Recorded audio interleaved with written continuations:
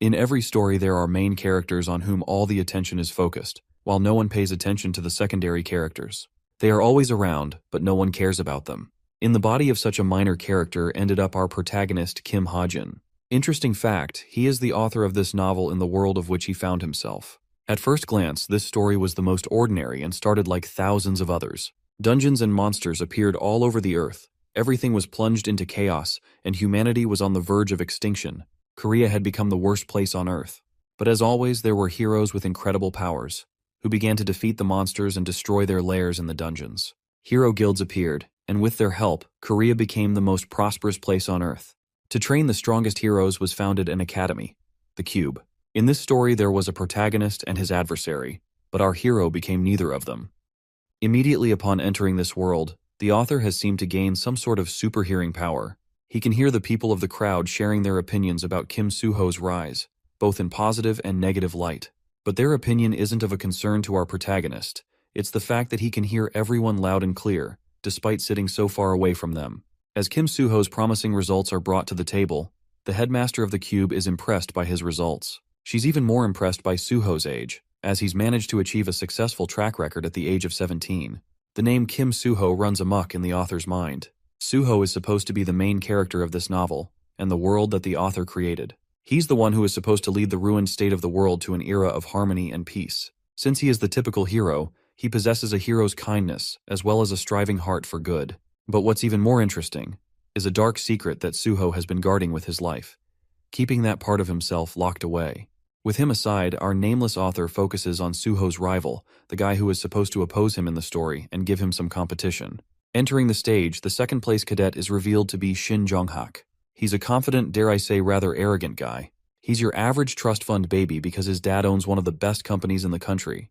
The author highlights that Jong-hak's talents could potentially give the main character a really tough time, especially because he later ends up turning into a villain and an evil character. At the current stage of the world, all of the important characters are just cadets. But in the near future, Jong-hak's constant comparison and inferiority complex towards Soo-ho ends in his demise. He becomes evil in order to oppose Soo-ho in the hopes of overcoming him. Like opposite forces of both light and dark, Soo-ho and Jong-hak stand against each other in the future, while standing shoulder to shoulder in the present. Both main characters of the novel are right before his eyes. Once again, the author is most certain that this is the same world of the novel. Which begs the big question. If those two are the main characters, then what role does the author play in this story? Is he also important? Well, he thinks that if he's starting out in a novel he wrote, he should have a name at least. His thoughts are disrupted by another student, who calls him Chundong, and asks if he got any sleep last night. Okay, the author now has a trillion questions to ask. He can't even believe that he was called Chundong just now. The chubby fellow confirms that he's the only Kim Chundong that he knows about. The name Chundong shoots down our boy's expectations tenfold. He was at least expecting to become some kind of important character or have some important role to play like in most transmigration isekai stories. But this Chundong fellow is so random that he didn't even write in the novel. Not even the author remembers writing about a nobody like his own character. So this hotshot thinks something will be different if he just sees his face, because maybe that will help his memory a little and make him remember things better. The burning question plaguing his mind is, just who is this Chundong guy at all? The funniest part about this hilarious situation is when the author realizes that his face is nothing more than a question mark. He's not even important enough for the game to render a special face for him. Faced with this puzzling situation, the author experiences a shock and tries to come to his senses. He gains a realization at last. There's nothing more than discovering your face is a damn question mark. But check this. Chundong is not even a character he intended to place in the novel. His character has no special appearance, doesn't have a unique name, and basically doesn't even exist in the significant landscape. Rejected by the world of his own creation, the author faces despair, realizing that not even the crowd is focusing on his faceless features. It's like he's an NPC character, a nobody that no one even cares about. Inside the cube, he's the most normal person and will likely never even interact with the main characters or influence their stories. If you thought you weren't the main character of your life, think again. Then imagine this poor guy's situation. He's nothing more than a mob. Even worse than a mob, just a placeholder to fill up a seat in the game. Defeated, the author shrinks, realizing that he's nothing more than an extra character with no worth in the novel. Now for a little background on how he ended up here. The author received a surprising email one day. He was being offered a remake offer for the novel he wrote. The Returned Hero, Kim Ha-jin's fantasy novel, is a story that he's barely continued after facing an extreme writing block of more than half a year. You ever feel like you start something but you can't find yourself finishing it? Yeah, that's basically what's happening to this guy. Hajin wondered what the email meant. He figured that his fans wanted him to remake the story a little, especially since Hajin stopped working on it. The dude was already facing so much guilt for delaying his fantasy story, and as an author, he thought that it must be a prank or maybe even a weird request from one of his fans. So, as a responsible author, he typed up a response and sent the mail. This little and seemingly insignificant event then altered his life forever, transpiring the events of the current story, where he unexpectedly ended up in his own creation. Back to where we left off with our question mark. This faceless freak is starting to adjust to his unique appearance after bearing with it for 2 weeks. 14 days have already passed and nothing has changed. He retains the same facial ambiguity as he started. 2 weeks have confirmed to him that his current life isn't just a dream, but rather he's actually transported inside the novel. Every word inside the novel is Hajin's personal creation, and now he walks in the midst of the characters he helped create and bring to life. The Kim Chun-dong character is one of the many extras in the novel, despite Hajin possessing this guy's body. As expected, Hajin tried many ways to string together information and conjure an explanation for how he ended up in this shithole. But his research went down the drain, because he doesn't know how he ended up here or who was responsible. What's more, he's wondering how he's going to ensure his personal survival in this world, especially since there's no hope of returning to his home planet. Hajin estimates that it's going to take a decade until they reach the point in the story when he stops writing. But this thought just eats him alive. The horror of surviving for a whole 10 years in a foreign world as a nobody is terrifying to Hajin. His faceless appearance also doesn't help anything. Hajin grieves for the life he lost and doesn't want to get stuck in a novel that didn't even reach its own completion. An exhausted Hajin once again decides to think of ways to undo the process of his transmigration. The only loophole, or perhaps exit route he sees, is him catching up to the events of the main story. After all, there's a chance he might be freed. The author thinks that if he just holds on until the story completes halfway, he should be good. It's not like he can do anything else to help salvage his situation. So this question mark looking NPC decides that it's what he's going to do. But in order to achieve his goals, he's going to relive as a high schooler again. Let's shift our focus to the cube and explore what's so special about it. It's a man-made island harboring the best hero cadets to lead the future generation. It's like a mini society of 50,000 residents. The city is a standing example of innovation and advancement, reflecting the top-tier magic and industry skills of mankind. The cube is single-handedly the reason Korea is considered a superpower in this novel. Standing before the Hero Training Center, Hajin reflects that it's the main stage in his novel where everything relevant is supposed to happen. It's a beautiful blue structure where heroes train with special skills. The superpowers in Hajin's novels are called gifts, and just like you'd expect, every hero has them. However, only the best of the best, the top elites, are granted qualification to become the cadets of this facility.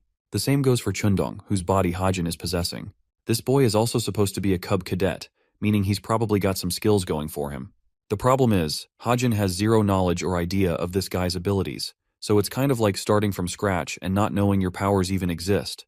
The author is at least confident that Chundong might have some connection to the training center. He's hoping to find whatever resources he can to use to his advantage, as that is the only way he's got a shot at surviving the terrifying school and its fierce cadets. Hajin enters Class Veritas, a classroom considered the center of the Cube Training Center. This place has everyone: the good, the bad, the cute, and the ugly. There's Jonghak and even the main character of the novel, Suho. Soon, most of these characters will have their own objectives and run into different events, which will cause many things to happen. Hajin takes his seat and feels disgusted by the fact that he's got to survive 10 whole years with this same class. To top it off, he doesn't even have a damn face to greet them with confidence. It's the worst outcome imaginable for the author. After class, the students return to their dormitories. Hajin is no exception and doesn't really know how to describe his day. He can't even figure out how he was able to focus in class when he first went to high school. Suddenly, a delivery box grabs his attention. This is quite unexpected for even the author, as he never wrote about a delivery system in the game. As he's unwrapping the box, various thoughts come to his mind. He wonders if this is supposed to be Chundong's personal belongings. To his utter shock, it's Hajin's own laptop. But this doesn't make any sense to even him. An object like this shouldn't exist here. The laptop kickstarts and a system screen begins syncing him. Hajin drops his laptop in panic and finds the system screen alerting about his synchronization with Chundong. The system downloads all of the necessary settings and presents him with a bunch of stats like strength, intelligence, and even things like luck. What's more, they're the exact settings that Kim Hajin wrote himself. Many questions strike his mind, but before he's able to collect his thoughts, His body morphs as the synchronization finally reaches its completion. The screen goes blank before alerting Hajin that he has achieved setting intervention ability. The faceless Chundong's body transforms into Hajin's real body, completely resetting his stats. Hajin's reality has been reset once again. This time, what he sees in the mirror is an actual face, instead of the mockery that he received by seeing a question mark appearing. But this is where things get even trickier than before. Tens of system screens are popping up out of nowhere and Hajin doesn't know what they mean. The system confirms his synchronization process. He wonders if this has something to do with a special process called enlightenment. You see, enlightenment is an awakening that happens once a person surpasses their limitations. That's what it's called in this world, and Hajin knows because he wrote the ability. After the enlightenment ability, one's gift, superpowers, skills, are all transformed into a digital format. This way, the person can access them with ease. The real kicker is the growth experienced by his body. Hajin will be allowed to become way stronger now that he's received a taste of enlightenment. In normal words, Hajin can see his status window, which has a bunch of different points and talks about his abilities. One of his powers is the observation skill, which is pretty basic. The same goes for his second skill, reading. He also has stats showing up for him, although they're not remarkable and pretty tame. Hajin decides to inspect each status screen one by one. The most interesting one is the synchronization tab, which transformed him from Chundong to his original body, causing a reset. What he sees on the screen is beyond his imagination. While he doesn't get how things change this way, Hajin is convinced that the synchronization caused his face and appearance to change. There's also the fact that his personal stats are way weaker than Chundong, who is supposed to be a cadet of the school. But instead of stats, he gets points to compensate for his shortcomings. Anyway, with that out of the way, Hajin fixates his attention on the unique authority screen. Apparently, he has the ability to create new objects by spending his SP points. By doing so, it will consume his SP bar, but it can help unlock a world of new possibilities for him. SP or story points will only be obtained as the plot progresses and his importance increases. What's unique about this aspect of the novel is that Hajin doesn't even remember writing anything about story points from his side. The author is soon to catch on that he must increase his importance in the novel so that he could influence the story and gain story points as a consequence. He's starting to piece together his objective in this world. The reason he's getting access to his laptop as well as the status screens is because this man is supposed to go through hell fighting monsters and eventually influencing the main storyline. It's not an ideal outcome, so Hajin is already in the mood to curse the heck out of his own creation. But just as he's mouthing his frustration, another screen prompts him, surprising the author. It's supposed to contain hidden information about something. Stuck in this rut, Hajin is frustrated that he has to interfere in this world so that he has a sliver of a chance of returning to his old one. He gets up and starts running his fingers on his laptop. Since he doesn't have a choice, Hajin believes it is better to act now rather than wait for the story to reach the point where his novel stopped. There's also no guarantee if he will return to his previous world if he does reach that point. The writer thinks that even if the undisclosed information is irrelevant to his goal of returning home, he could still find an important clue to navigate through his current world and make things simpler by helping him interact with the main characters. In order to achieve his goal, Hajin's only option is to fight and become strong. He starts investing his points so that he could outlast the story and whatever is supposed to unfold. Speaking of leveling up and increasing points, Hajin explains how his novel doesn't really have the concept of growing one's stats freely. The leveling up shit show that happens in every other novel doesn't happen in this one. The only method is to spend points, making them invaluable to the users. The best way to spend one's points is to concentrate all of their attention on luck. It is the only stat that isn't limited and always reaps some effect. It helps with money, bonus, and even relationships. The best kind of stat one could ask for to help with one's daily life. It's like a cheat code, basically. But for stats like luck, points can't be used to raise its effect, which makes Hajin wonder if he can somehow influence and manipulate his luck stat by converting his points into SP points. To test his hypothesis, he decides to give it a shot by confirming the transfer of 10 points. As a consequence, they're converting into 10,000 SP points.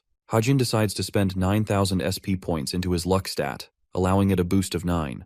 The mysterious luck ability activates and kicks into effect, slightly bumping his luck stat by a point. This means his luck passive stat affects even itself, making it a really valuable investment. Hajin then focuses on the protagonist's stats. Suho's magic power stands at a powerful 9 and is capped at that level. Hajin has just surpassed that barrier by increasing his luck stat to 9.1. As for the rest of his story points, he decides to focus on perseverance to help him survive the harsh training of the facility. Thanks to Hajin increasing his luck stat, it also helps with significantly boosting his perseverance ability when he boosts it with points. He's already feeling grateful for its effects as the investment is showing promising results. Suddenly, the system glitches and issues him a warning screen. His tampering with probability has caused an error to occur. Since Hajin was basically cheating the system creates a restriction to prevent this loophole. He can no longer manipulate his abstract stats with story points. The author is a little peeved that he was hit with a restriction like that, because otherwise he would be too overpowered. Hajin realizes that he has hit a wall with his gimmicks. But still, he managed to increase both luck and perseverance to a high level, which should be enough for him to overcome many obstacles in the story. A thought crosses his mind. He gained 10,000 story points for being a novice. Those points can be used pretty sparingly. Hajin wants to put more thought into what he's going to invest them in, so for now, he decides to keep them aside. The next morning, he shows up in his class. Their professor gives them an introduction. Kim Soo-hyuk will be acting as their instructor for the next year. He's globally recognized as one of the most capable heroes, notably standing in the intermediate grade 5 rank in the association. Concluding his introduction, the man alludes to his point. He mentions how the institution known as the Cube isn't just a fancy place for the cadets to enjoy as they please. Its most reliable indicator is the student grade, which means failing to achieve them and uphold them to a standard will end up with the cadet getting kicked out. It's also not easy to just maintain one's grades, as only half of the cadets will even manage to survive the program without bailing. The institution strives and cultivates the next generation of heroes, so their category for judgment will also be harsh. The instructor commands Tay students to get up and follow his lead, as the first schedule will talk about deciding on a main weapon for each cadet. Entering the weapons room, the students are left speechless, eyeing down on all kinds of beautiful yet terrifying weapons. Their amazement is cut short by their hard ass of a teacher, who reminds them that this isn't playtime for them to enjoy, and commands the students to pick a weapon at once. He also advises them that after choosing a weapon, they won't be able to switch from it for at least 6 months, which means, if you make a mistake now, you'll be stuck for half a year with a terrible weapon. Kim Soo-ho, the protagonist of the novel, is drawn towards a sword and finds himself satisfied holding it. One of the girls decides to pick a bow and arrow, believing that she's fit to become an archer. Then there's a girl with blonde hair who prefers a rapier for precise strikes. The other students also choose different weapons like whips and other things. The author, Hajin, is contemplating how most of the main characters are simply choosing weapons without giving it a second thought. But instead of focusing on what they're choosing, he has to ultimately decide one weapon for himself. As he lays down his options, Hajin believes that he has to be careful because even the slightest misstep could become a problem for him. His current stats are seriously low, so he can't compare to other cadets when it comes to weapons like spears or swords. The same goes for defensive shields. To make his selection process simpler, Hajin decides to carve out a bunch of conditions for his weapon selection. The first aspect he is considering is that the weapon has been used in his previous world, and the second factor is that he should be able to adapt to it with ease. When it comes down to those two factors, Hajin finally decides to choose his weapon. His selection in particular draws the attention of the rest of the students, even their teacher. Their teacher is bewildered, and particularly addresses Hajin, asking if the gun he is holding in his hand is really the weapon he's going to select. It's funny how this man said, "I'll handle things the American way and bring a gun to a knife fight." Hajin receives a stare from his teacher, who is confused because he remembers the cadet listing himself as a sword user back at his academy. Deciding to come up with an excuse, Hajin states that he changed his mind. It's a surprising reason for his teacher to accept, who can't grasp why Hajin would decide to switch his weapon of expertise right when he entered the academy. The teacher confirms his choice as the student chooses their own fate in the cube. In a wave of frustration, he advises Hajin to remember that his responsibility for choosing his fate rests with him. Suddenly, the author's super hearing ability kicks into overdrive. He hears murmurs of the other students making fun of him for picking a gun. None of them can comprehend his reason for using a firearm in an academy that is supposed to bring up elite heroes. Some of them even wonder if they should advise him during combat practice, taking him for an attention seeker and nothing more. Despite the crybabies making fun of this man, the author explains that guns are actually reliable even in this world. They're the best weapon for ordinary people who don't have access to magical superpowers. The bullets used in this world are of a special kind. Magic bullets have mana imbued inside of them, releasing a destructive shot that's even more devastating and wrathful than normal bullets. However, those are the only advantages of a gun. The reason they're seen as a terrible choice and neglected for their use is because they don't have the ability to grow in power. This is demonstrated by Kim Horak, who effortlessly smashes a bullet with his bare fists. The author further adds that the limitation of the magic bullets rests in their destructive power, which is always fixed no matter who is using the weapon. The second reason relates to their build. They have a weak origin and formation. This world differs from the real one, in the sense that myths and legends are actually materialized. These myths and relics are given form and made into weapons, causing the wielder an immense advantage in battle.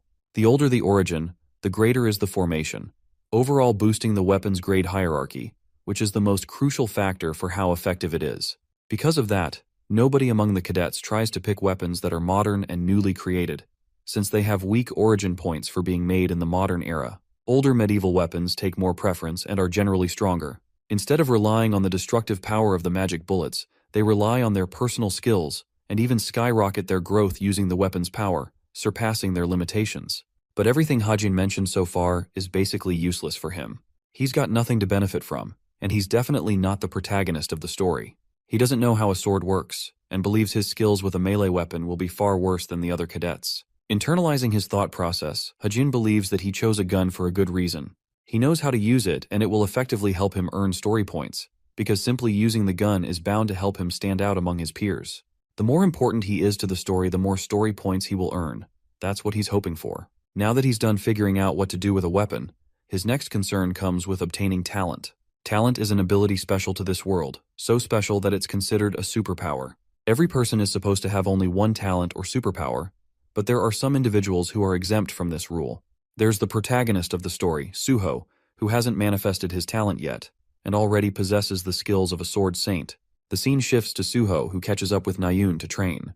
His dense protagonist dialogue earns him Nayun's anger, who doesn't get how a dude like him ended up at the top of their class. Suho changes the topic and mentions that there's another top student beside him in class. At first Nayun is confused, but then she remembers he's talking about Hajin.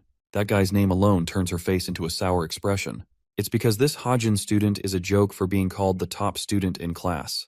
Nayun can't fathom how he's taken seriously when he's carrying a tiny dick pistol with a small range. She figures that the guy probably gave up on becoming a hero and stuck to stupid weapons. Nayun wonders if this is Hajin's strategy to drop out somewhere in the middle of the year. But hearing those words, Suho can't help but criticize her for being rash about the situation. Nayun doesn't get what he's yapping about and stares at him with a puzzled expression. She lashes out on the guy for wasting her time instead of training.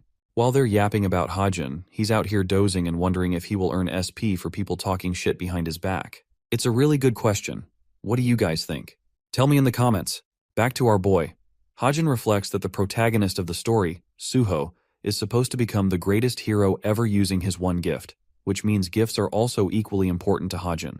He doesn't want to waste the opportunity of purchasing his first gift. Using his manual, Hajin writes himself a Deadeye gift. It's an ability to help him wield long-range weapons with precision. As a consequence of him writing down his newest power, 10,000 SP points have been deducted from his account. The system is so advanced that it edits everything else on its own, providing him with numerous perks of the skill he just wrote, like bullet time and others. The skill is handy for not just his gun but all weapons involving range, which means Hajin could also use bows now.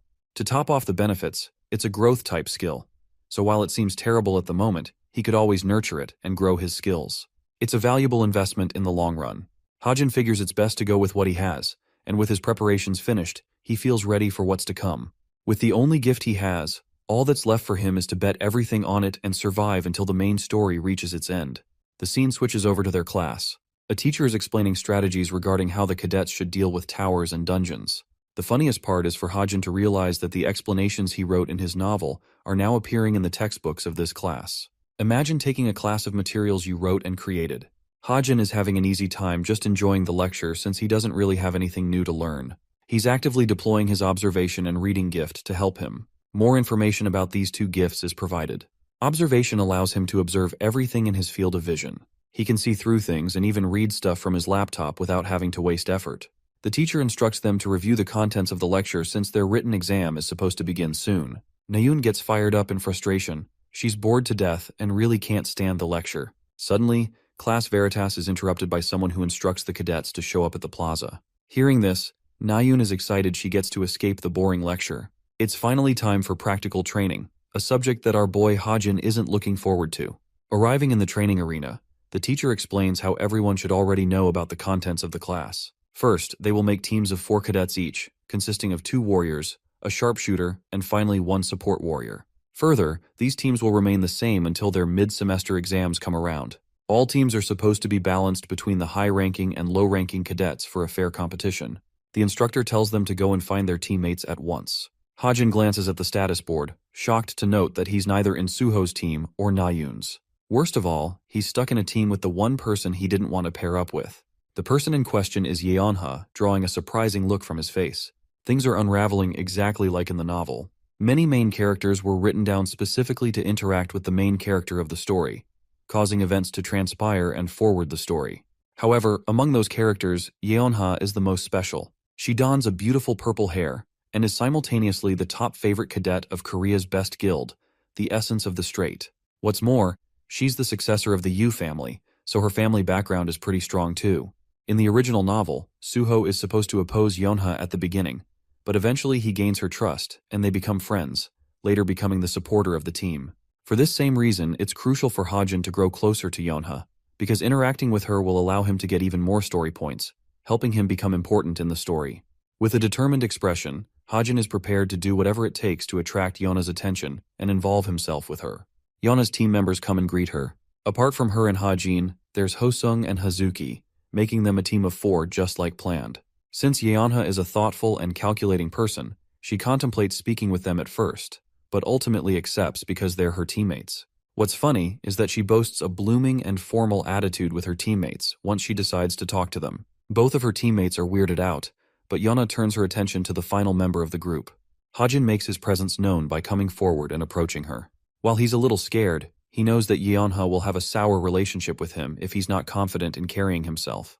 Hosung interrupts his train of thought and immediately calls him out for being the hotshot who chose a gun as his weapon.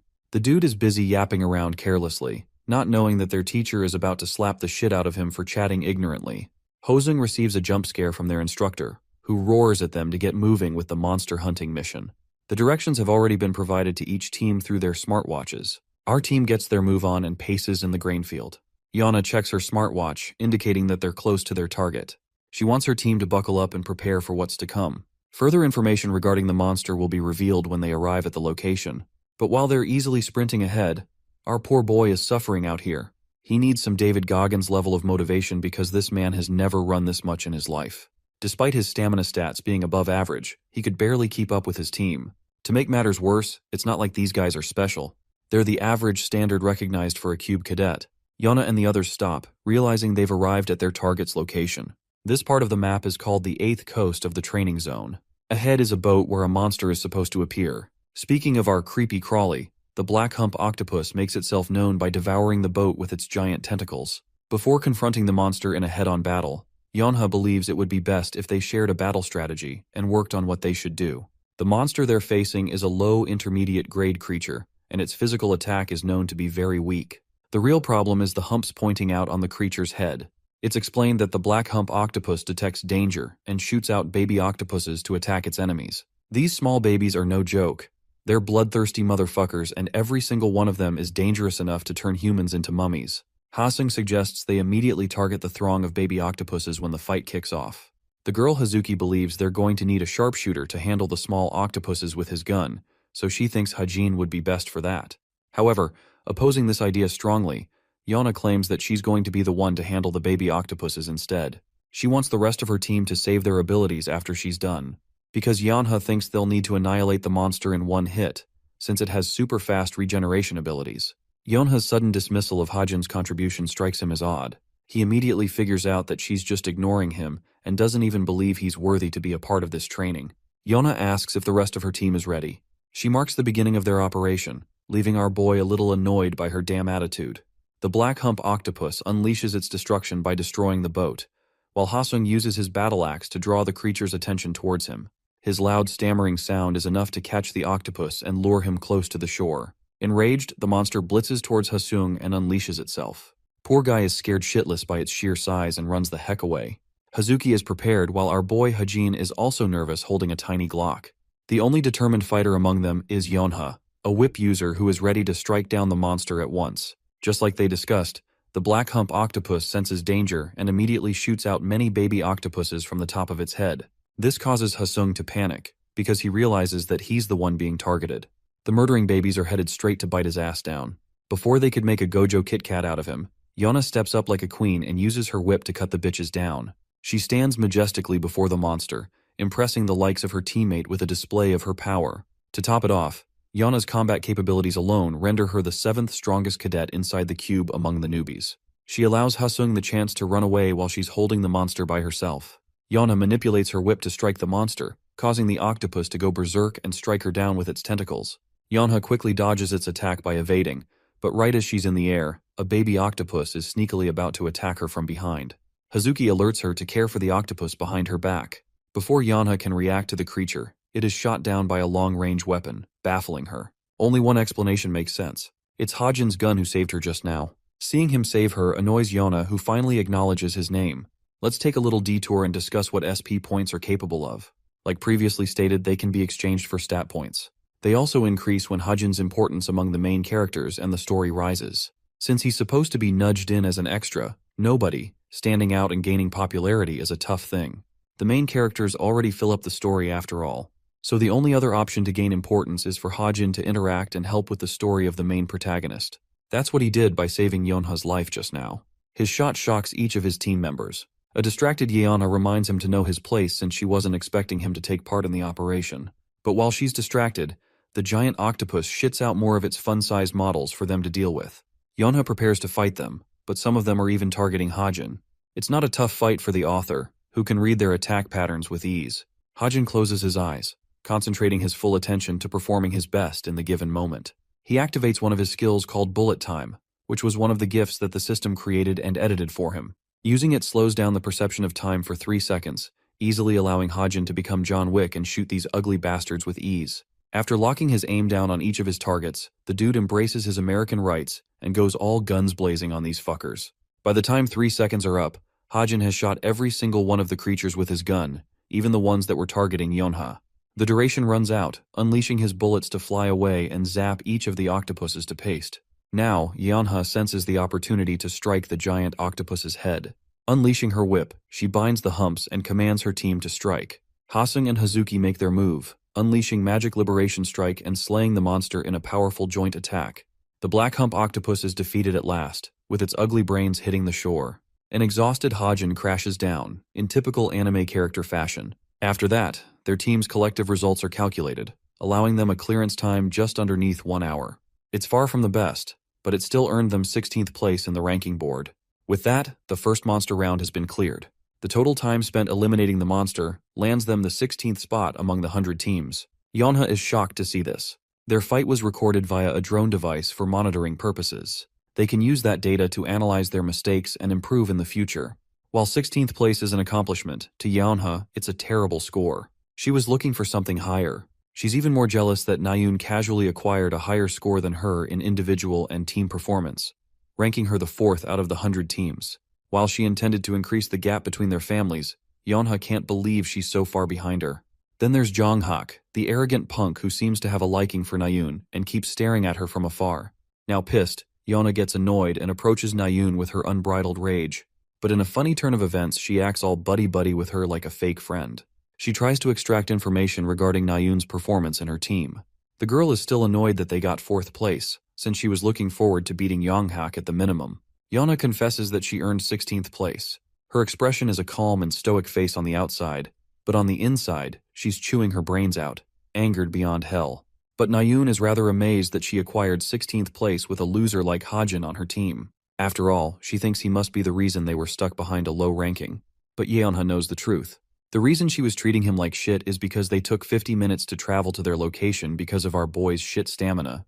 If only he was faster, they could have arrived in 10 minutes and completed the mission faster. But apart from that, his performance has been impressive to her. He significantly helped in the monster battle they faced. Yana keenly remembers how he shot down every single one of the baby fuckers with his gun before they could even reach them. Yonha ponders if an achievement like that is even possible with the use of regular magic bullets, since Hajin's accomplishments seem effortless and strong. All of a sudden, from having no interest in him, Yonha is now curious about the man's true identity. As for our boy Hajin, he's just gotten done working out. I bet he must be steamrolling himself to get better stamina after what happened back there.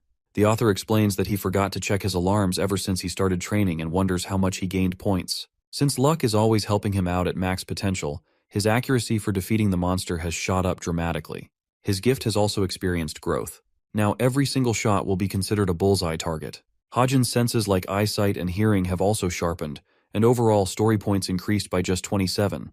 Remembering what happened with his performance in the monster round, Hajin reflects that luck must be playing a key role then too, helping out with his SP points. His overall plan to involve himself with Yonha is going well so far, helping him with the points he needs. His physical stats have also increased thanks to his training. Strength, endurance, and health have all experienced a boost, which is further amplified by his luck stat. Since Hajin has already worked on his stats to this degree, he believes that he should conclude his training session for the day and head home. Back at her dorm room, Yeonha is busy reviewing the footage of their fight in the monster round. She's specifically drawn to Hajin's crazy shooting skills, as he was able to shoot 60 bullets in the span of 3 seconds with a single handgun. For reference, Yeonha tries to play around with the idea of shooting 20 bullets a second. It just seems impossible to her to do that with a handgun, which makes her wonder if it was an automatic pistol of some kind. She comments on his physical stats too. Hajin's agility is great, but his typical health and physicality is lower than the rest of the cadets. To top it off, he switched weapons out of the blue at the weapon selection. Yeonha's sharp senses are telling her that something is wrong. She doesn't even remember this guy from the military academy either. While she's contemplating, Yeonha receives a message from Jonghak, who she seems to find as a love interest. She tells him that she's busy analyzing the footage. Yeonha wants to see if she struck gold among her team since she obviously plans to take over the top guild in Korea in the future. But Jonghak is surprised and doesn't think anyone among her team is noteworthy or special. More importantly, he wants to know about the mysterious shooter, since his performance is the only one Jonghak is curious about. With a smile on her face, Yeonha is excited that her crush is displaying an interest in her after all. Yeonha comments that he's doing just okay for his rank, which, by the way, is in the 900s among the cadets. Jonghak is surprised and wonders if Hajin got lucky. Yeonha reflects on this comment and wonders if Hajin's performance was really a fluke, and if he really did get lucky. The scene ends there, so let's talk about a new subject. The guild building known as the Holy Grace of God. Here, the vice captain is obsessed over Suho's stellar performance. His footage among the rest has captivated Sunga, the vice captain of the guild. She comments on Suho's perfect and precise movements, as well as excellent swordsmanship unlike anything seen before. Suho has achieved such perfection that it seems like he's playing around in a gentle dance. There's also his wrathful cutting force, slicing away the very space in half. All 3 top guilds in Korea currently have their eyes set on this young talent. They're hell-bent on recruiting him for his powers. Seunga is among those people, as she wants to recruit him as soon as possible, especially since he's currently a free agent. Her next topic of interest is Hajin, as shocking as that sounds. She's surprised that the boy uses a handgun of all weapons. Her assistant confirms, stating that he sparked an interest in the guild community. Many people reviewed the footage since Yeonha was a part of his team and they wanted to view her performance. The hot topic on the forums is how he shot 60 rounds with a non-automatic pistol in 3 seconds. It doesn't make any realistic sense, because even if they accounted for his extreme agility, Hajin's gun wouldn't be able to survive the brunt of so much recoil in so little time. Since his talent is surrounded by a wave of mystery and allure, some people have started calling him unorthodox. The vice captain also comes to learn that he switched his main weapon from a sword and transitioned to using a handgun right after coming to the prestigious institution. Sunga recognizes him as someone who has achieved enlightenment, the same phenomenon in which a person manifests their talent or special ability. It's of course impossible to know from the start what talent will be manifested. Because of that, some cadets prefer to switch weapons right after manifesting their gifts, since it doesn't match what they're currently using. However, this kind of situation is known to cause a rift in the cadet's career, setting them back by at least 3 years in terms of performance. That's why the military academy usually encourages the students to become involved with numerous weapons and master them instead of relying on a single one. Sunga can't grasp the fact that the boy became an enlightened warrior at the age of 17, but she thinks his talent is limited if it is only related to guns. Still, she thinks he's worthy enough to be reviewed as a candidate. Seunga quickly changes her mind and decides that it would be best to allow Hajin's talent to manifest before they attempt to recruit him. She wants to see if he's really capable of achieving her expectations as an unorthodox. It's Wednesday, which means a training session is going on. Suho is facing another student in an equal clash. This part of the training program is called the anti-personnel training. It's usually executed by 2-person groups, where only training weapons are used, allowing for easy results and little to no injuries. However, for Kim Hajin, he's being roared at for performing the worst. Poor guy has the shittiest luck in the world despite his passive skill. He's the only student who had to face his teacher instead of another student, and as a result, he lost 18 times straight. The real issue with this training is that training guns aren't ready to be used, which means using a real gun is obviously going to cause injury if he faces another student. That's why the instructor himself has taken responsibility to face Hajin and handle him. Poor guy is suffering and calls for surrender, but his pathetic whining is ignored by his teacher who prepares to chuck a fist in his face. Before his punch reaches Hajin, the warrior evades a critical strike that crushes the ground. His teacher is shocked that he dodged the attack. Hajin proceeds to dodge another 2 punches from him, leading the instructor to realize that while he seems like a trash student with shitty posture, he's actually got a godly pair of eyes for tracking his attacks. Clairvoyance. Yet another skill Hajin obtained as part of his Deadeye gift. This sharpens his senses and allows him to detect a target's movement path, helping Hajin loosely evade every attack. It's true that he can see the attacks, but the worst part is dodging with his own body. The rest of the students view his performance and chalk it down as clumsy and lazy. The gang may be making fun of him for being a loser. It still helps boost his story points by 40. So in a way, he did manage to get what he wanted. But he hates the fact that people are making fun of him. After the exhausting training, Hajin relaxes by taking a refreshment. When he turns to his right, he sees Yeonha passing him by. She shares a look of disgust on her face, almost as if she views him as an inferior nobody. It's funny because he's the author who wrote about her personality in the first place. He's in an experimental mood today and decides to call out Yeonha's name before tossing her a drink. She catches it with her reflexes, and confusingly asks if he's taunting her to a fight. Bro's riz is so bad that she's out here thinking he's literally trying to attack her. Hajin explains that he's just trying to extend his gratitude to Yeonha for helping them advance in the training session. In his head, this experiment may be simple, but it's an important one. He wants to see just how much story points he will achieve in a simple interaction from one of the main characters of the story. After all, he tends to gain 40 from the side characters. Yeonha tosses him his drink back and reminds the idiot not to address her so casually. A first warning that he shouldn't take lightly. While she turns away, Hajin has a smile on his face because he's already gotten what he wanted. As Yeonha is carrying her bag outside, she is puzzled to find that her bag is heavier than before. Detecting the subtle change, she opens it up, only to find another can inside. Our smartass author was sneaky enough to plant a second one inside of her bag, earning Yeonha's hatred.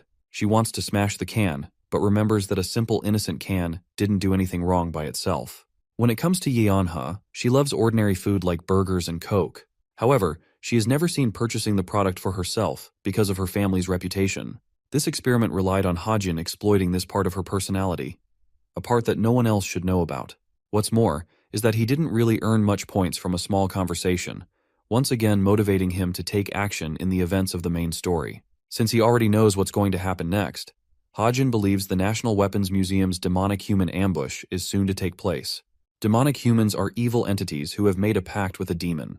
They're granted a significant amount of power in exchange for their souls. This way, the demons use them as their tools to do their biddings.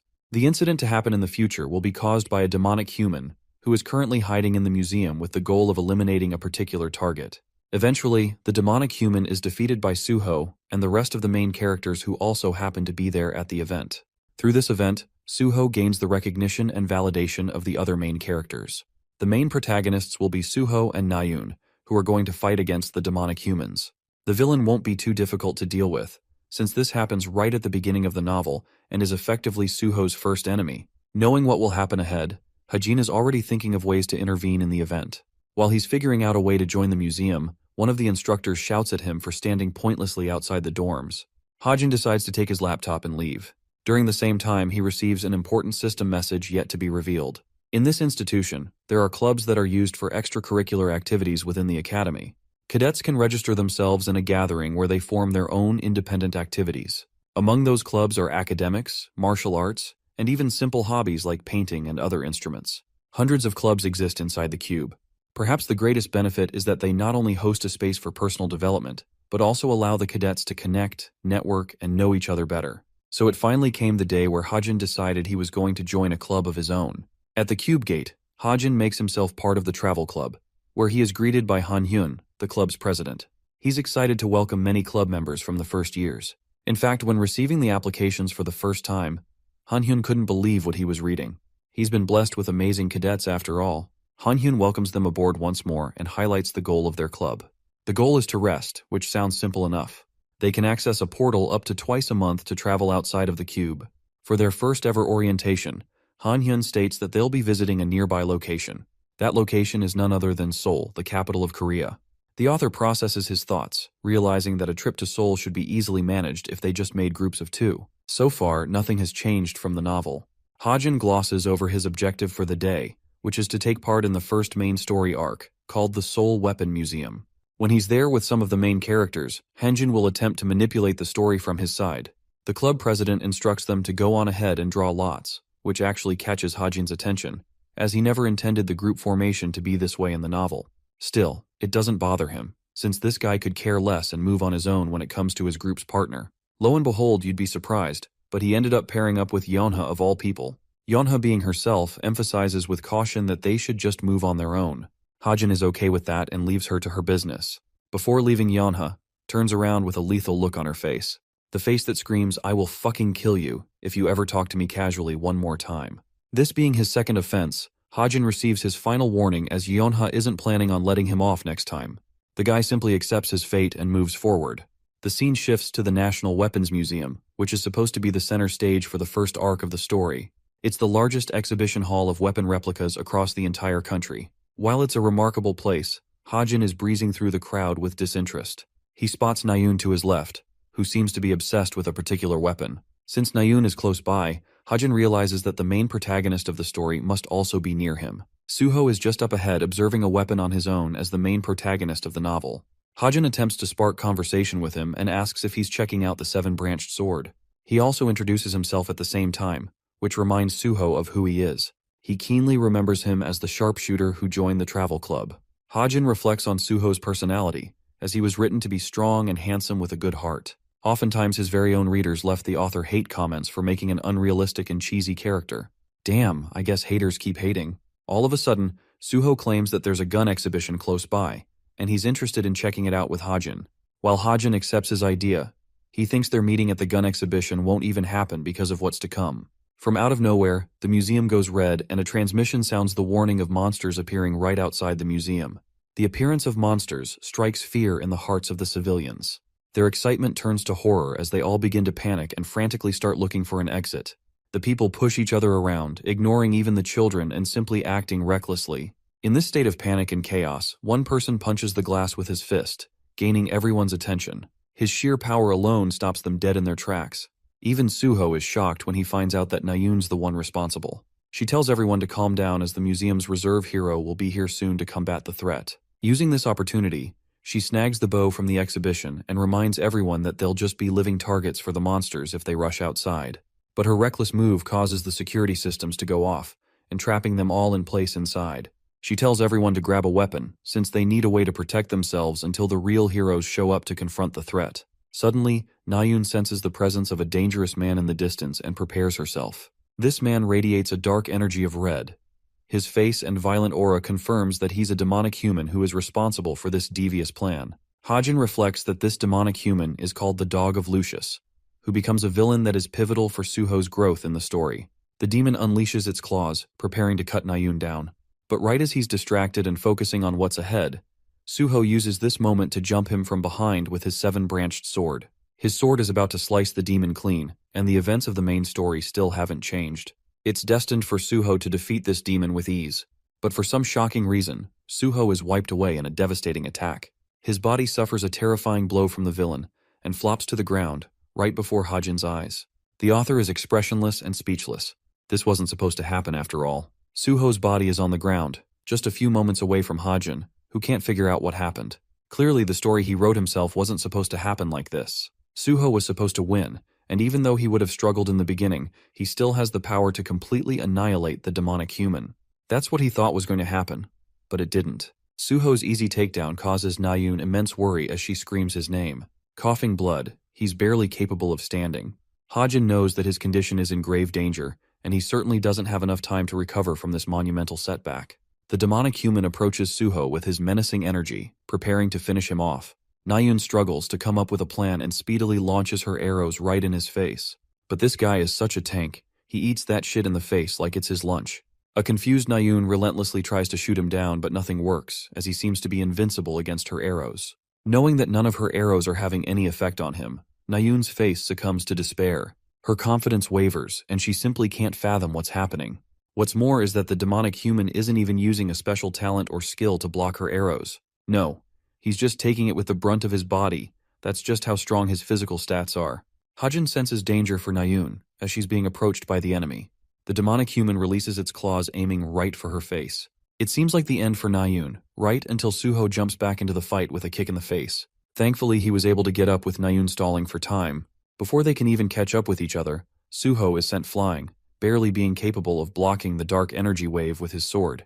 The demonic human then surprises Suho by entering a transformation state, engulfing himself with his shadowy aura. His strength becomes so overwhelming for Suho that he is taken down immediately. Nayun starts shooting the demonic human from behind in an effort to delay Suho's demise. Turning his attention back to her, the monster releases a giant claw targeting Nayun's face and smashing her into the wall. Everything that Hajin is witnessing before his eyes is the definition of a disaster. He's horrified by the reality that either of them could die at this point. Now that he's seen 2 instances of his novel going against the script he wrote, Hajin can't figure out what's causing things to change so much in the main story. He kicks open his laptop in an effort to help salvage the situation. Hajin gathers his bullets with his wavering confidence, realizing that he won't be able to injure the demonic human with his mana bullets at all. Even if he uses them for a critical hit, it's just going to be difficult. Still, since this world was created by him, Hajin is confident that most of the important settings shouldn't change. And knowing that, he plucks away at his keyboard, modifying the attributes of his mana bullet to fit his purpose. He increases the attack power to 6 points, and spends a total of 100 story points just to make the modification possible. Loading his magazine right back into his gun, Hajin prepares for the fight and emphasizes the importance of having heroes with versatile skill sets to overcome the situation. Attributes and affinity alone allows him to climb to greater heights. As Suho and the demonic human are locked in a stalemate, this gives Hajin the perfect opportunity to take his shot. Knowing that the demonic human boasts a dark attribute, Hajin uses the only attribute that will exterminate darkness. He calls for Suho's name and shouts at him to move out of his way. Commanding the use of the light attribute, Hajin created the white light bullet. He releases a single shot that confirms the hit with the demonic human's body, and releases a blue beam of light. That one bullet completely destroys the demonic human's arm, rendering him a great deal of pain while at the same time freeing Nayun from his grasp as the dark energy evaporates. Nayun falls to the ground, while Hajin thinks his contribution is enough, now that the enemy is severely injured, allowing Suho enough time to finish the fight. His body is shaking from the use of his ability, as he places the rest of his hopes on Suho, entrusting the story's protagonist to finish the fight with a final attack. Suho charges his weapon and covers his body in an aura of blue. He activates the Sword Saint's magic power, which is so strong that it can throw anything in existence. The ultimate slash definitively ended the fight as Suho destroys the demonic human with one move.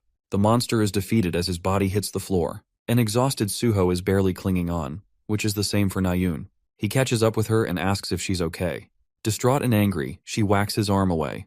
Hajin recommends that they leave her as she is, since her brother will soon arrive to comfort her in this situation. He knows this because it happens in the original story, but his carelessness got the better of him, as he received a shocking stare from both of the main characters. After all, an extra character like him shouldn't know anything about their lives. Nayun's voice flickers as she tries to interrogate him, but her condition gets the better of her, so she stops. Meanwhile, the monsters just outside the museum are shot down by the vice captain and her dual blades. Thankfully, the situation outside is resolved and the monsters have all been killed. She asks about the situation inside the museum and learns about the demonic human who was instantly killed, thanks to the cadets of the cube. Wanting to know more about them, she asks for their names.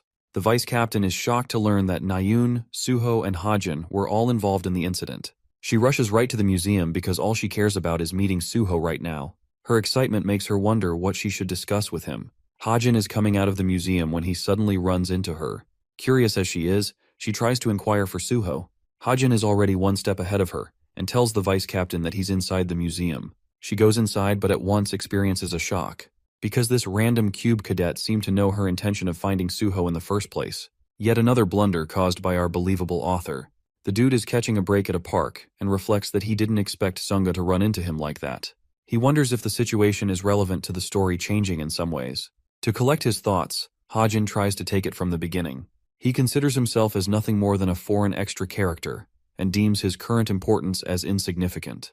The story has been progressing smoothly without any problems so far, so it's impossible that he was directly involved in altering its route. But then the realization finally hits him. He forgot about one thing, and that one thing is the fact that this novel also has a co-author. I bet you weren't expecting that plot twist.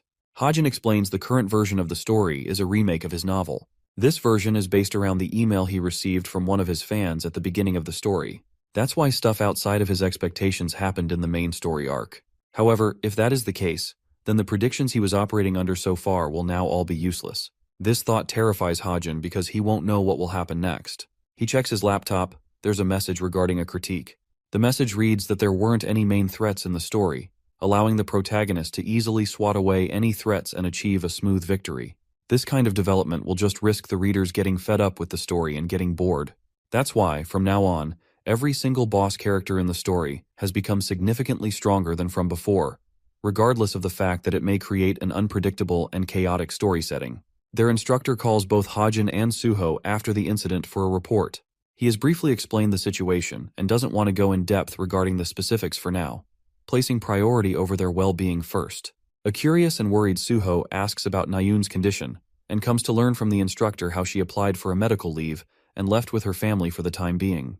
The instructor advises both of them to follow suit and return to their dorms as well. Saying that, he leaves them be, allowing Suho the chance to speak with Hajin as he calls out his name. The blue-haired protagonist wants to inquire further.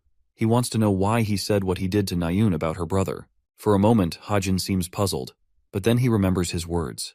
He tries to talk about it but remembers the mail he received from the co-author and for some reason chooses to stop and ask why it matters to Suho.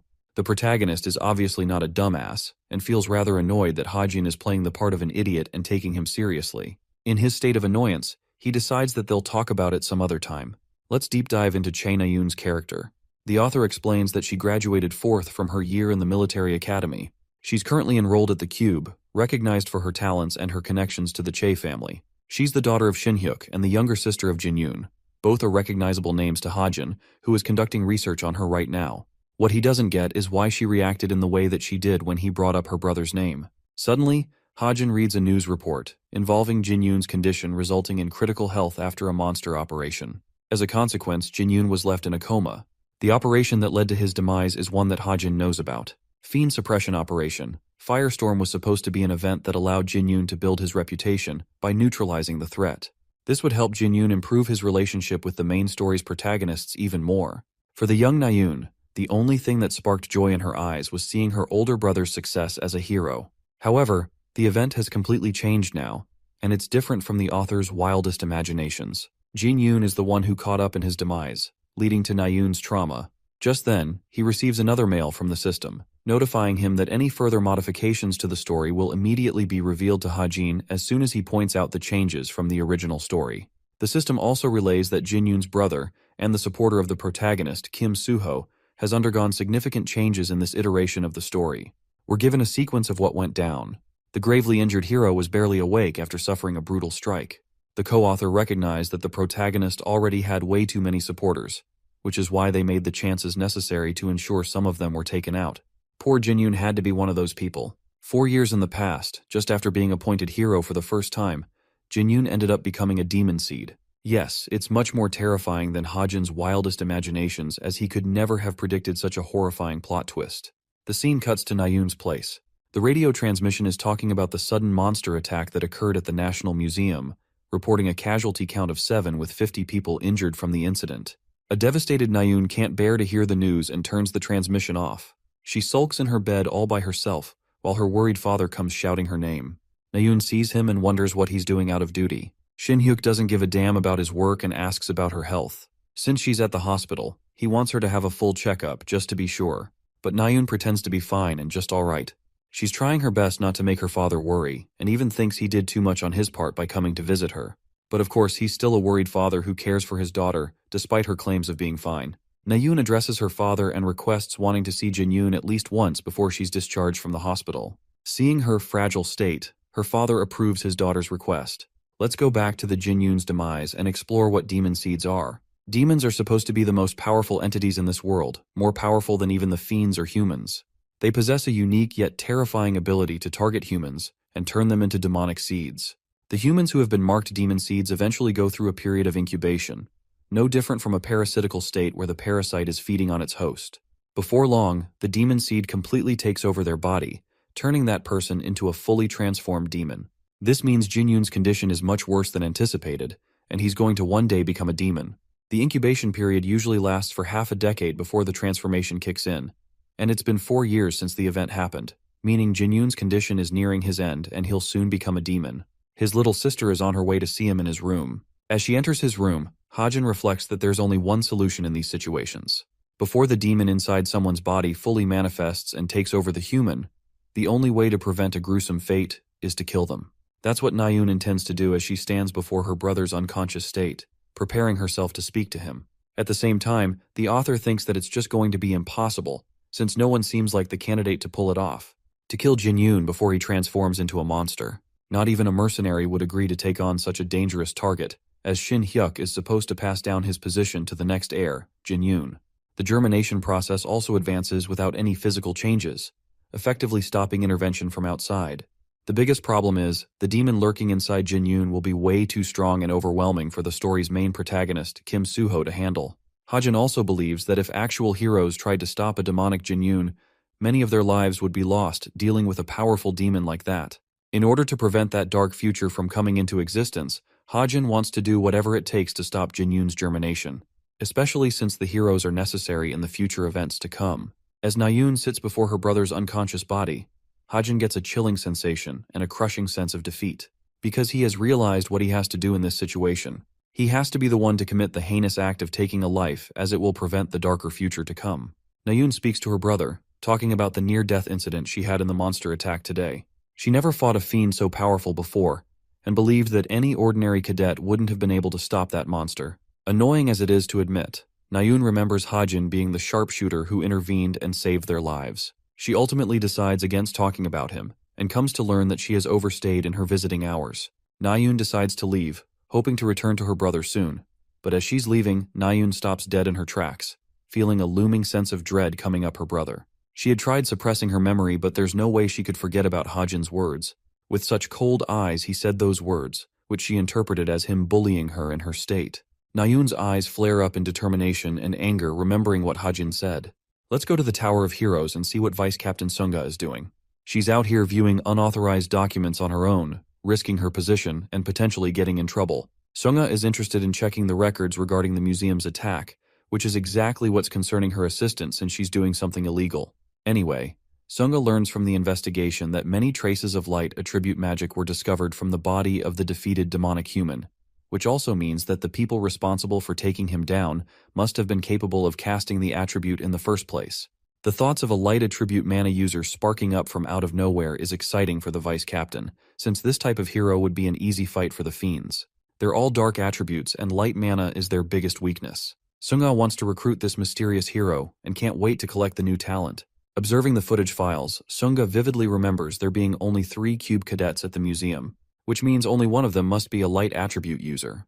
There's the obvious regarding Suho and Nayun, since they're already active on the hunt for both of their talents. But the vice captain is most curious about the third cadet, who they have yet to know about. To her shocking realization, the final cadet is none other than Kim Hajin, the same boy who bumped into her at the museum before leaving. Speaking of our boy, he's busy typing away at his laptop, kind of like me right now. The author expresses his new enlightenment.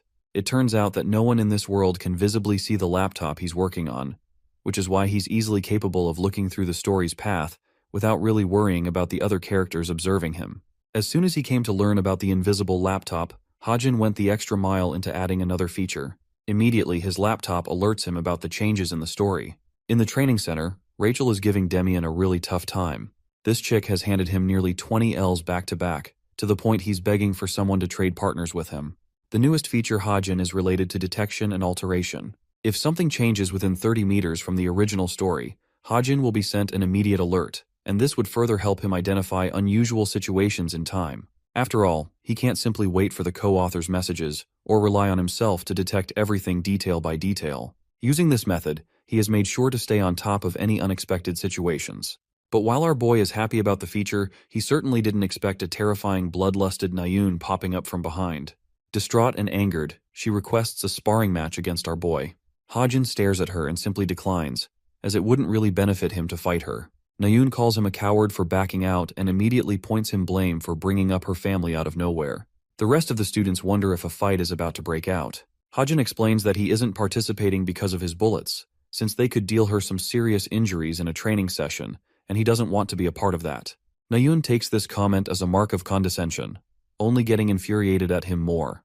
The training instructor arrives just in time to interrupt their argument. He roars at Nayun for trying to fight with the cadet Kim Hajin, especially because he's the only student without a training weapon. Considering the potential risks and injuries involved, Hajin is strictly prohibited from training with other students. Nayoon storms off in anger, leaving Hajin to realize that it may be far too late to issue an apology at this point. I mean, what he did was a stupid move as the author, but nothing can be done now. Hajin emphasizes that he has a different priority in mind, which is why he's been training like hell to get even stronger, as evident by the bruises on his hand. That priority is none other than killing Nayoon's older brother, which is also why apologizing to her seems like a fruitless case. If he gets close to her now, it's going to ruin everything between them later and cause Nayoon an even worse betrayal. The scene cuts from there and transitions to another club orientation. There are many students who have gathered here. The club president is Yoon Hyun, who leads the Verity Study Club. He outlines the main goal of their club, which is to conduct monster analysis and specialize in tactics research. Their goal is to meet together and engage in active discussions regarding monsters.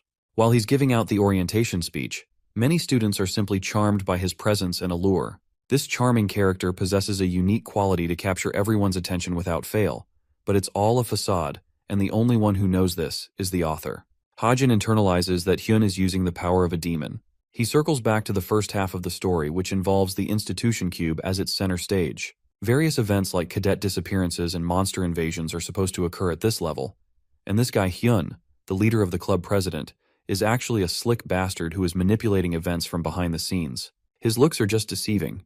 Hyun is responsible for forming a pact with the demon Lilith, and in exchange for earning her powers of enchantment, he became a fiend. Because of Hyun's true dark objectives, Hajin explains that he joined the study club for a reason. Among the cadets, Yeonha seems to also be unfazed by Hyun's charming appearance. The club president decides to showcase the students part of their usual routine and how they conduct analysis. A hologram of the upper intermediate monster called Monster Tyrant is brought up on stage. This monster first appeared right out of the explosive event that caused the invasion of towers and dungeons in their world. Until now, it has remained undefeated. Hyun highlights that any information regarding the higher-tier monsters is critical and invaluable to the institution, since this helps them make plans to subjugate monsters. More so, by just acquiring information about a monster's vital points, they can sell it for billions. A playful Hyun decides to pick his target from the audience and asks Yeonha for her opinion regarding the creature's vital points. Yeonha counters that its vital points haven't even been discovered, and she's right. But Hyun still thinks her opinion would be valued, as that is what they do as a fun activity at the club. As his closing note, the club president invites them to attend the after-party to share their opinions regarding the creature's vital points. With the speech settled, Hajin comes to speak to Yeonha, asking if she's interested in going. In response, he's just casually ignored. Bro tries again, but this time shouts at her just to get her attention. Yeonha stops to confirm that she will attend the after-party as it might help her out with some information she could use. Figuring out her intentions, Hajin blurts out and asks if she's going to use that information to lead her future assault team in her guild. This remark catches Yeonha's attention.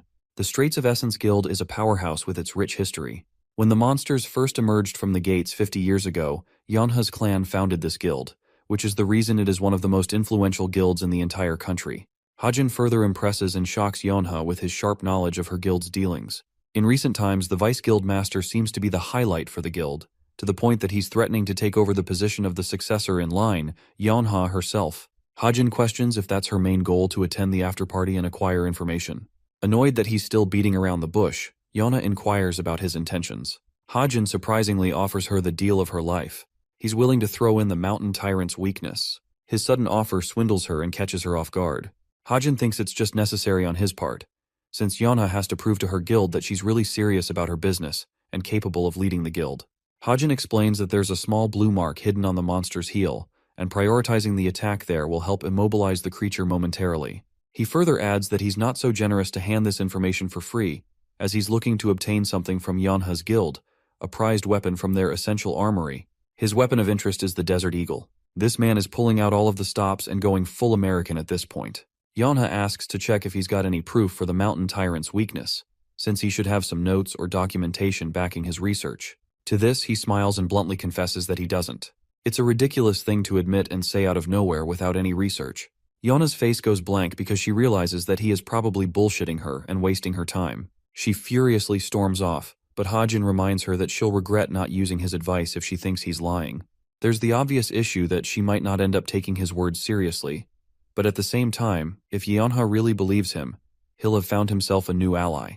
What's really funny is that Yeonha goes outside and contacts one of her guild's handlers. She issues a message for the assault team assigned to take down the mountain tyrant. Stuttering in shame, she tells her team to target the blue mark resting on the creature's heel as it might be its vital point. This confirms that Yeonha used Hajin's advice on a whim, even if he didn't have any proof. Hajin reflects that he may have put in a wise investment because Yeonha is destined to become the king of Seoul someday. Kim Hajin faces off his worst villain to date, a loan payment invoice. That's right, playtime's over because this dude just got hit with 300 million won. The terror in his eyes is enough to tell you everything. This guy can't even fathom how much he owes. He's hit the upper limit for student loans off the bat. This makes Hajin just what kind of miserable things Chundong does in his life to require all of that money for himself. Well, his problems have become even greater. Hajin inspects his bank account's balance and realizes that he's left with 3 million to his name. That's a fraction of the amount he owes to the institution for borrowing so much money. At this rate, bro literally has no shot of going back to his real world. Instead, he's going to be stuck here doing jobs until the end of his life, just to pay off this humongous debt. Hajin scratches his head and realizes that he needs a job, which is a relatable feeling for some of you watching this video, I hope. Now, in this world, there are 2 ways to actually make some money, fast and big. The author explains that the first method is through stocks. Bro is out here trying to become the next Warren Buffett. But here's the thing though, since the inception of towers and dungeons emerging all over the world right now, they are often sought and conquered by the guilds composed of heroes. Now, shares of those guilds are often listed on the stock market, allowing those shares to be traded throughout. Hajin's got the knowledge of all the guilds that are going to be listed. Once again, he's the author, so he knows this kind of stuff for no reason. The real issue is that he's got to acquire some level of capital to invest in the stocks, which means it's not going to be an immediate golf for now. The second option is the field, which Hajin believes is his only option for now. Field hunting is a unique way of earning money. The field in question is known to be a danger zone filled with monsters. Different from the typical towers and dungeon events, the fields have a large variety of monsters, which then you could hunt and earn a fortune from. It's kind of like quest hunting and then selling the corpses of the monsters you just hunted. However, the real obstacle in Hajin's case is really himself. His personal stats are shitty, barely better than the average male. So in his current state, his confidence is wavering, because he's unsure whether he could safely head into field hunting with his current skill set. The author reflects that it would normally be quite wasteful to extinguish his story points just to upgrade the training pistol he has. So he wants to find another way of upgrading his weapon, or buffing his stats. Suddenly the door rings and a voice calls out for his name, alerting him that he's received a package from Cadet Yeonha. Remembering her name, Hajin wonders what this could mean, especially since Yeonha isn't HTE type to engage with him. He opens the door to check things out anyway, and what he finds is a small box. The cadet opens the box only to be shocked by what he sees.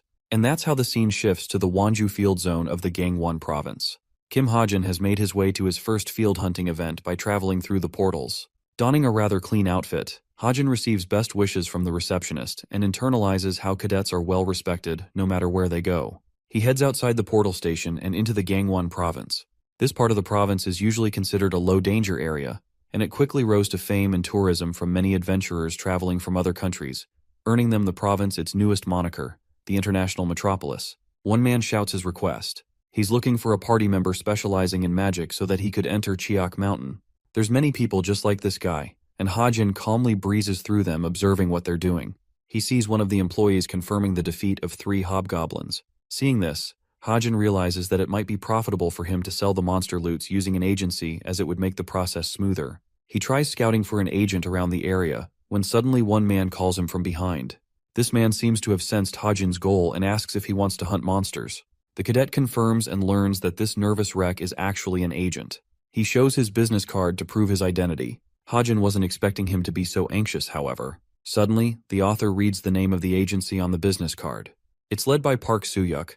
This guy is the big shot that will one day become Suho's personal agent one day, which means that while he may be nervous, he's certainly got the skills to recruit the best of the best. He will become the CEO of Korea's top leading agency eventually, and it's strange enough that Hajin is running into him so early in the story.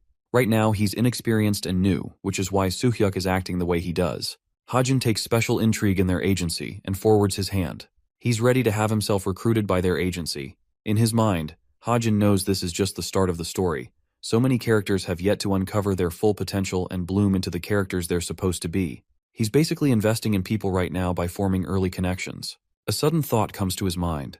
Since this guy is supposed to be Suho's agent in the future, Hajin wonders if stealing him is really the right thing to do in this situation. A little while later, as they're making their way to the monster zone, Hajin asks if the agent is doing well on his own. We then see that this dude is just exhausted, like he's never done this much cardio in his life. He's probably at the verge of having a heart attack, which makes sense since cadets are physically stronger than agents who usually use vehicles to track them. As they approach the danger zone, the agent spots a bunch of hobgoblins' tracks. Hobgoblins aren't the hardest to beat, and a pair of them can lump nearly 400,000 won, so it's a good offer according to the agent. However, that kind of money is still not enough. Hajin reflects that only one of his mana bullets costs a whopping 200,000 won, which is way more expensive than he would like. So he's looking forward to earning something more than just striking down a bunch of goblins. Fixing his sights on a target, Hajin points to a boar monster just below the cliff and asks if hunting it would be fine. The agent immediately becomes worried since this is a steel boar, a monster that is known to be immune to bullets, as they're not strong or sharp enough to penetrate its skin. Hajin takes his words unseriously and happily goes ahead without a care in the world.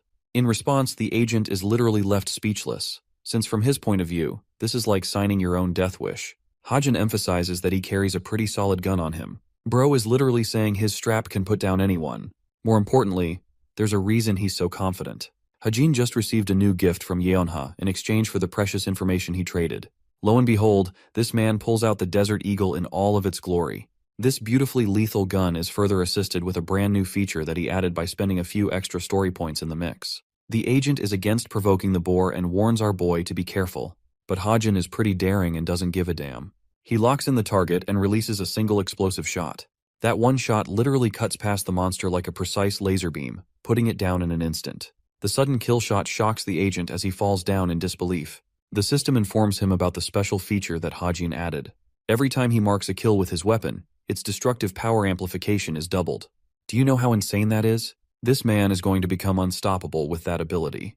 Hajin is quite satisfied with what he pulled off with his new weapon. Seeing Hajin's exceptional weapon as well as his shooting skills, the agent is left impressed.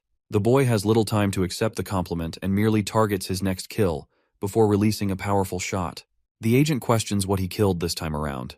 Hajin explains that he saw a black pelican from afar and decided to shoot it down. It's amazing to the agent that he can see this far with such accuracy, to the point he could shoot things in the air.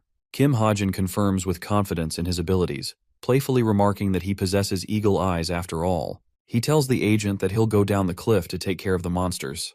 The agent runs after him in a hurry. With a black pelican down as well as a steel boar, they've acquired 2 heavy monsters back to back.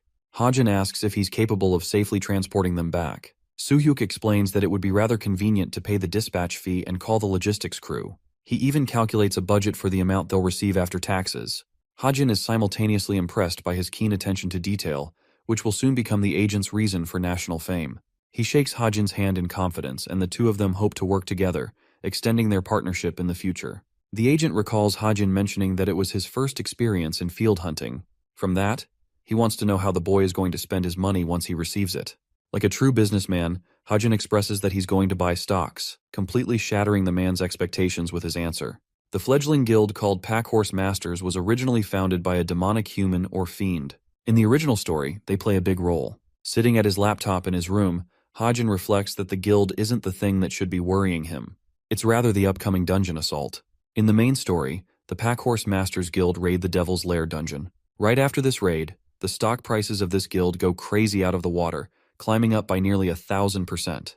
That's why he's happily investing his money in buying their stocks early so that he can reap the benefits of the boom later. It's the easiest and most efficient way to make money after all, thanks to his foresight about the future. Spending 3 million won, he completes the purchase and wonders if there's some other place he can find information regarding stocks. Hajin couldn't figure out much on the internet forums, so he thinks a sketchy website like the Violet Haze might be of some use to him instead. Come to think of it, Hajin remembers something. He remembers the masked syndicate, who became responsible for playing the part of the main villains in the second half of the story. Just like their name, they're a criminal organization without much information about its members. However, since he's the author of the novel, he knows their exact identities as well as their hideout. Hajin figures that he might be the only one in the world to know about them. While these guys are nasty criminals on their own, they still despise fiendish humans like they're even worse. Hajin wonders if he can strengthen his connection with the leader of the masked syndicate, which would somehow help him take down Chai Jinyun someday when he is resurrected as a demonic human. Figuring out his options, Hajin believes that there should be a vacancy in the organization, meaning he has a chance to act. As he's conducting his search, the laptop screen suddenly shuts off. surprising Kim Ha-jin as he draws his face near in worry. This is a terrible thing that's happened to him. The laptop was his only way of returning to his previous world. Losing it would set him back immensely. Fortunately, it turns back on, relieving him to some degree. 1 whole month has passed since he got into this world. The laptop is receiving a sudden update. Bro was hit with the Microsoft update and nearly collapsed, thinking he'd lose his work. Anyway, let's cut to another scene. At a restaurant, a couple is sitting by themselves, attracting the attention of the people. It's the disinterested Jonghyuk and the delighted Yeonha. Jonghyuk starts the talk expressing his annoyance. He doesn't want to take part in polite and noble meetings like this. Yeonha pokes fun at him and thinks he's only gaining benefits from partaking in this meeting. After all, he's talking to someone who is destined to lead society one day. She asks about his grades and learns that he's doing just okay. Yeonha mocks him for not pursuing first place. But the thing is, Jonghyuk believes his grades are just okay specifically because he's in second place. Bro is winning but has really high standards for himself. Interrupting their meet and greet comes an unexpected guest. It's the dazzling Nayoon, Jonghyuk's crush. This guy literally springs up from his chair and breaks his personality just to gain her attention. Seeing him jump up like that with so much interest turns Yeonha off, since she really likes him. Jonghyuk checks on Nayoon and asks if she's doing alright. Nayoon expresses that she was fine, but while their bickering is going on, Yeonha is getting irritated at being ignored. All of a sudden, Nayoon brings up Kim Ha-jin's name and catches Yeonha's attention. Yeonha turns to Nayoon and inquires about him. The girl explains that during the demonic human incident at the National Museum, there were only 3 cadets, and one of them just so happened to be Ha-jin.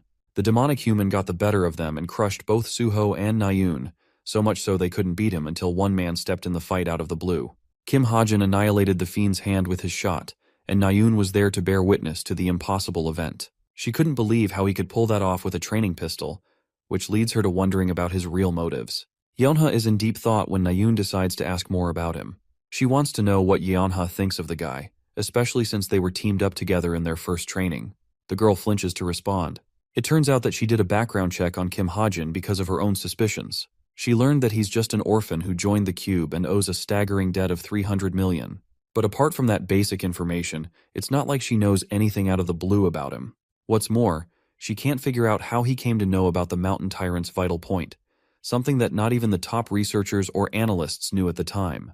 Yeonha remembers trying to ask him how he knew, but he was being a stubborn hard ass about it and refused to elaborate.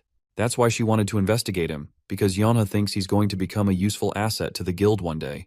Yeonha expresses that she first thought of him as an unremarkable person. She collects her thoughts and reasons that his attacks in the training round weren't nearly strong enough to take down an entire fiend's arm just like that.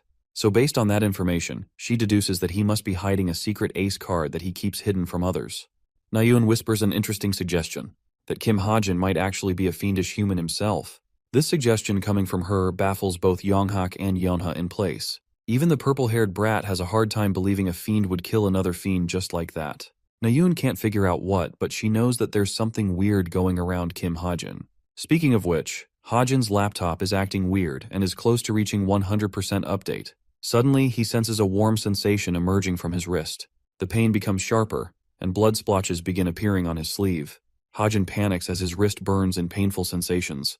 The newest update is creating a stigma representing the creator's authority. Every time he increases his influence and the story point level evolves, his mark will evolve as well. The magic contained within the mark could be deployed whenever necessary, and after using it once, it will replenish back in 24 hours. Ha-jin experiences headaches and pains throughout his body. It's as if information is flooding inside his brain, and he's got no way of resisting it. Back at the restaurant, Jonghyuk slams his palm on the table, irritated to find Nayoon upset by Ha-jin's recent actions. During this time, Ha-jin can barely even stand and collapses to the ground. Jumping back to Nayoon, she can't help but remember those cruel words uttered by Kim Ha-jin. Nayoon confirms that she really doesn't like him at all. Ha-jin rests unconscious. His body gives up on him, and we see the stigma mark that he received from the latest update. The laptop receives a sudden notification for him. A new ability has been added to his observation and reading gift, enhancing its effects. Let's go to the Association Tower in Seoul. You see, right after the incident at the National Museum, Suho, Nayoon, and Ha-jin were involved in the fight and received certificates of commendation for their amazing deed. Their efforts were recognized for their service to the city. Kim Ha-jin's wrist still throbs in pain from what happened yesterday. He's better now, but the pain is noteworthy. What's more, he's yet to figure out what its purpose is. Kim Ha-jin has the unfortunate encounter of sitting next to Nayoon, who is madly pissed at him and tells him to shut the hell up, even when he didn't say a damn word. Nayun is so annoyed by his mere existence that she can't handle him next to her. Hajin curiously asks if she's yet to have forgotten something he did. Then he reminds her that on that very day, he also saved her damn life with his powers. Nayun is a little frustrated to hear this coming from him, but it's not like he isn't speaking the truth. She lashes out at him, which invites Suho to stop their banter. He even offers Nayun to switch seats to help her out, but this stubborn ass doesn't want to do that either. After a long argument, she manages to switch seats with Suho, who sits next to Hajin and prepares himself for a talk. He thanks Kim Hajin for saving their lives, something our boy clearly wasn't expecting them to admit. Suho confirms that without his intervention, they would have lost that fight, so he became their saving grace and earned their gratitude. But our boy is a chill guy. He thinks they could have won anyway, even if he didn't intervene. See, if Hajin wasn't around to save their skin, it's likely that Suho would have pulled out his plot armor and evolved to a greater level of power just to take down the threat. That's the literal point of the protagonists in the story after all. Each time they're faced with danger, they always get back up and get stronger. The scene switches to the auditorium, where one of the most prominent heroes in the entire world is making his entrance. Donning long hair with a notable outfit filled with dragons, the man walks with a confident yet disinterested stride, commenting on how useless his current task is. This man is Yu Shihyuk, a top-tier hero considered ranked 37th in the association. In his dominant presence, the entire crowd is silent. Everyone can sense the strong aura emanating from him. This marks the beginning of the award ceremony, where Nayun, Suho, and our boy Hajin are all awaiting. The awardees are called to step on the stage. These 3 cadets are selected for their honorable act in service of the city. The awards are granted by Shihyuk, one of the most notable heroes in the association, all for the sake of blessing the cadets for their brilliant act in exterminating a demonic threat and saving the lives of the innocents in the city. First, Shihyuk addresses Suho and hands him the reward. He sees promise in Suho's powers and comments that he's a talent worth recruiting. Suho is granted the honorable certificate just when Shihyuk makes a crazy offer to him. He wants the boy to forget the association totally and completely start working for him as a hunter for Forsaken Plains Guild. He reminds Suho that the role of a hero is just plain and boring, involving a ton of responsibility that Shihyuk himself doesn't value. However, the confident boy declined his offer, content with his choice to become a hero despite those words. Shihyuk feels like he just had the fun reaped out of him and moves on to his next cadet. In the presence of Shihyuk, Nayun seems to be flustered because he seems to recognize the girl. Turns out this dude is actually her master. Well, that's what Nayun would like to believe, because in truth, Shihyuk doesn't really find her a student at all. It's just that her father begged him to train her, and that's how they got to this point. His disappointing yet blunt truth kills her enthusiasm and makes our boy happy because this bitch deserves to be humbled a little. And then comes the final cadet. Shihyuk seems to really like Hajin right off the bat, because he doesn't recognize this plain-looking kid at all. The first question he asks is who he is, because that's how insignificant and plain he seems. Hajin describes the situation by comparing it to indifference. It's as if his presence is being completely ignored because Shihyuk doesn't pay him any attention like the others. The award ceremony concluded just like that, as boring as that sounds. Cadet Nayun is the first student to be asked about her thoughts after receiving her award. Well, after the ceremony, our boy is the happiest he has ever been. He's just received 15 whopping millions as the prize money for the fiend extermination. It's great because he's gonna need everything he's gotta cover that 300 million. He sits by himself and decides on how he'll invest the rest of the money. His interest is to buy more stocks from the guild. In the meantime, he's dying to inspect the new features his laptop received right after the painful update. Upon opening his laptop, he sees a message, notifying him about the updated functions. The first is the stigma mark he received, the second is the internet activation, the last one is the tome of truth added to his observation and reading skill. The stigma mark is related to what happened to his left arm, but there's almost little to no description provided on it. It just tells him he can use magic whenever needed. While it does say that, Hajin is having a difficult time figuring his way on activating his ability. Just as he's thinking about the activation, the mark forms a crest, signifying that it is about to activate. Scared that he might blow some shit up here, Hajin wants to take these risks back at the dorm where no one else can see him. It's going to be troublesome if someone spotted him after all. The second update is regarding internet activation. Hajin hovers his cursor over the button and clicks on it. After a brief pause, the screen redirects him to a bunch of different websites, like Law Abiding Spirit, Violent Haze, Jeremy's Sword, and some others. Not only is he getting free access to normal websites, he's also getting the restricted websites for free. Of all the websites he sees, the most important one is the Violet Haze, which has everything he needs. It's the most famous out of all the membership websites, serving as a place to trade critical information, weapons, rewards, requests, and much more. There's only a few heroes that don't use this website. Because of that, the government has decided to turn a blind eye to the trading of the underground. There's a crazy access fee that is necessary to be paid just to access this website.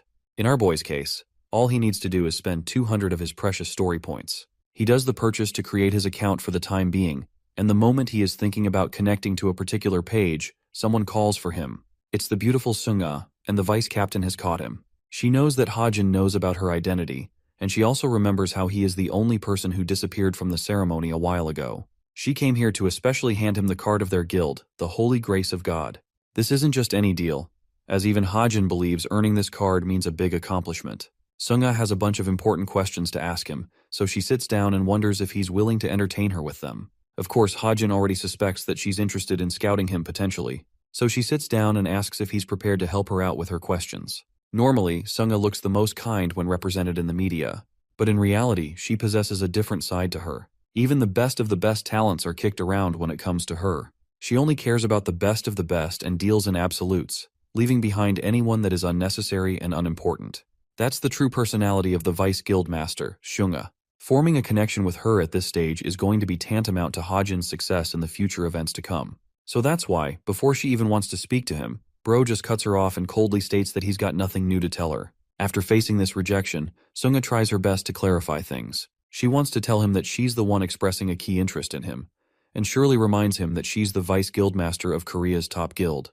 Hajin seems to acknowledge her position and ranking, but he's dismissive of it because he knows she came here for personal reasons. He knows for a fact that Sunga is only coming here because she reviewed the footage of him using the light attribute shot.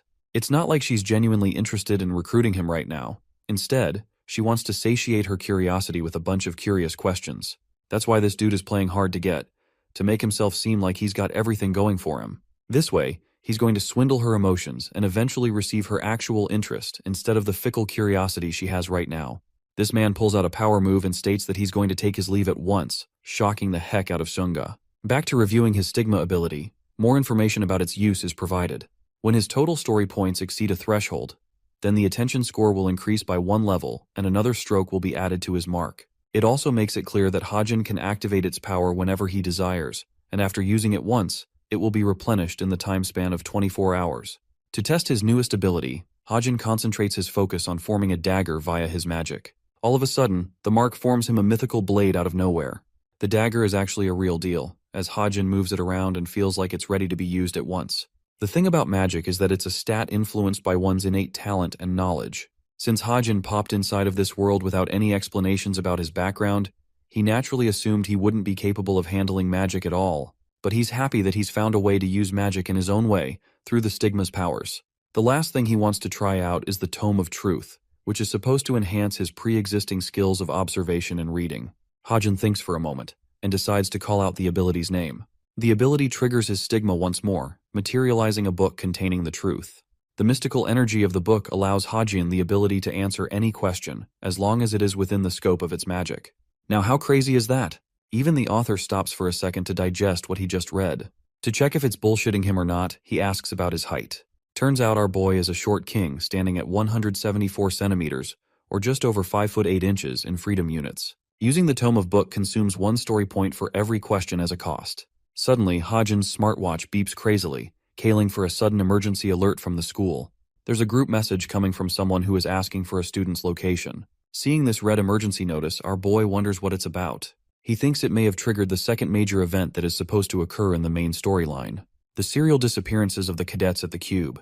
This episode will involve the disappearance of 6 cadets from out of nowhere. The culprit responsible for the act is meticulous in covering their tracks and doesn't leave a single trace behind. The investigations are all useless, causing the number to only increase, as if they are all trapped in an endless game.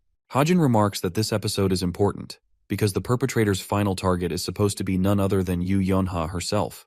Now, even Hajin knows that things would be troublesome for him if the co-author interfered in this part of the story and edited in some changes, since they could threaten to just remove one of the main characters like at the museum incident. Our boy takes matters into his own hands to catch the criminal, but thinks that even that would be proven fruitless, since his needless interference will disrupt the course of the story forever. All he can do for the meantime is simply wait and observe for the story to go down.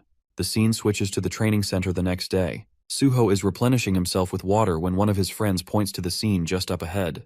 While Hajin is attempting to work out and enhancing his physical strength, a bunch of annoying bullies come to tease him and disrupt his workout.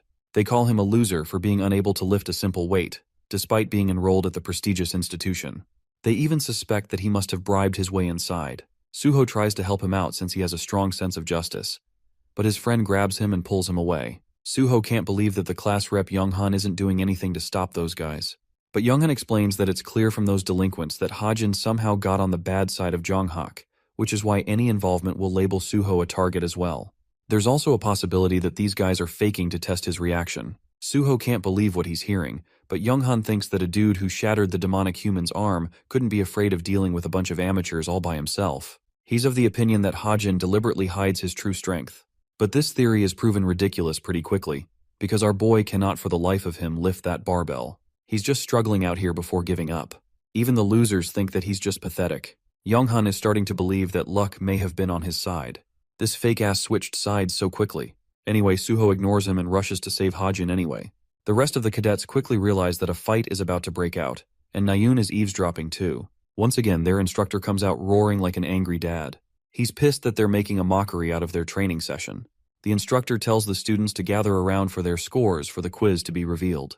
The sheet will be put on the wall so everyone can view the results in groups. The cadets come around checking the board and realize that a ton of them were annihilated in the quiz. In that very same quiz, only one student's name is at the top. It's none other than Kim Hajin, the same annoying cunt who couldn't even lift a simple barbell earlier. Rachel and Jonghak are respectively second and third. I mean, Hajin isn't surprised by this outcome, since he practically knows about everything in the story he authored himself. Seeing his result, a girl's rapier drops on the ground. This is Rachel, and she's utterly speechless by what she sees. She's the British princess who ranked third in the admissions. There's only one notable detail about this girl's character, and that is the fact that she never places second in any given written test, no matter what. So the fact that she's just scored second has winded her. She stares at him as if she's seen a ghost of some kind. Hajin is stunned too, not knowing what to say. Let's explore what happened back when Rachel first got accepted into the cube with her brilliant result. Her attendants were all worried for her, that she might be taking part and standing next to one of the world's best hero candidates very soon. What's more, she'll have no one to relate to as everyone in her class would be Korean. Rachel was okay with that, never feeling a sense of anxiety, and simply wanted to live up to the expectations of others, for the sake of the royal family. But today, she has felt a sense of dread, defeat, and disappointment unlike any other. She feels like she has failed her countrymen with her performance. The teacher reviews Hajin's notes in class, specifically pointing out the boy's brilliance in writing a new take on phenomenological analysis. He's even given a special mention to be followed as an academic weapon.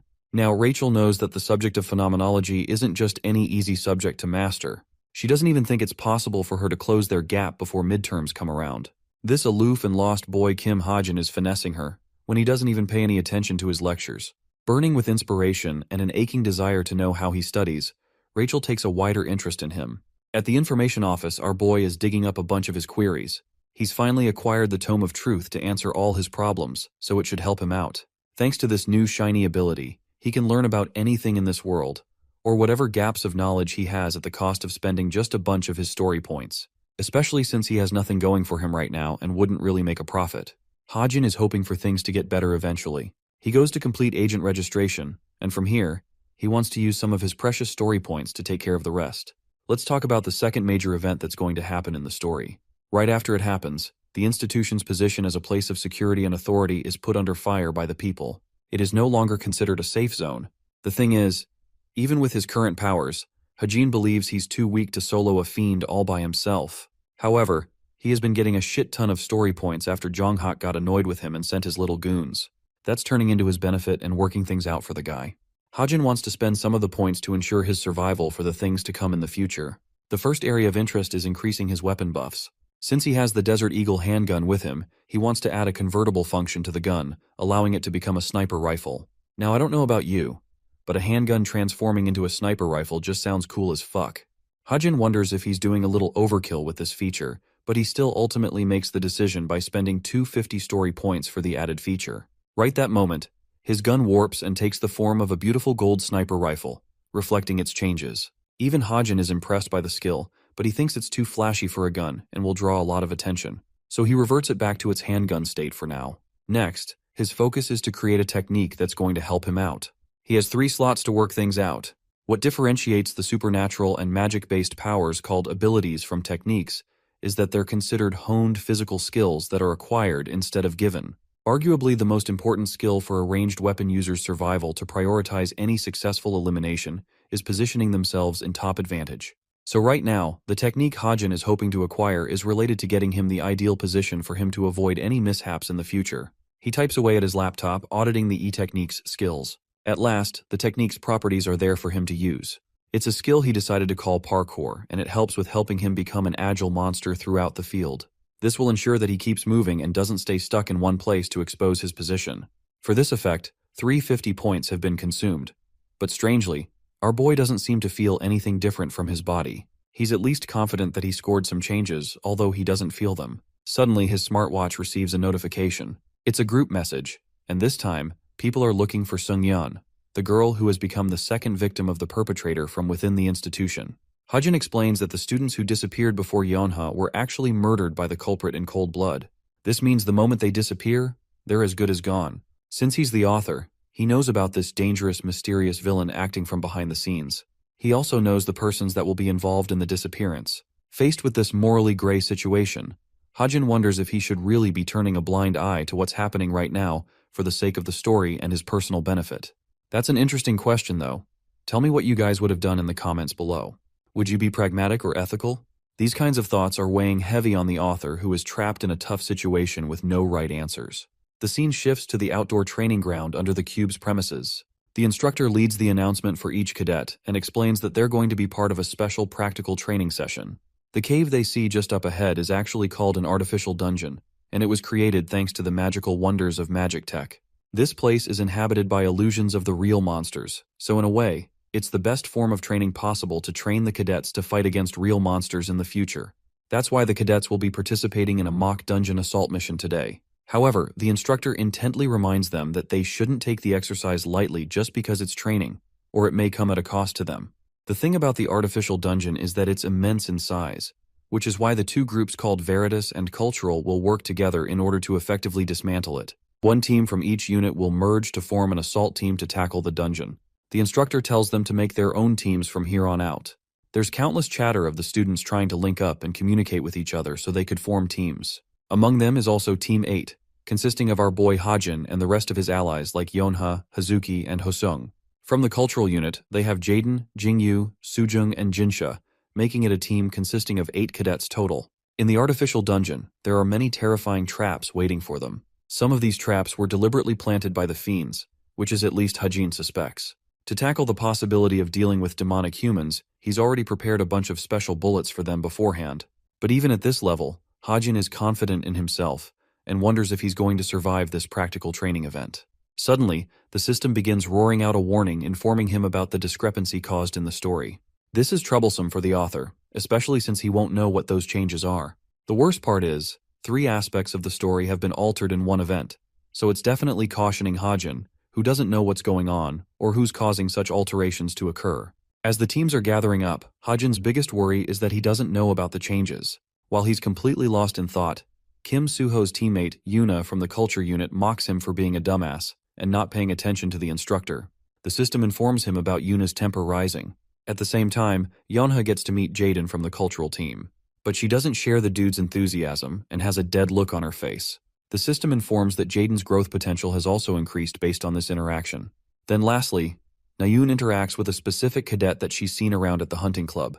The cadet introduces himself as Sven, donning a beautiful pair of blue eyes and a charming smile. He's paired up with her, but for some reason, his mental breakdown is only worsening, which also means he is highly susceptible to become a demon puppet during the raid.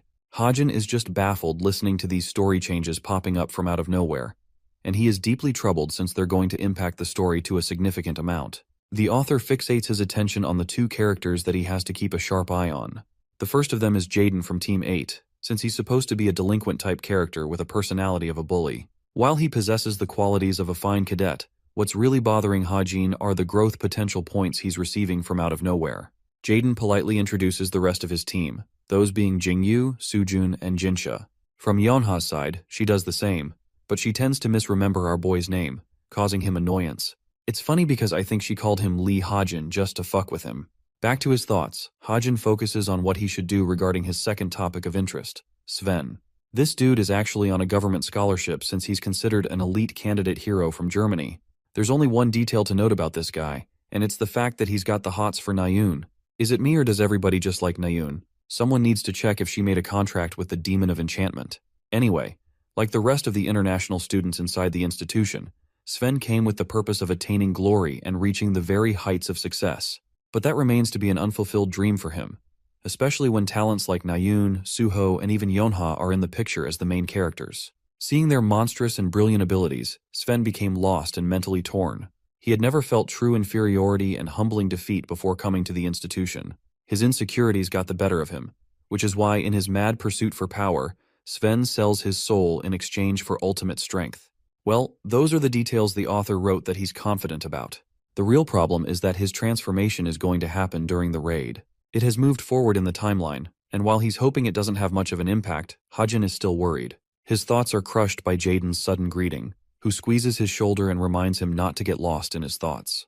Hajin snaps away his arm to push him off. Jaden is too quick to denote him as a scumbag and thinks the rumors about him must all be true. Hearing those words, Hajin internalizes that his reputation is at an all-time low right now. A particular rumor has taken effect in the Orbis unit, causing many people to set their sights on him. The rumors are that he's using his status as a cadet to intimidate other people, but it's one of those rumors that are manufactured from out of nowhere to talk shit about a person. It's pretty clear who made the rumors though, since Hajin knows it's definitely related to Jonghak and his lackeys. Seeing his so-called friends, Hajin is a little upset that Hazuki and Hoseung aren't even stepping in to help him out here despite being a team. Anyway, the order of the teams is decided, and they'll start entering from Team 1. In the meanwhile, Jaden tries to chat up Yeonha in any attempts of rizzing her. He goes on talking on and on about how their teams are a mix-up of being overpowered right now. They even shit-talk Hajin for being a dead weight, which is just funny. It's like all the haters gathered in one team and their victim is poor Hajin. At last, it's time for Team 8 to enter the dungeon. They pull up inside, seeing the artificial cave in all its glory. They walk together and explore the dungeon with Jaden being the most confident ahead. Suddenly, they find a place with many paths. A curious Yonha wonders which path will be the most effective to take. Jaden explains that they always have Jingyu as a ranged weapons user to rely on. Hajin breaks his silence and suggests exploring route number 6 out of the blue. His sudden interruption annoys Jaden a lot, but strangely, Yonha seems to trust his gut and actually accepts his suggestion.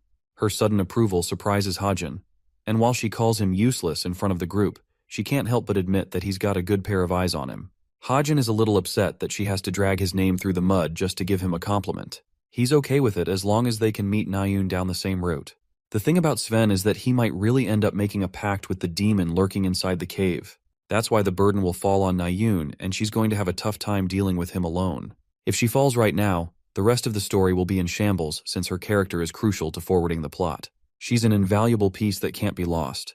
They enter Path 6, but Jaden is still a jealous bitch who calls Hajin an attention seeker. Our boy doesn't care about his insults and simply chooses to focus on the monsters ahead.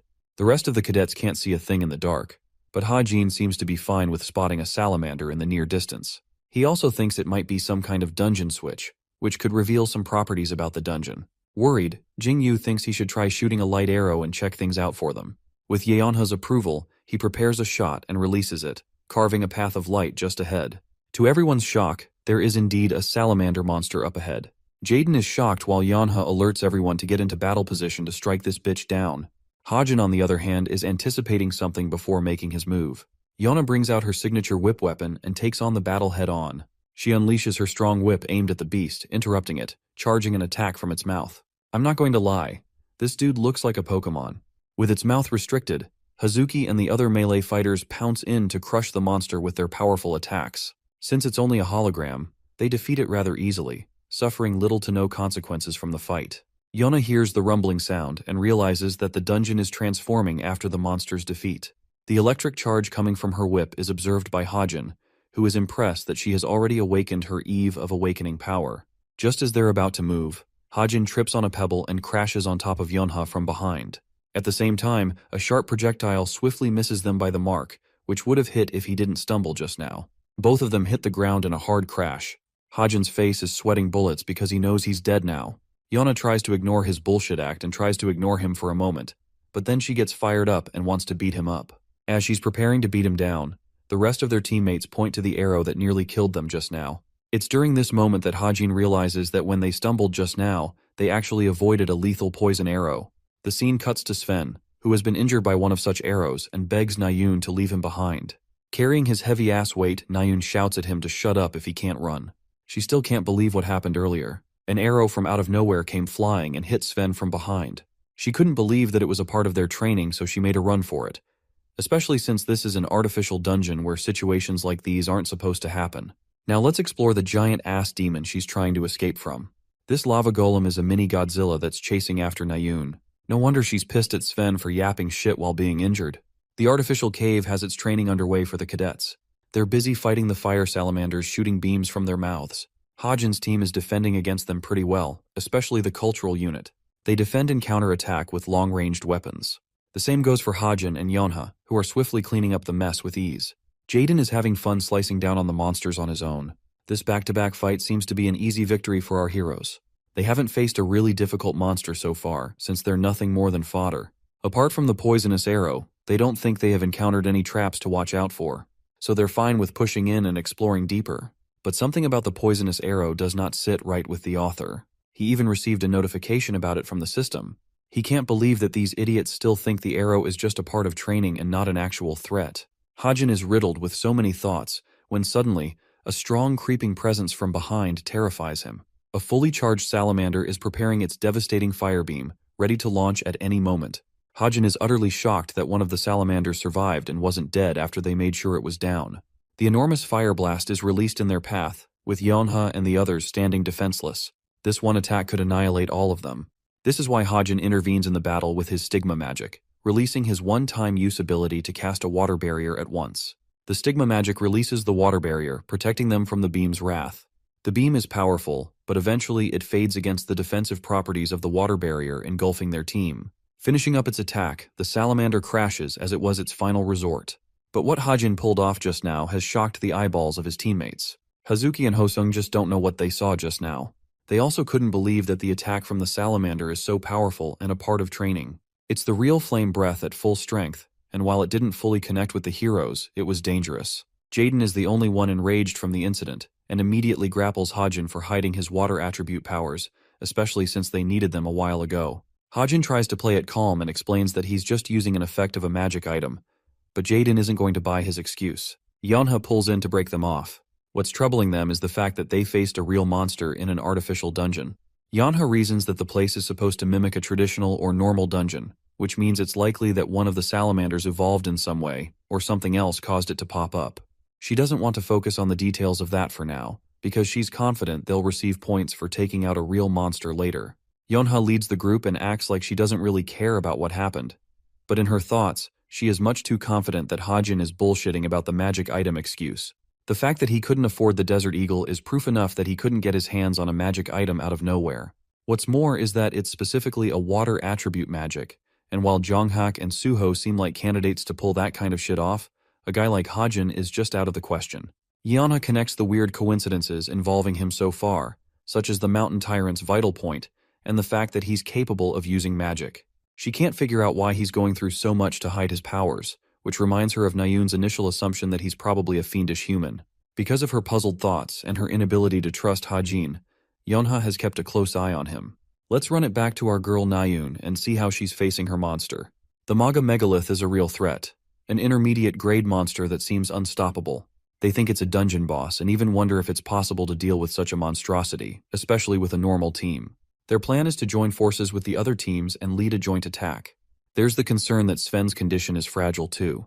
Nayun is stumped about the poisonous arrow darting from out of nowhere. She's starting to believe the dungeon is way too challenging for a cadet level's training. Sven's condition is shown to be worse than what everyone believes. He feels like the burden of the group for letting everyone down, and with this, his mental condition worsens. He has troublesome thoughts and comes to question his abilities. It tortures him from the inside, until one voice decides to take advantage of his crippled state. The voice asks if he's seeking strength, especially since he's suffered so much throughout this time. This voice promises to give him exactly what he wants, by offering him the strength of his dreams. In exchange, this demonic voice requests that he surrender everything else. Faced with this offer, and in his pitiful state, Sven gleefully accepts the offer without thinking about anything else. Just as he accepts the offer, The demonic fiend captures his soul in its trap, causing him whirling pain. He shouts in agony as his body succumbs to pain. Nayun rushes to him and requests her party mate's attention. But all of his screaming has actually drawn their ugly old Goliath to this location. He stares at them for a casual hello before obliterating the place with its lava. The monster sways its giant fist to crush the structures. The cadets are probably performing athletic-level sprints here because they're so afraid a damn fist will crush them if they're not fast enough. The monster slams the place down, sending some of the cadets flying in place. They're stuck with practically no way out. Even Nayun has hit a hard wall just carrying Sven and can't see a way out. Before she can even recover her breath, the horrifying creature pops up with its scary eyes. Now that's a nightmare right there. No one would want to be Nayun right now. The girl can't believe what they're facing and is now convinced that this isn't a dummy. Faced against its wrath, Nayun is terrified to admit that they might just die in a place like this, an artificial dungeon. The monster prepares to unleash its attack when one mana bullet comes flying from out of nowhere, striking the monster down and penetrating the top of its head.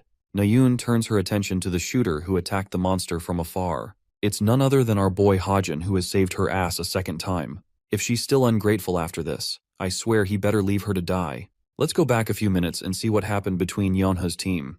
They ended up hitting a massive wall, annoying Jaden because this path was supposed to lead them to the dungeon's boss monster. Hajin confirms that they're still at the right place. In fact, they've never been closer. But he himself didn't anticipate the wall just ahead. Instead of fixating on the details of that, Hajin claimed that the monster is lurking right behind. He wanted the group to try and break the wall for him. Jaden was pissed that he's the one taking charge of the operations and running the show. Anyway, he still attacks with the full force of his sword. The result? Poor guy experiences a sharp shock because the wall has been infused with strong defensive capabilities, so even an attack infused with magic is fruitless against it. Hazuki notices something and points to the gap just above the wall. Hajin believes they could use the gap to cross over the place, but Jaden thinks it's a ridiculous idea, and that he's crazy for thinking he could make it out of a 10-meter climb. Realizing that Jaden's a fool who probably can't do what he's about to pull off, Hajin decides to go first. He uses his parkour technique, strengthening his grip and making him so agile that he turns and tosses his way up, lunging like an expert until he reaches the top. From there, he avoids the group and just dashes away. Right then, the entire group hears a sudden boom coming from the other side. The dungeon is once again experiencing a sudden, unexpected change. Jaden doesn't know what's going on, but what they don't know is that the giant lava golem has been wreaking havoc. Inside, Hajin comes to rescue Nayun. He's pleasantly surprised that the stun properties of his shot just wore off and didn't last very long against this creature of bulldozing size. He calls for Nayun to run away while she still can instead of sitting idle. Things get worse for our boy since the towering monster just so happens to have found its newest target. Bro's face turns pale as he begs Nayun to save him now instead of running her ass away. Instantly, the group assumes battle formation and strikes the lava golem from many angles. But despite their heavy blows, none of the hits work against this beast as it stands impenetrable as ever. Seeing them come to their rescue, Nayun is glad and decides to get down to business as she readies a powerful arrow shot. She wants them to keep the monster distracted while she prepares her shot. A few more moments pass, and eventually Sven shows up from out of nowhere with his surprise entrance. He keeps the monster busy and distracted, allowing Nayun to wind up more of her strength. Remembering the outcome against the demonic human from last time, she swears that this time things will turn out differently. And then, Nayun releases her obliterating arrow which utterly annihilates the monster's face upon impact. The golem's corpse hits the ground as lava melts out of its head. The cadets can't believe that they were able to defeat such a ferocious monster with their combined strengths. Some of them are hoping they're getting rewarded with a good amount of points. Nayun and Sven also catch up with them. The rest of them are shocked by Nayun's sudden attack, and she calls it her finishing move. Hajin is disinterested about the rest, and fixates his attention on Sven, who has yet to transform into a fiend at this level. It's an alteration from the original story which is certain to cause future changes. The transformation will occur no matter what, especially since he has made a pact with the demon in this cave. Now it's going to be tough because there's no telling when he'll act up against the group and make the story chaotic. Nayun's attention drifts away at the boy in the distance, who is catching his breath. She takes a moment to forget about her anger towards him and comes to talk with him in private. Knowing that she owes him a bit, Nayun tries to utter the words thank you, feeling embarrassed about saying them too. Earning her acceptance is actually a radiant experience for our boy, who can't wonder what the fuck just happened. He spaces out and questions what she said, causing her annoyance as she confirms that she won't say it again for him. What Hajin can't believe is that she actually went ahead and thanked him like this. Her entire life has been riddled with nothing but tragedy. The very first tragedy trailing her life occurred when she turned 6. It was tough for the poor girl to lose her mother at the hands of a fiend, which strengthened her resolve to one day become a hero. Normally, kids were taught to have fun and laugh. But Nayun was different. She was filled with anger and abused her body to its utmost limits from a young age. She was shut off and couldn't build meaningful connections, because that would risk her being vulnerable and being open to others about her past. As a consequence, only a handful of people have earned her gratitude, and there's barely any who can confidently call her a friend. That's why this moment is so special to Hajin, because the character he wrote to only say sorry finally said something completely contradicting herself. He knew it better than anyone else as the author of the novel. Nayun goes on a tangent and questions why he's letting Jonghak's goons annoy him when he's so strong and capable in real situations. After all, just one shot from his gun was able to stun the monster in place. There's just no way the goons are a match for a guy like him, so she doesn't get his intentions. Hajin expresses that he doesn't really have a way to beat them truly. It's strange to Nayun, who has seen him beat a monster with his weapon. The boy demonstrates his new gun, the Desert Eagle, and explains that it's just a custom-made craft which helps take care of things for him. All in all, he's trying to avoid looking like a strong guy. Nayun goes crazy hearing him admit to a crime so openly. Modified weapons are actually illegal in the institution and would cause an immediate suspension. Hajin confirms that it's the only reason he uses the weapon when he truly needs it. Thankfully, he's found a way to hide this gun inside the stigma mark, allowing him to keep stronger weapons tucked inside his inventory without getting suspended every time. However, Nayun is still not buying his excuse, seeing how strong he is. That's when she curiously questions if he possesses some kind of gift related to his firearm skills. Hajin doesn't give her a proper response, but she's pretty content and leaves. She isn't going to rat him out for using the gun, but recommends he stop using it. Before leaving, she stops to touch another topic, the same topic that spiraled her hatred towards him. Hajin grows silent for a moment, and still refuses to apologize or clarify. He doesn't want to apologize and earn her a connection, since she will forgive him, which is really bad for what's going to happen in the future. Bro is literally plotting to assassinate her older brother. Of course he's not going to fuck her over mentally by befriending her right now. His target is locked in to kill Chae Jin-yoon in the future no matter what. When Nayun returns to her group, they all are dying to know if she's somehow friends with the guy. She declines quickly, but Sven seems to have caught on something with his creepy look. A sudden announcement is made to the cadets, and the dungeon training exercise is suspended at once. They want all of them to exit the dungeon right away. I mean, they caught on pretty late. They'd probably be collecting corpses if not for Hajin. Now, there's a bunch of different problems that came up during the assault exercise. The first is the fact that all surveillance cameras were shut down right after the exercise began. Then, real monsters instead of artificial ones found their way and spawned in place of the dummies. Finally, the staff didn't act until the last second when things went wrong. It was a serious incident but involved no casualties, which is why the Cube decided to launch an internal investigation instead of using the help of authorities. Hajin explains that the fiendish humans secretly lurking in the Cube's executive staff probably succeeded in suppressing the matter at hand. He knows that the investigation won't happen until Episode 2 is fully concluded. Right now, what's truly troubling him is the objective of the co-author and his intentions with Sven. There's one side effect of making a pact with a demon. It causes a person emotional distress as well as an obsession. The worst possibility that comes to Hajin's mind is Sven going ballistic and killing Nayun. He wants to make sure that that future doesn't come to pass. That's why he's secretly tracking both of their movements. Hajin clicks on his messenger app, apologizes for his immoral ways to get the results he wants. The system connects him to Nayun's messenger account. There, he sees a bunch of chats like with Suho, Sven, and Yonghak. His only topic of interest is Sven himself, who is texting her out to the hunting club's event this week. In the original story, this same event is the breakout of Sven's erupted state. Just to make sure nothing happens, Hajin intends to trail them and do whatever it takes to neutralize the situation. He's also increased his stats now, so he thinks it's finally time to go hunting for the garrison dungeon. In class, Hajin receives a sudden message from his smartwatch. He doesn't know why Suho is calling him out of nowhere. Suho personally asks if our boy is free on Friday because he's been meaning to ask something. Let's talk about the garrison. It's a mountain in the Gangwon-do province known for its spiritual effects. It's often called a training haven by the martial artists who gather from all over the country just to train there. But it's not just them. The garrison is visited by many vagabonds who love touring the mountains for buried treasures instead of risking lives to fight monsters. Well, one of these vagabonds is the ginseng digger, Kim Yoonjun, and he's going to be accompanying our boy for this event.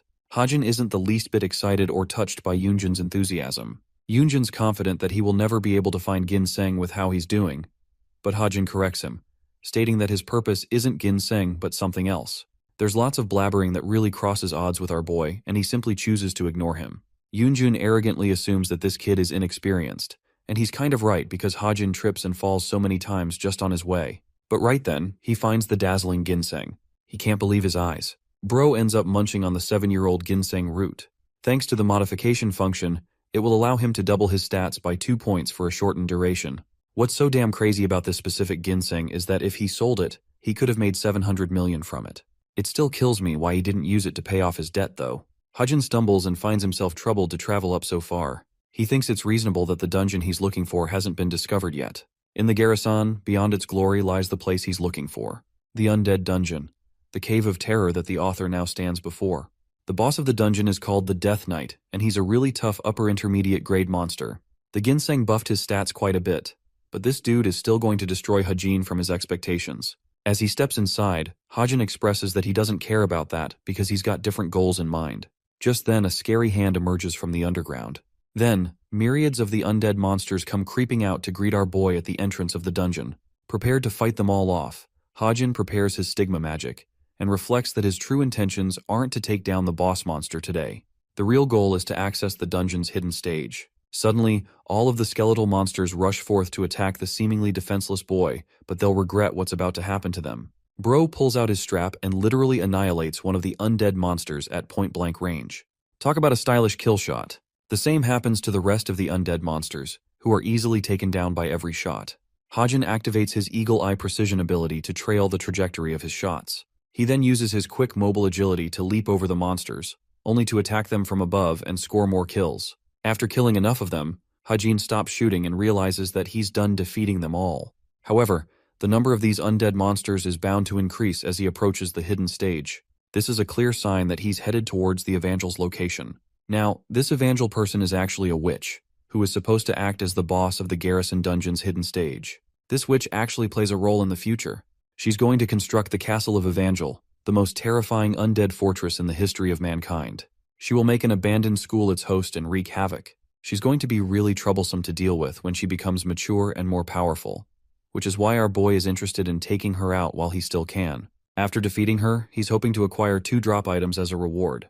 The first item is the upgradable equipment called the Ether, and the second one is the Seed of Evangel. Now in the original novel, both items were responsible for helping the fiend Tomer to become so powerful that he became the executive force of evil. That means if Hajin is looking to become strong at an even faster rate, the best thing to his advantage is the Ether. He approaches the door of the hidden stage of the dungeon where only darkness awaits the boy. Activating his precision eagle eye, he's able to peer far into the cave without worrying about any monsters. There, he sees a shiny dead tree with crystals emerging from it.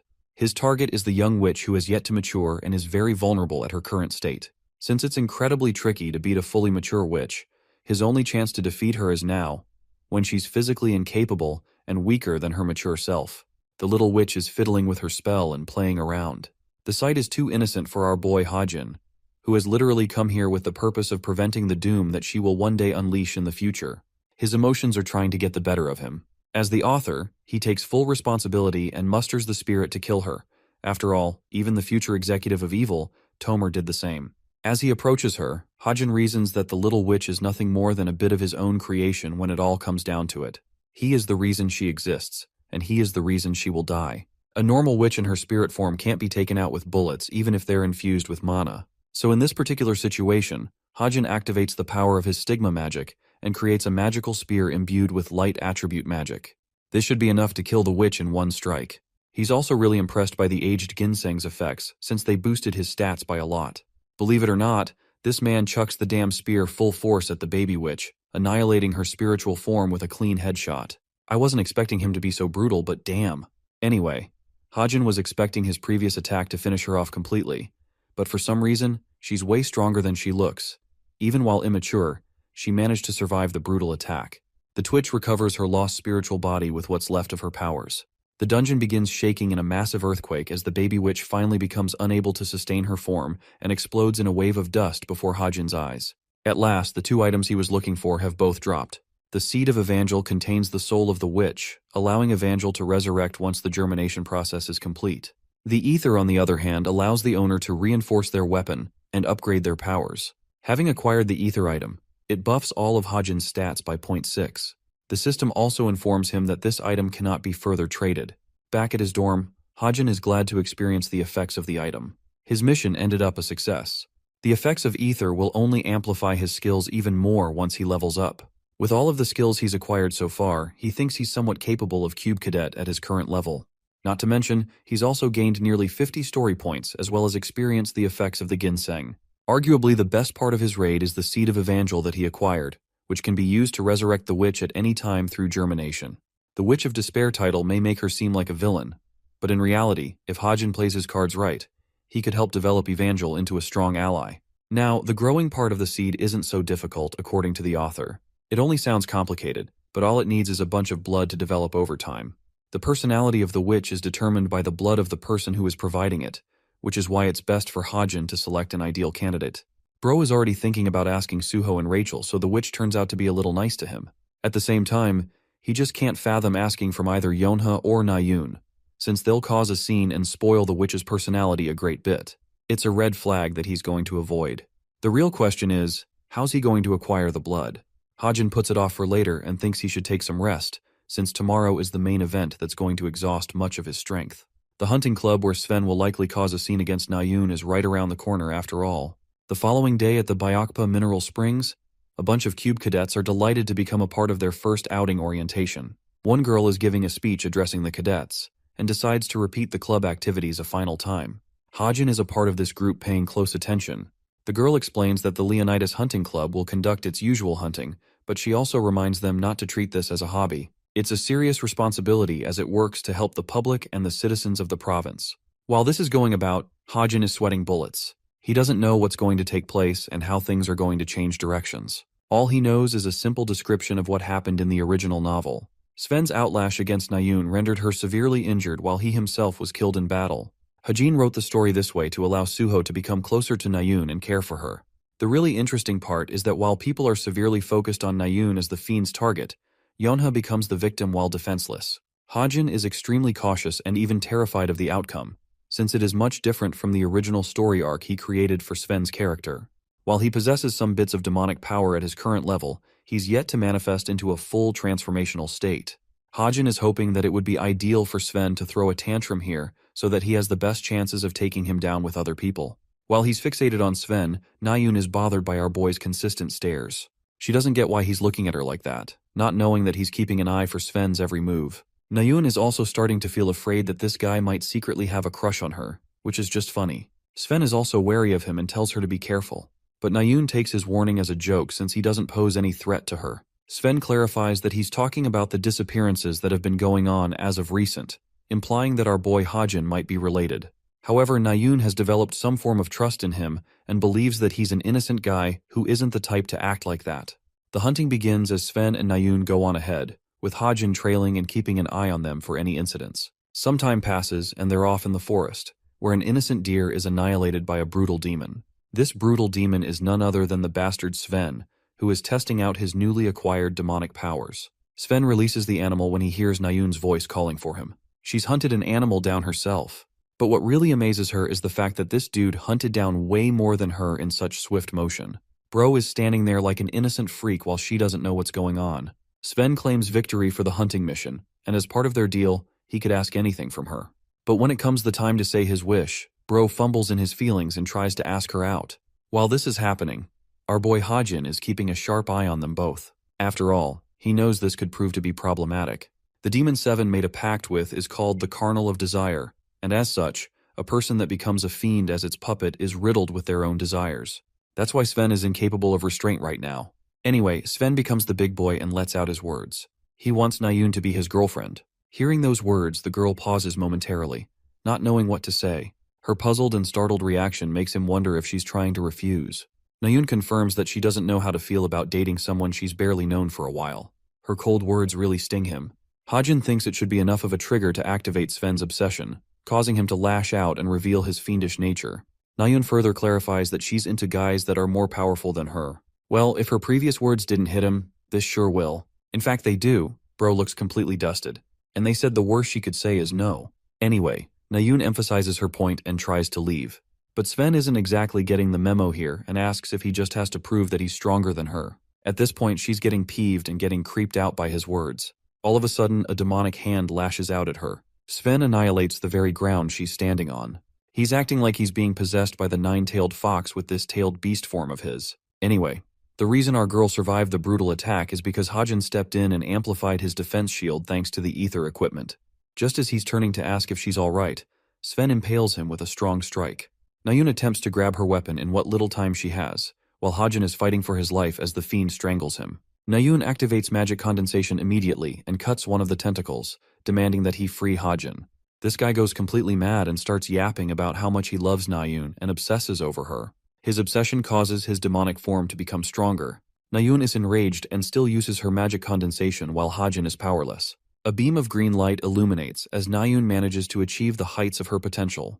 The author explains how there are some characters in the world who end up choosing incorrect weapons that don't match their gifts. Of those characters, Nayun is at the top of the list, since her real specialty isn't with long-range weapons but magic. She materializes a giant sword out of her full strength and demands Sven to free Hajin at once. Nayun goes ahead and releases a cataclysmic attack against the fiend. The aftermath of this attack is nothing but destruction from where Nayun stands. It shredded the ground itself, impressing Nayun with her own powers. Hajin can't even believe what the fuck he just saw. He thinks the girl casted a damn lightsaber like she's the last Jedi or something. She's just as confused as him and doesn't know what happened. More importantly, Nayun is worried if he's okay. Hajin confirms that he's doing well, but her own condition is a real mess as her last attack drained her power completely. Her vision turns hazy and she collapses to the ground. Hajin rushes to her aid. After a while, the unconscious girl finally wakes up and flinches, realizing that he's carrying her on his back. She's so embarrassed that she wants to be put down at once. Hajin doesn't think that's a wise idea, and he's trying to help her out. But this girl is far too embarrassed to accept his help. He lets her go, causing her legs to give out on her as she collapses to the ground once again. Nayun is terrified as she doesn't even possess the strength to stand on her two legs. It's almost as if she's lost control of them. Bro looks at her with a baffled face and questions if this is the first time she's suffering from a mana burnout. From her winded and stunned expression, it confirms to Hajin that she's probably never even heard of it before. He explains how a mana burnout is when a person has exhausted every last ounce of their mana, causing them to become powerless. This means it's going to be tough for her to walk on her own for the next 2 days minimum.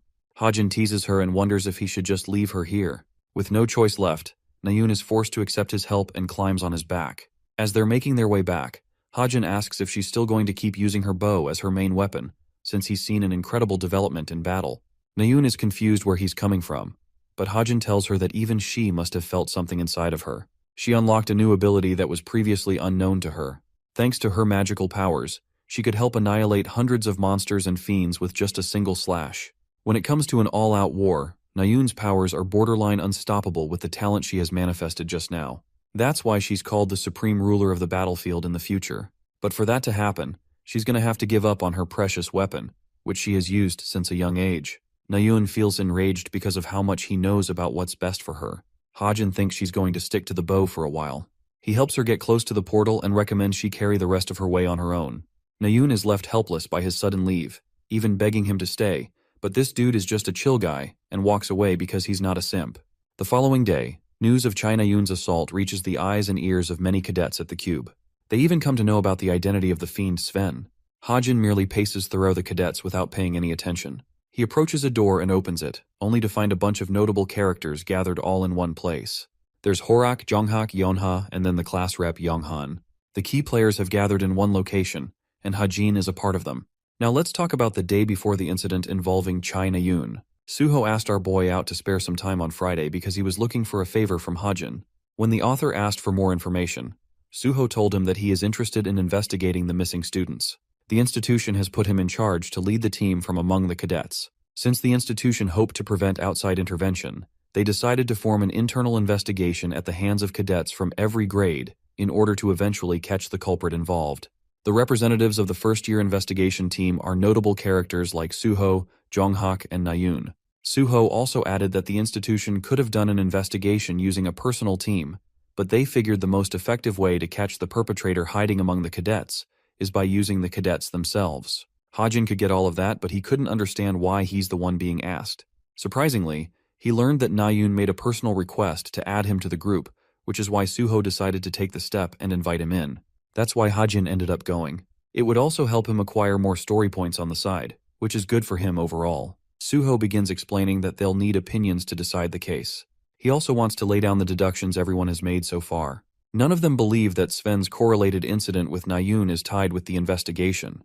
But just as Suho is talking about this point, Yonghak becomes riddled with rage, questioning if they're talking about the same Nayun from their class. Suho doesn't know why he's being dramatic and believes that she'll be the next target from their class. This is backed by the fact that fiends are given orders via demons.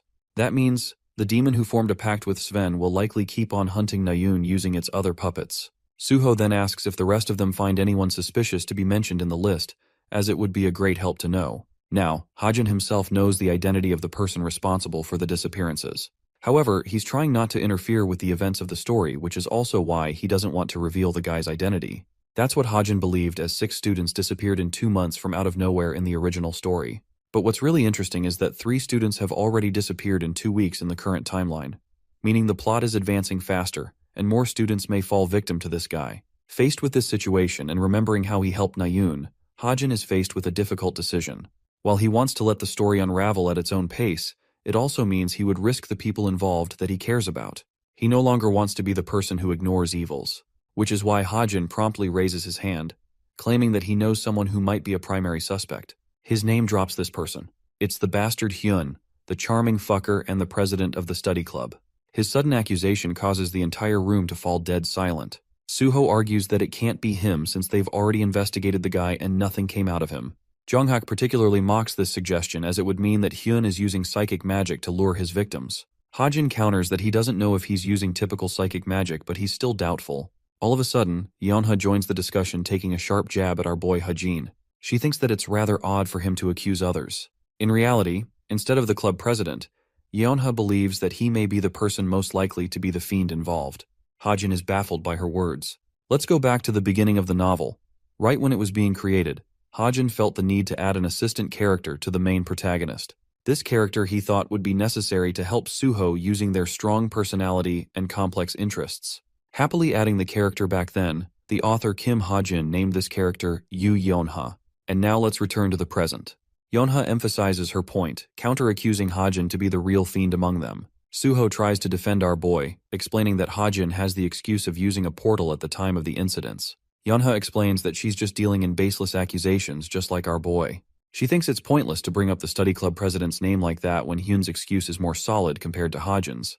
The author tries to control the situation, but he's already lost it, as one of the other characters is enraged and suggests they all attack him and see if he transforms or not. The situation turns in the benefit of Yonghak, who has been meaning for this to happen. All the while, Hajin is struck colorless and doesn't get why he has to bear the brunt of their suspicions. He lets out a small laugh, and instead of backing down, roars at the cadet, daring him to come and try attacking him if he's really interested in eating a headshot. I'm not going to lie, I really like this side of him. Suho attempts to break their quarrel, while Hajin argues that they should consult Nayun to clear suspicions about him. He's just about to bring up how they were together at the portal when Jonghak suddenly whacks a basketball full force at him. Enraged that he brought up her name, Yonghak questions why he's bringing her up at all. Hajin argues that when she ended up getting attacked by the fiend, they both combined their strengths to beat the monster. He even belittles Yonghak and his lackeys for screwing around and not knowing the obvious details about the incident. Jonghak loses his temper while the class rep helps calm him down. Hell is breaking loose between the main characters over here. Hajin clears his name and proceeds to take his exit. But just as he's reaching for the door, the cadet rushes to pummel him with a powerful fist. Hajin senses his overwhelming presence and instantly ducks the punch that obliterates the door to pieces. Even Yonghak is surprised by his sudden attack, while the assault is shocked that Hajin managed to duck his immensely fast strike just now. Hajin is now effectively pissed and brings out his gun to shoot him down. The cadet lunges to attack him as Hajin prepares to take his shot. Both of them are stopped with a sword slash by the main character Suho himself. He thinks Horak has overstepped his boundaries quite a bit, and even believes Yeonha is doing too much instead of consulting Nayun about her suspicions first. She pauses before using her smartwatch. Hajin storms off as Yeonha learns from Nayun on a call that Hajin is physically impossible to be a friend as a suspect. Now that Nayun herself has cleared his name, everyone in the room is not only embarrassed, but also fully wronged by how they mistreated him. These bitches don't deserve his help, honestly. Hajin storms off and clears his head in the field. He's faced with a real rut and doesn't get why he's facing so much trouble putting up with his current life. At first he fell victim to the plot of the novel he wrote, and now he's out here fighting the characters he passionately wrote. Unable to carry on any longer, Hajin shrinks in defeat and confesses that he's tired of the world he's living in. He misses his real family back at home and expresses a desire to go back to his own world. Little thoughts like his expiring lease are beginning to bother him, and he wonders if he's already been listed as a missing person in the real world by now. Then there's his parents. He wonders if they're okay and if they're looking for them. There's so much to unpack that he was trying to suppress. At this moment he feels helpless and vulnerable, fragile and boxed. There's no way of going back, yet he can't help but let out a yearning desire to go back. Well, the dude is whining when the system pops up and reveals that his resilience stat has increased in response to what happened today.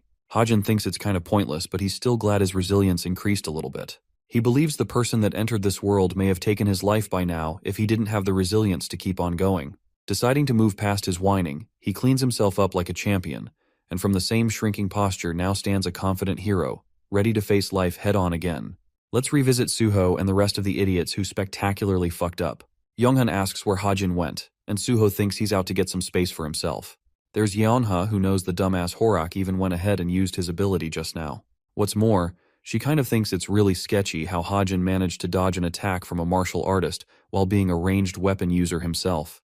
It just causes her even more suspicion over him. Well, she receives a sudden message from Hyun, who requests to see her in the study room the upcoming day. This is exactly happening like Hajin said, but as much as she likes to be suspicious, this dumb bitch accepts the offer of a person who is literally getting done murdering someone right now. Hajin is starting to understand why people say it's better to be busy when you're depressed. Ever since he joined the novel's story, he's just been so busy working on improving himself and hunting that he forgot to think about anything in detail about what he's missing from the real world. He's sitting all quiet to himself, while the rest of his characters like Suho and Younghan are visibly worried for him, especially after the phenomenal fuck-up caused the other day. Hajin is a little frustrated when he realizes he's stuck in a story of the characters he wrote. He thinks it's a good time to start investing in ways of getting back home. Nayoon rejoins the class having recovered her health, despite Jonghak's concerns for her. Suho offers to assist her since she's still not in top shape. Jonghak is a little possessive of her and not afraid to show it. Hajin is focused on Yeonha, who is sitting without a care in the world for what happened yesterday. Class begins with the instructor reminding them about the incoming midterms. After the written exam has been conducted, they'll move on to the practical exam, where they will be judged on 2 tasks of evaluation. The first task is a duel among the cadets, while the second task is going to be judged on the basis of a monster battle, using mage-summoned beasts. The instructor highlights that the difficulty for both will be more rigorous than the normal exercises they usually do. Hearing this, Hajin reflects that he's not at all worried about the written exam. The only thing bothering him is the duel. Every cadet will be given 3 nomination cards which will determine the cadets they'll face as their opponents. At first, it seems like the top students would easily crush the bottom rankers by picking them as their targets. However, the Cube institution knows this, which is why they implemented a reward grading system. This means that if a top ranker defeats a bottom ranker, they're not going to get much points from them. They might even receive negative points based on the cadets' ranks. However, not everyone seems to be affected by this rule, like Horak, who is generally a brawler and thinks with his head. He's just trying to beat up Hajin as his only target, for example. Apart from that, Hajin is bothered by another thing. Rachel has been acting a little weird around him and has been keeping close. Hajin explains that she's always been secretly observing what he's doing, when normally she's studying all by herself. He doesn't get what she's trying to do and if her intention is to copy his assignments. Rachel darts an eye at his notes while he's happily writing down the names of his parents. This just causes the girl to get even more confused. The scene cuts to Yeonha's side, where Hyun is eagerly awaiting her arrival. She doesn't know what's this about and approaches the study room, where this charming prince is happily awaiting her. Yeah, she doesn't give a fuck and realizes that none of the other club members are here yet. Hyun insists that she take her seat since they'll be here very soon. Yeonha sees a strange scented candle that's been placed out in the open. Hyun makes an excuse that he's using it to improve his focus during studying. He talks about how she's a part of the investigation team to hunt the fiends responsible for the missing students. Hyun is also on one of the teams himself, but he hasn't seen any progress from his side, so he wonders if Yeonha has a leading suspicion of her own. She claims that no one really comes to mind. At the same time, she can't help but remember how one idiot talked about some baseless accusations. Intrigued, Hyun inquires further, and with a snap of his finger, he controls Yeonha's body, causing her to feel incredibly relaxed, as if she's hypnotized. She confesses the truth, stating that one of her classmates seems to be convinced that Hyun is the fiend, and he's using psychic powers on the victims involved. Hyun enthusiastically asks if there's any evidence to prove that. This is the part where this motherfucker slipped up. You see, Yeonha immediately catches on to the word evidence as mentioned by Hyun. He tries to play it off cool and claims that he misspoke. But he's already far too deep into her suspicions now. Yana readies her weapon and claims that innocent people never talk about evidence when suspected of wrongdoing. After all, they're innocent to begin with. Yana brings out her whip, lashing out at Hyun and demanding his true identity. The curtains have been lifted at last. This sinister fiend unravels his true nature and tells Yeonha that her turn will come soon, so there's no reason to rush. The scene ends there, and switches to the second-year student dorms. Here, Yeonha wakes up, finally regaining her consciousness, only to discover that she's stuck all tied up. Her eyes glance away at the objects placed inside the empty room. She is quick to recognize that these are the second-year dorm rooms, which means Hyun has captured her, which also means that he's the hidden fiend responsible for the disappearances of all the students. Here's the kicker. This idiot finally realized that Hajin wasn't bullshitting her. Instead of blaming herself, she prioritizes a way to get out of this rut. She tries to break free from the rope binding her hands, begging for someone to come free her. But it's of no use, as Hyun is already here and prefers she stay quiet and do as she asks. The scene cuts to our boy Hajin, who has just received a sudden message from someone at the dead of the night. It's from Yeonha too, so he can't place a finger on it. Yeonha sent just a simple number 9, which is just way too cryptic of a message for this dude to understand. Anyway, the bastard Hyun breaks away her smartwatch and mocks Yeonha for sending cryptic messages at the dead of the night in her struggling state.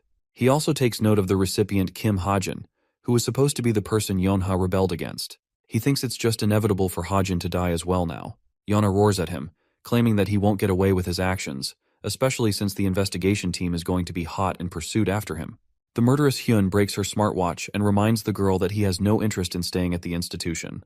He's just going to kill her and leave the cube. Hearing his words, Yeonha is filled with unfathomable rage, much to the entertainment of this charming fucker. He decides to call forth the demon Lilith, who made a pact with him. Hyun wants to transform her expression to one of horror instead. Let's go back to Hajin, who is still wondering what Yeonha tried to imply with this message. There's a bunch of questions popping in his head, when all of a sudden, he connects the dots and realizes that it's supposed to be 911. Instantly equipping himself with the Tome of Truth, Hajin asks for Yeonha's immediate location. When the book reveals the answer, Hajin is surprised that she's in the second-year dorms. The scene reverts to Yeonha's demise, who is currently facing the voice of the demon Lilith. She comforts the girl who has faced so much loneliness throughout her life. Hyun's psychic powers are not enough to take her down, however, since Yeonha glares at him with a look of anger, proving that her will is strong and that she isn't ready to throw away her dignity. She resists his mind control, so he takes it a step further and brushes her hair, claiming that even the demon Lilith wants her to succumb to her spell. The girl flails as best she can to break free from the psychic spell, while the monster Hyun gleefully remarks that there's no way to escape Lilith's powerful magic, no matter how much she tries to resist it. Then from out of nowhere, Bro gets headshotted from the window. His brains hit the floor as he wails in agony. One voice calls out to Yeonha, taunting her for the situation she's put herself in by refusing to believe in his words. The wounded fiend calls out for the impudent assailant. Hajin happily adds that the bullet he used just now was tailored to his liking. This bullet won't be removed unless proper surgery is conducted, so there's no way of simply healing from it. Hyun goes batshit crazy and unleashes his demonic powers, urging Hajin to reveal his location. In his outrage, he destroys the entire room, even striking down Yeonha with his attack. Hajin thinks he's just pointlessly wasting his energy.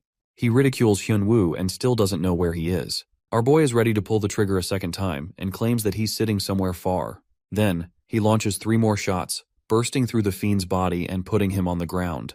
His body crashes as he finally sees Hajin's hidden location from afar. He was sharpshooting using his calibrated sniper rifle. Easy kills is why he loves long-range shots. He reminds Yeonha that he's going to waste all of the bullets she gave him. He puts more holes in Hyun and is hoping for Yeonha to cover his expenses later. This guy has literally terrified the fiend, who thinks Hajin is crazier than a literal demon. Hajin puts another hole in his back with another powerful shot. At this point, Hyun's a walking zombie full of holes. Content with his work, Hajin thinks it should be enough. He asks if Yeonha's hurt, but thankfully she isn't. He recommends she lay unconscious as the rescue team will be here soon. Her consciousness fades as she releases words of gratitude to the person who just saved her life. Yeonha wakes up at the hospital, where Suho is sitting by her side peeling an apple for her. Suho mentions that there's nothing wrong with Yeonha's physical condition, so she should be fine. She's the one bothered to ask why he's here. Suho explains that each of them took turns to nurse her back to health, and now it's his turn. Yeonha doesn't get why they're doing this for her. Suho expresses that they feel responsible for the situation caused. They were the members of the investigation team, and yet, one of their own was harmed while they focused their efforts elsewhere. Suho apologizes on the behalf of the entire group. Yeonha is speechless and has a feeling Suho is stubborn. She's also formed a positive opinion of him through this interaction. However, the misunderstanding caused between her and Hajin hasn't escaped her mind. She wants to know if a specific individual came to check on her. Suho doesn't get what she's talking about. Too embarrassed to clarify, Yeonha decides not to bother and stares at the beautiful sky outside. Later that day, Hajin receives a personal message from Yeonha, who wants to help repay him for his actions. The situation turned out positive for Hajin personally, since he increased his story points by nearly 500. His Deadeye skill also bumped up a grade and reached grade 7. Hajin notes that it's the most amount of story points he's ever received from one action. He thinks the effort required to resolve one of the main arcs justifies the points he received. While he hasn't really used much of his sniping skills, they were good enough to put Yeonha's life out of danger. Just then, a voice calls out for Hajin. It's the agent Suhyuk, who is delighted to find out the young cadet contacting him out of the blue. The man immediately drops to his knees, begging Hajin not to resign from the contract they made. It's not that serious for Hajin, though, because he never planned on doing something like that. Instead, he presents a briefcase to the man, claiming that he's interested in investing his cash in SH Entertainment. His words shock the agent. Let's unpack Hajin's thought process here. The ginseng he acquired and posted on the website returned him with a brilliant 300 million won. First, he used 250 million from that amount to invest in Pack Horsemaster stocks, and the remaining 150 he wants to invest in SH Entertainment. Considering the growth potential of the company, Hajin is confident that it's going to reap him profits just like Pack Horsemasters. The agent is too stunned to speak. He can't even find himself worthy of receiving such a massive amount. Hajin tells him that he should just take the amount for the best of both their benefits. He makes an additional request to buy a magic pouch as well as a high-utility vehicle with the amount. After confirming the agent's age, Hajin tells him to be at ease with the formality and just address him casually. The agent can't accept that coming from his newest investor, which makes Hajin wonder if he should cancel the investment instead. Now that is something that puts the agent back on his toes, as he decides to address Hajin casually. They decide to take a walk by the convenience store for something. The agent asks why they're worried about lottery tickets now. Hajin is so damn smart. He knows he can't receive the prize money for the lottery without an active guardian. He wants to prioritize the best of his luck ability. Hajin wins 2 billion won from the lottery alone. To give you guys a rough comparison, that's equal to $1.5 million. Hajin is prepared to invest this amount as well and wants the agent to edit the contract accordingly. The agent tries to receive his blessing and guards it with his life, scared that someone might end up stealing the sum from him. Anyway, at an unknown warehouse, a spiritual creature materializes and tells its master that a certain group has begun making their move. The Pack Horsemasters has been listed. The leader intends to steal a particular item and disregards the rest. The spiritual creature also remarks on witnessing something strange. He has come to notice how someone is aggressively buying the Pack Horsemasters Guild stocks. At first, this person invested 3 million, then 10 million, and now a whopping 250 million. It seems suspicious for someone to have so much money without a proper name. The leader doesn't care though, and prioritizes working on their goal. The spiritual creature also reports that he saw a bunch of new pages opening up on the website. There's stuff about the Relic Search Party and the Truth Agency. Something about the Truth Agency strikes odd with him. He wonders if they should file a request to locate the target. The leader aggressively addresses Droon by his name, warning him to cut out his comedy.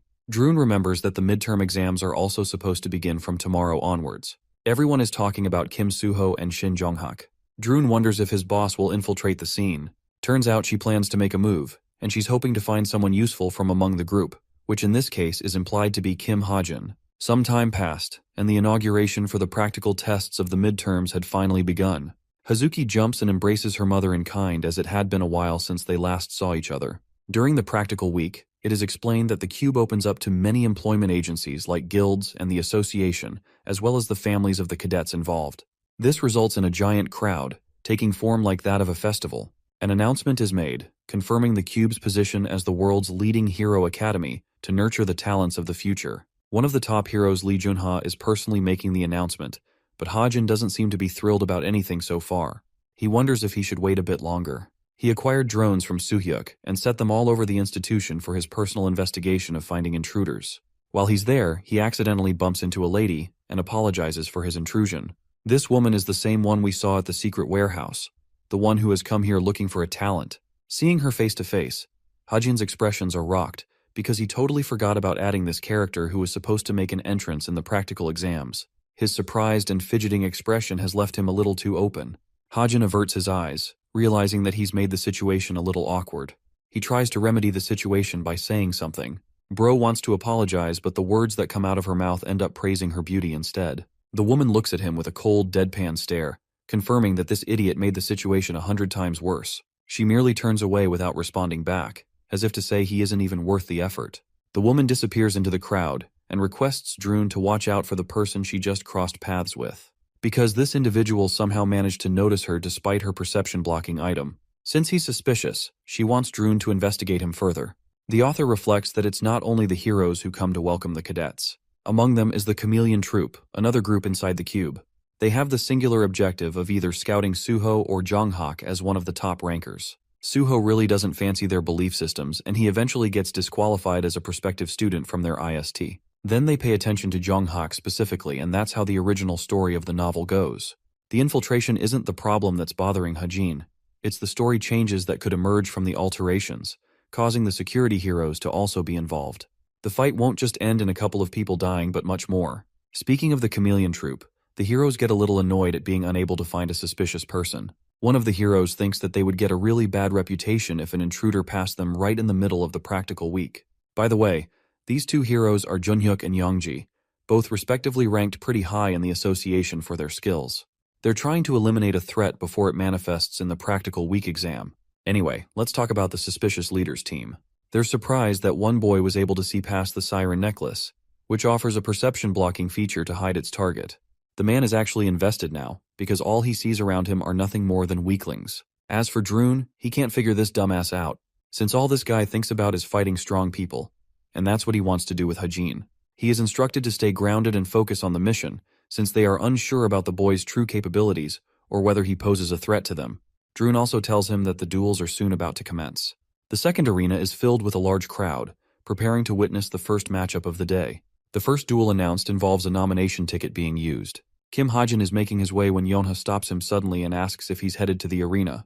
He confirms because he's supposed to be part of the first match. A satisfied Yeonha decides to use her servant to offer him 100 top-grade bullets like she promised. Of course, he isn't supposed to use any of them during the test, but they're still up to him to use however he needs. She's also ready to lend him more in the future if necessary. As Hajin accepts the briefcase, Yeonha clarifies that she's not trying to make things even out between them just because he saved her life. Rather, she wants him to see it as more of a gift from her side. She also tells him that many people have been asking her about the person who defeated the demonic human Hyun during the previous incident.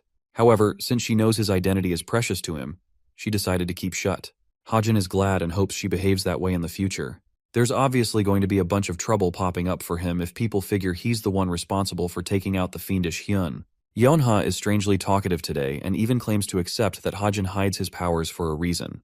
At the same time, she thinks he's got no shot of passing the exam without using his powers. In response to her claim, Hajin is a little baffled. She asks if he knows who's he facing up against, and the surprised look on his face is enough to say that he didn't know until now. Inside the trainee waiting room, one furious meathead is lifting weights, hoping to utterly demolish Kim Hajin in this upcoming match. The scene goes back to Droon, who is investigating everything there is to know about Kim Hajin's background. There's nothing special to note about him. He was an orphanage who ended up in the military academy. He's also a low-rank student without any special talents.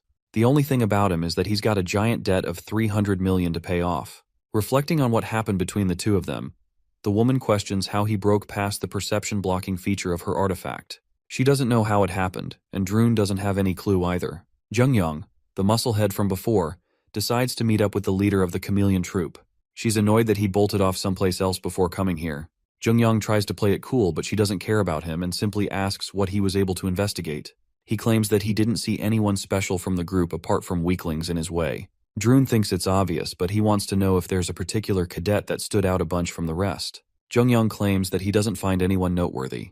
Droon explains that the first years are supposed to be exceptional this year, so he prefers Jungyong to investigate them instead. There's also the fact that Hajin's duel is just about to start. The same boy who managed to see past the perception-blocking ability of their captain. Back at the arena, the high-grade heroes are munching on food, being careless as they could ever be instead of attending to their surveillance duties. They talk about old times and family, when suddenly a man catches their attention. It's Jungyong, and he's oddly sitting there and smiling for some strange reason. They wonder if he's some kind of fan of the heroes since he's staring at them from afar. Anyway, the fight is supposed to begin. Horak of the martial arts is the first contestant to appear on stage. The one he is supposed to face is ranked one of the worst students in the institution, Kim Hajin. Both fighters stand to face each other. Since Hajin knows he's previously gotten on Horak's nerves before, he plays around and deals some heavy psychological damage. Horak's special move involves using the mana within his body to bring forth an invisible layer. This is called the enhanced protection energy. This means the guy is basically bulletproof to training ammo. And not only that, he's a walking threat to any opponent that makes the sorry mistake of standing before him. It's the first matchup of the year, and both fighters are ready to rumble as the referee commences the start. Horak is the obvious aggressive fighter who makes his fist move, while Hajin waits in anticipation, immediately activating bullet time to feel him out. Also, he's increased the duration of bullet time from 3 seconds to now a whole minute, which is just insane. This will allow him the necessary time to catch up to Horak's insanely fast movements. Well, it still doesn't save him from the dude punching the shit out of the arena and tumbling him. Even Hajin thinks he's some kind of monster. Horak is heavy on the offense and chases after Hajin, all the while obliterating chunks off the arena. The cadet finds an opportune moment and whips out his pistol at last. Hajin is able to use his shot, inviting the arrogant Horak to believe that his opponent is clueless for disregarding the defensive capabilities of his protection energy. He thinks the bullet coming his way will be easily deflected without any problems. But that's exactly what Hajin wanted him to believe. The bullet connects and causes him an overwhelming amount of pain, damaging his shoulder. A shocked Horak is as puzzled as the rest of the people watching this fight. A bullet piercing through the enhanced protection energy has never been heard of before.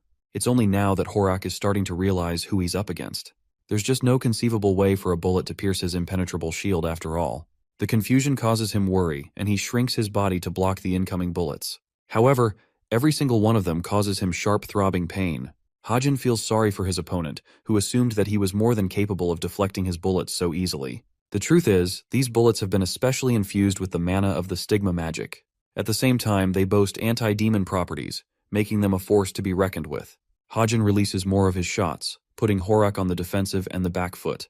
The crowd cheers for the boy, but Horak has had enough, and in a fit of rage, pummels the arena to stop Hajin's ruthless attack. The debris chipping away from the arena causes Hajin to switch positions and evade. He then gives his opponent a warning before tossing a knife right in his face. Afraid, Horak chooses to avoid instead of deflecting, fearing that his opponent may have equipped a device on the knife. However, it was just another tactic deployed by Hajin to trick his opponent, as the knife was a fake. Now that he has Horak in the open, he shoots him down many times again, making him unable to stand back up on his feet. Hajin slowly approaches the martial artist with his gun. Horak's body trembles as the crowd is struck horrified by what the cadet is about to do next. Hajin's finger is dead set on the trigger, and he's ready to finish this fight. Hajin is prepared to take the shot while Horak is defenseless. To everyone's shocking surprise, Kim Hajin runs out of bullets at the last second. Horak may be exhausted but somehow manages to stand right back up, still as interested as before. But using this situation to his prime advantage, this guy literally throws in the towel and surrenders the fight, rendering his opponent the ultimate bitter taste of both victory and defeat. His sudden resignation even leaves the heroes stunned. The duel comes to a sudden close with the winner being named Horak. This kind of disgraceful victory is at odds with the meathead who roars at Hajin to come back. But our boy is too chill to care about him and leaves the stage. After the fight ends, the doctors are shocked that Horak recovered so quickly from his injuries despite being shot by actual bullets. As for the high-grade heroes, Junhyuk asks for Youngji's impression of the fight that went down. She remarks that the cadet Hajin was rather competent while his opponent made a ton of mistakes. If only he took the fight slowly to his advantage instead of rushing, he could have won. Despite her thoughts, Youngji is solely obsessed with Hajin's performance. There's the fact that he casted inhuman firing speed and even displayed shocking visual prowess to keep track of the martial artist and put him in check. Then there's the fact when Horak started getting weakened, his opponent matched his pace. Youngji wonders if Hajin possesses a gift that makes him a rival to any opponent he faces. She's also concerned about the bullets he used that were infused with mana. But this is a ridiculous argument to Junhyuk, who knows for a fact that even mana-infused bullets aren't strong enough to crack the durability of the enhanced protection shield. Youngji claims that they have yet to fully grasp the gifts Hajin poses to know for sure. Then there's the possibility that he might have enhanced himself. From what Youngji has seen here today in the duel, she's almost confident to admit that Hajin boasts the potential to become the greatest hero of all time. She memorizes his name because of his noteworthy, brilliant performance. As for Jungyoung, he doesn't find himself fancying Hajin for some reason. He thinks the boy is too weak and just so boring with a small pistol. It crushes him that the captain told him to investigate his fight. Drun explains that Hajin possesses the power of demonic destruction, which is reason enough. Jungyoung still isn't interested though. and thinks it's a useless comparison to strength. Drun criticized him for acting like a bitch just because Hajin ended up being a ranged fighter. The warrior within Jungyang believes that a true fight is when fatal intentions to murder another opponent is involved. Drun ridicules and challenges this blowhard to go and find some suitable cadets with that level of desperation. He also asks if this idiot ended up checking on Suho and Jonghak, their main interests. Jungyang claims that they're all right. He's seen Jonghak's spear in combat and finds his physical prowess to be quite commendable. There's also his aggression that puts everyone else on the defense because of intimidation. Drun thinks Jonghak must possess one ugly character for this guy of all people to like him. Then he talks about Suho, whom he considers a weird person. Suho's fight was rather interesting when it came to his swordplay, since he can dance around with perfect strokes in combat.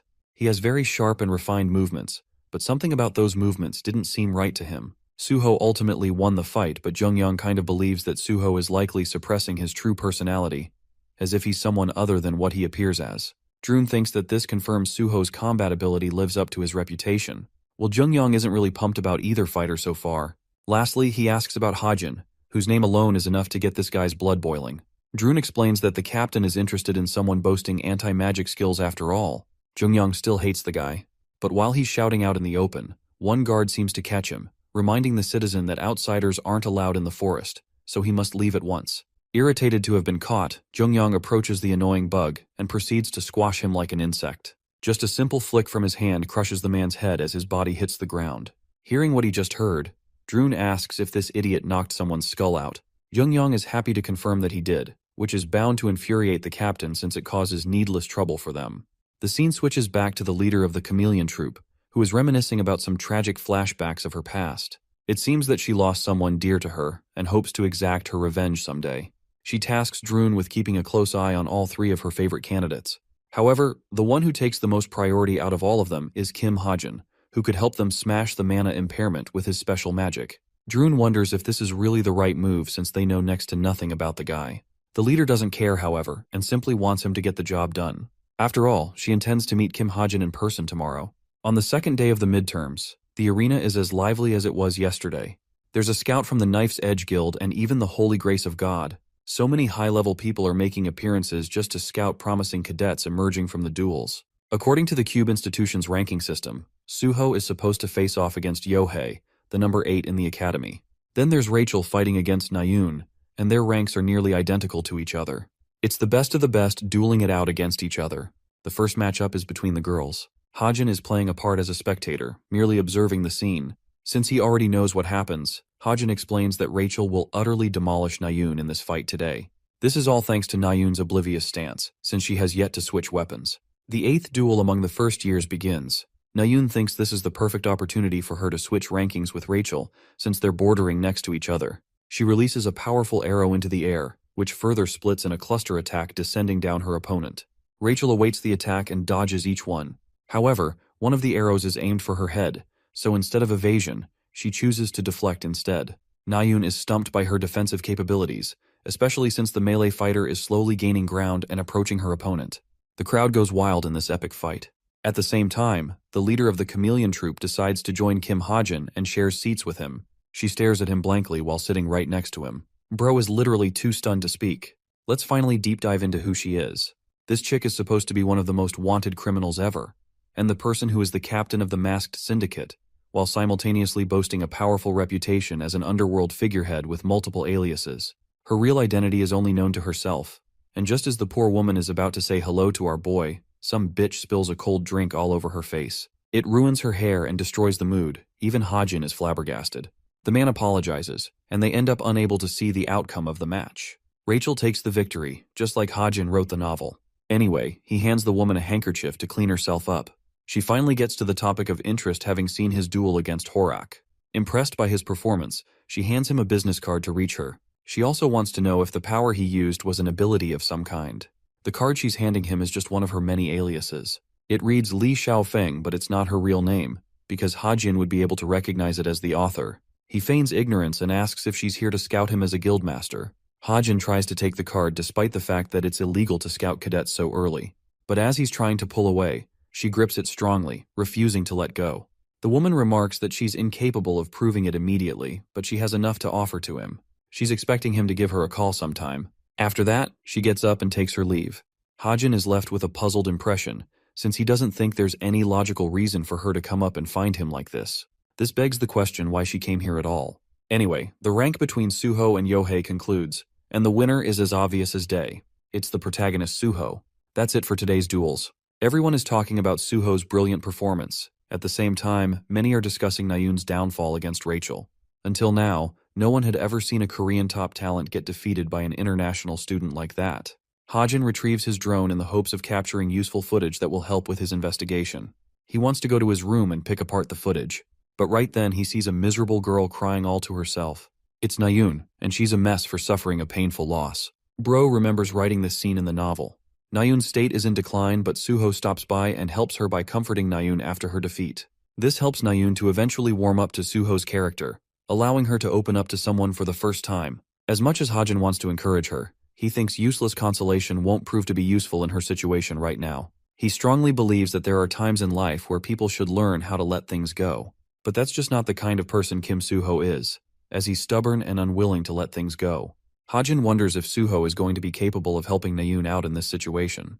This sparks a brilliant idea in his head. He decides to text her out of nowhere, praising her for her fight. Nayun reads the message with confusion while wearing a flushed face. Hajin teases her through his texts, reminding her that she would have done so much better with a sword. He thinks it's best for her to switch weapons like he did. His words oddly hit her in a confusing light. Speaking of Suho, he comes by to execute his part from the novel. But as he's about to comfort her, he sees Nayun's face filled with the anger of 10,000 lions. Instead of pitying herself, she is now fixated on hating the dumbass who is belittling her after her loss. And that's how the first semester midterms exams came to an end. Hajin was casually viewing his drone footage when he spotted something horrifying. It's Jungyang popping someone's head clean off with a flick. The sight is just a brutal mess, leading him to wonder if this dude is also related to the criminal group. From his actions, Hajin can tell he's a serious nutcase who doesn't bear a single hesitation before killing someone. What's worse is that he did it for his personal enjoyment. There are many people like him in this novel. The cities now filled with advancements make daily life comforting, but underneath them lurked the monsters who didn't have any sense of right or wrong. While these people were human from the outside, they still opposed the heroes of the world. They wield a power beyond the ordinary criminals. These psychopathic maniacs are the villains of the story. Hajin reflects that it's simply not enough to be wary of the antagonists in the novel. He's also dealing with an edited version of the novel because of the co-author, which means just about anyone could become his enemy in this world. The midterm's first test has concluded, and so that leads us to the monster testing site for the second practical exam. The cadets are all welcomed by Jin Juhua, a mage that will supervise the competition among the cadets. Juhua wants to summarize the exam contents before beginning. This giant stage is the place where monster battles among the students will take place. Juhua will cast the monsters and the cadets will have to fight them. The examination is supposed to be the most dangerous training they will have gone up to this point, as the summoned monsters will be just as powerful as real monsters, and they won't disappear even if Juhua tries to cast them away. The cadets are intimidated, realizing they're staking their lives for this one training exam. Juhua prefers they accept defeat as quickly as possible if needed. Now for the criteria regarding their evaluation. Their performance will be judged based on how well they did against the monster. Juhua tells everyone to take a position and do their best in the exam. 4 people will be called at one time to initiate Group 1's exam. These 4 people consist of Junho, Hazuki, Junjin, and Spencer. All of them are put on standby until the monsters are summoned. The mage tells the rest of the cadets to pay close attention to the fights. The cadets who aren't fighting will have a chance to analyze the performance of their classmates. They'll be the ones to score them based on how well they performed. They could even add their own notes on what strategies could have been deployed instead. Juhua wants to initiate the exam, but first, she requests everyone to turn off their smartwatches. She also reminds them to offer a sincere report since it will affect the grade of their written exam. So in cases like these, not even the lazy Nayun can half-ass the report. Anyway, the monster battles finally begin. The mage casts a summoning magic to bring forth one of the beasts. From her spell materializes the first monster before Hazuki, the evolved ghoul. This strong and agile creature is quick on the draw and gives her a tough time from the get-go. The rest of the cadets mark their reports as the battles are taking place. Group 1's fights are concluded, allowing Group 2 to enter in their place. One of the cadets annihilates the snake monster. It's the class representative Young Han, who has impressively defeated the creature without any trouble. Suddenly a beam of light from above comes roaring down on another monster. It's Nayun, who used her cluster arrows to beat the unicorn monster, also clearing the test. Then there's Yeonha, who seems to be toying around with the creature she's dealing with. A few more groups pass by until it's time for Group 10 to arrive. Kim Ha-jin is faced against a unique monster, the Chrome Wolf. As expected, he shoots down the beast with his evasive tactics. Having found a comfortable position, Ha-jin believes that the fight is too easy for him, and he'll be done in no time with it. But suddenly, something bad happens, causing confusion amongst the cadets. Ha-jin looks up to ask what happened, while the hero Jun-hyuk receives a report to act on duty. He also gets scolded for ignoring his responsibility. Youngji reminds him that one of the guards was literally murdered yesterday, so this is no time to be lazing around. An emergency alert has been fired off, but Jun-hyuk asks if she's uncovered the origin of it. Youngji suspects it came from the seafloor near him. As Jun-hyuk is speaking to her, a man comes out from behind. It's Jung-young, the villain, and he's happy to take care of the guy who has become their newest obstacle. Jun-hyuk warns him that he should be trespassing into off-bound locations. Jung-young simply doesn't care and prepares to fight this guy. He warns Jun-hyuk that it will be a fight he's going to regret. But as they're taking position, the vibration grows stronger, stealing their attention. From the sea, a tall twister manifests, forcing the examination to come to a suspended state. Cadets are instructed at once to evacuate the site and prioritize their safety. The final group engaging in the monster battle is told to immediately evacuate instead of completing their battles. Ha-jin is agitated, leaving things halfway and questions what's causing so much trouble. The building rumbles as the monsters roam free. Ha-jin is hiding behind cover, afraid for his life since the monsters haven't been unsummoned. He calls for help, but no one seems to be around. He analyzes the situation, realizing that a mere coincidence couldn't have caused this level of madness. He wonders if it's the work of a fiend from among the mages who is secretly the perpetrator. Ha-jin lays down his suspicions. He marks out Jin Jua from his suspect list because of the mere fact the system would have informed him about it. It's clear that no one in the examination center expressed any new changes that would have caught his eye. Then Ha-jin faces a critical realization as his eyes dart around, realizing what's truly causing this havoc. Over to a different side, Rachel is confronted by a mysterious warrior. Their mere presence causes her unease. As Ha-jin collects his thoughts, he thinks it's possible that the story is causing an original event to occur, just like the existence of Kim Chun-dong, a character whom the author didn't write. Sir Lancaster is revealed to have a connection to Rachel, and is likely the culprit manipulating the scenes. The story has just experienced another major twist that Ha-jin doesn't know a thing about. Rachel confronts Alex Lancaster, a mage who mysteriously disappeared in the London incident many years ago. Rachel questions him, but in response, the man lets out a sinister smile across his face. Rachel instantly catches what happened. This man sold his soul to the demons in the name of power. She can't accept the fact that the Royal Guard's former captain could stoop so low, but Lancaster is mostly unaffected by her words and arrogantly corrects her. He reminds Rachel how he was betrayed while he served the king and his country, so all he did was adopt a new master to serve. Rachel grips her blade, recognizing this man as her enemy, and professes that she will bring him to justice. With her incredible speed, the exceptional student attempts to slash her. However, she is shocked when her blade simply phases through his body, as if it's intangible.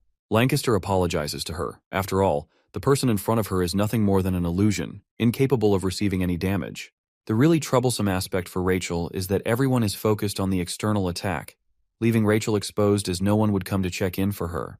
The rest of the monsters will keep them busy. Lancaster points out how different the institution is, as her country would have thrown hundreds of people just to protect those of the royal family. Remembering the horrors of what Lancaster faced after losing someone precious, which likely caused his switch, he is even more convinced. The mage tells her that he doesn't have the time to discuss much else right now, so he'll leave her be. Rachel tries to seize him, but let's be honest, it's not like she can stop him anyway. Lancaster's body dissolves in black, but from there, a dangerous faceless assassin emerges. With his twin blades, the assassin disappears into thin air before striking Rachel with an incredibly powerful blow. She's physically shaken and sent on the back foot. The assassin continues hammering his powerful attacks, so much so that Rachel's body is receiving mild slashes throughout. This is an opponent she can't overpower in a direct flight, so she plans to wait for an opening to strike. Unfortunately, that won't happen as Rachel's weapon is swindled away, leaving her completely defenseless. The dark figure stares at her prey, now that she's left with nothing but her human body. But Rachel has a few more tricks up her sleeves as she's able to use telekinetic magic to draw her sword. The weapon comes flying back right as the assassin prepares to deal the finishing blow. But an unexpected explosion from the outside causes a distraction, stopping them both. One man steps inside on top of the rubble. Seeing this person, the assassin switches targets and decides to attack him at once. Ha-jin converts his weapon's configuration once more, and this time he pulls out American breathing style's second variation, shotgun mode. Ha-jin has eliminated the target without much trouble. Apparently he didn't even take more than a single shot. He's okay with spending 250 story points for the cause, since it was all worth it in the end. Now for Rachel, she figures out that it's actually one of her classmates who has come to her rescue. The boy offers her a hand and asks if she's okay, completely forgetting that this girl is bleeding all over the place. Hajin uses his bandages to wipe her blood, but it seems embarrassing for the princess who fidgets as he goes about his business. Thankfully, it's not as bad as it could have been. While wiping her blood, Hajin inspects the bandage and unexpectedly realizes that he's just acquired the sample of the top-ranked cadet. It's just the kind of thing he was looking for. Rachel thanks him for all the help. The mages of the institution also rush to the scene, questioning if either of them are hurt. They come down to help them out, while Jin, the mage instructor, is informed how 2 more cadets are seriously injured. Jin is infuriated and also questioning the person responsible for causing so much destruction. Let's revisit the hero at the shore. Junhyuk is met with his friend, who asks about the monster attack. Unfortunately, the monster was chased off, and not by Junhyuk, but by the works of an intruder. Junhyuk wonders what made the creature so tense and angry, and yet, the intruder still defeated it with little to no problems. Without a doubt, from the looks of his strength, the man seemed immensely powerful. She has trouble taking his words seriously, and Junhyuk agrees because he thinks the same. He's also certain that this same terrifying man was linked to the killing of the guard.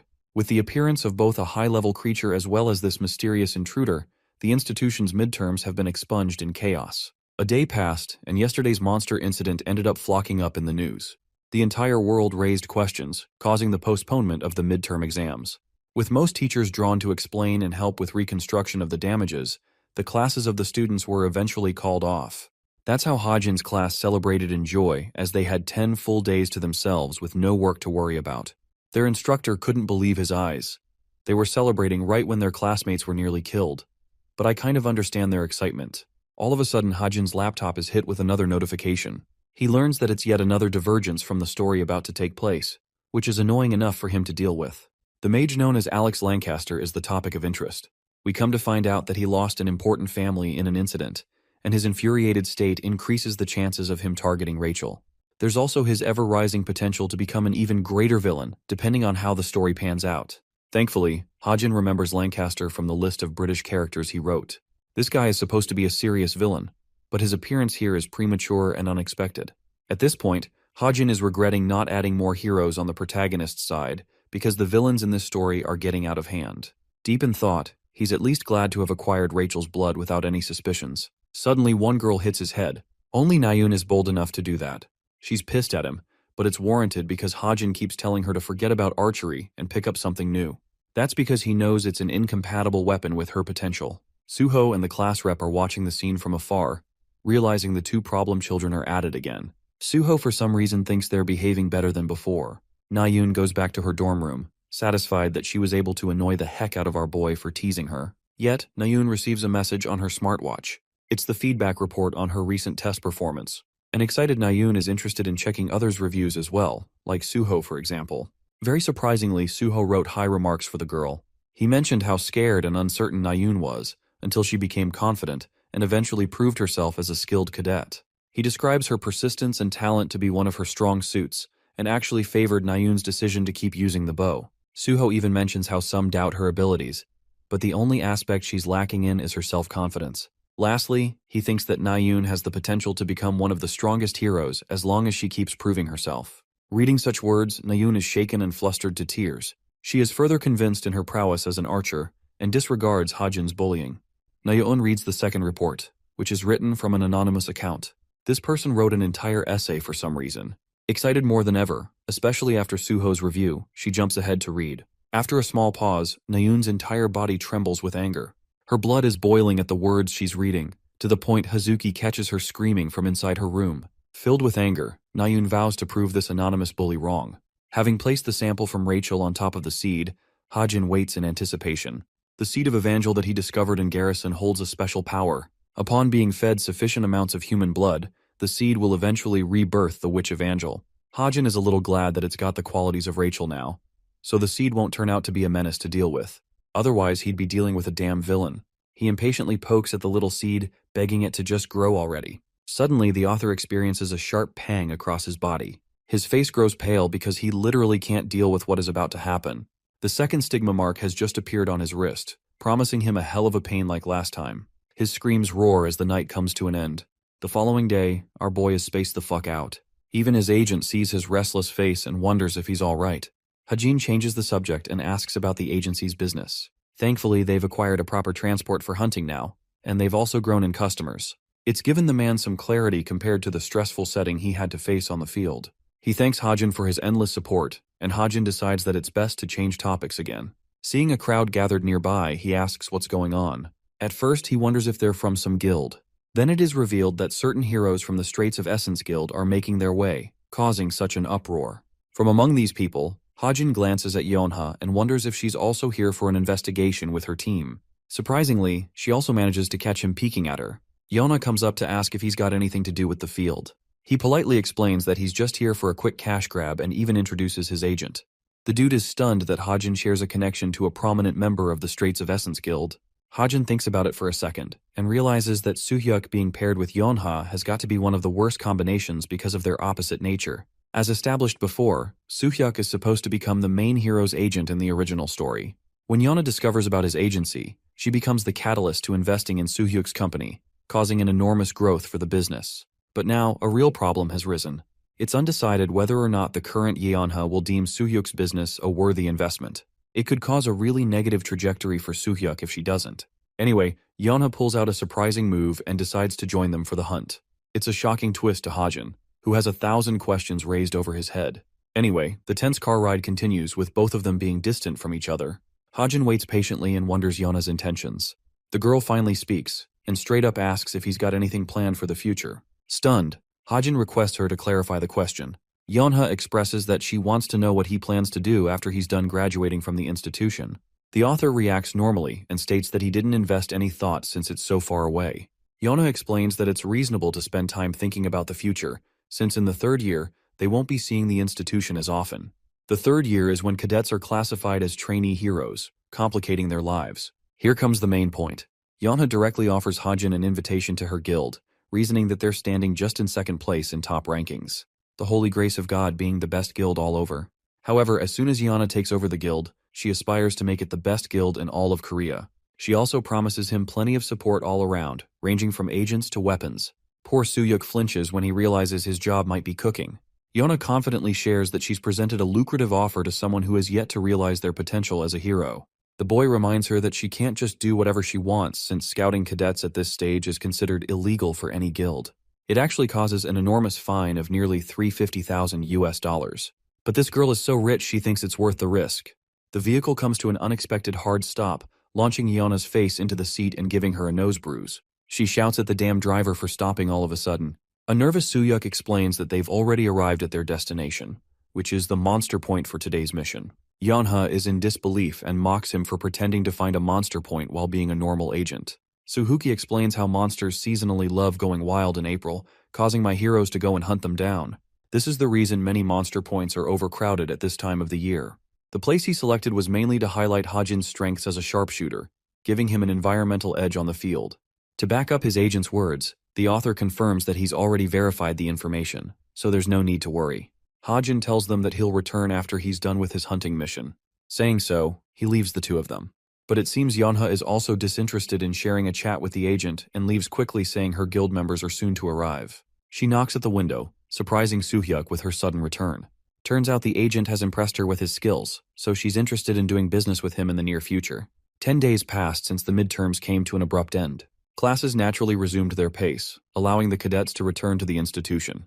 The curious cadets explore the results board, wanting to know about where they placed. We can see from here that Kim Hajin placed at the top of the list, which is a natural expectation as he believes himself. Right after beating Horak during the practical exam, the idiots who Young-hak sent after him decided not to bother him. So these days have been nothing but filled with tranquility and peace, the kind of peace he didn't initially receive when he first entered the institution. As he's going about his business, one punch crosses his face and smashes the nearby wall. It comes as no surprise, but the chick is Na-yoon, and she's mad and pissed because of the report Hajin wrote under her profile. However, from his reaction, it seems like the author is unaware of this report. Na-yoon isn't in the mood to play with his bullshit and explains that only he could write such a terrible report on her. Turns out Hajin did in fact write the report, and did it because he wanted to help her. An infuriated Na-yoon hounds him for constantly reminding her that archery isn't suitable for her. The cadets all around them observe the scene as Na-yoon presents him with a bet. Surprisingly, Hajin accepts the bet. His conditions are simple. If she loses the bet, then she isn't ever allowed to pick up the bow again. The stakes get on her nerves as her blood boils just to prove him wrong. Hajin emphasizes that he'll use a bow just to prove his point, but in exchange, he needs some training to equalize the bet. Nayoon thinks any amount of training he goes through won't be enough to save him from the bet. She walks away believing that she'll win this stupid bet, while Hain reflects that he's achieved a proficiency of level 7 when it comes to his sharpshooter skill. That means, if he raises his level a little higher, he's basically going to curb stomp her in this challenge. To top it off, his luck stat will help him too. The author believes that Nayoon's current struggle is avoiding the harsh reality. She thinks her skill with a bow and a sword is equal, when they're not. At the same time, Hajin knows that praising someone won't improve their skills, and the only way to get better is to get stronger at whatever you want to achieve. The scene cuts to room 303 of the Grace Hall, where the travel club's president, Han Hyun, is giving an announcement following the conclusion of the midterms. Hajin is spacing out in his thoughts, recalling how the study and hunting club were both suspended after being related to fiendish incidents. The current events of the story are also advancing at a slower, less significant pace than they were in the original story. This is reassuring since Hajin now knows which storyline to focus on. Han Hyun's announcement continues as he announces the club's next destination. They're gonna go France, and this same event will involve the gruesome murder of the Paris millionaire, adding another twist to the story. Hajin explains how it initially started with a death threat he received from a dangerous group of assassins. They told him the exact time and date of his planned assassination. The person who received the letter was a man named Videl, known for his kind heart. The man doesn't blow his money and lives a normal life. But that's exactly where the twist happens. He wasn't what he appeared to be. Deep down, Videl is actually called Vervet, and he's invested in a criminal secret life. Known to be the worst of the worst, this man actually rose to riches by manipulating and frauding people with his schemes. Typical crypto bro behavior. Anyway, he ended up escaping the consequences for his actions. But he could only escape for so long, until even his trails were exposed. He couldn't go to the police for help, and didn't have enough time to hire a protection group for his security. After all, they would need to be strong enough to defeat assassins. The fear of death began creeping up on him. Just when everything seemed like a grim ending for him, he found a way. Vidal ends up getting his hands on this unique method, which became possible thanks to the Cube students journeying to Paris. In the original story, Han-hyuk struggled with finding a suitable space for the cadets to stay. While they were discussing this, Vidal sniped at the opportunity like a snake and kindly presented himself forward. He invited the cadets to stay at his manor, large enough to fit every cadet. That's how the story followed. Well, it was more of a plan to shield himself from the assassins, since they would have to go up against the cadets just to kill him. Hajin's computer receives a message, informing him about a new job offer. He's excited to receive a message from his first client. The boy explores the contents of the job. The client wants him to find a scammer who caused the downfall of their family. They also attached relevant information for Hajin to locate this person down. Hajin explores the information and finds himself rather surprised. The scene ends there, and we get a glimpse of the warehouse, where a few members are rewatching Horak's fight against our boy. One of them is thrilled to find the capabilities of anti-demonic magic. Others are impressed by this year's freshman batch, specifically Hajin. Asking their captain a question, the woman mockingly asks why they're reviewing a rookie's fight all of a sudden. While she's on the fence, a different member vouches for the boy's talent. They also explored his background and learned that he doesn't have any connections to worry about. They think Hajin's fixation must be materialistic and related to money, so they're going to use their endless cash to make him join the group somehow. One of them highlights their main objective, which is to track down the traitor from their group and punish them eventually. He thinks Kim Hajin will be a suitable candidate for the job. Assuming the idea that they're going to enlist him, they face trouble assigning him a color spot. The only color left is black, which represents the strongest of the bunch, and it's also the same color of the one who betrayed them. One man decides to step it up to claim the color himself. It's the brute maniac who killed the guard. However, the rest of him rain down insults on the guy for being too much of a bonehead to claim such a color. This leaves them to cast a voting decision with the captain's opinion. Their captain decides as much and requests the group to raise their hands if they want Hajin to become part of their organization. We see a total of 8 people in favor of the decision and 2 against, which means the outcome is one-sided in recruiting him. The captain tosses her subordinate Jane a VIP party invite to Paris, which is supposed to be the location of their next mission. As the yellow member of the masked syndicate, Jane is ready to execute a thieving mission to steal a ring. The time for the France tour is here. Han Hyun as the president confirms the attendance of the cadets and explains that they'll be drawing lots for teams before entering the portal. As Yeonha is the first one to approach the box, Hajin is thinking how he's never really explored Europe in the real world, but here in this world, it's all possible. If things go according to the storyline he intended, then this chick will end up in Suho's group. Yona's hand reaches for the box as the scene cuts off. We now see the beautiful Eiffel Tower, signaling that the cadets have stepped foot in Paris. As for the teams, everyone probably expected at least one twist, and it's that Nayoon ended up with our boy, much to her anger. She's busy harassing him while the citizens of France are glancing at the students of the reputable academy. Turns out Hanhyun's got a lover in France, and they collectively make the rest of these losers jealous. It's so hilarious how the entire trip to France was probably planned because the dude wanted to see his girlfriend. Hanhyun introduces his girlfriend as well as the team doctor for the trip. Natasha pleasantly introduces herself and greets the group. With that settled, it's time for the cadets to break off into their selected groups. They can spend the day on their own, but have to return for the party at night. With Nayoon and Hajin paired with each other, she asks what place he's interested in exploring. Since he's got no clue, he suggests exploring some restaurants, and finds it pretty surprising she's choosing to stick with him. Nayoon believes it's just the obvious since they're paired up, while Hajin remembers how his previous partner, Yeonha, just ditched him without caring about the pairing. Anyway, our boy, being as preppy as always, has made a list for them to navigate the place without getting lost. All he asks from Nayoon is to follow up with her. She reminds him that she's got a picky palate and won't be merciful. They end up coming to a really fancy restaurant, much to the shock of Nayoon. Turns out Hajin's already got his reservations ready. As they take their table, the girl is out here wondering how he landed a reservation in the first place. The author chooses not to reveal how, but it's actually because he used the Book of Truth. For the menu, Hajin tells her that it's fine if she orders anything, catching her off guard. The boy already knows she's a picky eater paired with the fact she's from a rich family. Suddenly, Hajin spots a familiar presence and becomes startled enough to get up from his seat.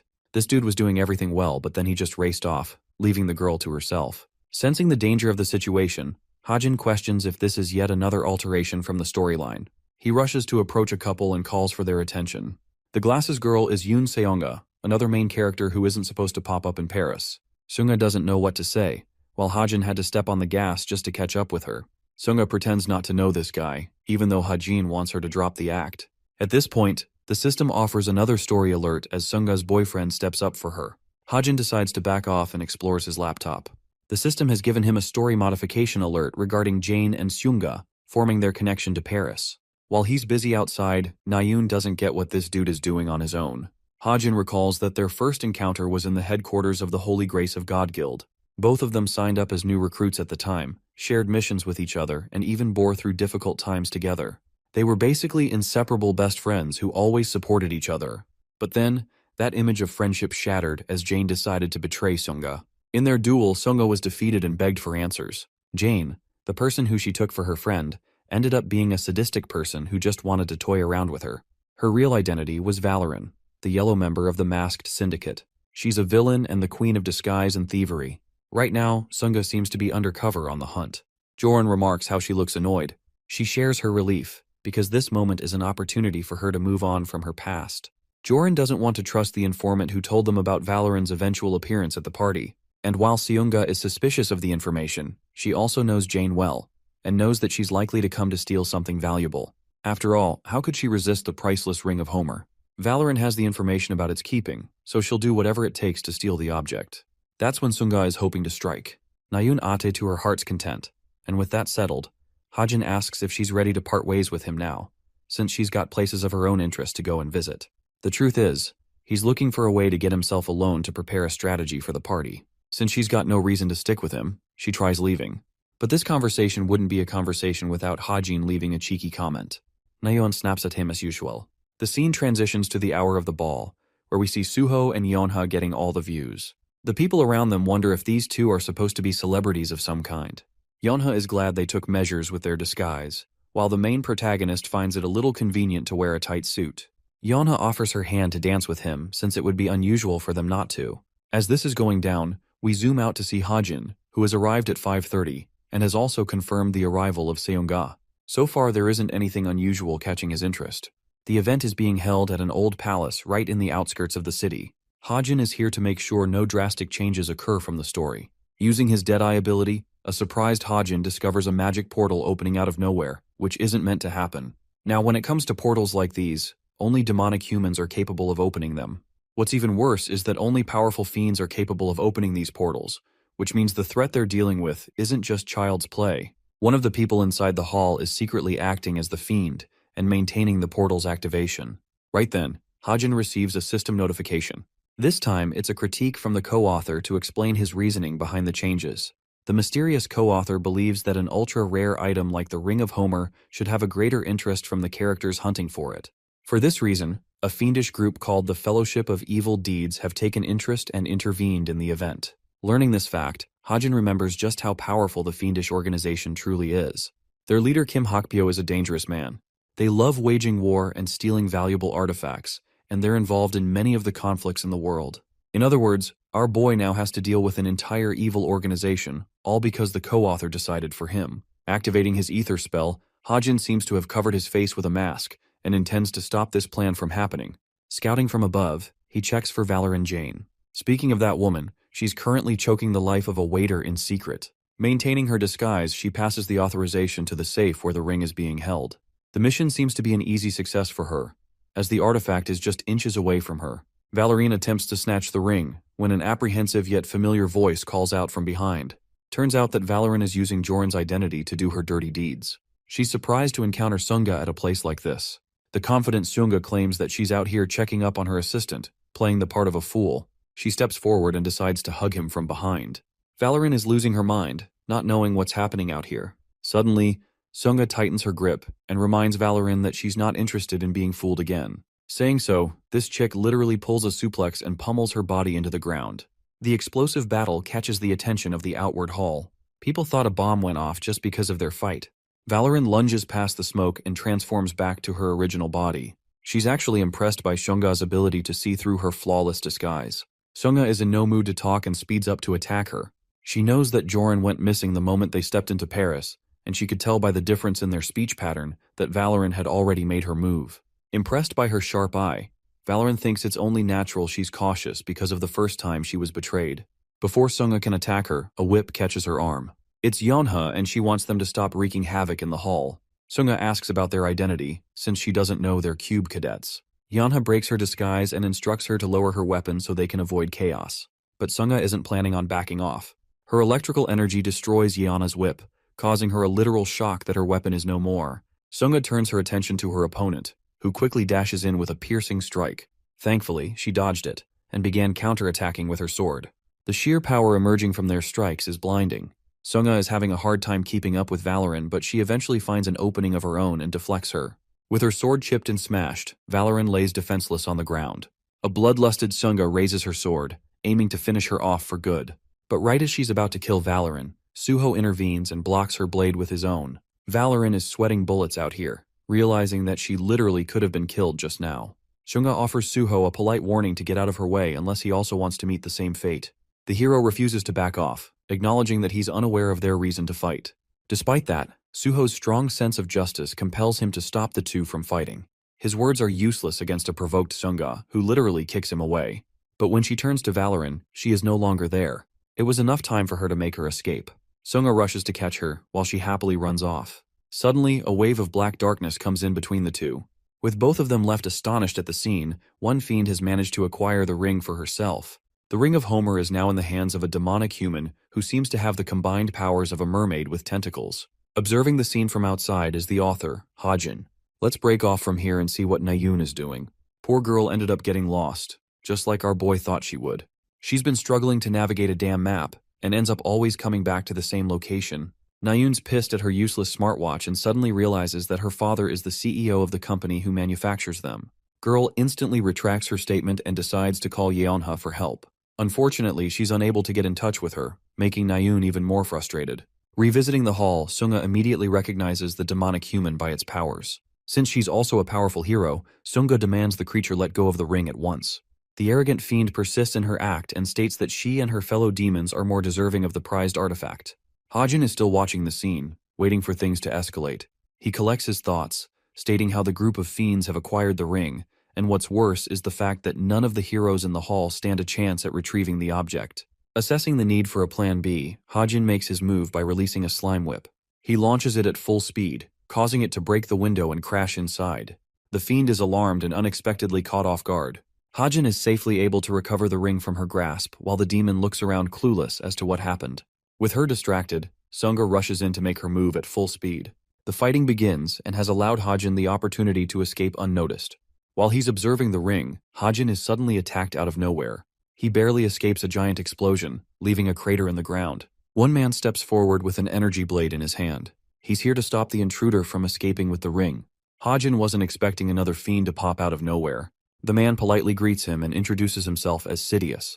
He also shares his association with the Fellowship of Evil Deeds. The talkative bastard is rather impressed by Hajin's impressive ability to steal the ring without trouble. He doesn't care if Hajin is quick-witted and fast on his feet. After all, Sidious demands that he return the ring at once. Our boy declines, making things annoying and complicated for the fiend. So his second option is to steal the ring by force. Sidious prepares his lightsaber and lunges forth to attack. He releases a dark red wave of magic which cuts through the landscape.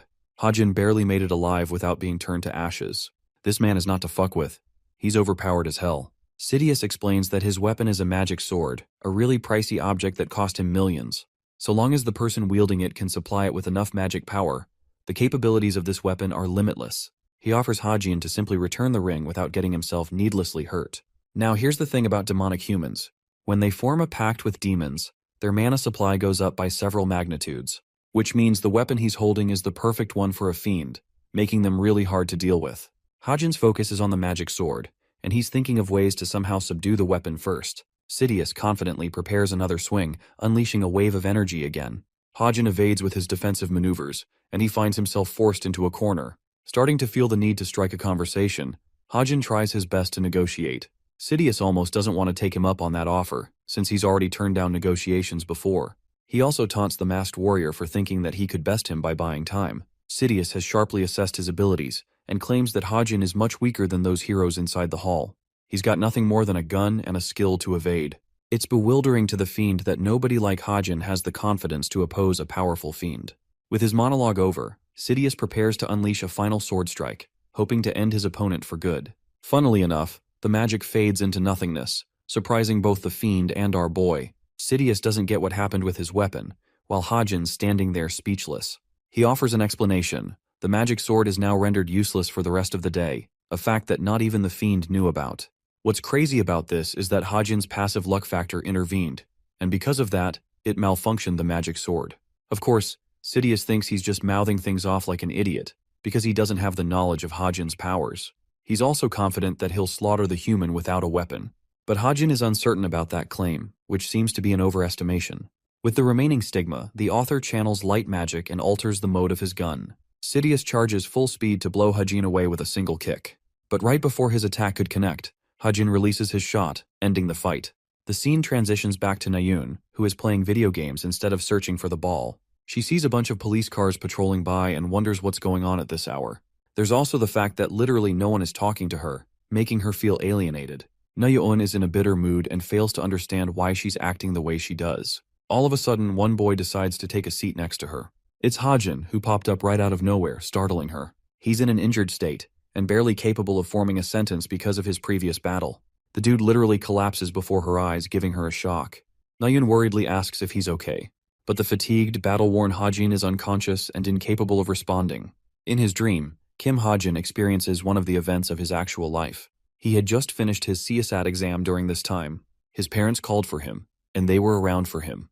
He questioned why they risked their health to come for him. Suddenly their image begins wavering, becoming hazy. At the time, the boy broke into tears, apologizing for failing the exam badly. His parents tried to comfort him, understanding of his condition. They embraced their son in a loving manner, showing him support even in hardship. Remembering that touching memory, Hajin wakes up crying his eyes out. He's on a bed, but the question is where? The worried Suho and Nayun come over to check on his condition. Nayun is annoyed she had to drag his ass all the way here because of his unconscious state. She also notices his dried-up eyes and taunts him for crying. Suho orders her to go outside while an assistant shows him support by bringing him apples. She explains how his condition reflected exhaustion, and she wants him to rest as much as he can.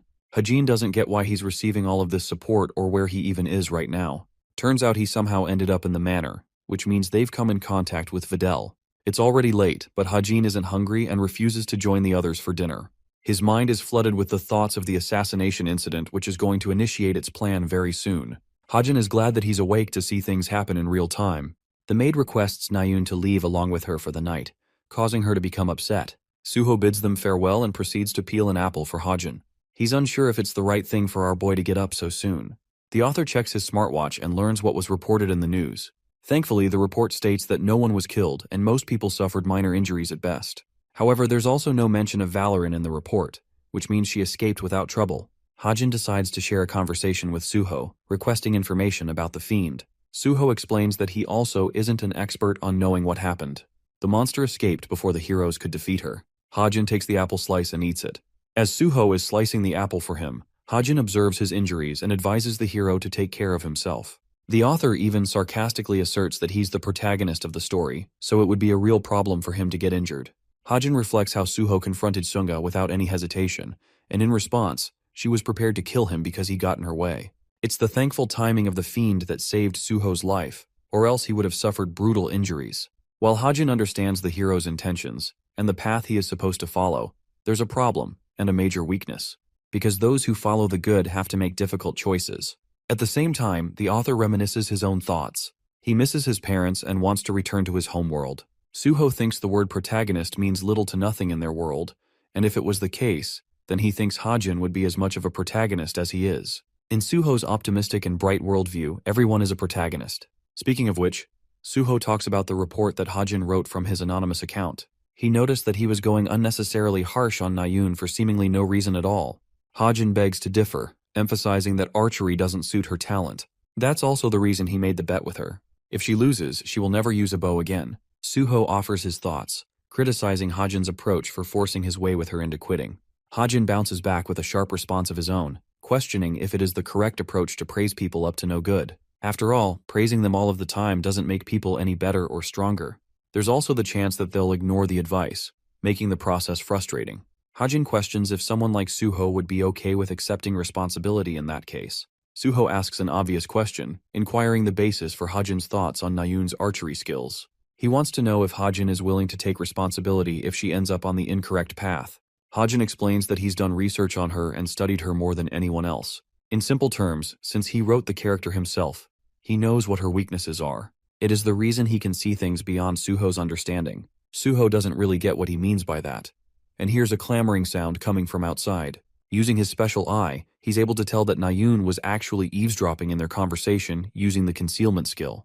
Her precision was so sharp that they couldn't detect her until now. Anyway, Nayun bolts into Yonha's room, completely flustered and embarrassed. She doesn't get what he is murmuring about. Yona wakes up asking what's caught her so troubled. Nayun tries to play it safe and tells her it's nothing. Yonha returns to bed, leaving Nayun to her own thoughts. She's trying her best to calm down and maintain composure. She also thinks neither Suho nor Hajin were able to detect her just now. Still, his careful selection of words raced through her mind. Nayun finds herself flustered when suddenly a loud scream wakes her up. An extremely agitated Yonha wakes up from her sleep a second time, demanding Nayun to shut the heck up already. Poor girl tries to explain that she didn't even make any noise this time. Both of them are quick to realize they just heard a real scream coming from outside. The scene shifts to Videl's maid, who is utterly horrified to find the man murdered in cold blood. The assassins have done their work, just as they promised. Every cadet bursts out of their rooms to see what's going on. Suho is the fastest among them and descends down by himself. Hajin came outside too with a gun in hand, and he's equally as shocked that this man jumped from the third floor. Suho dashes the fastest he can and slams open the door. There, his eyes widen as he sees the sight of Videl's bloodied body. Videl's maid is struck with horror and explains what happened. The rest of the cadets are also terrified to discover the horrifying truth. Due to an enormous amount of blood loss, Videl's state is unbearable and he's beyond saving. The butler is the first to point fingers at the cadets, believing that they're responsible for murdering their beloved master. Of course, his frustrations are understandable, so the cadets just listen without responding. The maid plans to call the police and an ambulance to sort things out, requesting the cadets to return to their rooms for the night. But right then, Hajin pops open the light switch because he already knows what happened. The rest of them are confused as to why he would turn the lights on so suddenly.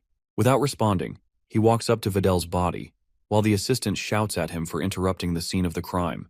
She demands that he leave at once, but Hajin isn't in the mood to fuck around and pulls up his Glock on her neck. Suho and the others are actually stunned. Even Nayun thinks this guy has finally lost it. Hajin finally speaks, calling the maid Natasha a liar. Hajin explains that Videl isn't even dead to begin with. After all, even in the original story, the villain Vervet didn't die here. His plan was to fake his death and eventually form a pact with fiends, rooting himself in a more sinister group than ever before. Since his fate is in the hands of the co-author editing the story, Hajin doesn't know what this guy will end up doing in the future. That's why he wants to ensure he goes down here and now for good. Hajin has the entire room silent, and he completely understands that the act of persuasion, especially in a setting like this, is difficult to pull off. His intervention may also create problems for him later down the line. But the reason he acted in this manner is because of Suho's influence. Hajin wants to believe it in his heart that he's just as important of a protagonist as the other main characters. He also thinks there's no point blaming himself for twisting the story when it has already received so many edits. Anyway, Hajin is bent on his ruling that Videl is still alive, and claims that it's just a gimmick these guys are pulling off by putting him in a state of suspended animation. To counter his ridiculous claims, Natasha uses her authority as a doctor to shut him down. However, our boy is already a step ahead of her and explains his reasoning. His first area of interest is the wound, which shouldn't have been possible to inflict onto someone from above. There's also the fact that this man is practically leaking rivers of blood, which also shouldn't be possible since the human body only has so much. But perhaps the most conclusive evidence of it all, as Hajin taps on his smartwatch, reveals that Vedel's identity is listed on the international wanted list under the name Swindler Vervet.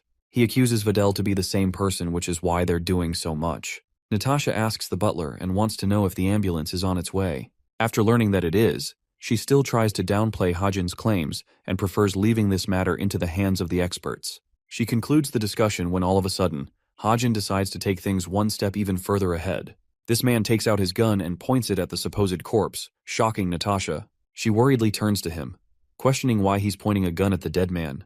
Even the rest of the cadets think he's taking things too far at this point and should stop. However, this guy is ruthless in his stand and emphasizes that he'll pull the trigger on the count of 3, which would be enough to prove whether or not the man is dead. Hajin's countdown begins with Natasha losing her mind. She begs for the rest of the cadets to stop this psychopath from aiming at a corpse. However, Hajin's countdown doesn't stop as he presses the gun against the man's head, preparing to deal the shot. Natasha inquires why he's so desperate to prove things when the authorities are on their way. At last, the boy reaches his third count, and by this point, Natasha has a mental breakdown, because she can see it in his eyes that Hajin isn't going to fuck around. He will actually shoot Videl. She attempts to sacrifice her own life by leaping ahead and covering Videl, begging for him to stop. Finally, Natasha confesses that this man is actually her father, and she doesn't want anyone killing him. Well, that gives away her muse, because now everyone knows what's up. The butler is suddenly startled by a gunshot. Hajin declares that they need the help of heroes instead of the police right now. After all, they've just confirmed and caught a wanted criminal in the manor. The authorities eventually arrive and arrest Natasha while retrieving her father's body. The supposed murder was in reality a scheme played by the father and daughter duo. Knowing that everyone was searching for him across Europe due to his snide reputation, they wanted to help Videl escape investigations by faking his death. They also wanted to use the testimony of the gullible cube cadets to make sure their case was solid and convincing. The plan was to use the revival technique right after putting him in suspended animation. Fun fact, the drug for putting someone in the state of animation is not that costly. So Natasha, who had a background working for the institution, was able to acquire it with little to no trouble on her hands. Beyond that, it was a piece of cake. She made an illusion of a chest wound, using the illusory magic of an outlaw mage. She also used a bunch of transfusion blood packs to make the blood more convincing. Now the first responders coming to the scene wouldn't really know what's going on. They'd just assume the man was assassinated somehow. The same goes for the police authorities, who were secretly paid to be on their side. During the retrieval of the body, they would replace it with a fake one and escape the investigation. After that, the cube cadets laid out their own testimony from what they saw, strengthening Vedel's case. After all, it's very hard to oppose the reputation of a cube cadet. Beyond that, Videl would be classified as someone officially dead, allowing him to continue his life of crime under another secret identity. Well, that was the idea in the original storyline at least, which won't happen anymore. Using the Book of Truth, the boy learns that Videl is being apprehended by the Hero Association in France. It's safe to say that he's cooked and never coming back. Hajin hums a tune, satisfied with his inquiry, and actually giving the institution a positive name in the media. Manhwa comes around, impressed by his deductive capabilities, and calls him Sherlock for being able to figure out so many things. She even recommends that he start his own detective agency as a joke. The real question bothering her is the fact that Hajin seems to know about criminals a little too well.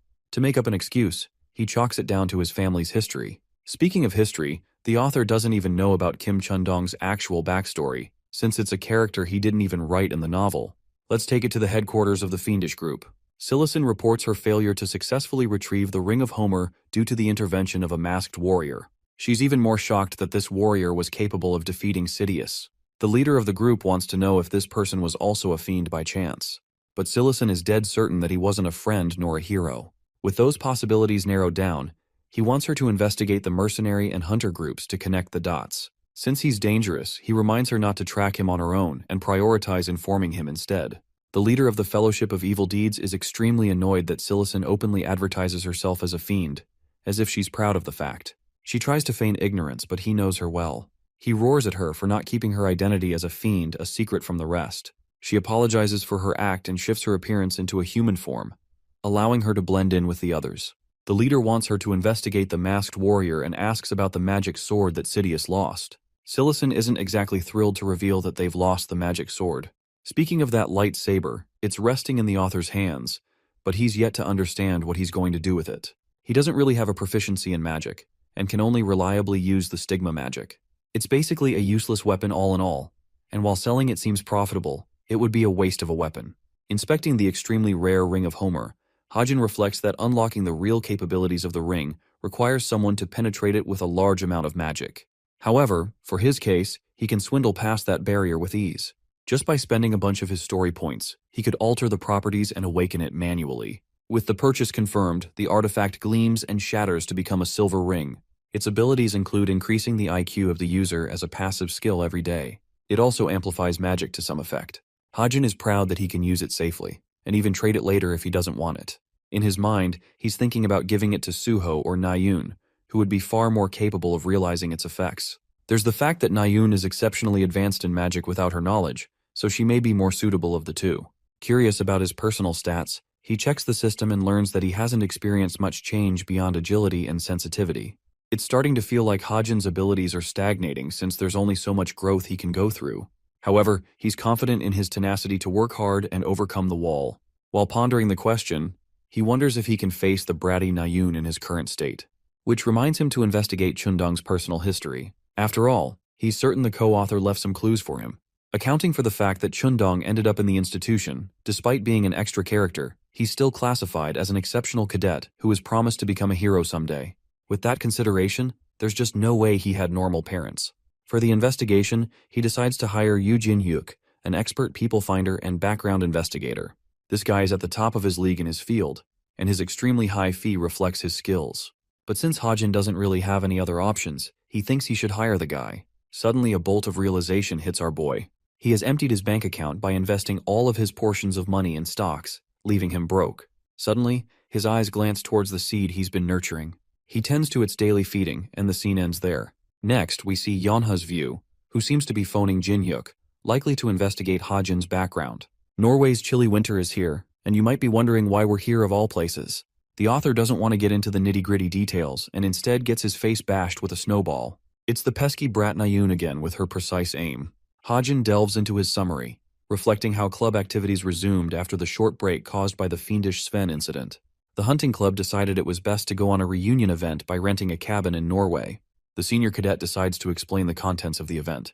Numbered flags have been placed throughout the forest, and acquiring them rewards the finder with a gift, ranging from all sorts of valuable goods. The cadets are inspired to look for the flags because of the promised rewards. Like always, it's time to draw lots for team arrangement. Like always, rotten luck finds Nayun, and she annoyingly ends up with Kim Hajin. At this point, she's convinced he's rigging the outcome to fuck with her mood. Pissed off, she demands that he doesn't slow her pace, while Hajin politely warns her about the boar trap she's about to step into. Poor girl gets caught in the trap, much to his amusement. Anyway, Nayun is a little surprised Hajin isn't wearing heavier coats to cover himself. The cadet explains that his jacket is functional enough to survive the coat. What she doesn't know is the fact that he's using a special relic called the Royal Coat Jacket, allowing the user to manipulate the temperature at will. This coat was actually Rachel's happy gift to him for the midterms. She's just a sweet angel in his eyes. Funnily, he thinks he should have written kinder characters in the story just like her. A curious Nayun points to the flag just up ahead. Hajin confirms the number with his eyes, declaring it to be number 1. Still, he doesn't get why it's placed up so high. Nayun doesn't really give a damn about climbing and starts leaping up like a monkey. The author gathers something from his pocket and finds a blade attached to a bunch of wires. Nayun finds them ordinary and doesn't get his initiative. However, the author reflects that these wires have been particularly strengthened by the stigma's magic, making them powerfully unique. He throws the blade aiming near the flag, believing that its initial trajectory doesn't really matter.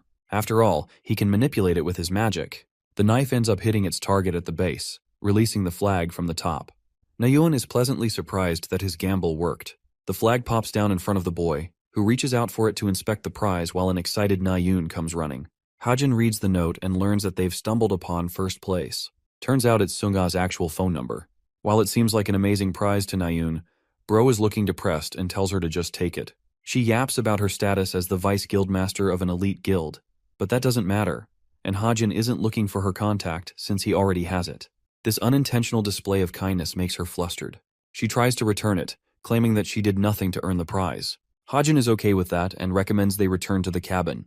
The scene shifts to Yeonha, who remembers her inquiry to Hajin and his response. She's got a puzzled look on her face, trying to create an association on how Vettel could have ended up in Hajin's head. After all, he's a European criminal, so there's no way for them to know each other. So her second assessment is that he may have memorized faces of wanted criminals. But that doesn't make much sense either.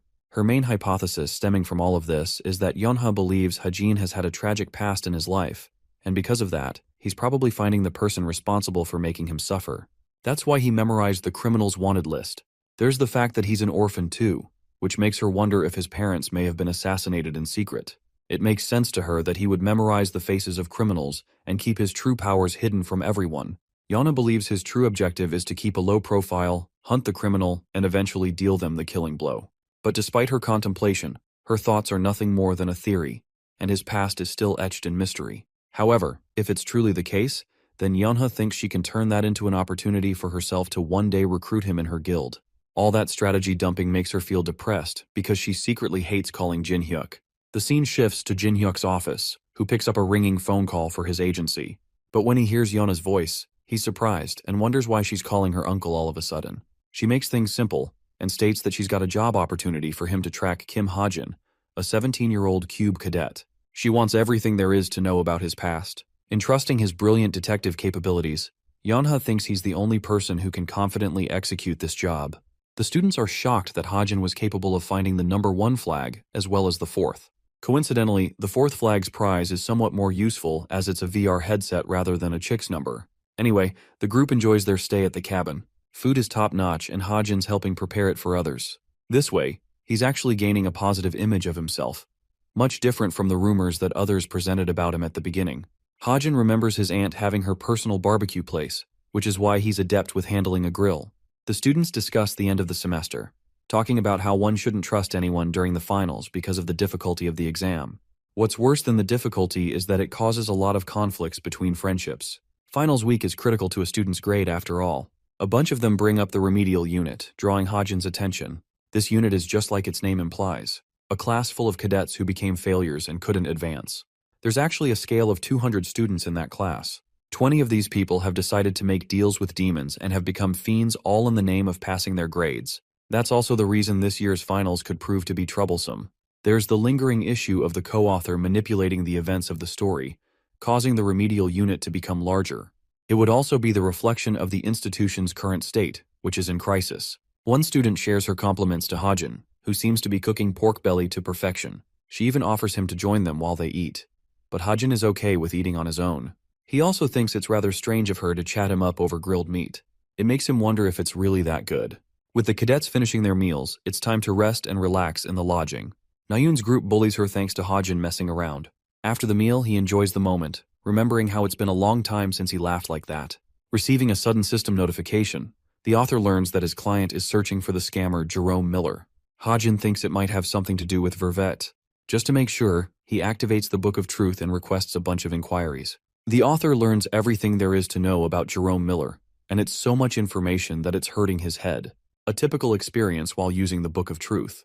Punching keys on his laptop, he files the report and receives 5 million points for the information he shared. Easy money for him as he closes the laptop shut, enjoying the beautiful view of the aurora. Habitually, Kim Hajin picked up a habit of smoking in his real life during times like these. He remembers his smoking addiction for nearly half a decade, and yet, ever since he jumped into this world, he's forgotten about it completely. Nayun silently observes him and is shocked to pick up on that detail. Hajin is startled to find her spying on him, but it turns out Nayun had just arrived. She's a little underwhelmed. He had a smoking habit, and even thinks he must have had a terrible background in high school. Bro is getting hammered with accusations and tries to deflect them. Nayun towers over him and decides to ask an important question. She wants to know if Hajin can truly best her. The author wants to know if she's prepared to leave her bow for good as part of the bet. With a sad look on her face, Nayun thinks there's nothing to worry about because she's going to win anyway.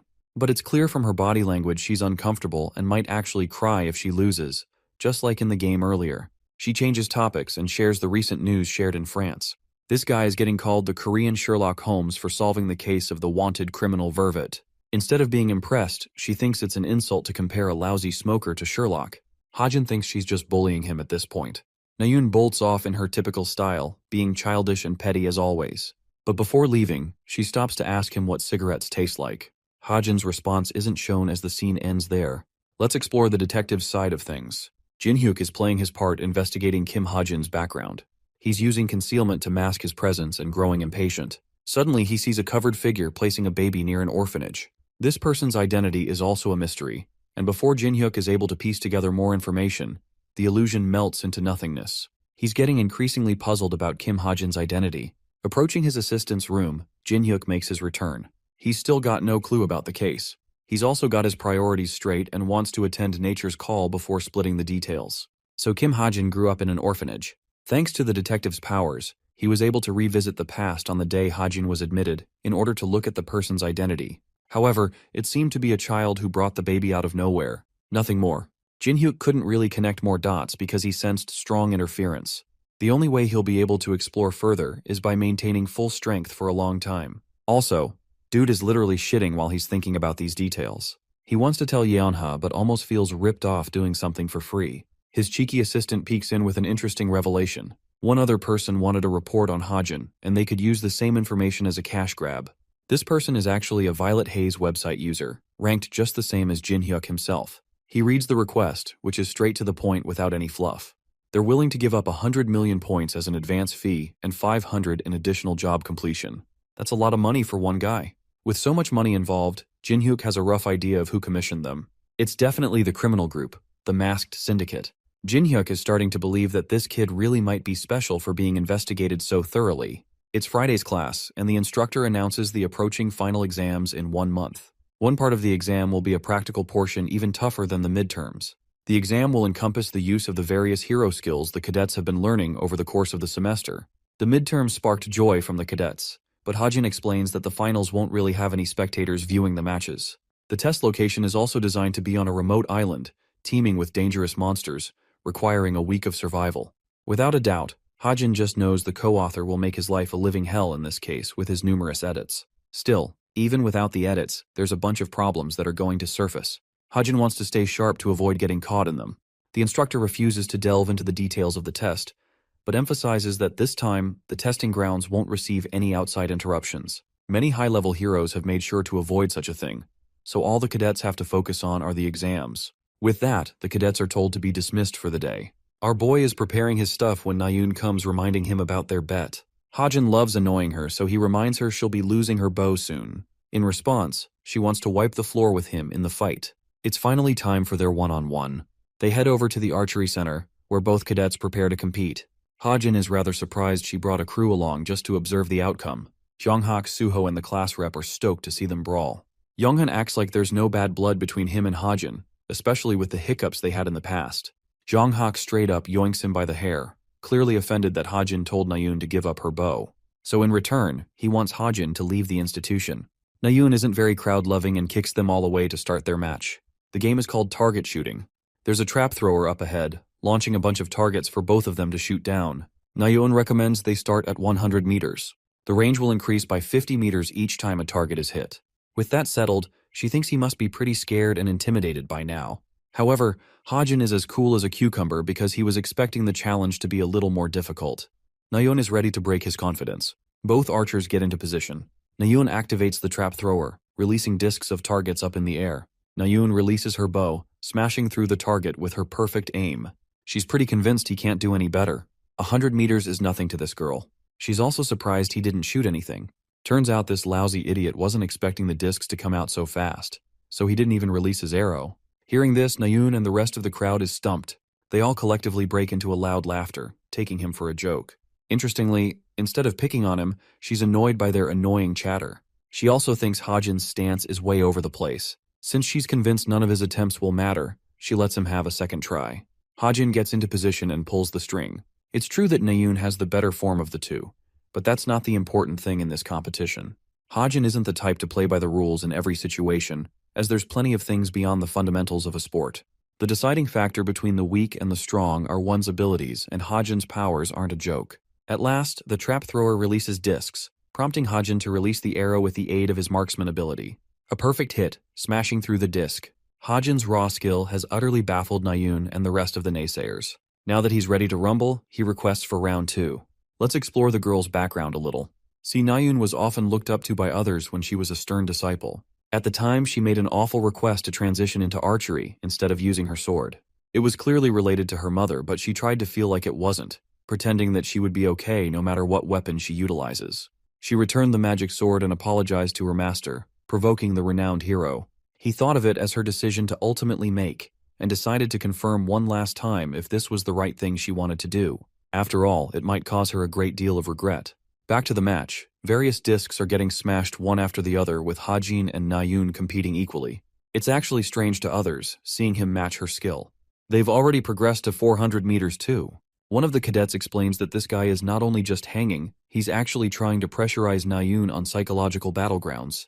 The pressure is slowly building up inside her head, adding to Hajin's impressive tactic. At this point, they're shocked to accept the reality in which Hajin may come out as a victor. Jonghak's shitty face is enough to tell you that he's mad and pissed. He wants her to win. Unfortunately, Nayoon's recent shot is imperfect and doesn't hit a bullseye. Hajin times this as the perfect moment to remind her that she's not suited for archery. Nayoon is annoyed and tells him to just take his shot. Observing her personality, the author internalizes how she isn't a calm and collected type of person. She's easy to provoke, and this kind of personality is one deciding factor why ranged weapons shouldn't be her thing. And yet she became an archer. Hajin doubles down on her fears, calling her afraid and getting inside her head. This time, she's actually pissed for real, blazingly reminding him that he should shut his damn mouth. But it's not like he's backing down. In fact, it's the only right answer to him, as there's no reason to defend her choice. Everything she has said so far has been nothing more than just hubris she made for herself.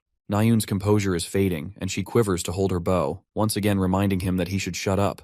Hajin breaks her by reminding Nayoon that good isn't great, and that she'll never be able to defeat a fiend on her own or avenge her family. Now this was the kicker, as Nayoon releases her shot at the flying disc. The arrow completely misses the mark, much to the shock of everyone including Yonghak. She herself is stunned at how she missed that. In the end, Nayoon was defeated in a competition that was supposed to favor her. After the match, Yonha finds Nayoon sitting by herself and sulking. Considering her friend, she wants to know what happened. Nayoon only remembers one thing from their fight. It's the fact that he insolently brought up her family. He disregarded how it would make her feel, and hurt her feelings deeply. She feels betrayed for trusting him, even though she knew he wasn't the nicest person around. She thinks he's an asshole who refuses to give up on her. Yonha wonders just what Hajin is scheming to plot with his behavior. Knowing that she wants to scout both Hajin and Nayoon in the future, Yonha feels the sudden urgency to help them maintain their behavior. So with a heavy heart, instead of supporting Nayoon, she talks about Hajin's life as an orphan. She also thinks he shares a similar life and background to Nayoon, who lost her mother. This shifts everything for her. Yonha thinks that while she's putting out an assumption, it's possible he sees her as someone important, someone he wants to teach important lessons, hoping she lives a better life. Coming to this realization, Nayoon's eyes gleam while Yonha decides it's best to leave her be for now. With Nayoon left to herself, the girl remembers the decision she made in her childhood, claiming that swords were boring to her. At the time, her brother was there to support her decision, believing that she was capable of achieving great things. However, he wanted her to make one last promise. He wanted her to reconsider her choice when the time was right, which means that he also believed his sister was more suited for a sword. Remembering that promise, Nayoon feels some level of conviction now. As for the author, he's improved his story points massively thanks to his influence in her life. By the end, we see Nayoon's confident stride to a new beginning. Revisiting the detective, we come to find that Hajin's life shares a connection to crime. That's what he tells his niece, and requests if it's better to leave the investigation here. Yonha wants him to persist in his investigation, and claims that she's hell-bent on recruiting Hajin into her guild. This makes him beaming with happiness. Jinhyuk is prepared to do double the effort for the cause. Following the match with Nayoon, things got complicated because of the many people watching the match. This time, Hajin's afraid of what's going to happen once he enters his classroom. He even contemplates skipping and suddenly finds an unexpected early arrival. It's Nayoon, practicing with her sword, her hair now cut short. She's surprised to see him and embarrassingly hides the weapon, not like it would make any difference. Hajin asks if she's practicing and glances at her hair. Nayun demands that he speak his mind. Hajin taunts her for going overboard and cutting her hair because he stepped on her nerves. Enraged, she excuses that she did it for the summer's heat. Hajin forms a genuine smile and praises her looks, asking if she's feeling good. Nayun agrees, so Hajin leaves her to her business and decides to go about his own training. She remembers the fact that Kim Hajin was supposed to be a sword user when he entered the academy. He threw away an entire life's worth of experience, risking it on a different weapon. The same as she is doing right now. She wonders why he chose to do that. Nayun's magic sword blazes with her powers, amazing herself with her reach. His comments now seem like heartfelt advice to her. She is now convinced that Hajin knew better for her ever since the start. Speaking of our boy, he's busy making a bunch of purchases right now. Right before final start, an inspection will be carried out on all of the cadets to check their gear and weapons. He's taking care of the camping stuff for the island. The seed disturbs Hajin with its request to feed her. Hajin inspects its size and realizes that it has grown in size, so hatching should also be around the corner. She's supposed to look like the typical 4-year-old straight out of birth. He thinks it should be alright to keep her hidden inside the dorm as long as she transforms her appearance. Inspecting the seed, it enjoys Hajin's embrace, and he hopes for it to hatch soon. Now let's head to the masked syndicate's meeting. Valorant is shocked that their leader is taking extra steps to transform her appearance into a cadet, just so that she could observe what's going on in the finals. She requires Jane's help, who still doesn't think it's necessary for her to go overboard. The captain explains that her objective is to verify someone's skills, as well as retrieve something from the testing grounds. Valorant has no choice but to obey, so she casts her magic and transforms her appearance. She's already prepared documents of the cadet she'll be impersonating. It's important for her to follow the cadet's personality to blend in. Valorant feels worried for her, which is out of character for someone so careless. The boss reassures her that nothing will go wrong. Back in the classroom, Ijin is being teased by her classmates. She's got an expressionless face which definitely doesn't suit the average student. She tries to play around with Ijin's friends just like Valorant advised. All of a sudden, Kim Hajin brats into the scene, right when she's delivering an Oscar-worthy acting performance. The funniest part is that this dude is literally dying inside, because he can see right through her disguise using his observation skill. Even the boss knows that he has figured it out. Bro tries to hurry the fuck away and takes his seat. He's demolished and can't figure out what is going on. There's no plausible reason for the captain of the masked syndicate to be here. Anyway, the written exams wrapped up quickly, which means it is time for the practical exam. The cadets are on board a ship as their transport. Hajin is eyeing down Ijin with keen precision, knowing that it's the captain in secret. He originally thought she wouldn't make an appearance again, but she broke the pattern from the original story and came anyway.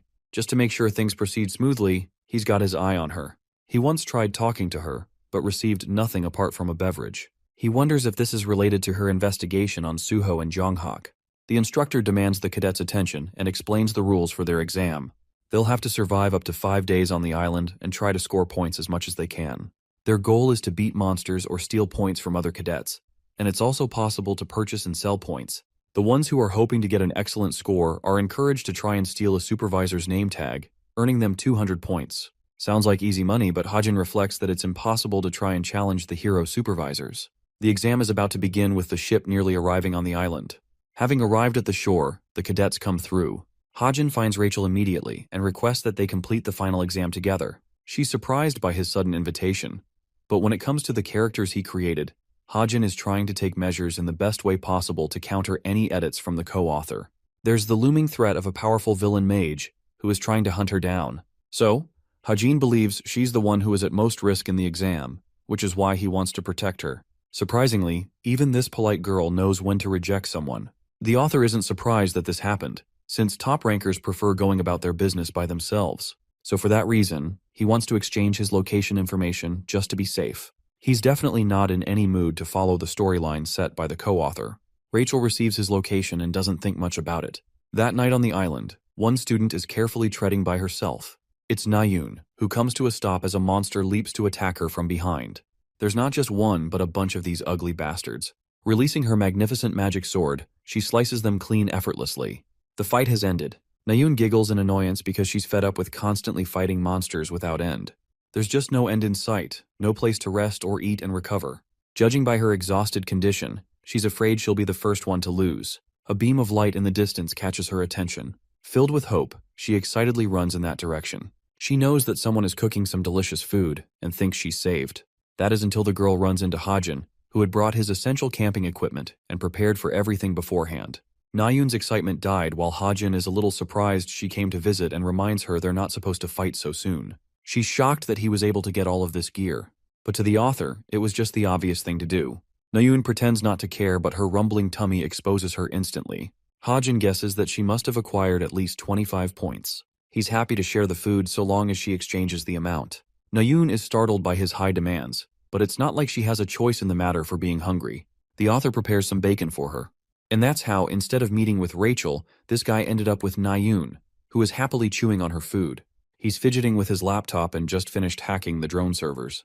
This helps him see all of the footage of every cadet across the island.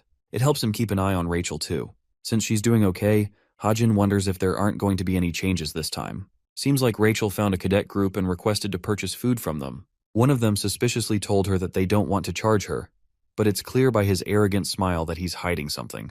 It's early and Hajin is already up to get started for the day. He spots the sky and wonders if it's supposed to be a polar night since the sun hasn't come up yet. Nayun also slept right next to him, and she's still out cold. As for the little seed, Hajin realizes that it's her feeding time and tends to her. He finds her extremely cute for being a tiny little thing. Hajin reaches for his pocket and places the seed inside. He asks Nayun if she wants to get up or not, but she hasn't responded yet despite his statement about packing up the tent. Hajin thinks it's best for him to leave after packing up his stuff.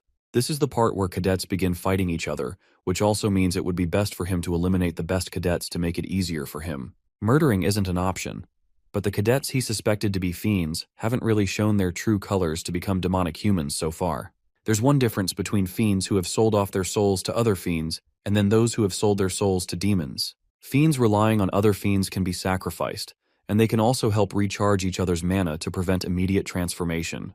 Their contracts are comparably lighter with each other. As for the fiends who have directly sold their souls to the demons, they have strict limitations as well as problematic side effects. Only one cadet comes to mind, and that's Ju Yo-hoon.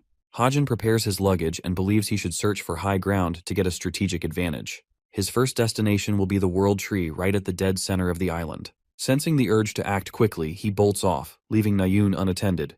We see her still sleeping soundly even after he left. As Hajin is making his way through the island, one cadet working with Yonha has located their target. She asks permission to strike this person down, but Yonha strongly opposes her decision and explains that they won't be hurting Hajin at any cost during the competition. It doesn't make any sense to her teammate since Hajin's ranking is at the dead end of the bottom rankers at Cube. However, Yonha knows what he's capable of and thinks that they would be unable to defeat this guy even if they challenged him. The author approaches the World Tree and descends to prepare for something. Rose doesn't get what he's doing by assuming such a position, and wonders if this maniac is going to start leaping the World Tree at this point. Preparing himself, Hajin defies expectations and does exactly that. With his incredible agility, he maneuvers past the World Tree, bouncing with extreme agility. It leaves Rose completely winded while Yeonha uses this as an example of why they shouldn't be attacking this guy. She reminds Rose that his rank is just a false assessment of his true powers. In fact, he's so sharp that he'll detect her arrows without even having to look at where they're coming from. Sei requests Rose to keep this information a secret because she wants to value Hajin's privacy with her future goals in mind. Rose understands and decides to keep the secret, while Yeonha receives a notification on her smartwatch, alerting her about Ijin. She decides it's best for them to head back now. Hajin is still navigating his way through the World Tree.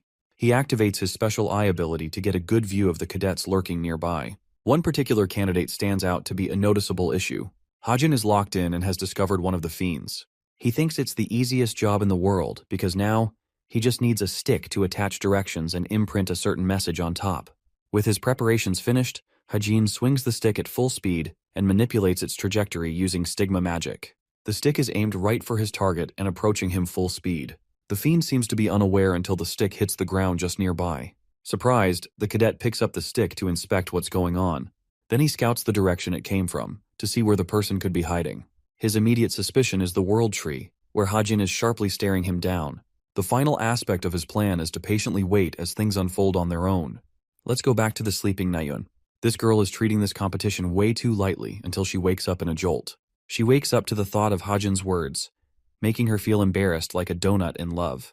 It turns out that Hajin said those words right before leaving her. Nayun knows that people have always found her looks noteworthy, but the fact that he said those words while she was sleeping bothers her. The funny part is, Hajin was actually talking about the damn seed, and Nayun is out here thinking this guy was either talking about her, or a pet, or even himself. Still, The possibility of him actually saying those words to her makes her feel embarrassed as hell. She doesn't know what to do in that situation. Let's go back to our boy, who doesn't know what he just did, though he is getting the feeling that someone is mouthing off about him in the distance. The onset of the morning has awoken the rest of the cadets who are making their way. Among Rachel's group, she's worried because of what happened the previous night. She joined Ju Yohoon's group, and they didn't even ask for any form of payment from her. They were being overly helpful, which is exactly the kind of thing that troubles her. Her intuition about them senses that there's something wrong. The rest of the cadets are prioritizing splitting up and hunting for points. However, Yohoon's group in particular isn't focused on doing that. They really don't care about the points. What really troubles Rachel is that she can sense their deep interest in her. Realizing that there's definitely a problem with this group, she prefers backing away, wondering if it's best to rejoin Hajin. But right then, Yohoon addresses her and explains that he found a monster worth 10 points. He wants her help in taking it down. Rachel doesn't think much of it and decides that she'll leave them after the hunt. She follows him along, but for some reason the rest aren't following, making her feel uncertain about her escape. Arriving at the monster's location, Yohoon points out the big bear he was talking about. Well, instead of a bear, it's a masked assassin who looks like he's literally out for blood. Yohoon acts like he doesn't know this guy at all, but Rachel senses trouble. She quickly shoves him out of the way, dodging the lethal attack aimed for the both of them. Thankfully, they survive the crushing blow, but Rachel can't figure out what a fiend is doing all the way inside the island. Her first priority is to help Yohoon escape, so she tends to him. This guy is making a fuss over a sharp cut he received, even though it looks pretty damn tame in comparison to what Rachel has faced. Yohoon literally vanishes at the speed of light after realizing there's a fiend in sight. Rachel knows that he was bullshitting with worse acting than a YouTuber's apology. Still, her only option is to confront the fiend, so she points her weapon at him. Her suspicions proved her right, even though she never expected Yohoon to sell her out to a fiend. The demonic human happily takes her on and sends a wave of sharp strikes. Rachel evades them just in time, but leaves herself open to be attacked. She blocks the fiend's attack just in time, and realizes that she's facing someone incredibly powerful. However, this girl refuses to back down, and believes she can take on the threat despite the odds. Rachel's one-on-one melee duel elapsed until she found an opening to strike him down. Her sword cuts the fiend, but all of a sudden, she senses terror realizing that her own foot is caught in the ground. This allows the fiend to counterattack her right when she's immobile. Rachel is fearing for her life because another fiend has popped up from behind. She's exposed to both and admits that she's found herself incapable of dodging. As the fiend confidently swings its attack, a wave of light penetrates it and kills it immediately. The second fiend tries to finish the job by sending its wave of slashes at Rachel's direction. She can't avoid it, so Suho decides to make his entrance and slashes the attack down. The protagonist gives Nayun the signal to strike. Equipped with long-ranged weapons, Nayun picks up the bow again and unleashes a powerful magic arrow, finishing the fiend. Her friends come rushing to her aid, claiming how these guys were anything but supervisors.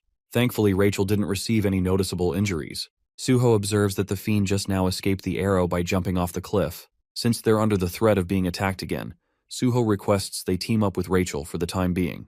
They decide to travel together as a group, when Rachel is suddenly drawn to something close by. She sees a buried bullet and wonders where it came from. This makes her remember who took down the first fiend, especially with a barrage of light-focused attacks. Turns out it was our boy Hajin just doing his work. He's currently sniping the bastard Yohoon who ran off. Sharing a fireplace, Suho learns that Nayun has transitioned into becoming a sword user. Of course, she finds herself too embarrassed to admit the truth and claims it's just a secondary weapon.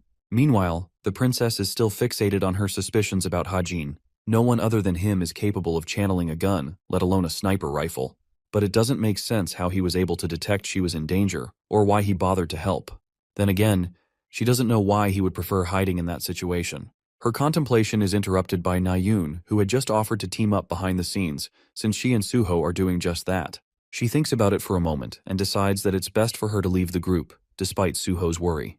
The princess explains that it's necessary that she see someone at once, likely referring to the person who helped her. The author has gained 22 points in total from both Nayun and the monsters he killed.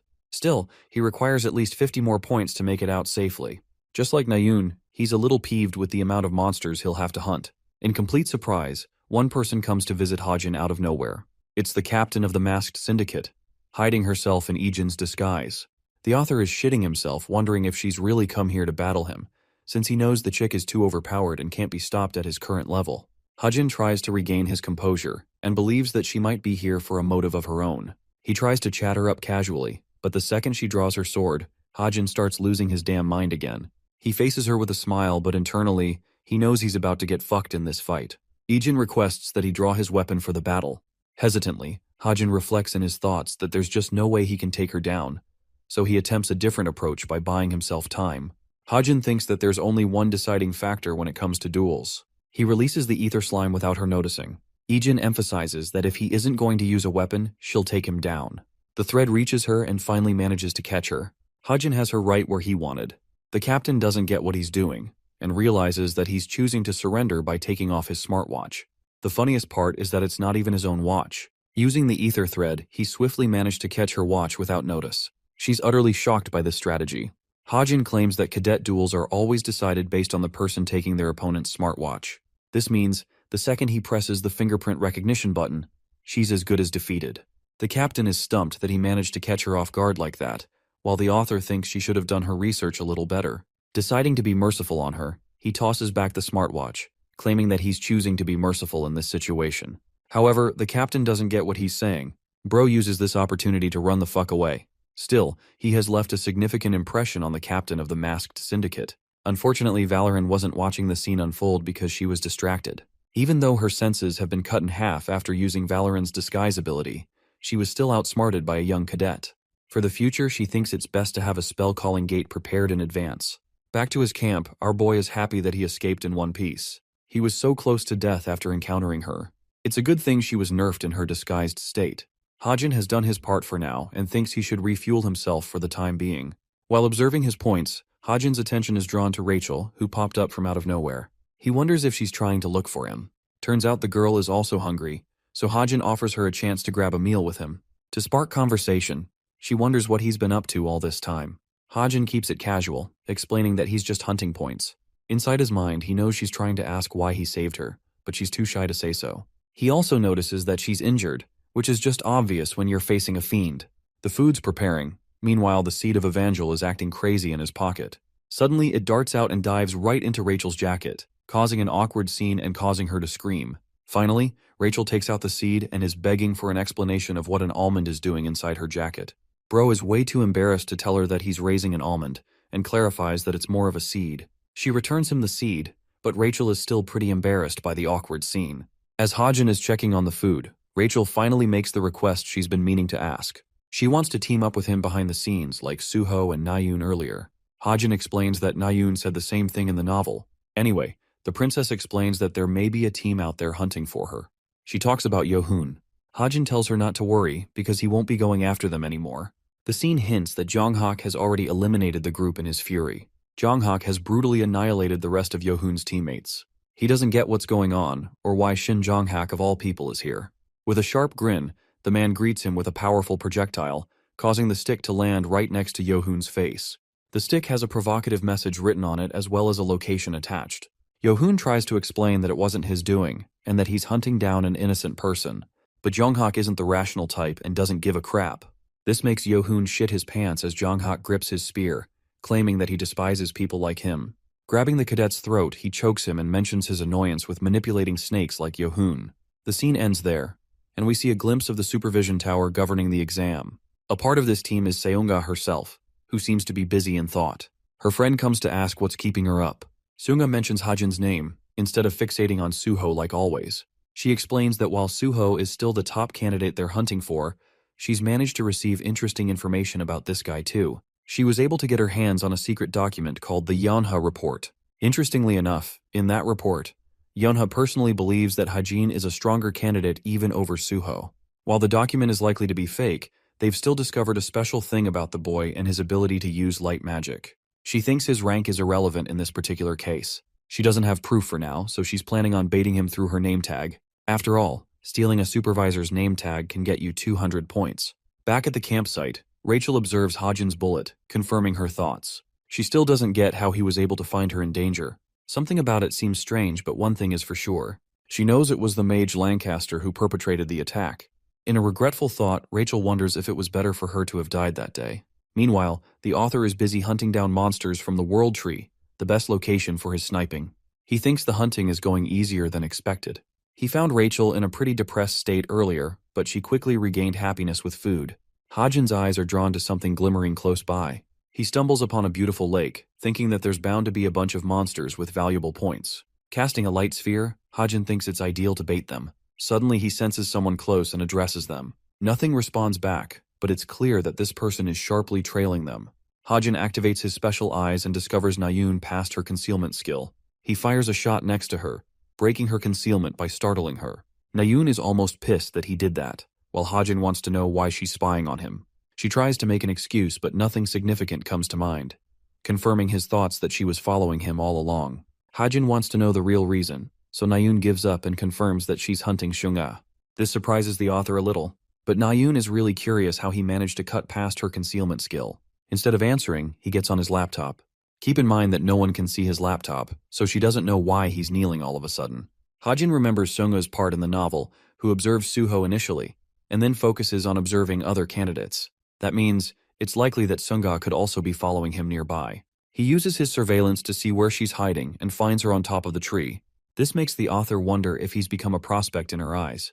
Hajin is figuring things out while the short-haired brat is getting impatient. She's shocked how he was able to make the light sphere. Bro out here plays a charmful prince and thinks she shouldn't look further into it. He must have negative riz because it only ends up weirding her out. She no longer wants to care, and with both of them at odds with each other, they decide to go the opposite direction. Hajin knows that there's just no way he can risk telling her the truth. Explaining the stigma's magic would also include telling her their world is taking place inside a mere book that he wrote. Anyway, the author resumes his monster hunting. It's been 2 hours since she went away and he's acquired 15 more points in that time span. However, someone else is bothering him. This person decides to unveil their presence. Seung-ah remembers him well and prefers that he feel at ease around her. She explains her mission to test various abilities of the cadet with a small challenge. The rules of this challenge are simple. She's not going to do anything but stand in place with her left hand. Kim Hajin is supposed to attack her with whatever he can. However, if he manages to land even a single blow that isn't on her left hand, or move her even a single step from her spot, she'll happily hand over the name tag. It's quite the offer, but it's Seung-ah and Hajin knows it's not going to be easy. Still, it's tempting because the offer could gain him 200 points, jumping him straight into first place. The main obstacle is the fact that he's dealing with the brilliant Seung-ah, so it's going to be difficult. She wonders if he's going to reject her or take her on. Hajin reaches for his gun, implying that he's ready to fight her for it. He shoots a bullet aimed right at her. Seung-ah thinks this will be the perfect opportunity for her to gauge his skills. She wipes the bullet with a flick of her finger, showcasing her amazing senses and speed. She's already seen him pull off a light sphere, and while she wiped the bullet away, she can still feel her fingers throbbing from the impact. Seung-ah is happy that the report proved to be reliable after all. Hajin, on the other hand, is a little disappointed. He used a strengthened round, only for her to deflect it without even using magic. This means the direct approach will be impossible with this hero. He uses his stigma to craft 2 blades and swipes them at her. But this attack is rather easily dodged by Seung-ah, who notes how he used to be a sword warrior before his conversion. His variety of skills impresses her. The author arms his gun again and attempts to shoot her back to back, all for Seung-ah to speedily block every attack. She notes how his weapon is beyond powerful for a training weapon issued by the institution. This confirms to her that he's using a gift related to honing his guns. What she didn't expect was for the knives to come flying right back at her. Hajin is intelligently using an off angle to catch Seung-ah off guard, since she's only allowed to use her left hand. However, she wouldn't be a hero without her own tricks. Seung-ah ignites her aura, blasting away the knives from her spot. She didn't break a rule, since the attack didn't connect with her body and she didn't move. Now it's certain to our boy that he just won't be able to beat her. Seung-ah is extremely impressed that he can alter the trajectory of the projectiles using magic. She swooned like hell and wonders what kind of ability he used. She compares him to an onion with one new layer after another. She wants to inspect his entire arsenal of talents, but this dude is done as he puts away his gun and literally just starts walking away. Seung-ah's shocked as fuck. She struggles to believe that he's just leaving like that. She asks why he's headed the other way, right when things were beginning to enjoy her. Suddenly, the clever author turns back and reminds Seung-ah that she just lost for taking a step. She was careless and forgot about her condition not to move a single step. The sudden horrifying realization sets in for Seung-ah, who can't believe she's just been outsmarted. She's infuriated, but Hajin clarifies that he doesn't really care about it since their fight is a waste of time. He doesn't see anything working against her, so he's giving up. Bro just leaves after surrendering, while Seung-ah trails him like an ex-girlfriend who is still not over you. The reality is, Hajin wanted to see just how strong he was against Seung-ah, believing he had a small chance. But this dude now knows she's a monster in every sense of the word. Seung-ah is still walking after him and calling for his name. This whole scene was observed by Ijin, who is assessing Hajin's abilities. Droon asks if everything is going well, because she left her friend group just to come here. However, the captain believes she made the ideal choice. Suddenly, the island shakes as something greater is happening. The captain refers to this shaking as palpitations. We then catch a shot of a cocoon of a butterfly sapling which is about to emerge soon. Let's talk about the sapling butterfly. This is a kind of parasitic monster that nurtures its growth through trees. In the original story, Rachel and Suho were responsible for defeating the creature on the last day of the finals. This way, the main character Suho stumbles upon the sapling butterfly's powder, and Rachel receives an evolution in her own abilities. However, currently Rachel is stuck with the author. He has to find some way to indulge her into the events of the story so she can fight the sapling butterfly. There's one glaring issue though. Rachel suddenly asks where they're headed since they're aimlessly searching around. The problem is, Hajin has no idea where the fuck the sapling butterfly will emerge from. Let's visit Suho's group now, who have collected a pile of monsters, placing them directly in first place. 20 hours are left until the end of the exam. Suho is going about his business when all of a sudden, Nayoon intriguingly asks Suho's opinion on Hajin's abilities. She mentions that he acts like he's masking a ton of his powers. The first encounter at the museum, then in Paris. Wherever they encounter him, he's always insanely powerful despite his low physical stats and ranking. Suho suddenly remembers what Hajin told him. He thinks that he's got a crush on her, so this boy is just beaming like an idiot for no reason. Nayoon is upset and wants to know what he's smiling about. While they're carelessly chatting, a tree root erects from the ground to attack them. Both of them are shocked that the roots are moving on their own. At the same time, Hajin also sees the roots, giving him a good idea of the sapling butterfly's location. The roots dominate the cadets, leaving Rachel and Hajin to fend for themselves. Hajin lays out his plan. He has to uncover the source of the earthquakes and eliminate the monster, but he wants her protection on the way. It's a typical request, so Rachel accepts. This leads to the author's contemplation regarding the cadets. He knows they'll head right to the source, giving them the best shot to challenge the butterfly sapling. Meanwhile, Sunga is seeing things go down. She wonders if she should intervene or not, given that this creature isn't supposed to be a part of the exam. On second thought, she believes that this creature would be a great test of the cadets' capabilities. It may sound harsh, but it's just that she believes they should be able to handle a threat like a hero. Good heroes are always nurtured by adversity. We see Nayoon descending with her magic sword attack, obliterating one of the tree roots with a clean cut. She's amazed by her own attack, and even Suho's reaction is one of joy. Since he's a swordsman, he guides her how to use a sword and perform better slashes. This causes Nayoon to get upset because the dude is ruining her shining moment.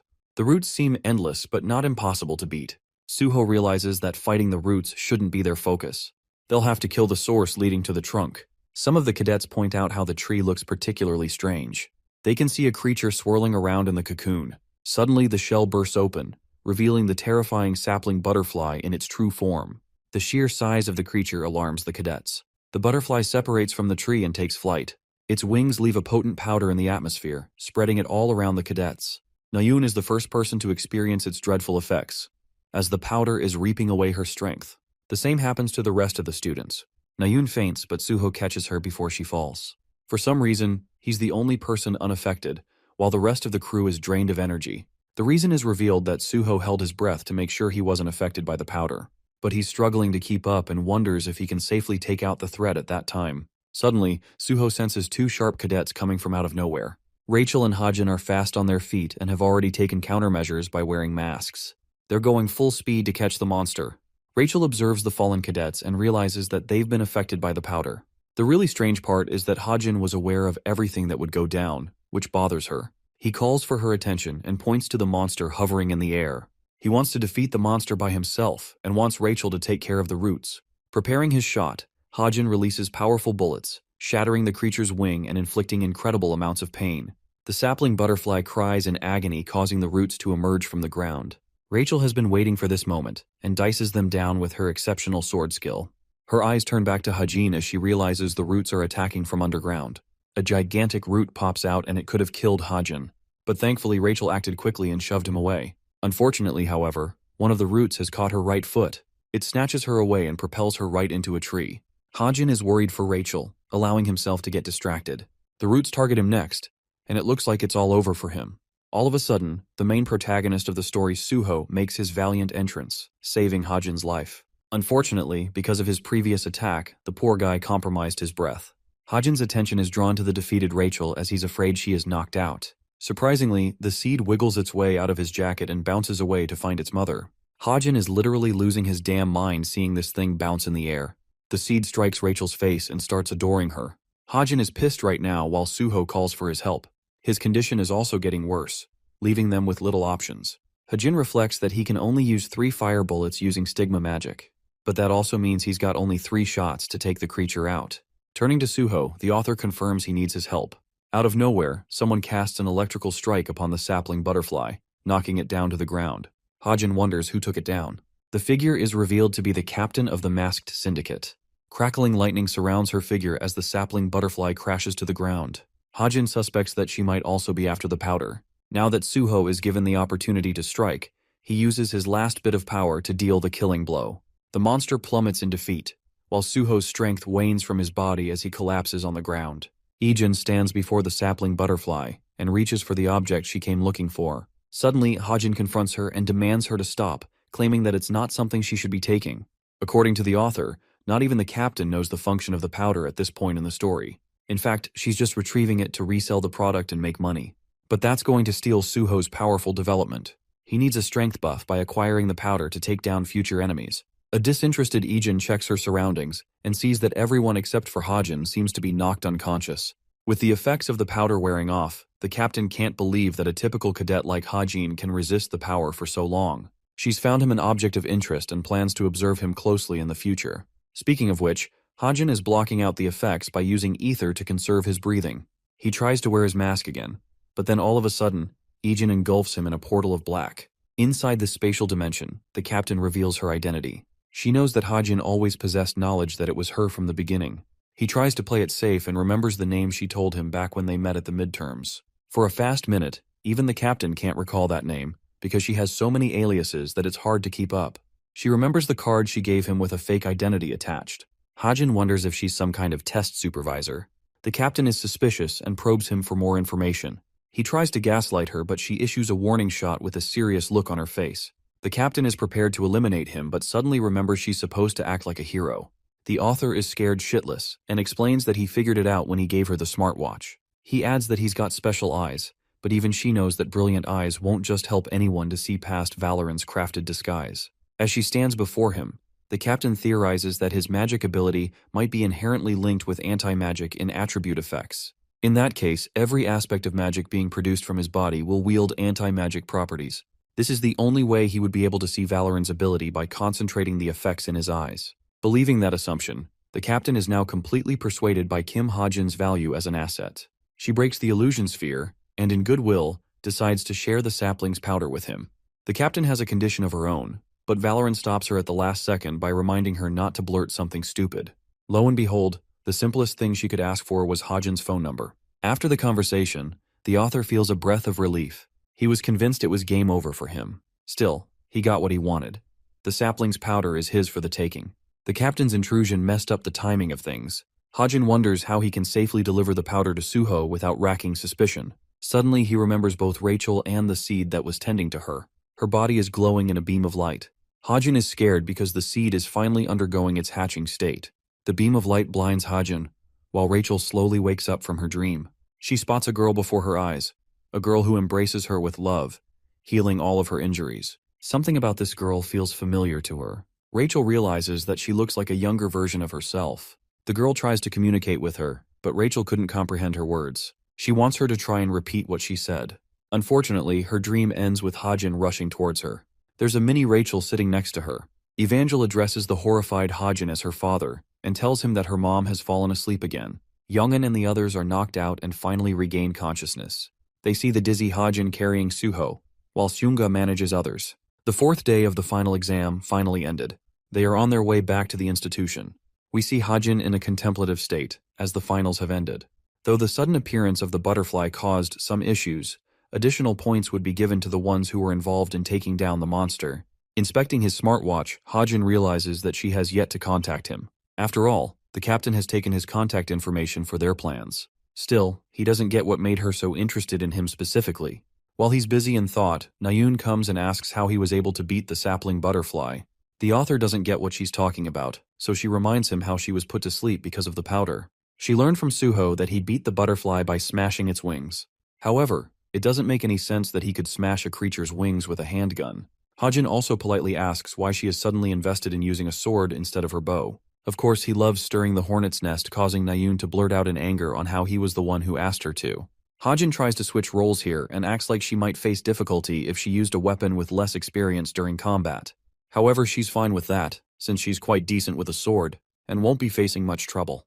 Hajin is okay with that, so he asks how it felt like wielding a sword again. Seeing that she's dismissive in her body language, Hajin thinks it must have been a scary experience. This causes the girl to get hot and nervous, because she wants to sell the impression she didn't face any trouble adjusting. Hajin can easily spot whenever Chai Na-yoon is lying. After all, it's a characteristic he added in writing to her. He smiles, realizing that despite the changes in the story, nothing about her personality has changed by much. He thinks it will be okay in the end, and tells Na-yoon that she was born to use a sword, which is true considering the intentions of the author. The scene shifts to Yeonha, who is sharing a meal with Suho and Na-yoon. She's a fan of the Hajin x Na-yoon ship, which causes her to get embarrassed. Even Suho thinks that there may be something between the two going on, considering Hajin's words. The purple-haired brat thinks that the only people who try to get close to that guy eventually give up because of his unfriendly personality. This is in direct contrast to Na-yoon, who he has consistently shown interest in. Na-yoon tries to backfire and reminds Yeonha that she was the one who got close to him at first. But that only happened because she wanted something from him. On the flip side, Hajin's relationship with Na-yoon is different. Embarrassed like hell, she tries to mask her flustered reaction. They are wondering how she's going to handle this situation. Speaking of our boy, he's spotted standing nearby, causing poor Na-yoon to try and play it off like she doesn't care. Hajin gives her a glance before going away, causing Yeonha to tease her even more. Underneath, Na-yoon's defenses are starting to dull, evidenced by her face. Anyway, the author returns to his dorm to check on Evangel. She looks like a mini Rachel who is extremely excited to see her papa. She pounces on him to ask where he went. Hajin reminds the little girl not to call him daddy, as that would complicate their relationship and people would know. The little girl is stubborn and wants to know the reason why. Hajin is starting to realize the patience necessary to handle a young child. The cute girl innocently smiles at him with a radiant beam of happiness. Hajin can't help but smile back. Evangel ended up evolving by Rachel's side on the last day of the exam. He was extremely nervous when he found out about her. She also jumped him in joy for raising her with care. Hajin was losing his shit because a scouting helicopter was checking on the cadets. He requested Evangel to return to her seed state like she was before. Poor girl didn't want to do that and kept calling Rachel her mommy. She felt sad leaving her mother. In a flash, Evangel reverted to her seed state, and that's how he brought her back to his room. The monster child is roaming around causing destruction while this dude has become a teen father all of a sudden. It's lunchtime, and Evangel is sparkling in joy eating the yummy food. Hajin wants her to finish up, and shifts his focus to the butterfly saplings powder. The powder is a magical substance known for attaching itself to a target and revealing their hidden potential. The main target of the powder is the potential, and it can be applied to both humans and objects. The thing is, it should have ended up in the hands of Suho, but the captain intervened and made things complicated. Now, he's still got to think of a suitable way to get the powder in Suho's hands. The scene cuts to Rachel resting on her bed, pondering about the dream of a child she had. She vividly remembers feeling her, as if it were more than just a dream. She thinks it might be a kind of elemental tree altering her dream, or possibly even a hallucination. At the same time, she can't take her mind off of the hallucination. The very thought of it makes her happy and warm. She thinks she'll always feel that warm from now on, implying they might someday meet again. We go back to Yeonha, who is patiently waiting for someone. That person arrives at last, and it's revealed to be our boy Hajin, who she was expecting to cancel. She tells him that one more person will be joining them, but since they're running late, they should proceed ahead. At this point, the author is wondering about the identity of this final person. Yeonha congratulates him for performing well in the final exam, but Hajin thinks very little of his score. Yeonha teases him that he should have cut down on 20 points to enter the average line. Still, many other guilds are starting to take an interest in this guy, and she's aware of that. Hajin glances outside the window before getting shocked. Yeonha finally welcomes him to the majestic headquarters of the Straits of Essence Guild. Let's go back a few hours earlier. The author receives a message about the guild experience. Many guilds are going to be contacting certain cadets of interest via smartwatches. It's a system that provides cadets with an opportunity to see current heroes in action. Each guild is granted the right to select any cadet of their choosing. However, priority is given to the guilds with the highest ranking. Hajin is pretty excited for this day because he wants to see the heroes in action. Each guild is supposed to select 3 cadets from the first and second years. Consequently, the first-year students ranking below 300 rarely get a chance. And since Hajin's ranking was in the League of 900 when he got the admission, he thinks he's doomed no matter his test score in the finals. A sudden smartwatch notification shocks him. Hajin is actually stunned that he was picked by someone. Turns out that it's the Straits of Essence Guild who extended the theme of the invitation. Back to the present, we see Yonha and Hajin strolling around. It turns out that many heroes perform indoor work after careful analysis of dangerous missions before stepping into the field. He sharply glances at Yonha, realizing that she's the single reason he ended up for the guild experience. After all, she has the authority as the guildmaster's daughter to bend the rules a little. The group enters the research and analysis chambers. One of the heroes points out how Hajin played first in his theoretical exam, so he thought this place would be one of interest to him. Sangho is a middling hero and Yonha's most reliable assistant. He's responsible for conducting guild experiences for potential scouts. He appears to be a really nice guy, and if not for the fact that Hajin wrote the story as the author, he wouldn't have ever come to know that this guy would one day betray Yonha in a brutal manner. One person draws near them, addressing Sangho and the new cadet. Lee Jina knows about Kim Hajin, and she's another hero from the guild. She's quick to judge him based on his rank, eyeing down Yonha for abusing her power and arranging such a meeting. Of course, this woman does not want him to be here. She's the main supporter of the current Vice Guild Master Hosiak, which means she is in direct opposition to Yonha.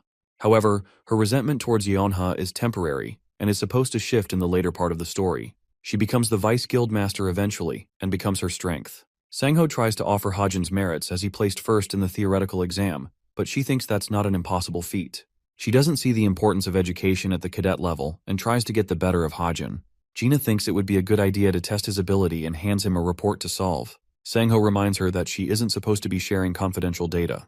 Gina thinks little of it because all she cares about is belittling Hajin. Bro is infuriated and thinks it's the best chance to prove her wrong. Extending his hand towards Gina, he requests for paper to jot down his thoughts. Gina continues to egg him on by poking fun at him, while he doesn't understand why she's being such a hard-ass. Meanwhile, Yonha realizes that their second visitor has also arrived. Both she and her assistant decide to go visit that person, leaving Hajin to figure out the report. He assesses the dungeon raid variables and admits that its concepts are far advanced for the average cadet. However, thanks to his observation ability, he can swiftly calculate anything with ease and note down the answers. He's about to finish up the final part of his proof when suddenly Gina steals the damn paper from him. She's frustrated that he kept solving the report instead of following his friends. Bro is 1 second away from shooting her in the face. Anyway, Hajin leaves the analysis room, a little distraught that he couldn't finish up the conclusion. He's hoping to God that she doesn't ask him to retake the test. As he's about to leave the elevator, Hajin finds himself startled to run into Nayun. She is even surprised to see this guy here, and directly confronts Yonha about it. Hajin observes Yonha's reaction, and seems to have intentionally kept information about both of them from the other person. It's been a while since we checked on Jinhyuk's detective agency. He's out here exhausting himself, trying to string together every clue he can dig up on Kim Hajin. And yet, there's nothing promising or significant about him. His past is jaded and black, and there's no information on his parents or how he became an orphan. Jinhyuk is reaching his limits after his niece tasked him with an impossible job. At the same time, everything about this boy is making things interesting for him. We see a snippet of a report that mentions an accident that took away the life of a pregnant woman and her unborn child. Next up is the mobilization assignment for Nayun and Hajin to experience. Sangho wants to know what made the girl take her time. Nayun expresses that she had a meeting with her grandfather before bolting all the way here. Her grandfather is no joke. He's the great hero Che Jushul. Yona receives an important call and signals them to go on ahead. In the restroom, she talks to her uncle Jinhyuk and requests a report on the investigation. Jinhyuk teases her by saying that he didn't even get the chance to start yet. Yona is enraged hearing that, while Jinhyuk asks what's gotten her interested in the boy's parents to begin with. After all, it's not like Hajin is actively looking for them. Based on her earlier hypothesis about Hajin's interest in criminals, Yonha thinks he is looking for his parents, which makes her wonder if they were also linked to some kind of crime past life. This connects to Jinhyuk's investigation in the Gwango shelter massacre. He cuts her off and claims that he's got a client to handle. Jinhyuk drops the call on her and begins to wonder if there's a connection between the boy and the massacre. Speaking of the massacre, 16 years ago, a surge of monsters flooded Gwango and took many lives. The incident resulted in the death of 9 heroes and 87 civilians. Jinhyuk was responsible for investigating the incident in the past and was eventually expelled from his family because of it. The government came to the conclusion that fiends were behind the attack, but that was just a cover. Instead, the real perpetrators were hiding elsewhere. The president of the country at the time, Kim Seoko, the chairman of the Daehyun group, Juchul, and finally Yeonha's father, Jinung. They didn't bother hunting him down, and instead went with assassins to do their bidding. The incident didn't really matter all that much to them. This begs the question, what if there was a survivor from the incident? What if Hajin's parents lost their lives in the brutal massacre, leading to the boy's vengeful path. Sensing a critical danger, Jinyuk feels obliged to stop investigating the case. After all, if he becomes Juchul's target, he's the one who will be in danger. The story jumps back to Nayun, who is enjoying herself running full speed with the others. Unfortunately, Hajin has shit physicality, so he's barely keeping up with these guys. Sangho wonders if Hajin will be okay, but Nayun isn't worried about him. But for some reason, Yanha is pissed as hell. She's mainly angered at her damn useless uncle who cut her off. They arrive at the monster destination where a bunch of golems are wreaking havoc. One golem is about to end the life of innocence. It swings its powerful fist into the ground when suddenly Yanha's whip catches and stops it. This allows Sangho the opportunity to bolt ahead with his spear, releasing it with full power and destroying the golem. Meanwhile, Hajin has just caught up with the group thanks to his slow pace. Nayun prepares her arrow to shoot down the golem. She senses the need to use her sword instead. Reflecting that golems share one main weakness, she lunges full speed ahead to slice down its ankles. Nayun's sword supercharges with magic, and the moment she's about to deliver her strike, the golem catches her off guard with a powerful punch to her abdomen. Nayun receives a jolt of pain and falls to the ground with a thud. She can't believe that golems have become so strong. The creature prepares to finish her off when one voice calls out to her help. It's Hajin who manages to pull her away using his ether magic, but maybe a little too close for comfort. Surprisingly, just the mere thought of saving Nayun caused his ether to react on its own. This causes an awkward situation between the two. While Hajin is thinking of ways to resolve the situation with some kind of response, he decides to give her meaningful advice that she should fight from range if she finds herself in trouble. He even tells her that her sword is capable of longer-ranged strikes. Nayun doesn't take his words offensively and finds herself spaced out. She pretends to keep her tough girl act. Turning away, she thanks him for his help. The author internalizes that there is a crucial reason for her to continue wielding her sword, because it will allow her an overwhelming advantage of gaining 10 times the mana capacity of normal heroes. Nayun has an innate ability called the Mana Ocean, which she uses through her sword to channel its effects. In simple terms, she has a monstrous pool of mana and even surpasses Kim Suho's magic power in raw output. The mission is successful with the heroes taking down the golems. The relief teams are here to take care of the rest. Suddenly, Hajin feels a sharp stare from someone observing him. The moment he exchanged a look with this person, he could tell who he was facing. Nayun calls for him because they need to go, so he turns back and feels sorry for the person watching. Anyway, Gina is tired from working long hours in her office. Her friend recommends delegating the task, but this arrogant asshole thinks she's better than everyone. Her friend glances at the paper Hajin wrote. Gina, being a D1 hater, tries marking the exam for the cadet in order to belittle him further. But when she read the report, she was simply too stunned to speak. Her attitude towards him immediately shifts. She floods Hajin with messages and an immediate request to call her. Poor guy doesn't want to revisit the headquarters, and certainly isn't interested in meeting her again. In fact, he leaves a message to Sangho, claiming that he won't be joining the guild experience tomorrow. Hajin thinks of a spicy plan to ramp up the fun. Hajin sarcastically replies to Sangho, reminding him of his ranking in the institution and believing that he's unfit for an amazing guild like the Straits of Essence. This in turn makes the assistant mad because it's all thanks to Gina's blabbermouth that led to the boy's interest being shattered. Knowing that Yonha is going to be mad and pissed at them later, Hajin believes this is the best course of action. He's starting to feel sleepy after the exhausting day, especially with how much he has to keep his little energetic child busy. He lifts up the girl and believes that he should take care of something else while Evangel is still soundly asleep. The boy reaches out for the powder and inspects it properly. Something has been busying his mind lately about the use of the powder. It's the fact that the powder is in great abundance, meaning he could use it to nurture many main characters all at once, including himself. So he decides to split the powder into 3 parts. The author reminds himself that he also has to survive apart from the main characters, and that's why he should be taking strategic advantage of each situation. With the powder split in 3, he takes one part and thinks that using it on his body would be the worst because he doesn't have any hidden potential to be awakened. That means the one thing he should be using the powder on is his ether magic. And that's what he does by sprinkling it on top of the golden sphere. Now, the powder is going to take effect soon. Hajin receives a sudden message from Nayun at a late hour, prompting him to wonder what could be bothering her. She messaged him being thankful for his help, and for some reason she wanted to continue her message and kept our boy waiting for 10 full minutes. She tested his insanity all until he asked what she wanted to say. Nayun pretended that it was nothing and decided not to pursue the matter. Hajin just told the chick to sleep since she's going crazy. She laughs at his joke, instead of feeling offended. The author fails to understand what's causing her to react this way lately. The fact that they're speaking casually like this is just one way of telling that something is wrong. He started off this story as an extra character with no influence or importance in the story, But now, he has become a vital piece among the important characters. This makes him wonder if he should classify himself as a supporting character. Still, there's a lot for him to solve, despite what he's done.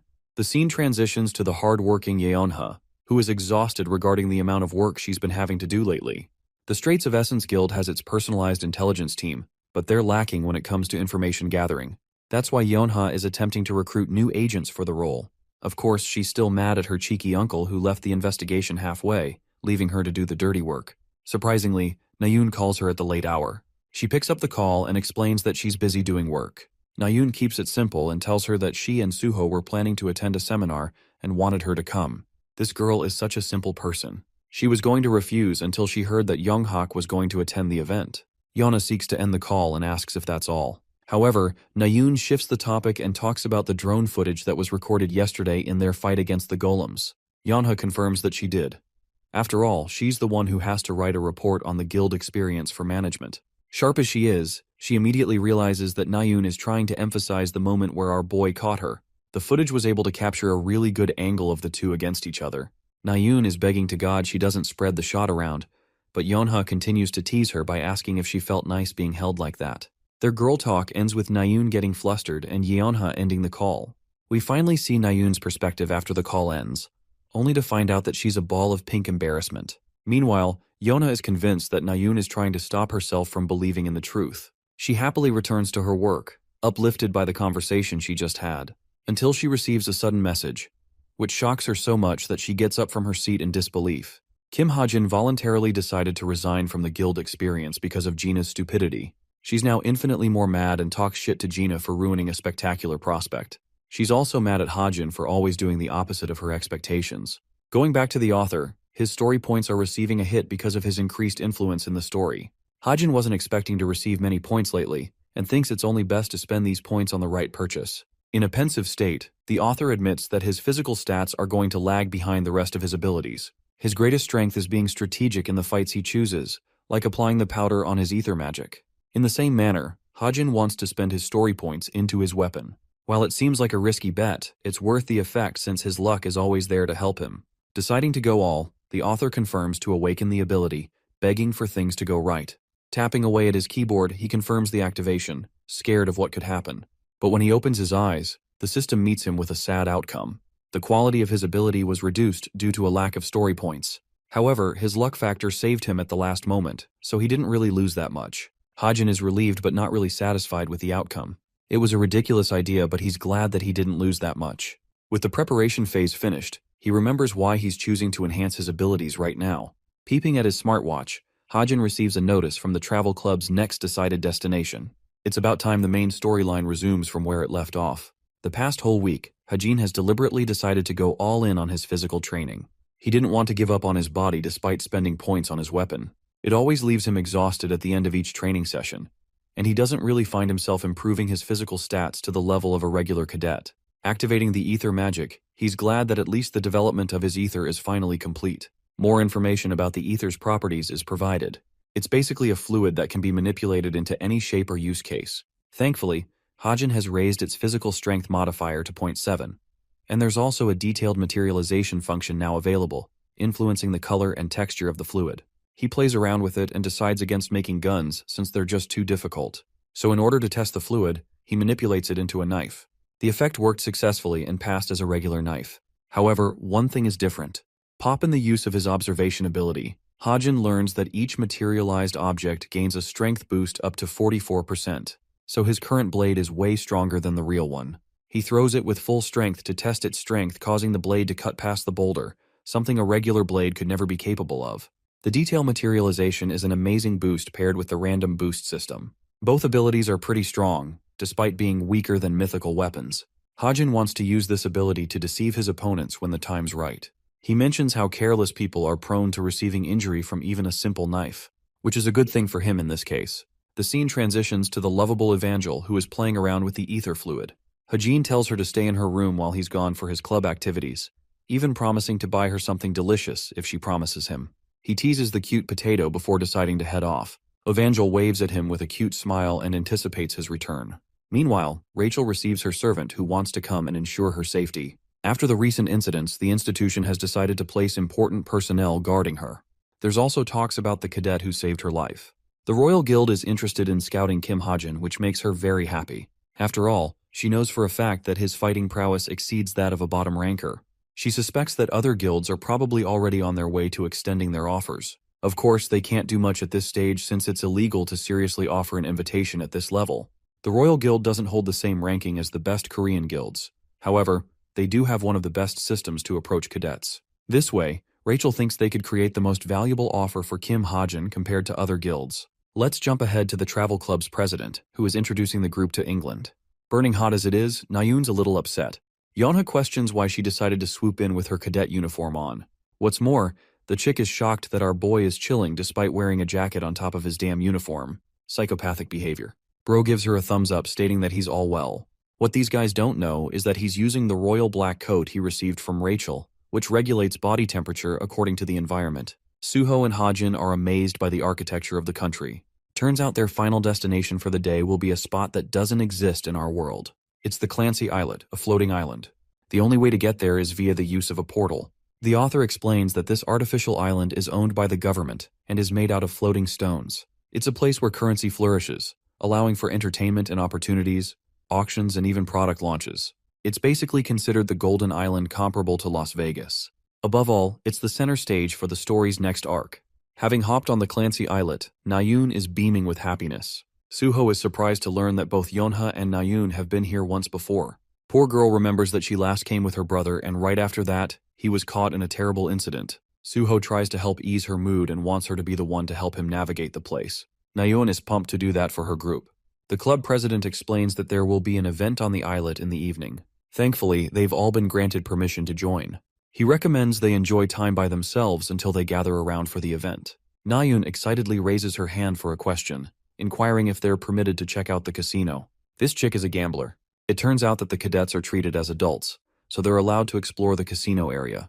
The four of them decide to head to the casino, with Nayoon being the most excited of them all.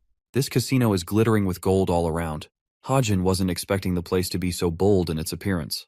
Nayoon, being the gambling addict, wants to go right away and have fun. But before that, they need to show their ID cards with the receptionist. Thanks to Hajin's special observation ability, the dude immediately sees through Valerine's disguise and inquires how long she's worked here. He plays around as if it's nothing, but knows that Valorine has already made her way inside. The event that's going to happen at 7 is problematic for several reasons. There's going to be several demonic fiends gathering here for it. Clenching his fist, the author hopes to maintain his sense of reason and calm, even though he knows his anxiety will be testing him greatly. But not for the reasons you're expecting. This dude is low-key thrilled to go gambling to test the limits of his luck stat. The incident is going to occur at 7, leaving him with plenty of time to mess around. After a while, Hajin ends up cleaning out the entire slot machines thanks to his monstrous luck. He wonders where he should go next. Poor Nayoon, on the other hand, is on a losing streak big time. The man she's facing is called Bert. Annoyed at her losses, she's done with the game and tries to leave. Bert suddenly stops her to give 20% of her amount back, all because he feels bad for her loss. This kind gesture only makes her angry like a damn lunatic. She slams the table, mouthing off her annoyance at the game. The really funny part is that, in just about 2 hours, she's going to be crying around in the casino with not a single penny to her name. Unfortunately for her, the people at the casino are the ones to control the trajectory of the game. Their leader Bert is a side character with some level of significance in Hajin's story. The author sees her losing again. He thinks she can only do so much against a dude who gambles for a living and has tricks up his sleeve. So Hajin offers to become her hero and takes her spot, beaming with confidence because he wants to see how this game will go. Nayoon thinks he's the one being reckless since the minimum bet to be placed is at least 100,000 won. But Hajin joins in regardless, prompting her to get annoyed. The players are quickly dealt the cards and begin checking them. With everyone ready to play the game, one man turns to the boy, surprised to ask why he isn't flipping his cards yet. Hajin calmly tells him that he doesn't intend to do that.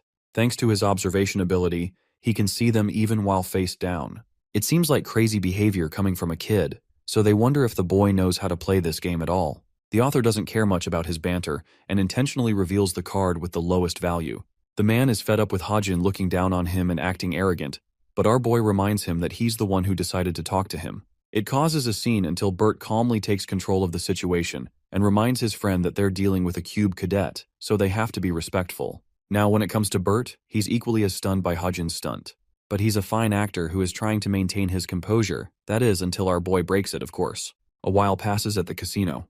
We see a shot of Valorant in her disguised state, having confirmed 6 members from the Fellowship of Evil Deeds and 3 heroes from the Association Undercover. There's also a scammer and a hero acting on his own, though the last guy seems to be harmless. Speaking of which, she's also encountered Hajin, whom the captain is fond of. Still, she wonders if the boy will be able to recognize her, having previously encountered her before. The captain tells her that he can see past her disguise by using his special ability, but even she thinks he wouldn't do that on normal people. She couldn't be more wrong about this assumption since Hajin's ability is active all the time. Now let's go back to Bert's shitty face, who seems to be in a rut while Hajin is playing confidently. It's the 12th round and there's a huge jackpot of nearly 60 million won. Bert's card is the Ace of Hearts. Pair that with the rest of his cards, and he's got the full ace stack with him. Despite having amazing cards, Bert is an expert gambler who maintains his poker face. He swings for a call, which in gambling terms means to accept your opponent's bet and place one of equal value. Nayun chimes in and raises the bet higher than another player. Hajin trails her with the same choice. Bert's got 4 aces, which means the bare minimum requirement of beating this guy requires 4 of a kind. Normally this is considered impossible. Overcoming a full house with 4 of a kind has lower chances than winning a damn lottery. But Hajin's case is different. Bert points to the cadet who is placed all in. Surprisingly, he's got his eye set on Hajin's necklace ring, which is the artifact he acquired at the hall. Nayun is surprised and asks further about the ring. Hajin chooses to play dismissive and tells her it's not important. But knowing this love-struck fool, Nayun probably thinks he's keeping it for someone. She's done with the game and gets up to leave. Hajin wants her to stay, but Nayun knows the game is already over. She even wants to compensate him by paying him the money he lost, instead of tossing an important ring on the bet. Hajin yanks her and tells her that it's fine since he's not going to lose. This unintentional move by him makes her feel embarrassed again. Hajin tells Bert that he's got his hands on a really expensive ring, so he wants the man to offer his bracelet in response. Bert is fine with doing that. Both artifacts are on the table now. It's time for the main event, to flip the cards. Bert is the first to do so, and reveals his 3 aces paired with 2 jacks. A full house, Nayun is dead and lost in defeat. Bert apologizes and immediately tries to take all the chips for him. After all, there's no way he would lose now, right? That is until our boy reminds him that he's yet to reveal his cards. The game's not over. Bert is almost offended at the thought, so Hajin reaches to flip those cards for him, revealing his 4 of a kind. Nayun's face is all you need to know about her reaction. She thinks it's impossible for him to pull that off, while Hajin acts like it was all luck in the end. Even Bert is done for. It's impossible to him how this could have happened. His calm composure is destroyed as he lashes out against Hajin. So much so that security has to come and restrain him. Security checked numerous times and proved that Hajin is innocent in his victory. She thinks of the guy as a loser while he's inspecting the bracelet. It's a special magic artifact with a magic seal, reducing the wearer's damage and restoring it as their mana. The funny thing is, not even Bert knew about its true power. The only reason for that is the fact that Obsidian Bracelet's wearer can't access the mana directly, which means the mana is left inside the artifact. While adding 1 or 2 magic seals could open the bracelet's mana for use, Bert wouldn't have found out until a year later in the original story. Nayun is curious and wants to know what would have happened if he lost. He calmly tells her that he would have accepted death in that situation. Also, since he's rich now, he even tries to offer her the money she lost. Nayun doesn't really care about it and tells him to keep it. She's only got one thing to tell him. A polite compliment that she found him really cool. This girl is definitely in love. Anyway, Suho and Yona are reunited with Hajin and Nayun. They barely manage to make it in time for the event. Bro is all dripped out like a fashion model, and even Yonha asks what caused the change. Hajin expresses that he just had to swing by an antique shop for some premium designer outfit. As for the money, Nayun talks highly of how Hajin won all of the games that involved luck like a crazy maniac. Their conversation is interrupted by a guy who seems to know Nayun. She wasn't expecting to meet him in this place and comes to learn that he just came here for fun. Hajin asks if he's her secret boyfriend or something, causing her to get worked up and flustered in a strong refusal. This guy is Kim Junwoo from the Forsaken Plains Guild, the same hero whom Valorant regarded as harmless. Yanha's got lucky on him and greets the guy in a very businesslike manner. They chat with each other, while the captain of the masked syndicate is secretly eyeing them. She asks for Valorant, who materializes using her magic, ready to carry out her role. The event begins with a bunch of transmissions broadcasting it. Talks of VIPs having come from all over the world are surfacing about, marking the event's global significance. There's an announcement of the new white crystal usage method, and people are stoked to learn more. Arriving in her hot ride, Rachel steps out of the vehicle looking at the most majestic person there. She's met with a dozen interviews begging for an opinion. The princess ignores all of them and her guards step in to maintain distance. She slams the door shut, standing in front of what appears to be a spatial portal. Rachel is glad to have some peace all alone when Zelen, the CEO, greets her. Rachel isn't thrilled to meet him and asks if he's ensured safety from the fiends. Apparently, the Clancy Islet is highlighted as the safest place in the entire continent of Europe. The best of the best heroes are here to check for disruptions, so there shouldn't be any trouble. The Letten Corporation is also a huge supporter of the Royal Guild, which is why they're doing their best to highlight the Guild's reputation through this event. But something about his words sounds sinister and untrusting to Rachel. The man's mischievous smile is enough to say he's hiding things, but he does advise the princess to look forward to the event. Let's cut to Hajin sitting all by himself at the table. There are still 30 minutes until the event officially starts, yet the place is packed full. What's really bothersome is why they would ever decide to host a dangerous event right when the place is swarming with demonic fiends. The author created many evil corporations in the story, but perhaps the worst of the list is the Letten Corporation. While there isn't an abundance of fiends among the company, the humans themselves are disgusting. This same group holds the powerful white crystal, a gem that no fiend should ever be allowed to lay their hands on. According to the main storyline, Hajin believes at least 3 fiends will reveal themselves today. The first is the crystal carrier himself, Nade, the second is Silison, whom they faced for the Ring of Homer, and the last guy is the captain of the Fellowship of the Evil Deeds Collection Team, Hakpyo. At his current level, there's practically nothing he could do to stop these guys from doing what they're supposed to. This time, he really has to let the story unfold on its own.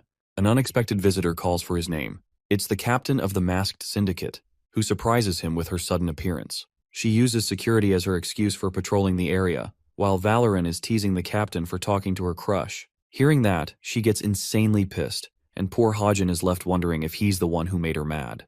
Regaining composure, the captain apologizes, explaining that she heard something strange in her earpiece. The funny thing is, Hajin apparently heard what Valoran said too, which is why he experienced double the shock. Suho catches Hajin talking to an unknown woman and asks about her.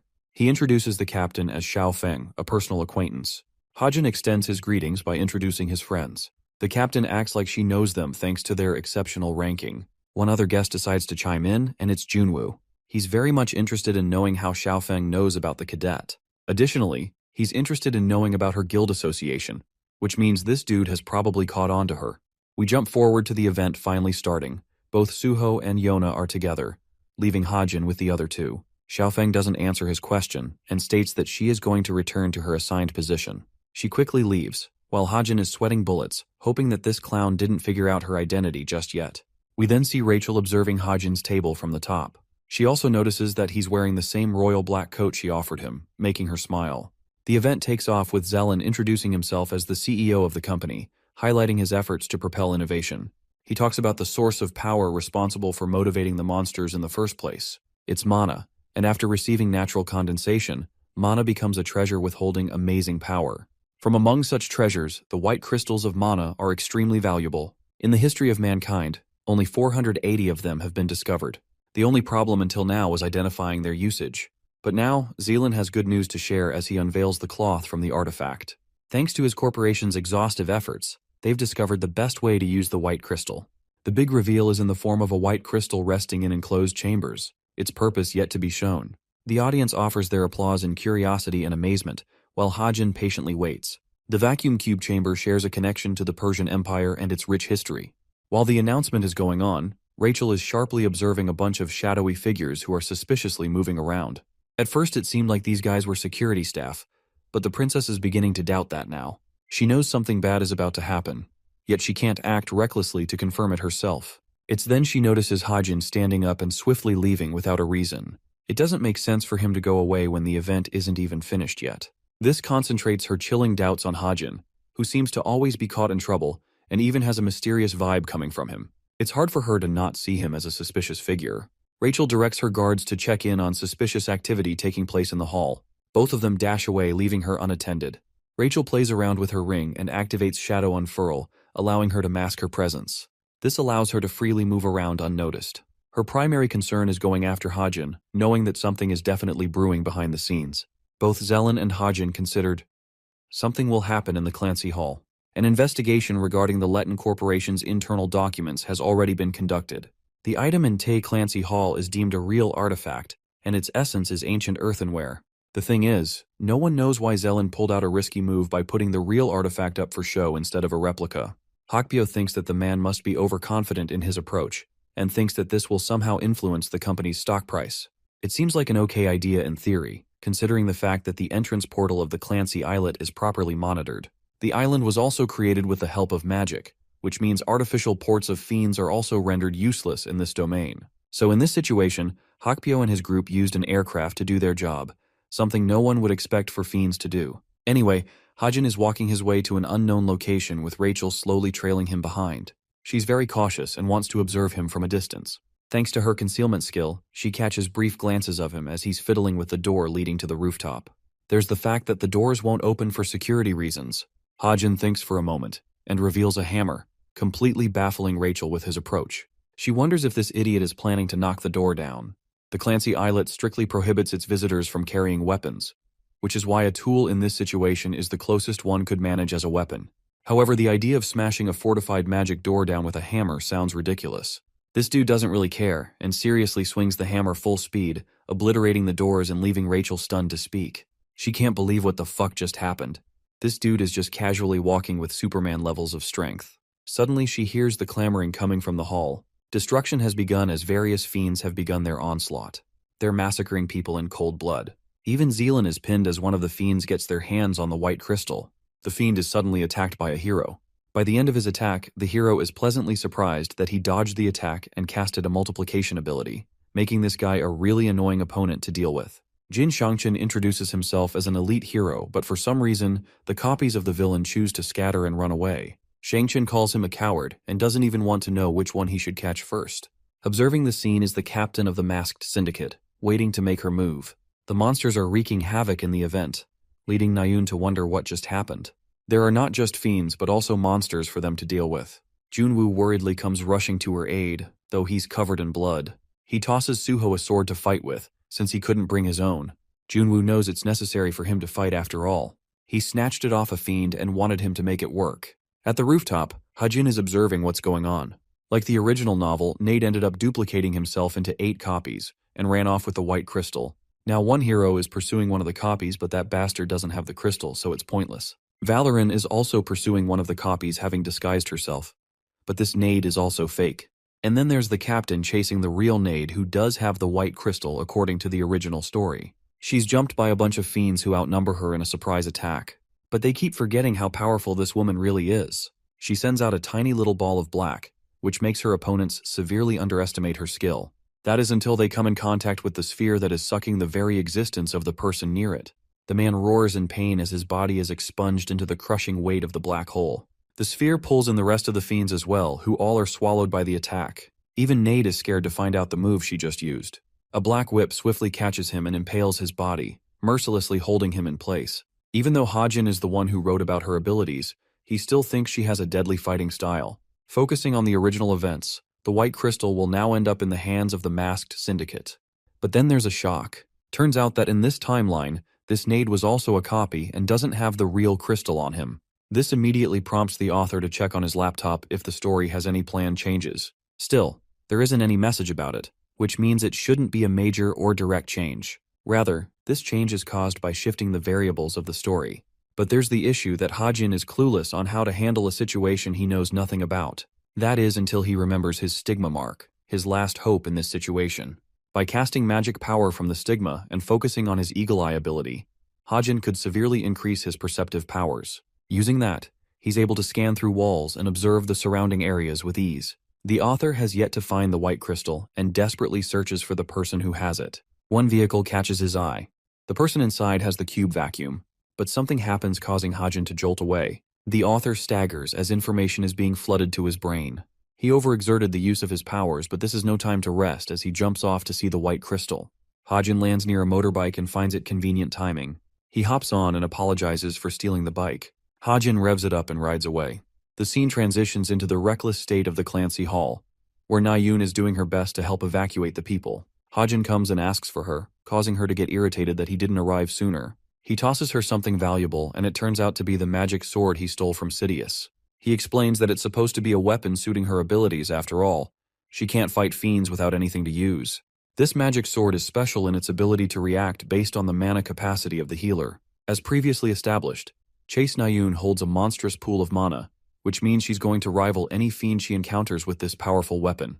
Nayun asks why he's giving her the sword of all people, but Hajin doesn't have the time to explain and decides to leave as he's got something to take care of. Nayun tries to stop him, but he's already bolted away.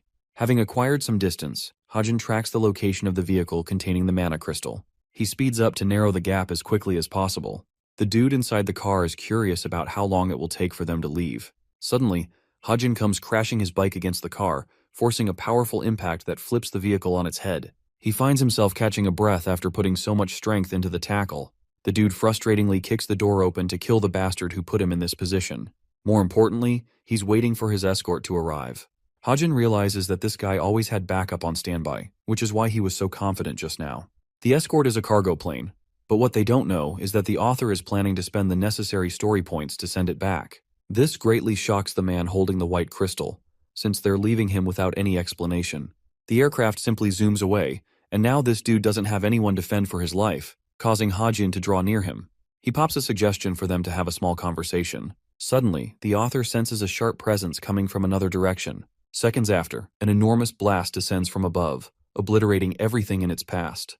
This dude is the same brute working for the masked syndicate, and he's already taken care of Rachel too. This appears to be the worst timing for this guy to show up.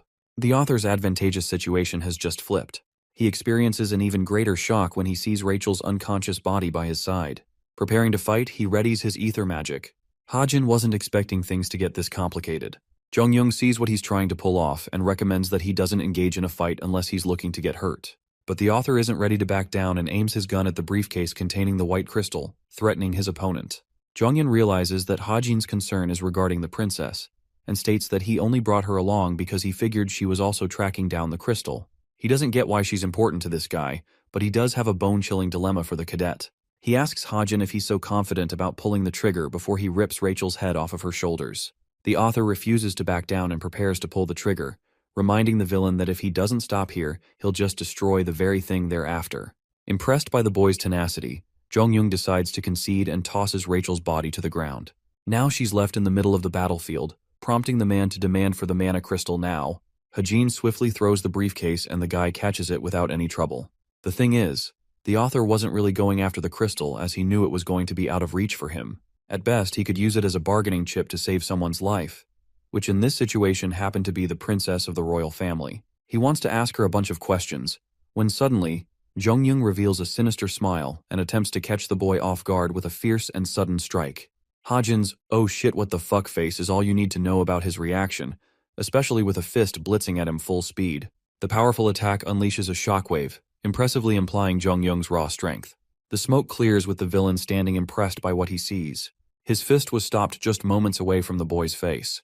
Hajin didn't even hesitate or fear the upcoming attack. It's at this moment that Jong-young recognizes the boy's fighting spirit.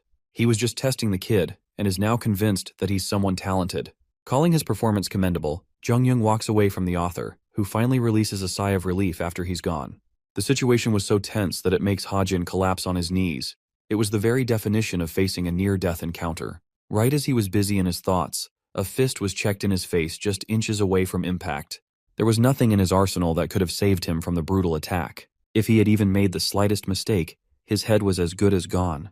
Well, Rachel is moving, which means she's awoken from her state. She doesn't get what happened as things happened too fast. Hajin tells her that the villain already left, so there's nothing to worry about. She doesn't understand what he's talking about, so he explains how they've acquired the white crystal. Curiously, the author inquires if she was also hunting for the crystal. Expressing the truth, she reveals that she was just trailing him. Extending her hand, Rachel shows him a bullet that she stumbled upon during the finals.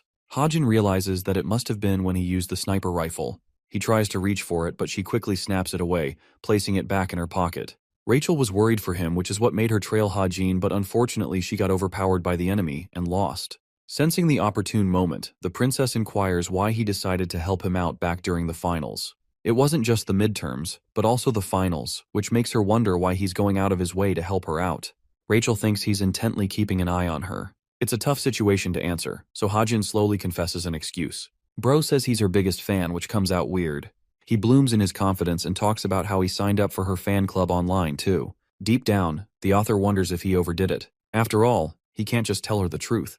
Rachel happens to be one of the characters who is prone to face adversity from dangerous situations. In the off chance that she dies or gets seriously injured, the story would plunge to the point of no return. Finding herself worked up, Rachel strings together her words of confusion, asking if he actually likes her then. Once again, our boy is sweating bullets. He's got that troublemaker riz. Anyway, let's revisit the state of the Clancy islet, which is a mess. Yonha's annoyed that her hair got burnt while Nayun hurriedly asks if he saw what happened just now. The chick is confused and really doesn't get what Nayun is talking about. She talks about how Junwoo was single-handedly annihilating the monsters with his monstrous fists, without even using a weapon. Then there was the swordmaster Kim Suho with the ability to cut through anything, becoming an unstoppable force. Finally, there was Nayun, now wielding a magic sword so powerful that it practically vaporizes any monster with a single swing. She's really excited about her new weapon. Nayun points to Hajin's mysterious takeoff on a bike. Yona mentions seeing him for a second before he disappeared. Nayun doesn't know where he went, but she's got her eyes set on that bike, and I can't blame her because I do too. Anyway, Blue Boy Suho anxiously announces about Rachel's missing state. Her useless agents are conducting a search while Nayun fails to understand where she went. After all, she was just here prior to the attack. Yona faces a sudden realization that the fiends must have made her a target too. It could become a hostage situation to use the British government, bribing them to possibly surrender the Clancy islet. Like always, Yonha is mad and pissed when suddenly people see the sight of the damsel in distress and her nervous experience on the bike. She backs by herself, relieving Yonha until they realize that it's the same bike Hajin used to escape. The guildmaster's daughter assesses the situation. With everyone distracted, Hajin ran off in a rush, and Rachel is the one who came back. It only implies one thing only, causing her to overestimate Kim Hajin's incredible ability to defeat every fiend on his own. She's stumped to even believe that. She could always picture him strong, but now he seems out of reach for the cadet level. At the double-star premium hotel, Nayun seems to be waiting for someone. Hajin comes to meet her, surprising that there aren't any other club members around. Turns out they all left to eat since he came so late. She wants to treat him and expresses hurry to leave. Hajin doesn't get why she's being so generous, and he really can't place what's going on. With every step Nayun takes, her feelings grow stronger. She stops and decides to confront Hajin, facing him directly. But her confession isn't a lover's confession or anything. Nayun embarrassingly asks if they're friends, and I have to remind you guys that this is quite significant considering her backstory. Instead of, accepting her words and simply saying yes, Hajin strongly declines with a serious look on his face. This causes her to get annoyed, so she turns away claiming that it was just an unserious comment. She paces ahead, hoping he forgets her words soon. Now here's the thing. Hajin likes her, but he can't be friends with her knowing the dark path he has to take in the future. This guy will become responsible for taking away the life of the one person she treasures the most, so he can't hurt her feelings by deepening their relationship. He lets out a silent confession that they were never supposed to become friends. The following day, our boy returns to the dorms, and Evangel is so excited to meet him. He brought her a yummy chicken meal, which is all the girl needed to excitedly run away. The author is starting to really appreciate her presence. Now with no distractions, it's time to get back to work before vacation starts. The first thing is syncing his smartwatch with the laptop. He always found it troublesome to hop over to the computer for unexpected story changes, but he's willing to make the feature purchase now. By the way, Jonghyung's fist didn't just stop because he wanted to. It was also paired with the author's insane luck stat, which intervened at the last second, preventing his death. Having gained story points from that, he's willing to spend nearly 200 for his smartwatch. And now, the syncing is completed. He can access every single feature with this thing, which makes him wonder why he delayed the purchase for so long. With that issue resolved, it's time to call his agent Soo-hyuk. Hajin asks his agent if he's got what he ordered. Turns out the dude ordered a bike. Soo-hyuk explains that the minimum purchase is going to cost him at least 150 million won, which is a lot. Hajin is prepared to go one step further by maxing out his budget range, causing Soo-hyuk to remind him about the ridiculous price. The author proceeds with the purchase, after all. This is the same guy who scored 2 billion won at the damn casino, so this is chump change to him. Also, the story is soon about to reach the part where the Packhorse Masters Guild will raid the Devil's Lair dungeon. Consequently, it will improve their stocks exponentially, and all of Hajin's investments just now will be worth it. Realizing that he's about to be filthy rich, the dude chuckles like a villain. The vacation eventually comes to an end, and we see Hajin observing the excited people nearby. Speaking of social media, it's been a while since he checked the main character's posts. He used to check daily to see if there was something noteworthy. Fast forward to this dude seeing Junghock's thirst trap with an edgy caption. Same dude just keeps annoyingly posting like he's making money on Instagram. Hajin is a little disgusted by him. When it comes to Suho and Yonha, They keep a rare social activity. As for Rachel, you can just imagine that her account is run by the royal palace. Finally, it leaves Nayun, who has yet to upload anything at all since the events of the casino. The author understands that his words may have stung her, but it's nothing she can't get over. Joining class, Hajin is glad that things are progressing smoothly. Their memorable teacher announces the start of the second semester and explains the necessary changes going forward. First is regarding their rankings, and the second is regarding newcomers to the Cube Institution. There was a transfer ceremony conducted recently. This ceremony is responsible for bringing over some of the best mages from top-ranking magic academies. They're all aspirants who want to become heroes, which means 20 new students will be added in each class, completing a batch of 200. The author has already taken the extra step of memorizing their identities for now. The instructor announces their arrival. The students applaud and respect as the mages take space inside the class. Surprisingly, one of them is someone that Hajin fails to identify, which makes him question if he's seen this person before. When the newcomer exposes her face, it turns out to be Tomer. Her appearance may seem different, but the author is convinced that it's her. The bigger question is why she's here. The system suddenly offers him a notification about the story change. The co-author has conveniently decided to add her to the lineup of main characters, so her role seems more prominent. That part worries Hajin because now he has to deal with even more annoying changes in the story. From Tomer's evil smile, we can predict that something evil is brewing behind the scenes. Going back to Hajin's space, he's got a brand new dorm setup thanks to his promotion to the second semester. Rachel is beaming with joy as it is spacious as hell. Apparently he got this privilege with his upgraded ranking as the 334th student at the institution. This guy jumped over 600 ranks and now sits in the bracket of middle-tier cadets. He thinks it's good enough as Evangel can jump around freely with the new space. More importantly, he's got his mind set on Tomer, who he has yet to contemplate about.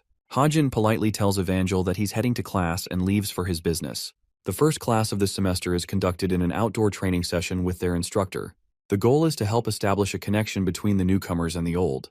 This session is called the Dangerous Hike, and while there may not be dangerous monsters lurking on the mountain, there's the fact that many traps are cleverly hidden. These traps will mimic monsters created by fiends, but only this time, the stakes are higher as even the slightest mistake could very well drop the cadets into the hospital. This sends the cadets into despair. They will be divided into teams of 12 and start off from their designated locations. Nayun and Suho are paired together in the same squad, and it appears Rachel and Hajin are off on their own. With the formations made, the Dangerous Hike event begins. We catch a glimpse of Nayun's group, who are a little intimidated by the dark atmosphere. After all, it was morning just now.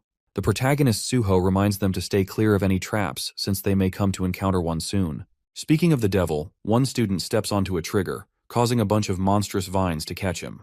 The students each draw their weapons to combat the threat until eventually, all of them are trapped except for the two sword fighters. Nayun helps rescue them, and they're eventually scared to death by a chick who looks like she's from the Ring movie. Both Suho and Nayun are scared shitless, realizing they just had a haunting experience. Supporting as always, the blue boy praises her for her performance. This makes her want to ask him the same question she asked Hajin. She wants to confirm the friendship between the two. Surprised by the obvious question, Suho confirms that they are and asks what's up. The girl is visibly nervous and still bothered by Hajin's response, but she chooses not to say anything. She thinks that anyone in that situation would have said something normal like Suho just did, but Hajin is different. He rejected the mere thought of her. This makes the delusional girl wonder if he's out to confess his love and wants a relationship deeper than friendship. Anyway, they're surprised to run into Hajin's group at the same site. Gathering together, the cadets discuss the talks of an illusion barrier. After all, they've been circling the mountains for an hour now. Delic points to the author, who ended up taking matters into his own hands and freed them from the barrier. Delic praises Hajin for being a godly navigator with his impressive skills. He remembers that it's almost time for their team training session. Ji-yoon confirms it too. When asked if they've selected partners to team up with yet, both Nayun and Suho state that they have yet to decide. Ji-yoon has seen enough of the cadet Kim Hajin to conclude that she's going to pick him as her teammate. Her words catch both Nayun and Delic's shocking attention. There's the fact that the team has to be balanced, and when weighing the cadets among the mid-tiers, he seems to be the most intelligent pick of the bunch. Nayun expresses her frustration but doesn't have the words. She tries to paint him as a hard-ass who is annoying to deal with. In reality, even Nayun herself is a little confused that she's going so far as to say these things. Delic whispers and reminds her about the dark rumors surrounding the sharpshooter. Talks of him always leaving the campus and investing his time into his expensive purchases catches both Suho and Nayun's attention. Delic carelessly talks shit about Hajin, prompting a really frustrating reaction from Nayun, who is the most pissed she has ever been. She reminds the asshole that she wants to know if Delic ever even saw him doing those things with his own eyes. She and Suho are infuriated that these people believe in baseless rumors. They even try to stand up for Hajin, claiming that he's a good guy. Fuming with anger, Nayun steps away, while Suho recommends they return to the hiking mission. The scene transitions to Yeonha, who has just finished masking her voice. Considering her first meeting, she doesn't want to make the slightest mistake with these guys. The Falling Blossoms Intelligence Guild, a newly developed group of agents that are directly under her control.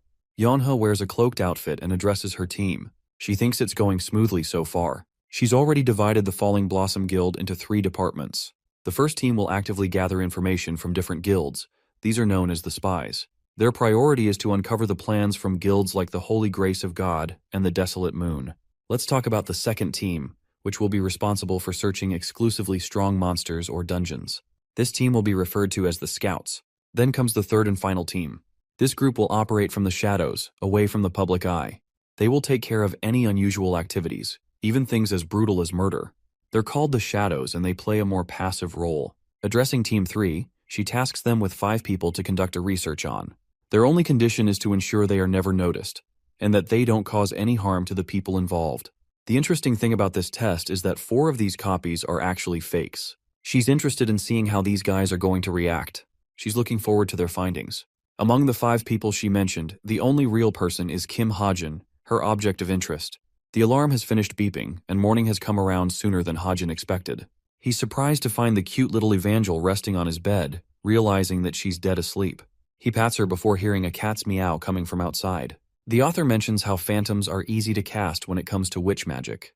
But the special thing about this phantom cat is that it's actually a real cat Evangel materialized with her powers. She seems like a cute visitor for the time being and might help him later. He decides to head outside for some breakfast, and finds himself surprised to run into Yeonha, who is curious to know where he's going. The dude tells her he's off to get some food. They walk together as Yeonha brings up how his ranking shot up by a lot. At the same time, he admits that it won't improve beyond this level, which makes her wonder if he's thought about his future. Hajin states that he isn't worried at all since they have a lot of time. But to Yeonha, time is of the essence as she reminds him of the probation period kickstarting in the 3rd year. In typical fashion, she invites him directly to the Straits of Essence Guild, the same guild that she is destined to lead in the future. It would be pretty easy for him to ride the wave and become successful. But shockingly, he tells her that he is interested in the Forsaken Plains Guild instead. Still, he's unsure if they'll ever accept him, but he likes their mercenary style. In an effort to persuade him, Yeonha claims that maybe she can help him change his mind if only she can find him something that he's desperately looking for. The author is a little creeped out by her words and asks what kind of information he would be looking for. Yeonha swiftly dodges the question like a cat, and also reminds him that she made sure to discipline the heck out of Gina who messed with him. Going back to the classroom, we see the author silently observing the protagonist Suho, who is soon to raid the dungeon. In the original story, after returning from the vacation break and climbing the Geomac mountain by himself, he stumbles upon a hidden dungeon. Raiding a dungeon on one's own seems like an impossible task. But Kim Suho challenges this idea as the main character of the story and becomes responsible for slaying the dungeon's boss. There he receives an important weapon and a buff. With the butterfly sapling's power, that weapon helps him climb to greater heights. The only problem being, the Hajin's the one who has the powder with him, so that weapon won't be getting boosted anytime soon. That's why, in this timeline, Kim Hajin wants to accompany Suho on his journey while tackling the dungeon, because this version of the story does not favor the protagonist as much as the original did. Also, this greedy bastard is also in it for himself, believing that he'll probably strike gold too. By the evening and in his dorm, the author reflects on his strategy to handle Tomer. There's the cute Evangel resting on his lap, while he thinks of ways to come up with a solid plan before entering the dungeon raid with Suho. Tomer isn't exactly on good terms with the fiends, so if her father can be located, it's actually possible to convert her into an ally. After all, this dangerous mage has only one objective in sight, and that is to locate her father and end his life. Still, it's not like this guy knows about her father's location either, making things difficult. Interestingly, not even the Tome of Truth could help him in this situation. With the detective Jin Hyuk only limited to researching in Korea, it's hard to task that guy too. This leaves only one prospect. The only person in Kim Chundong's life according to the data system. The kid is called Kim Hoseop, and Hajin wastes no time getting in touch with him. Hoseop seems to be working his ass off in an intelligence-gathering agency, which is why Hajin wants this guy to find someone for him. Hoseop is a little worried his boss will catch him, but he accepts the job anyway. Hajin also wonders if their school bully still bullies Hoseop, since he's speaking like a zombie. He offers Hoseop a way out if he ever decides to quit his job. Hajin recommends that he join the Falling Blossoms Guild under Yeonha's command. With that, their call ends with Hajin believing that he's strengthened Yeonha's agency even more. It's time for the solo dungeon raid by Kim Suho, who is busy meticulously practicing with his sword and perfecting his slashes. Hajin comes out and talks to him, which makes the hero wonder if he's also training at the late hour. The author thinks that Suho might be overexerting himself by training this hard so early into the new semester. He cleverly asks if Suho is training for a dungeon mission or something. Initially, Blue Boy plays it safe until Hajin straight up name drops the Geomac Mountain dungeon, claiming to know about the same dungeon he's after. The protagonist is shaken and questions how he was able to figure it out. Hajin acts like he saw him when he found the dungeon. Pointing to his brilliant eyes, Hajin emphasizes that he's good at what they can do. He lays out a proposition for Suho, wanting to join him for the dungeon mission together, even willing to split the rewards in a 90-10 ratio. Hajin is fine with tagging along and letting Suho do what he wants. It's quite the proposition. Suho confirms that he did discover the dungeon last week. It looked smaller than the others, so he felt like the challenge was doable for him on his own. Recognizing the dangers of raiding alone, Hajin thinks that it would be wise to take someone else along. Suho claims that he's unsure about Hajin being a reliable teammate for the raid, so for now he wants to test Hajin's skills to see if he's up to good. Yeah, you can tell the author wasn't expecting his own main character to challenge him out of the blue. The only way Hajin remotely has a chance against Suho is if he's handicapped in some way. But even then, the difference in their abilities would be far too great. Still, he thinks it's better to prioritize evasion in the upcoming fight. Hajin accepts the idea. However, he has a complaint regarding the open ground since it would be pretty disadvantageous to him. Suho is in serious mode and explains that he's not here to test weapons, and there's no point for Hajin to try and win the fight. After all, he's going to stop on his own when he feels necessary. Hajin realizes that this dude is in some real testing mode and isn't willing to back down. He turns to use his intelligence as his only saving grace. The wooden sword he's using as a training weapon is infused with mana, immediately rendering Hajin's bullets useless. If he ends up doing that, he's about to get humiliated by Suho. That means the only reliable weapon in his arsenal right now is his luck factor. Suho wants Hajin to give them the green signal to start the fight. He's trying to drag this out while slowly fiddling with his stat system. With all settings cleared, Hajin thinks it's time they start. A serious Suho starts the fight by dashing right in his face at maximum speed. Hajin activates bullet time to get him a few seconds as a cushion to react to his lightning-fast speed. Thanks to that, he can see Suho's sword trajectory before his attack is even casted. With a few slashes dodged, Hajin manages to evade most of Suho's outlash. Still, even for him, he's getting chipped against the monstrous speed. Realizing that he can't be on the back foot forever, Hajin goes on the offensive by shooting a bullet in his face. Suho casually reacts, and this time, he's the only one going on the evasive. The fight is a really humbling experience for the author. After all, despite the activation of a literal time-slowing ability, Hajin can't evade Suho's attacks. The fight will continue to put him at a greater disadvantage if he lets it drag on. He's trying his best to manipulate Suho into making a small error. Sensing the opportunity, Suho vanishes and appears right behind Hajin in a flash of a second. Since his back is left wide open, he rushes to use ether magic to pull him away by attaching himself to a tree. The protagonist's monstrous attack shatters the ground, which impresses Suho's expectations.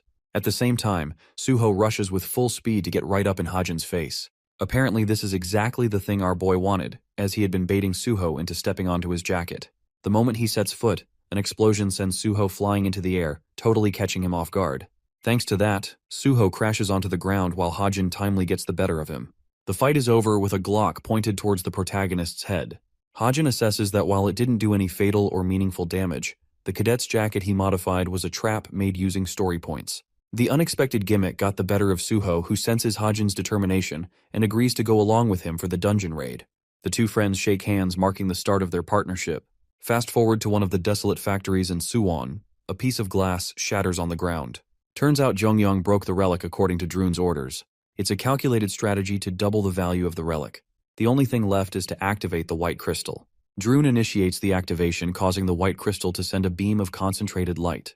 The light rearranges the material and reforms it into a weapon in the form of magic swords. These are copies of the original made from just mere fragments. Droon thinks they don't have to look for anything else, as the result of this test proves the creation of fake weapons that are stronger than low-grade relics. With one fragment, they could make 30 swords. As for the total amount, Droon estimates 600 swords to be made. Even if they sold one sword at 800 million won, they would earn a staggering 500 billion won in profit, which is one hell of an amount. That's nearly $400 million. Jonghyun realizes they've stepped on the most valuable lottery ticket. Valoran shares news similarly favorable to the group. She talks about the Pack Horsemasters Guild who intend to raid the dungeon soon. That guild is their next target, as the captain of the masked syndicate intends to seize everything from them. Conducting a battle analysis of their fight, Suho remembers how Hajin left a dozen openings in his movements, and yet there wasn't a single time that he managed to strike him down. To make things even more surprising, he used an unusual attack at the end. Suho still doesn't understand what happened there. He wonders if it was the result of physical force driving him away, or perhaps a surge of mana. Coming to a smile, the lovable protagonist expresses his failure to understand Hajin's powers. Still, it's clear to him now that Hajin is actually quite powerful, and the only reason he's hiding his powers is for his own benefit. It helps him relate to someone other than him, as Suho is also muddled with hiding himself. He just wasn't expecting someone else to mirror him like that. Anyway, he hears a sound coming from nearby and realizes that it's Nayun practicing at the park. Suho's voice startles her out of nowhere, making her embarrassed. She's also surprised that he's going home at such a late hour. This sparks a brilliant idea in this guy's head. He casually tells her about his meetup with Hajin, which makes her wonder why they met up. To tease this balloon of embarrassment, Suho tells her that they were cheering for her. Nayun explodes at him, prompting Suho to reveal that they were lightly sparring with each other. It's quite the surprising revelation, since Nayun generally believed Suho to be way stronger than him, which means there's no point in sparring. Suho decides to keep their matters private, making her sad. She's done with his teasing and decides to resume her training. Being the helpful and supporting friend as always, Suho offers Nayun advice in handling her sword. He demonstrates just how fast one can swing their weapon by easing their grip just a bit. The beautiful slash leaves her stunned for words. She's so amazed that she requests another demonstration from him. In the end, Suho ends up training Nayun for a while. Fast forward to her resting in her bedroom. She remembers Suho's offer to help her out with her sword training. At this level, she's starting to get the hang of things. Nayun jumps up all frustrated and annoyed. She looks to gaming as her one means of escape from reality. She grabs the VR headset and equips it. This game is recently taking an uprising in this world for image training. The game is called the Gladiators of the Century. Tournaments about the game are held every season and broadcasted live, making the winners so popular that they could take up their household names. The game is particularly unique because unlike other games, it doesn't boast a status or item system. In effect, one has to fully utilize their strength to control the trajectory of the fight. Nayun has an impressive record of 98 wins with only 17 losses. She doesn't care about her rank for now and thinks it's best to find someone for a match. Her eyes are drawn towards a sword warrior called the Extra 7. This guy has an equal amount of wins and losses. He's also platinum tier, which makes it seem like the ideal target. She's expecting a couple of hits to finish the job. Requesting a duel with the guy, Extra 7 accepts her request. Their match is about to begin in 3 seconds. Nayun is actively assessing her opponent, and is ready to see how this person will initiate their attacks. What she didn't expect was for this guy to start coming at her before the countdown finished. They exchange the first sword clash, which puts Nayun on the disadvantage. What's more is that this guy grabs her by the collar and then throws her off balance with a kick from underneath. Extra 7 renders the killing blow, and that's how Nayun lost to a guy with a 50-50 stat ratio. This makes her so mad that she thinks that guy is cheating. She requests for an immediate rematch, but winds up defeated a second time, so a third match follows between the two. The outcome stays the same as Nayun is defeated again. One more round would change things, right? No, the stickman Nayun is killed again. She's seriously annoyed at having to accept her helpless state, while her opponent stares her down. The guy wants to leave to get to sleep while she's begging for another rematch. She learns that he's usually active around this time, so Nayun requests that he teach her a bunch of new skills each time they run into each other. Extra 7 is okay with that and decides to log off. The author puts off his headset, not knowing why that kid was so stubborn just now. He won 7 times in a row. His goal was to test the random buff system inside the game, and he used it on the headset to enhance his stats immensely. The random buff system is proving to be more helpful than he originally intended. The investment was costly, but it strengthens the properties of any equipment, which takes his console experience to another level. This makes it feel like his senses have been sharpened, and as a consequence, boosted. It's a little underwhelming that the maximum boost is only 44%, but Hajin thinks it could soar higher with the luck effect. Evangel is out here eating a whole cake by herself. Hajin realizes that he has to actually parent the child and snatches the cake away. She sobs, begging for another slice, but Hajin pulls the ultimate anti-children attack. He puts it on the top shelf. Then he lifts her tiny little body and promises to get her something even more delicious in the morning. This relieves some of her sadness. Hajin promises to follow up with his words as long as she doesn't eat cake tonight. While she's fast asleep, he checks his smartwatch and finds a message coming from Suho, who invited him for the raid meetup. Wearing a smile, the author is satisfied with the date and believes everything is proceeding like he planned. The only thing left now is clearing the raid. A few days after that, his training session continued all the same. Classes were no different either.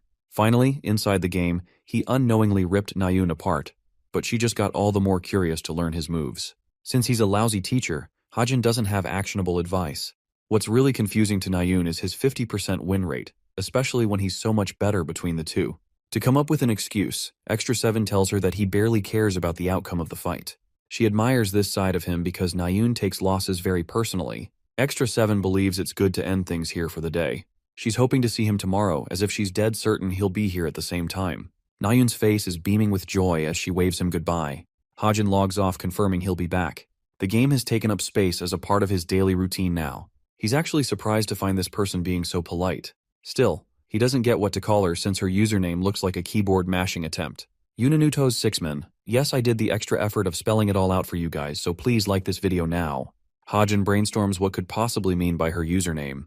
That's until all the puzzle pieces fit into one name, and that's Nayun. However, he just can't see herself behaving so politely like that. Their behavior is different, so the author is convinced that it might be a guy behind the screen. Going back to the brat herself, we see that she's getting better and better with her swings. Suho is similarly impressed. She talks about how she's playing a game and it's really helping her improve her skill. Blue Boy realizes that she's definitely talking about the gladiators of the century. He doesn't play the game but did hear from others about how useful it is. Nayun explains that she ended up finding a master inside the game with amazing skills. He helps her train each day. He's the one person who really makes her feel excited to fight against. She talks about how he has an aggressive and precise style to cut down his opponent. Each step is calculated and allows for a personalized close combat experience. Suho thinks this guy must be pretty sharp and probably is a hero of some kind. Nayun claims that she remembers asking, but it didn't turn out like that. Suddenly, Hajin's voice draws her attention as she gives him an embarrassed look. Hajin is surprised to find the two of them together and asks what's up. Suho tries to mention their training, but she smacks him shut by acting like they just met each other. Bro has a surprised look on his face, while Nayun cutely communicates with her annoyed face. Hajin thinks they should hurry and get going, prompting Suho to say goodbye. Curious, Nayun asks where they're headed. Suho acts like it's a personal matter and decides not to clarify details. Before leaving, Hajin tells her to have fun training. Nayun's a little baffled and finds herself really confused to see these two getting on good terms with each other. She knows that Suho was joking around when he teased her earlier, but now, it's really starting to make her wonder if they might be meeting because of her. Nayun's delusions are getting the better of her. She thinks it doesn't make sense for Hajin to do that, especially after he rejected her friendship.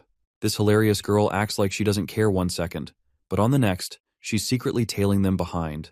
Nayun spots them chatting when suddenly, Hajin does bring up Nayun's topic, which surprises her a bit. This sells her delusions even more. The girl is now convinced that he's in love or something. Both Suho and Hajin share lunch before heading to the dungeon in Suwon. They'll have to be cautious since Suwon is considered the single most dangerous area in the capital. The emergence event of monsters and dungeons left a permanent ground deformation, reducing the place to nothing more than mountains. Because of that, the western part of Suwon became a restricted area. As for the Geomac Mountain, it's located right at the border. The author internalizes that he created many hidden pieces in the world yet to be discovered. For some of these pieces, he can't obtain with his one strength, but that would also create the risk of leaving them in the hands of the antagonists of the story. If he goes to the dungeon with a hero like Suho, Hajin is confident that he might be able to obtain one of the hidden pieces by himself. The mere thought of it attracts Suho's attention as they're finishing up their meal. Suho didn't bring any cash with him, so he's the one who's going to take care of equipment and preparation. Suddenly, one person enters the restaurant with a completely covered look. Their outfit puts Hajin at unease. The person physically shakes seeing him and hurries away to make their request. Seeing their state, Hajin realizes what's going on. This evil punk probably figured it out using his observation ability. Dude boldly calls out Yana based on her purple hair. He tries to be as loud as possible to attract her attention. Of course, Hajin knows that this has to be her, since she usually can't eat normal food without attracting attention. He requests her to come and share a meal with them, making her condition even worse. Being thoroughly humiliated like this, she takes her order and bolts off without even paying. Hajin decides to cover for the girl's bill and mentions how Yonha did her best not to show her face for 3 whole days. It's time for Friday and the day of the dungeon raid. Suho's all ready and leads the way. Deep in the mountains, they both make their way having walked many miles. The Geomac Mountain is a dangerous location since it's right next to the restricted area. Hajin wants to stay sharp for their surroundings until they arrive. Suho marks the location and shows the entrance to the dungeon. Hajin thinks it's reasonable to assume why it's hard to find because of the small entrance. Knowing that the opening is narrow, Suho reminds him that they'll have little chance of running back out. It's dangerous, and he wants his teammate to prepare for the consequences. But Hajin is as best prepared as always. He whips out his baby, the Golden Deagle, claiming that it packs quite the punch. Just to be safe, he invested some points to make light bullets. While they won't be extremely effective against the high-tier boss monster, the author thinks Suho will be more than capable of handling everything else. As they're about to head inside, Hajin extends his hand for Suho to hold. It draws a confused look from the guy because he doesn't get what he is doing. Hajin explains that the pathway inside is dark, so it will be tough to navigate otherwise. A flashlight is just going to draw attention from monsters. Suho loves the idea as the two clasp each other's hands, and yes, I can't believe I said that. Suho mentions how the cave unusually has a narrow entrance for how wide it is inside. It's also way too cold here. Suddenly, Hajin senses something and recommends they wait a moment. To his utter shock, there's a second opening to the dungeon. Something not even he knows about. There's just no way. Activating his perceptive eyes, Hajin scans the other entrance and discovers a bunch of intruders approaching. Hearing their every step, he knows they're drawing closer and closer from the other side. The scanning ability has revealed two men from the other side. Suho doesn't get what's bothering him, but he tells him to be quiet. Concentrating on their conversation, he fails to identify their association with any group. However, based on the evil energy radiating off of them, he can tell they're up to no good. At last, the system informs him about a critique from the co-author who has decided to edit the raid sequence. The co-author found the dungeon raid quite boring and small compared to the rewards promised. That's why they decided to modify the whole of the dungeon, by including it as the hidden stage of the Devil's Lair dungeon. What an unbelievable change. This means that the two dungeons have formed a connection in this timeline. Worried, he asks Suho about the date. It's the 14th of August, the worst possible date as it's the day the Packhorse Masters Guild plans to raid the Devil's Lair. With that in mind, he's almost convinced that both of these men belong to the same guild. He wonders if they just came here to scout for the day. Still, it's causing Hajin to get tensed up, which worries Suho. The author breaks the ice by revealing the location of the intruders. The Packhorse Masters Guild is known to be one of the strongest all around. These guys only have mid to high tier fake heroes. Even someone like the protagonist of the story would struggle in this case, which begs the question, what should they do now? Lady Luck is on their side, as it turns out the two fiends came here just to scout this part of the dungeon. They decide to regroup with the main party and head back.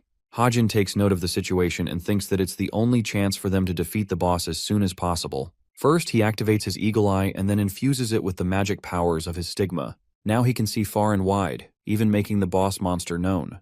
Having marked the navigation, Hajin jots down the location and places emphasis on beating the boss quickly. Around the same time in the Suwon Devil's Lair, the main party finds themselves exhausted from the hunt. The leader of the raid comes in contact with both of his subordinates that he sent to scout. This guy is Jink-young, the guildmaster of the fiendish group. They pass him the information about a secret opening leading to a hidden stage. Jink-young is satisfied hearing that and tells him to stay put. Instead, the main party will be coming to them. The situation is turning out really bad for our heroes, because Jink-young is more interested in exploring the hidden stage instead of the main dungeon.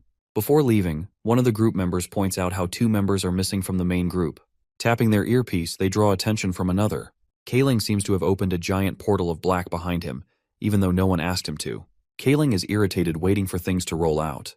He doesn't want to explain the specifics of the portal to the person he's speaking to. Jink-young commands Kaling to close it shut at once, but he just casually plays with the earpieces. Jink-young is pissed and leaps forward to attack him, but with a point of a finger, the man is brutally murdered with a spike piercing his skull and then slashes his body in half. His scattered remains hit the ground, leaving the rest of the fiends to experience sheer horror at the sight. They confront Kaling's recklessness when the real perpetrator seizes the opportunity to come out. It's everyone's favorite bad bitch, the captain of the masked syndicate. She releases waves of dark energy before taking down every single one of them all by herself. The only reason she didn't kill them is because she's waiting for the stock prize to experience a boom. So now, the captain wants to explore the hidden stage connected to this dungeon, and she wants to do it on her own. Kaling questions if the plan changed to some effect. She expresses that the other two targets who entered the dungeons aren't their enemies, but rather, their candidates. This is a test to determine if they're worthy of being recruited. Morphing her body in a shadowy fluid, the captain proceeds to chase them down. Meanwhile, the hidden stage is teeming with low-level undead monsters. Hajin has been shooting them down one after the other with his gun. Since long range is more favorable in this situation, he takes care of Suho's side too. who can barely navigate in the dark setting. The fact that he was able to beat all of them with ease really proves Hajin's strength, impressing the likes of Suho. Still, they don't have enough time, so he urges them to hurry. The undead monsters are blasted and cut down by the unstoppable duo. There seems to be an endless amount waiting for them, but thankfully they're so weak that it isn't a problem to deal with them. At last, Suho stumbles upon some writing, which indicates to Hajin that they've finally found the boss's location. Something is scribbled on the wall in an old language. Suho wonders if their smartwatch would be of any help in this case. Hajin activates it for scanning and realizes that it's an elaborate riddle. Suho states that he's heard of many dungeons of the like. In the actual story, he wasn't able to solve this riddle and merely translated at best. That's why he had to seek Yeonha's help, who used her intelligence guild to work it out.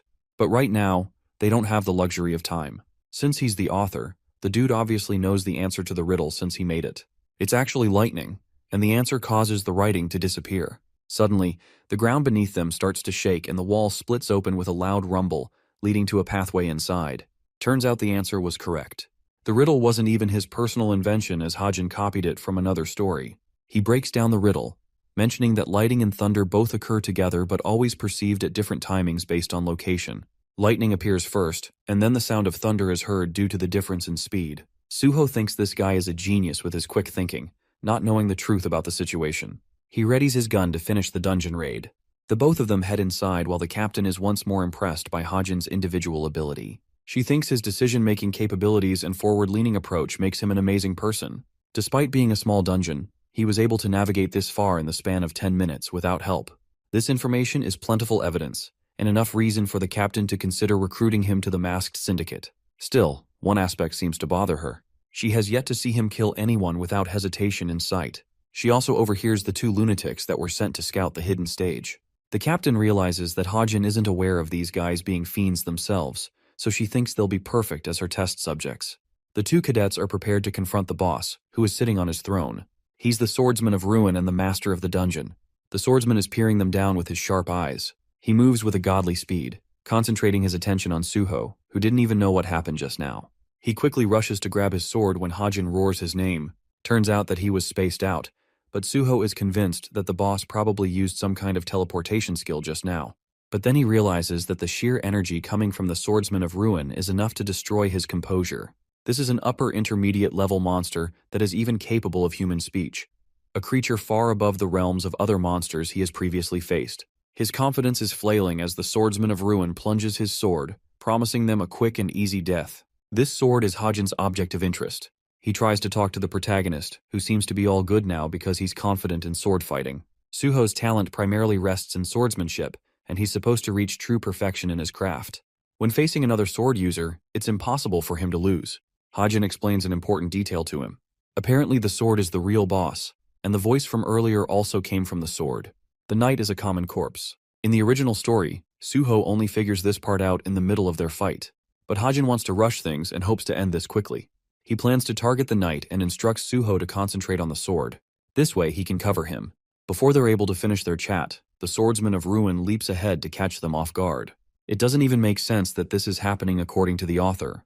The attack leaves a crater, making Hajin worry about what happened to Suho. Being the main character, he ended up blocking it with his blade at the last moment. Their initial clash separates the two swordsmen. Suho dashes right back at the knight, who is impressed by his abilities. Suho catches him off guard with an aerial strike. The knight reacts timely and arrogantly assumes that he has caught his opponent. But when the smoke settles, his sword has only hit the ground. Suho uses his impressive speed to outmaneuver his opponent. He attacks the knight from his blind spot, aiming right for the sword just like Hajin told him. The stab connected, but not where he wanted. It only hurt his body, but that's not enough.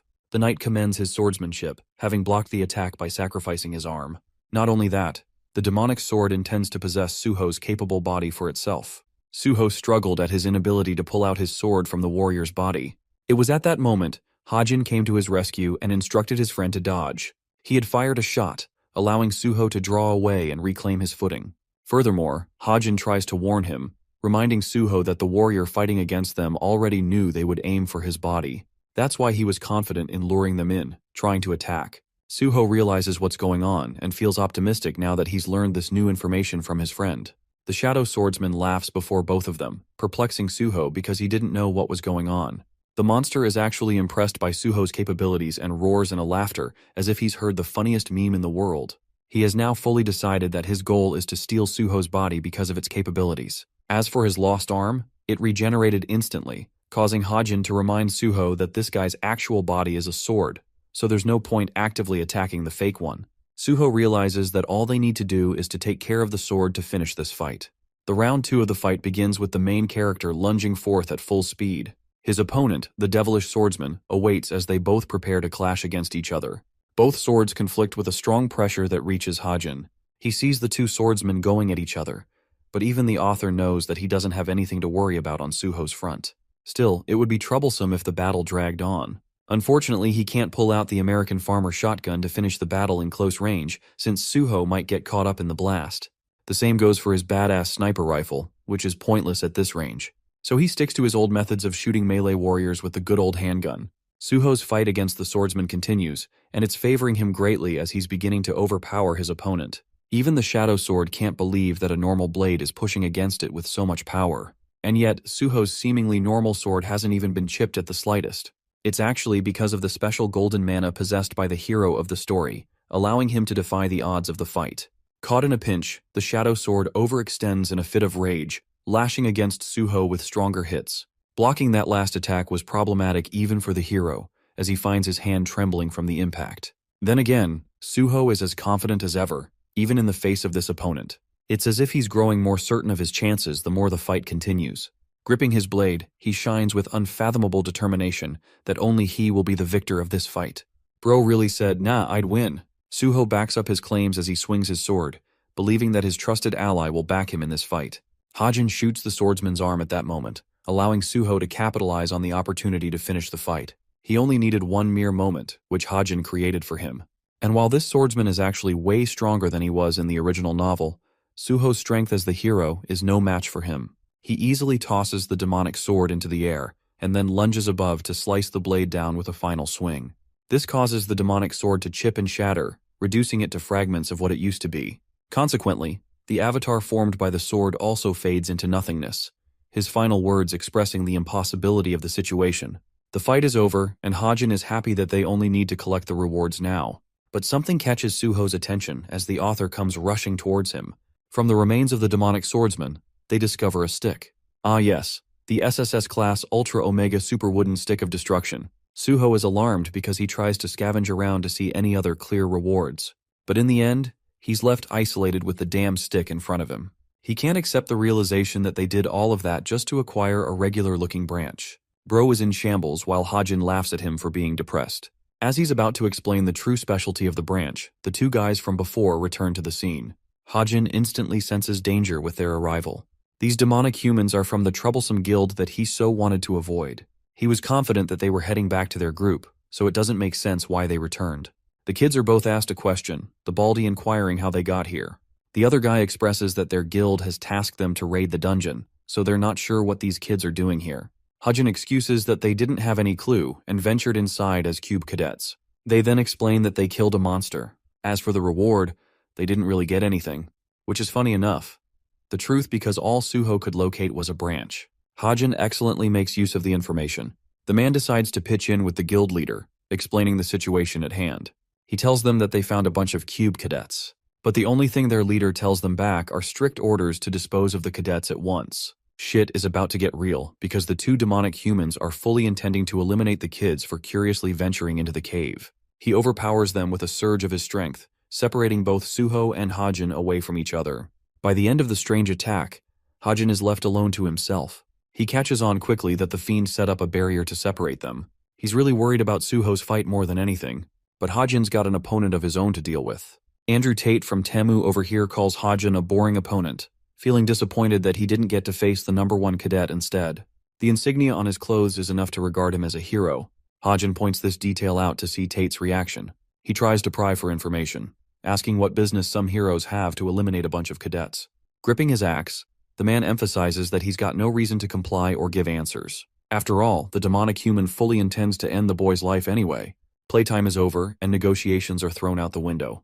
The situation is going at 15 what the fucks an hour, and Hajin knows it. He knows the gap between their strengths is enormous. to the point that this guy should have no trouble just severing the author's head clean. Regardless of the power gap, Hajin believes there is some salvation to his current situation. The man draws a blank face when he sees Hajin reach for something behind his back. The fiend is cautious and confused, until the boy pulls out a tiny little pebble. The dude is literally stumped. Not only is the kid grossly underpowered compared to him, he just pulled out a tiny stone on top of it, as if that was his saving grace. The egghead laughs in his face, which is what Hajin wants from him. He thinks this tiny little stone is more than enough to deal with a guy like him. Finding his remark as an insult, the fiend scoffs at him. But Hajin's smile is unwavering. The demonic human analyzes the kid's shitty mana flow, which means he really doesn't have a bag of tricks with him. So he's curious why Hajin's so confident. The cadet chucks the stone at him, which Baldy dodges with ease. But that's not the point. That was just a distraction. Hajin's real attack and purpose was to pull the stone back using the ether thread. That golden thread, now pulled back, blitzes the stone at full speed and crashes against the fiend's skull, giving this guy a reality check. It was just a tiny stone, and yet it hurt like hell. And since he was caught completely off guard, the guy was instantly knocked unconscious.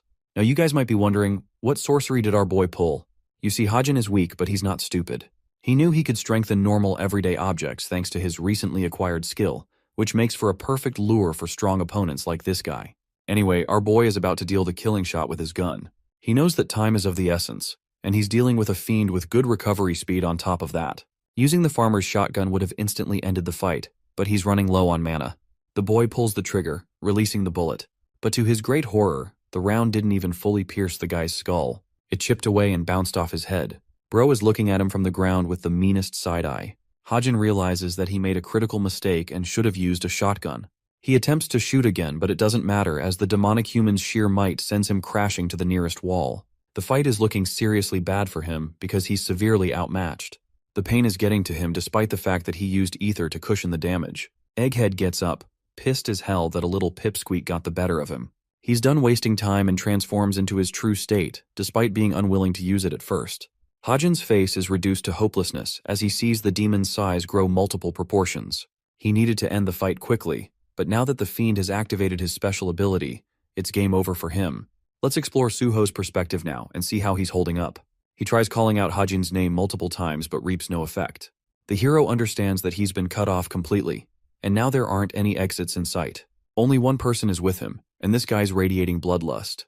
This means his only shot at this is to fight his way out. Suho, still confused at the situation, questions why the man is trying to eliminate them. James plays it pretty chill and thinks the kids should treat it as an unlucky situation. Now fixating on Suho's face, he's starting to realize that this kid is the #1 cadet from the academy. He could have been an enormous talent if recruited to their guild. But now, things don't matter as he's going to be eliminated without remorse. James instantly jumps his sword against Suho's neck. If not for Suho's godly reflexes, his head would have been sliced clean just now. He got away with a scratch, and countered with a kick to his head. But James is so unfathomably fast that he disappears instantly and appears behind Suho. Even the boy is confused how James managed to get behind. Not only did he evade his strike, he also left Suho with a serious injury around his calf. It was a short moment when he tried to kick him. If anything, Suho has now gained an understanding of his opponent's abilities. And his confidence is wavering because he's severely outmatched here. Suho still plays optimistic and intends to focus on this guy's movements. James is alarmingly fast and appears right before Suho, sending him back once more with a powerful clash. Luckily, the kid was able to block the first strike. But that's literally all he can manage to do here, because the second he tries to return the attack, James will catch him. Even while on the defensive, Suho finds his face getting slashed again. James is finding this fight annoying and realizes that the boy managed to counter him. He tries to dash away using his incredible speed, but despite his escape, encounters a wound on his leg. That was impressive, sure, but Suho understands that his attack was too shallow to give him any realistic advantage in the fight. While this guy's attacks aren't as powerful as the swordsman he fought earlier, his speed is on a whole different playing field.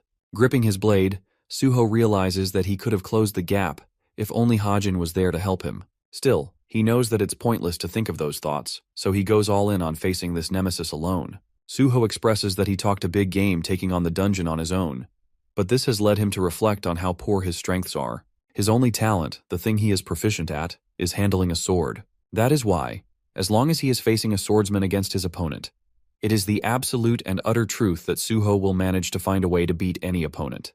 The hero crystallizes his focus into doing his best, determining himself to bend the odds and overcoming the impossible situation. He radiates with a golden aura, surprising the demonic human greatly. At first, James thought of him as nothing more than a desperate cadet, but now he's starting to realize that dragging out the fight will be troublesome for him. He intends to finish the battle in the next attack. To counter him, Suho's blade and determination are ready. Suddenly, the hero feels a strange sensation, something that didn't just come from his opponent.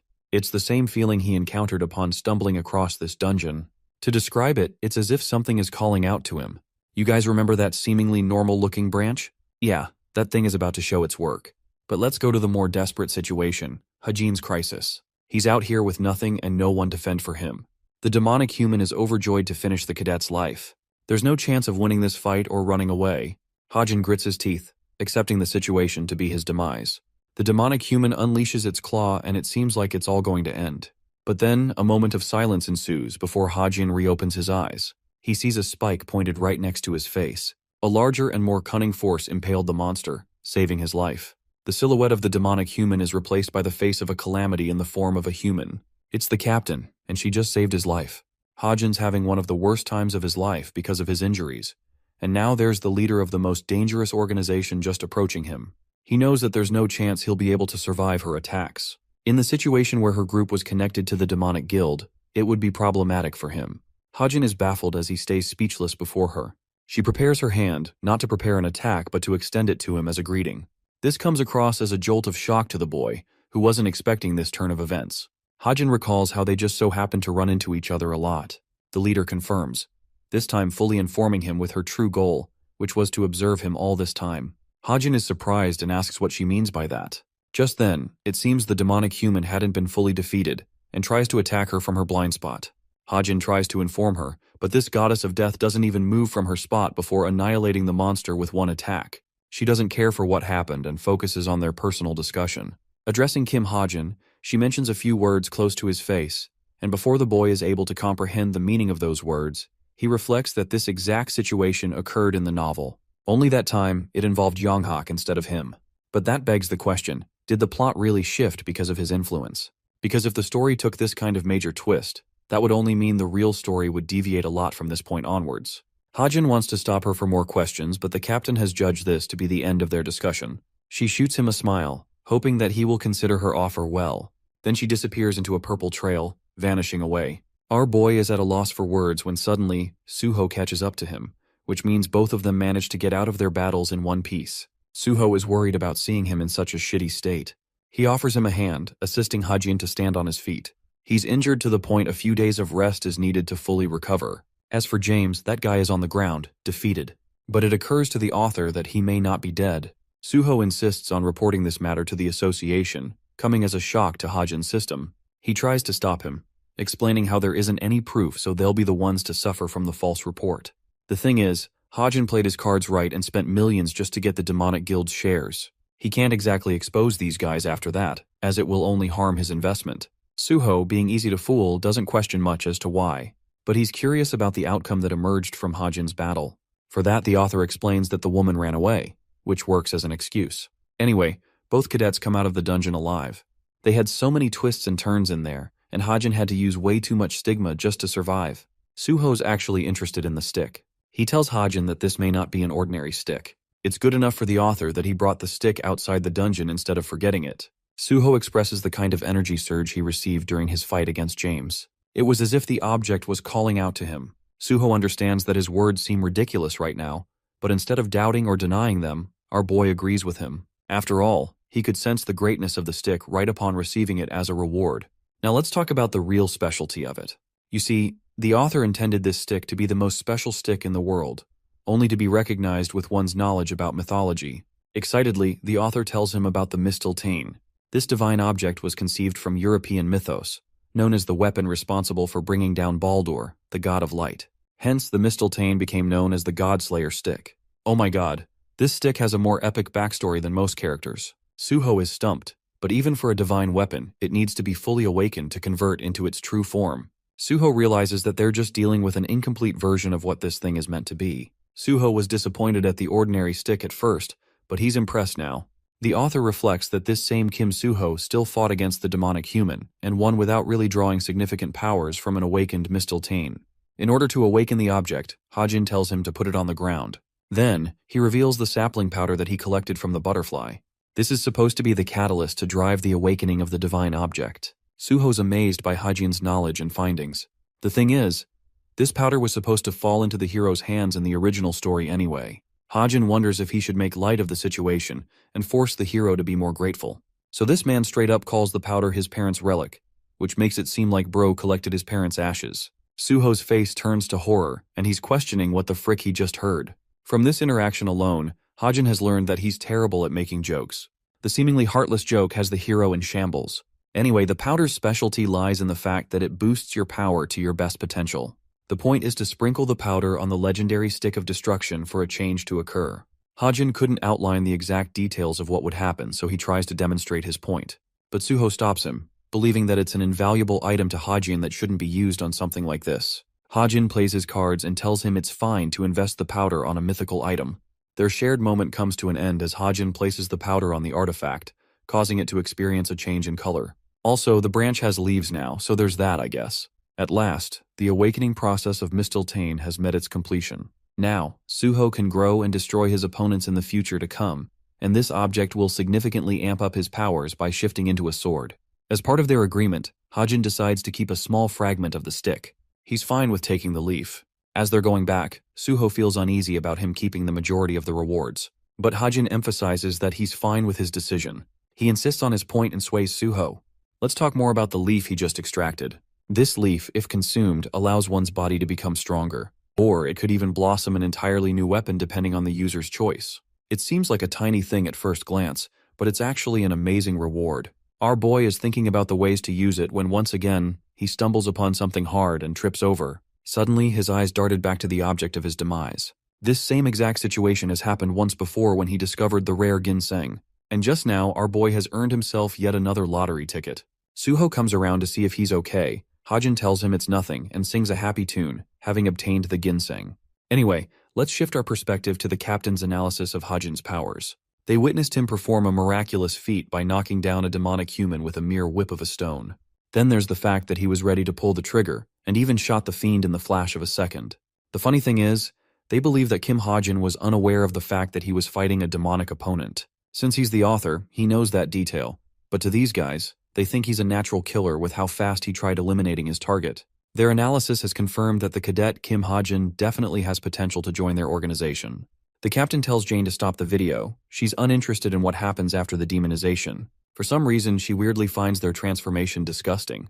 Back to our boy. He's out here looking like a zombie, having returned to his dorm. His entire body is sore and he's about to collapse any moment. Until his daughter comes to meet him, forcing him to pick her up so he can carry her back to her bed. As he's doing that, the author catches a beautiful glimpse of the night sky, serenading the scene. Let's rewind a few steps and see what happened with Suho. He wanted Hajin to return to the institution because he wanted to pay a visit to his family. Also, Suho's is indebted to Hajin and cracks him a pleasant smile, thanking him for everything he did. His smile captures the author's full attention, who has to remind himself that Suho's the main protagonist, a man that refuses to make compromises or let his light fade. He's supposed to be the ideal hero, walking the righteous path of good. But in the real world, nothing, and no one like him truly exists. People are different, but that's actually the main reason that drove the author to create a character such as him. The perfect good character, so to speak. In fact, he named him Suho because it means to protect something or someone. The protagonist who will one day protect this world from doom. Hajin grew silent then and there, before returning him a smile, admitting that Kim Suho is the only person in this fictional that he can trust in a heartbeat. That aside, let's talk about the big bad evil villains of this story. The Hero Association likes to call them the 9 Evils for being the most powerful, a nickname that was considered a compliment to the villains. The third evil, called Defiance, ended up creating a secret sanctuary in the Hamgyong Mountains. And this sanctuary, it's got its own operatives. Currently, they're surprised that one particular girl is showing interest in the missions. She's a demonic human that comes off strange. The girl, Tomer, is interrupted, and she finds it a great annoyance. Tomer is handed a mission file. Her skills being top-notch, she finds it annoying to execute a small mission. Tomer asks about the details of the mission, but she's told to read the document on her own. After taking a sneak peek, she's astonished that the mission will involve her role as a surveillance operative. Shifting perspective back to Hajin, he ended up making an appointment for a magic inspection. The mage confirms this from him and introduces himself as Jean. Hajin is glad to be in his care, especially since he's a 4-star mage who specializes in artifact inspection. While Jean seems to be eyeing him down based on his outfit, he shows him the way. Hajin knows that mages are materialistic by nature, which is why he took safe measures of dressing formally, looking high class and all. In his office, Jean asks what kind of magic engraving he desires.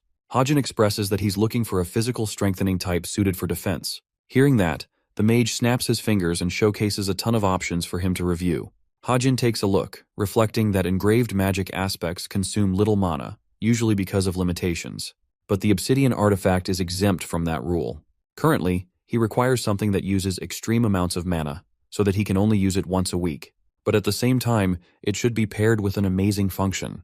However, he analyzes Jean's dismissive attitude, barely paying any attention to his customer. Hajin realizes that he's being looked down upon, and wonders how he should handle this arrogant asshole. After all, if he doesn't teach him a lesson, the mage might half-ass the job. Hajin tells him that he's uninterested in insignificant items, and asks if there are any in his inventory that require more mana to use. Something like enhanced protection energy, for example. Jean confirms that it's doable, but Hajin goes off the extra mile in being a douchebag, questioning if the job is beyond the capabilities of a 4-star mage. Jean grows silent, before questioning what he means. Hajin pretends that he's leaving since he sees no value in the meeting. This causes the arrogant mage to spiral into panic, and he tries to stop him. The mage has been fooled, and suddenly starts wondering if the kid is actually wealthy beyond his outfit. Jean confirms that his request can be executed, but there's the catch that it might be too expensive for him. Hajin finds it offensive, putting Jean on the back foot even more. He butters up to his customer and nicely asks if he's got a budget in mind. Hajin whispers his range, causing the sleazy mage to erupt in greed. He's beaming with joy and wants to show our boy only his best pieces. This man really played him like a fiddle. At the academy, the students are engaged in conversation while a satisfied expression rests on Hajin's face. He'd accomplished both of his objectives, and now he was also done with the magic engraving quest. While he isn't the type to flex his money, it was necessary to get the arrogant mage to act. Anyway, the teacher ends the class and demands their attention, explaining how the students will each form a group of 5 to work as a team. This event is called team play, and Hajin remembers writing it down. The teams are supposed to conduct tower raids and handle skirmishes, even bonding together. The cadets are told to form teams of their own choices, but for people like Hajin, it wasn't so simple. Unfortunately, if he didn't make the decision for himself, the decision would be made for him by the teacher. Suddenly, his eyes glanced over to Rachel's seat, who had been gently tapping her desk. She was one of the few students bearing the same situation as his. The only difference being, she chooses to be alone most of the time because of her background. Still, the idea of joining her team sounded pleasing, as Hajin already has a mission to give her the sapling powder he obtained. In the original story, she would have received a hint of her enlightenment to come, and if this ends up delaying, then the power creep between her actual story will suffer. To perform countermeasures, he texts Rachel to team up with him. Then he confidently waits for her reaction. The blonde princess is shaken by the notification on her watch. Hajin is awaiting her reaction, when suddenly, a student approaches Rachel. It's Tomer, who extends her offer to team up with Rachel all the same. For a moment, Hajin is at a loss for words. His brain is grinding out the gears, forming any explanation for Tomer's sudden involvement with Rachel. It's clear that someone is pulling the strings behind the scenes, which draws the safe conclusion that Rachel is their main target. It also confirms to Hajin that this person is likely Lancaster. Anyway, Rachel doesn't know all of that, so she puts Tomer's invitation as a matter of consideration. With her gone, she checks her messages, finally noticing Hajin staring at her from his seat. The princess turns away, maintaining her poise expression. It scares the author for a moment, making him wonder if he's about to get his ass rejected. Just like the response she gave to Tomer, she wants to take her time deciding whether or not Hajin should join her team. It's good enough for our boy, though. Much better than a no. Anyway, Nayoon is out here seriously conflicted on who to pick in her team. She's already decided on 2 members, but she found herself troubled when choosing a cadet out of the top 100 cadet list. The teams would all be granted extra points for including lower-ranked cadets among them, but at the same time, finding capable cadets like that was rare. The only person that comes to mind is, of course, Hajin, who is currently being scouted and approached by a ton of cadets inviting him out to join their teams. Even Nayoon can't believe that he's that popular all of a sudden. She also amuses the idea of him being a perfect contributor, as his grades are also amazing. Nayoon is so sure of herself that she thinks he'll easily agree if she does approach him. But there's one small thing that bothers her. It's the hypothetical future in which Hajin will interpret her invitation as a confession of her love. While she's troubled, Younghak asks what's keeping her so busy. He didn't take his time because he believes every other cadet is the same, recommending her to pick decent cadets and make up for the rest on her own. Nayoon refuses to take his advice, causing him to tease her by snatching her notebook. Nayoon quickly rushes to stop him from flipping open the book, knowing that it's about to ruin her life. Jungkook confidently reads the names out loud, until he finally comes to a baffling shock. He can't believe his eyes and loudly shouts Kim Ha-jin's name, mentioned among the candidates. This instantly annihilates what was left of the girl's self-esteem. Meanwhile, the authors seeing this scene unfold, the rest of the students have all drawn attention to Jungkook. The students are kind of surprised to see Nayoon hunting for Ha-jin as well. The whole thing causes her to be so embarrassed that she chucks a powerful fist in Jungkook's belly, knocking this man out in a heartbeat. She's pissed that he invaded her privacy and caused a scene like that. Even Jungkook's friends are out here wondering if the dude is dead. As for Nayoon, she flinches at the sight of Ha-jin noticing her, before turning away in annoyance. Our boy doesn't know what made her so upset, but he couldn't care less. After class, she actually does end up approaching Ha-jin, grabbing his arm. He's a little surprised, until she's about to explain her offer to team up. But right before the words could come out of her mouth, the princess cock-blocked their moment by stating that they've both decided to be on the same team. Nayoon's eyes widen, she experiences a jolt, her entire body spasming in terror. Poor girl not only lost the fight to Rachel, but she also lost her crush now as well. She tries to act like a girl boss, appearing unfazed and unbothered, as if he needed her. Nayoon exits the scene, wishing both of them farewell. But as she draws away, thoughts flood her mind. She knows Rachel is an amazing sword fighter, just like her. Then, she also shares the top grades, also just like her. The fact that Ha-jin chose her instead of Nayoon causes her to frown in embarrassment, because deep down she wanted to be picked instead. Homegirl is deep in love at this point. Back to the author sharing his walk with the princess. Rachel stops him before asking if he's planning to switch teams. She's clearly worried because of Nayoon's recent invitation, but Ha-jin has no intentions of jumping ship. Ho-seung, the class rep, catches up to them.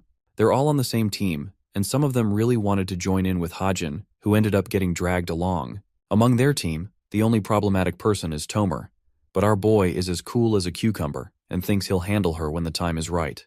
They explore some options to grab some food. Rachel says she's okay with anything, but only the author knows that her favorite restaurant is actually the Hangyu Garden. Just one mention of it makes her beam with happiness. This man is flirting with his own characters. Dude is overpowered. While those guys are going out to eat, Nayoon is bed-rotting exploring her team comp. They've got 2 warriors, a ranged weapon user, a support, and a mage.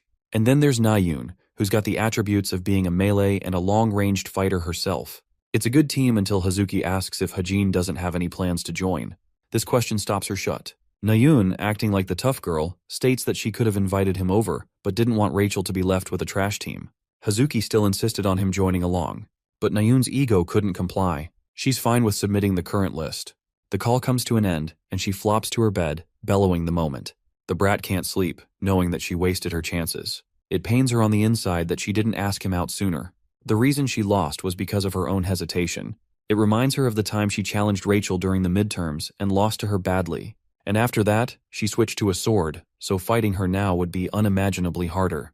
Nayoon punches her pillows, a cute pout forming on her face. She fears the possibility of losing to Rachel again, and this time it will cost her Ha-jin. Speaking of him, he and his team have gone out to explore their first dungeon. This dungeon is unimaginably cold, so they're freezing their balls out here. Upon a dungeon's first discovery, an advanced team is dispatched for investigation of its interior. Well, that's exactly their mission for today. They've walked in here for 20 minutes and they're shivering like maniacs. Even Ha-jin is cold despite his special clothes. Rachel notices the 5 passageways splitting up the dungeon. Tomer points to one of the passageways and recommends they go that way. But Ha-jin strongly opposes the decision, without really attaching any reason to it. She argues against him, questioning why he's so certain of his words. It's clear to the author that she's luring them into a trap, so he's doing everything in his powers to prevent that. Ha-jin reveals to her that he's got good eyes so he can tell. To counter him, she leaves the decision up to the captain of the team. The princess thinks for a moment and recommends they follow Ha-jin, causing Tomer to get annoyed. Exploring the passageway, they come to spot a yeti sleeping shut. Turns out Ha-jin made the right call. Funnily enough, despite his initial interruption, Tomer continued to act like a bitch and tried to lure them into traps many times. But the author was there to shut her down every single time. Poor girl couldn't do anything to get what she wanted. She found herself incredibly peeved that she couldn't harm the group. Not even one person, so that she could at least cause a retreat. Tomer understands that Ha-jin is the main culprit and decides to go for a more aggressive approach. Donning a bold expression, she goes up to Rachel and demands the princess to come with her. She reasons that it's better to split into teams of 2 for faster exploration. Rachel is about to speak up her objection when Hajin comes right in, taking the opportunity and forming a group with Rachel. He straight up manipulated her in her own plan. Tomer, now even more forceful, snaps at our boy for being overly confident. You see, Hajin has already activated his sight skill to locate the right path. He knows the safest path possible and leads them the way. The sight of the instructor confirms that they passed. The princess, having been dragged all the way here, reminds our boy that he's gripping her hand too tightly. Hajin instantly lets go at the realization, causing her to be a little embarrassed. This guy's unintentional riz is off the charts. The instructor demands the team to submit their report on the sightings. They jot down all the exploration goods they could find. Hajin even outlines that the dungeon boss should be classified at least at an intermediate 3 level. His perfect assessment gets them a perfect score. Team Rachel celebrates for absolutely killing the mission. All except for one, the antisocial murder chick in the background. She's making a face of defeat and frustration, as if she stepped on a Lego, and that Lego was Hajin. Let's go back to the details of Tomer's actual mission. Having been told to observe and injure Rachel, she was promised that some of the executives of Cube would even assist her in this mission, so it won't be the hardest thing ever. After removing Rachel from her daily routine, the rest of the agents will deal with her. At the time, Tomer was extremely confident and thought that the cadets were just a bunch of immature kids. Fast forward to the present, the annoyed murder chick is regretting ever calling it a simple mission. She received a message from her agent asking about the mission details. This caused her even more annoyance, since they'd already asked for a report when she had just engaged with Rachel. In a wave of frustration, Tomer confirms that the surprising and unexpected obstacle was one student, the bastard bodyguard Hajin, who was protecting his princess like a boyfriend. Reading over his profile, she can't fathom how a lower-ranked cadet has the balls to act so arrogant. He's always spotted around Rachel, so it pisses her off even more. She even makes fun of him for ever thinking that she could get the attention of the majestic princess by simply being clingy. Tomer's eyes widen when a realization dawns on her. Kim Hajin may just be in love with Rachel after all. If that is the truth, that changes everything. After all, she could exaggerate the rumors, stir up the waters, and use that to break them apart, causing Rachel to get isolated. She'll become an easy prey, allowing Tomer to make her move. At least that's what sounds like in her little noggin of a brain at least. Following this realization, her next plan of action is to deepen her connection with the team. Jumping ahead in theory class, the instructor informs them that each team will be choosing a small dungeon in the upcoming week. Their task is to present a rating strategy. A sigh of frustration can be heard from the cadets. They're peeved to deal with so much homework even in their off time. Well, Hajin and Rachel are calm as ever, while Hosung is chilling because he intends to use the top 2 students to come up with the plans. The cadets are shortly informed about a team leader meeting next week as well, comprising all the team leaders.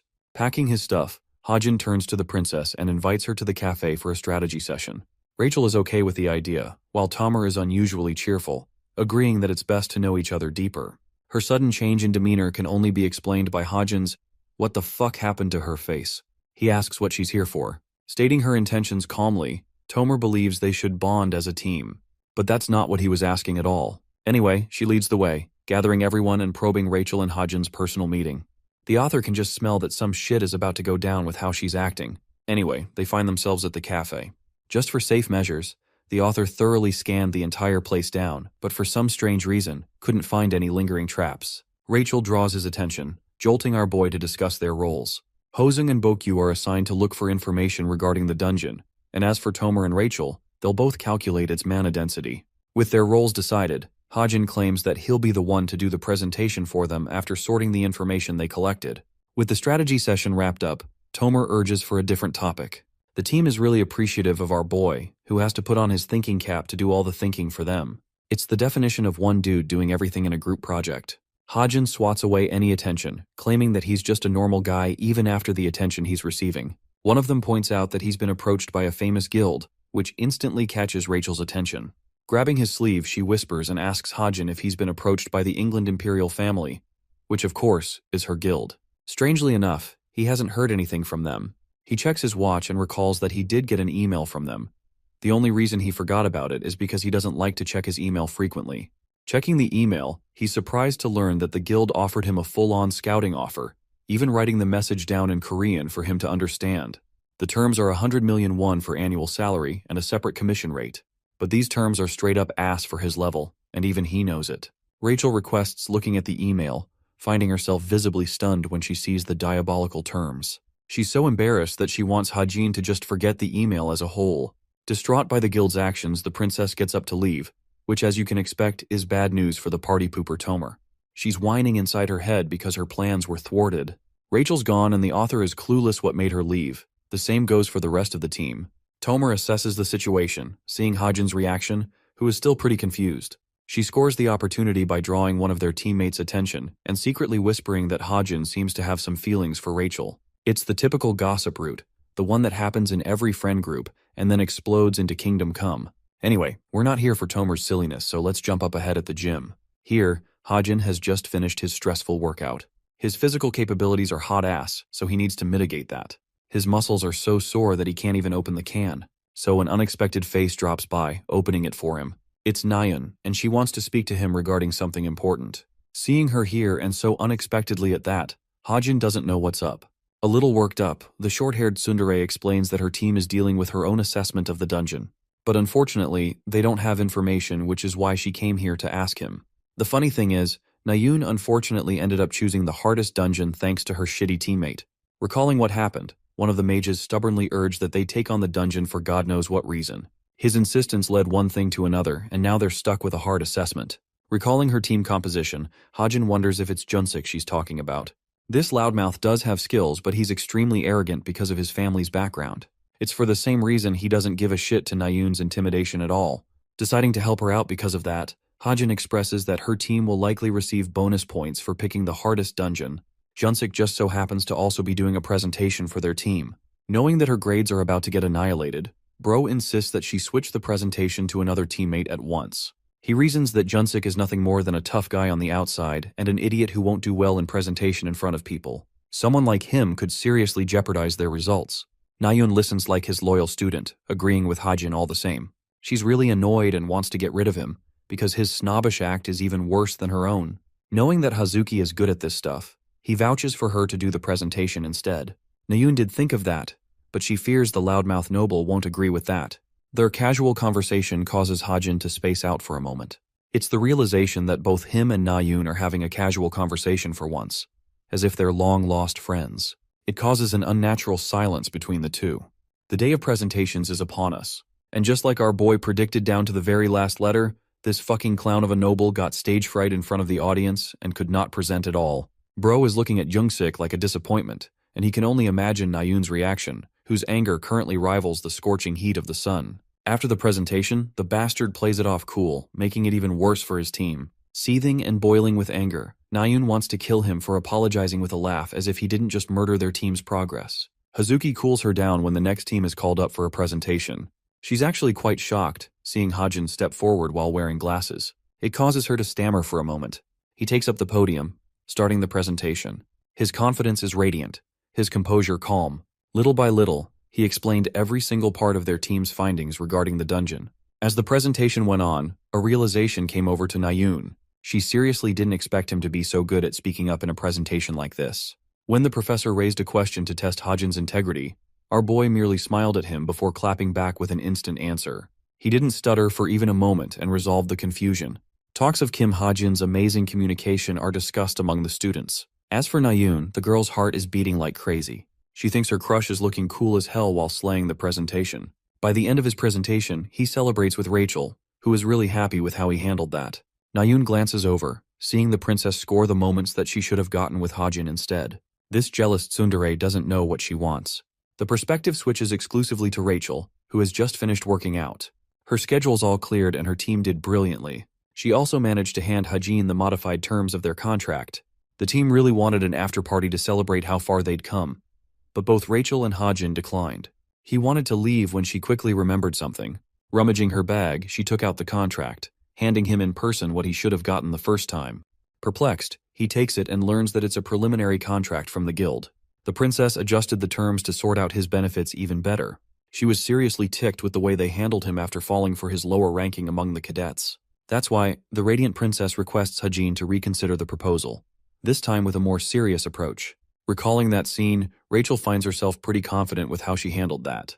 She wants to hurry back to her dorm and sleep, but as she's reaching for the door, she comes to a pause. She hears a bunch of students talking about Hajin's huge crush on her. It freezes her for a moment before the princess is completely devastated. She can't believe that Hajin actually likes her that way. Rumors have started to spread, and they're stabbing Rachel with Cupid's arrow.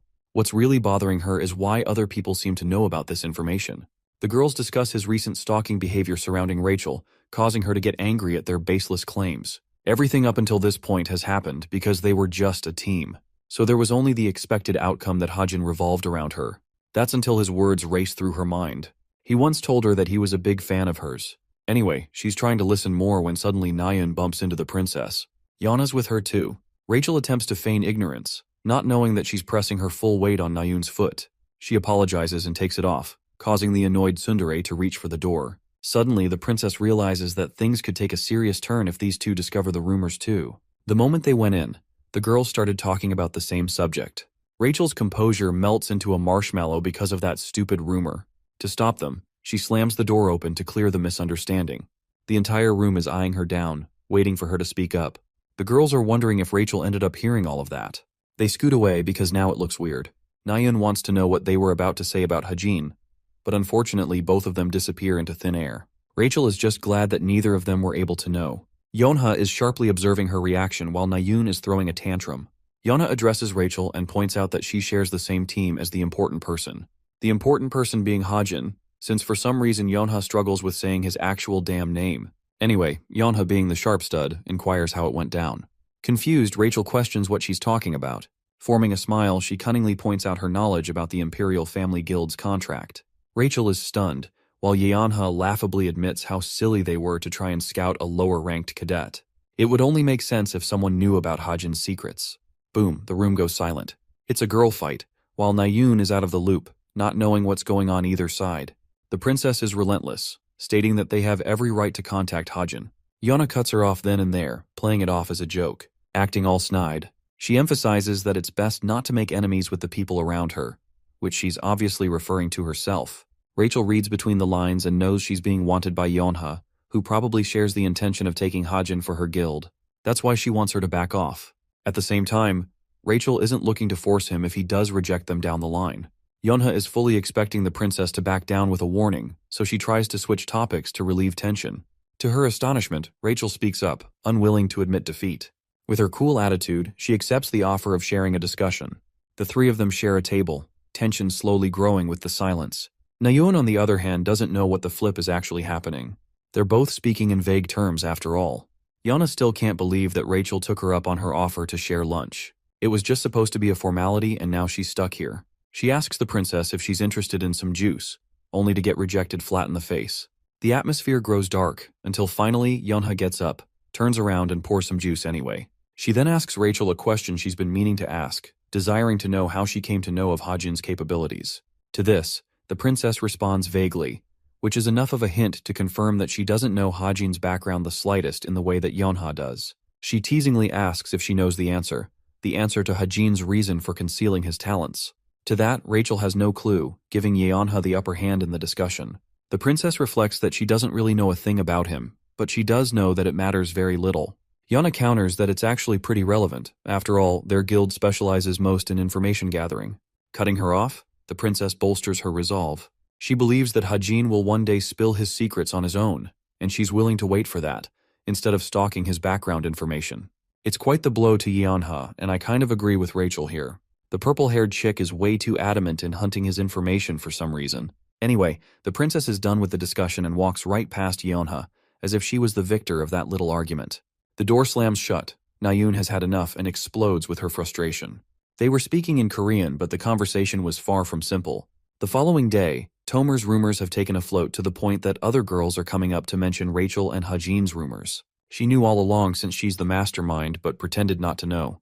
This girl was reading books on how to make friends and inviting people out on coffee just for the cause. The girls entertain the idea of Rachel merely using Hajin as a stepping stone, as an acquaintance for the future. After all, her future is set in stone to become the leader of her own guild. The discussion spirals to Hajin's ranking, which matches with the guild's reputation globally. All of a sudden, the careful rumors she planted are falling apart. His intention was to get close to the cadets and spread even more rumors using the chain effect. But these rumors had such a terrible lifespan that they're falling apart already. Tomer does her best to create interest, to spiral the excitement. She talks about how Hajin's eyes are always full of life around the princess. The girls bought into her words, and they begged her for more information. Tomer talks about even more bullshit, and later receives a message from her agent. She is to receive a special item to help her on the mission. Luckily for our boy, he's already hacked her all the way down. Dude is spying on her conversation, having confirmed that she came here for a mission. Interestingly, they bumped into each other at the convenience store only last night. She tried to make conversation, but the only thing racing through Hajin's minds was the frequency of their recent encounters. His eyes suddenly glanced at the smartwatch, which just looked off compared to the standard model. He later confirmed that it was a fake, and that's how she's been able to maintain contact with her agent. It's a good thing because now he's certain about her plans for Rachel. Even though he had to spend a whopping 80 story points to ensure safe hacking, it was a wise investment. Hajin checks her inbox because she's received new orders regarding the upcoming fake relic competition. The item they wanted to provide her is placed at the lowest floor. Realizing that the competition is right around the corner, the author senses the urgency to act. He receives a sudden text message of his own. At first he thinks it's Rachel, but it's actually Nayun, who is struggling with solving a question. She was pulling her hair out in anger at her pitiful state. The calculations are destroying her front and back. Then she spots Rachel, who also seems to be struggling to solve the questions. Nayun drifts off to her own thoughts, admitting that even a difficult question like this would be a breeze to our boy. It's embarrassing, but she ended up reaching out to him for help. Girl had an overthinking problem with phrasing her message, hoping not to come across as rude. She settled on her message and hit the send button. Nayun then deludes herself, thinking she could always solve it on her own too. 20 full minutes passed, and she was now certain that he ghosted the shit out of her. Getting up in frustration, Nayun's about to leave when suddenly her watch receives a message. The girl goes from cursing at him to giggling like a damsel in distress. As for Hajin, the reason it took 20 whole minutes to write it out was because he was doing his best to simplify the answer in a way that Nayun could actually understand. Admitting that she works incredibly hard, Hajin knows that she is for certain going to become a better hero than her brother. And that little thought drags him to the pits of despair, reminding him that it's his role to target and assassinate Chae Jin-yoon one day. It really makes me sad that he has to purposefully alienate himself from Nayun because he doesn't want her to feel betrayed later. Anyway, the author understands that Jin-yoon's state will spiral into chaos as he'll soon become a demon after the incubation period has ended. Right now, there aren't heroes strong enough to beat him in his demonic state. Then there's the fact that he could erupt awake at any moment. That's why, before it could come to that, Hajin has to deal the killing blow. It sucks because he's the only one with the knowledge of Jin-yoon's state, which also means he can't seek anyone's help or trust a person to handle the job for him. The author understands that he can't openly take out Jin-yoon either, not unless he disguises himself. Which leads him back to the captain's offer, the one he received back when she saved him. She offered him to join them, handing him their business card. Of course, this was yet another fake identity, the group called Geronimo Mercenaries. It's one of the best mercenary groups all around, but the reality is, it's just a disguise for Captain's actual group. While he's still confused on why she's choosing to scout him instead of Yonghak, it's clear that he could get help from her to easily kill Jin-yoon. And this way, none of his connections at Cube would ever come to know. Hajin snaps out of his thoughts at the sound of his daughter. The sleepyhead Evangel came out because of the lights. He carries her back, causing him to remember that his patience is necessary. There's still 1 year to go, and he's confident that he'll find a way to resolve the situation by that time. The next day, the mock relic competition is announced. Many students are excited, while some are afraid of how it will affect their ranking. To give you an idea of what goes down, let's talk about relics. When a nation discovers relics, they automatically become their owner, but then there's the fact that many countries have already been destroyed by various raids. It's because of that the relics discovered in those destroyed countries end up in the hands of the lucky finders. To obtain them, guilds and demonic humans go as far as to fight amongst each other. This is called a relic war, and today's competition is a sneak peek of the real deal. It's supposed to simulate the experience. The instructor tells them about the size of the excavation site. It's supposed to be extremely large, and the selected theme is melee combat.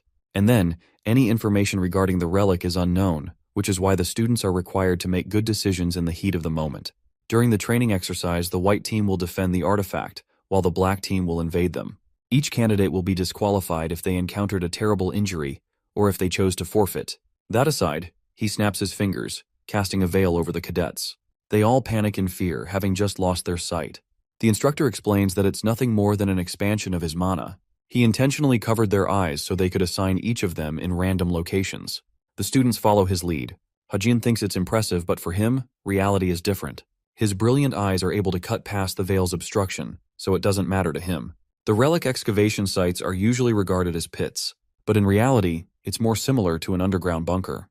The author arrives on the first underground floor, judging 15 cadets to be on the same floor as him. On floor 2, there are 25 of them. Floor 3 has Nayun and Rachel, alongside 15 more. This guy knows the girls are definitely going to clash against each other. He moves forward until suddenly, the color of his clothes changes to black. He's been assigned to the 4th floor of the invading team. He wanted to know about Suho and Jonghak's location, but now it's no longer important to him. Judging this place to be the residential area, he suspects someone from a room nearby. The instructor properly announces that all locations have been assigned to the cadets. The relic thereafter is guarded by a so-called NPC. The white team will defend the relic, while the black team will try to steal it. The countdown initiates from 5 all the way down to 1. The match finally takes off as the veils are lifted. Loading his gun, Hajin recalls Tomer's mission to collect a relic of her own at the lowest floor. Now, the lowest level is supposed to be floor 7, which makes it hard for him to navigate. Then there's Yeonha in the room nearby, and she's on the opposing team too. She has no idea that Hajin is on the other side of the door, and there's just no way for him to get past her without a fight. Yeonha acts all cocky, announcing herself as someone from the white team.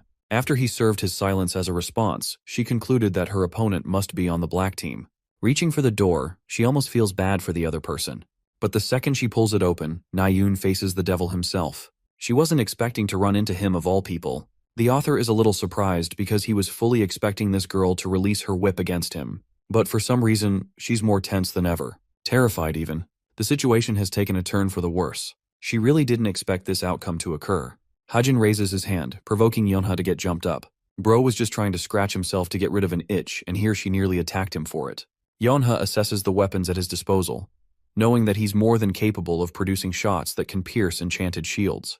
There's just no way to fight him, so she glances behind, wondering if she can escape. Unfortunately, her escape option is extremely limited. I mean, the girl is right, she can't outrun a damn bullet. In an effort to regain her composure, Yeonha convinces herself that it's a good opportunity to really assess his true skills. After all, so far she's only been assuming the extent of his abilities. Hajin stands there clueless, until suddenly her whip smacks the gun off of his hand. His only weapon ends up in her hands, and it was easier than she ever expected. Yeonha is starting to wonder if her assessment of his abilities was exaggerated. She waves the gun in confidence until the idiot realizes that it's no longer there. Bro retrieved his gun in a matter of seconds, invisible to the eye. Yeonha confronts him about it. The reality is, Hajin had already tied an ether string to his gun, knowing that shit like this would happen. So now he aims his gun towards her. There's actually no realistic way of escaping his shot in this narrow range. Yeonha's terrified of the pain that will come with a few bullet holes. Hajin's about to pull the trigger while Yeonha simply freezes up to get shot.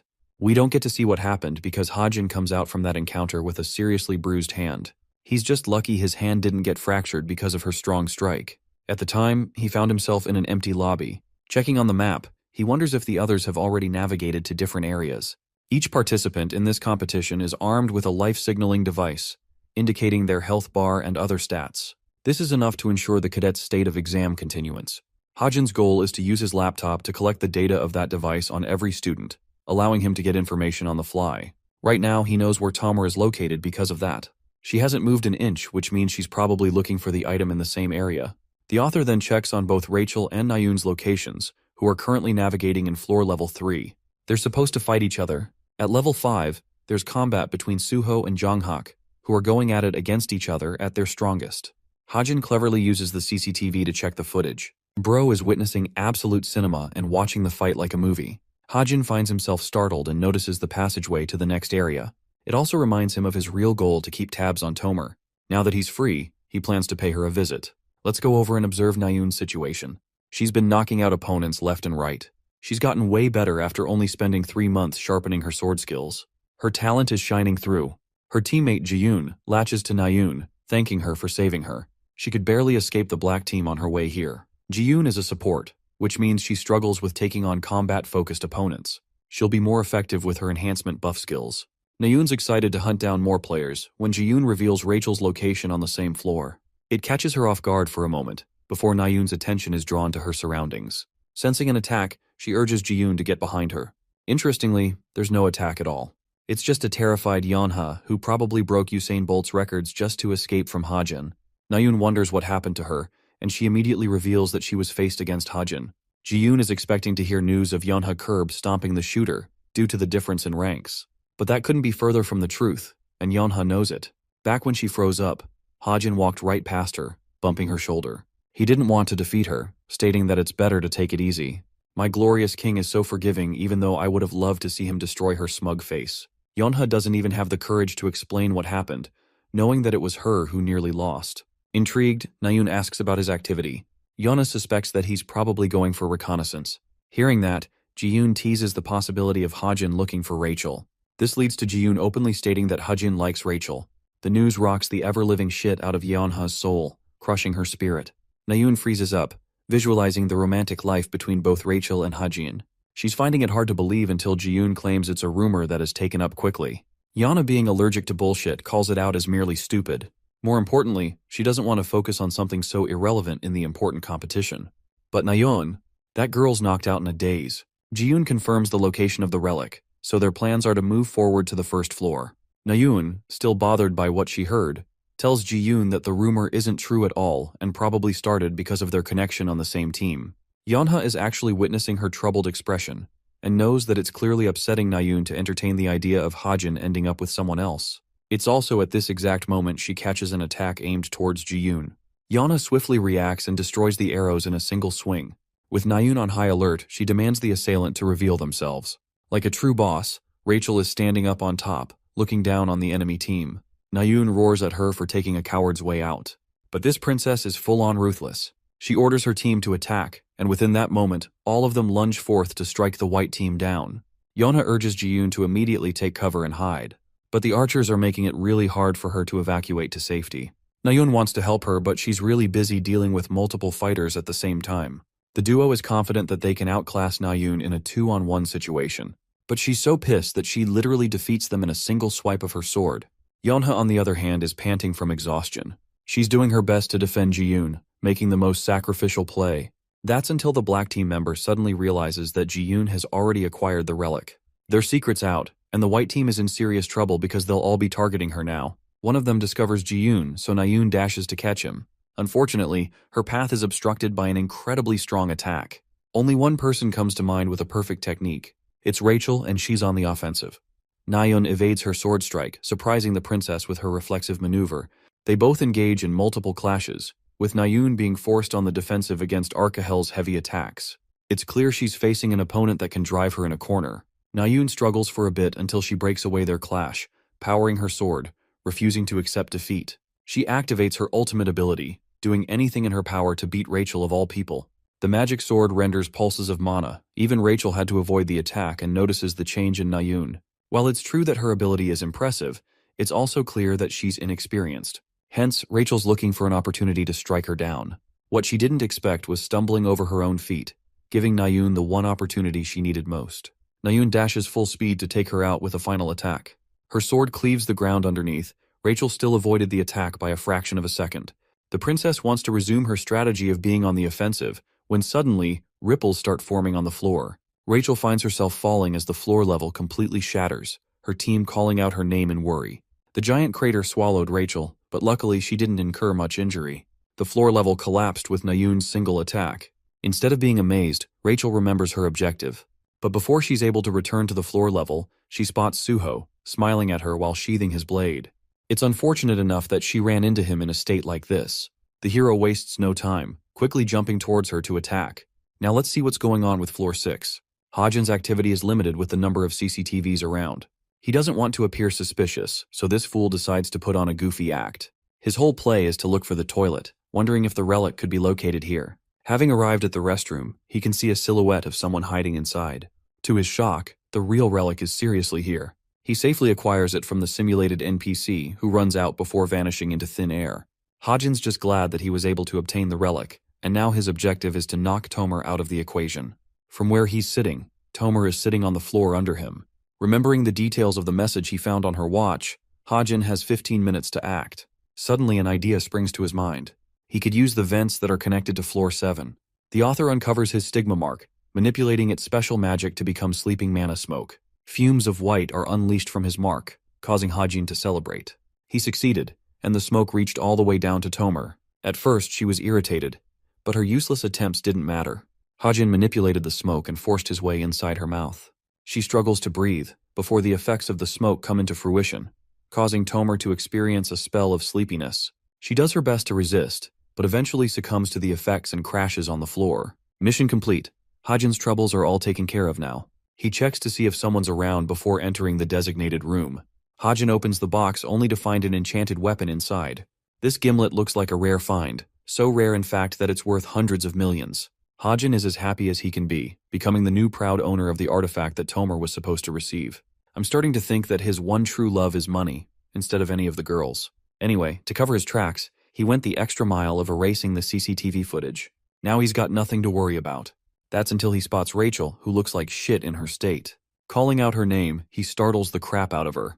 Poor girl looks traumatized, encountering one opponent after another. She explains her plan to ambush the white team, which ended up being hard countered. Then she had the unfortunate encounter of running into the #1 candidate Suho, barely escaping from his clutches. Even after escaping Suho, the poor girl was shot with spells by a mage. She's been living through hell so far. Hajin expresses that he hasn't taken down any opponents, while Rachel is embarrassed to admit that she's only defeated one so far. Seeing her in this state, he understands that Rachel will suffer a terrible loss in the war. That's going to hit her ranking overall, and that's not something he can tolerate. After all, she has ambitious goals in life, and she needs to perform well to achieve them. Hajin becomes the voice of hope, revealing that he's found the relic. He wants her to transport it to the highest floor with her speed. But Rachel doesn't understand why he's doing this for her. Hajin simply tells her that he wants to help her out. The princess is speechless, while the author goes on to reveal the location of the emergency staircase, which would help transport her to the top floor in one piece. Yes, before you guys jump me in the comments, the One Piece is real. Rachel asks him if it's really alright. She has little choice in the matter because Nayun's white team is currently charging at her with the full intention of taking her down. 6 full members are coming this way, enough for Hajin to be worried. Nayun spots him as well as the relic in her hand. She knows for a fact that she must have taken it from someone. The author emphasizes Rachel to leave immediately, vowing to buy her the most time he possibly can. His generous, sacrificial pact hits her like a truck. He not only entrusted her with the relic, but also decided to stay behind for her sake. Rachel thanks him before escaping. An archer attempts to take her down with her projectile, and it nearly reaches Rachel before getting swiftly deflected.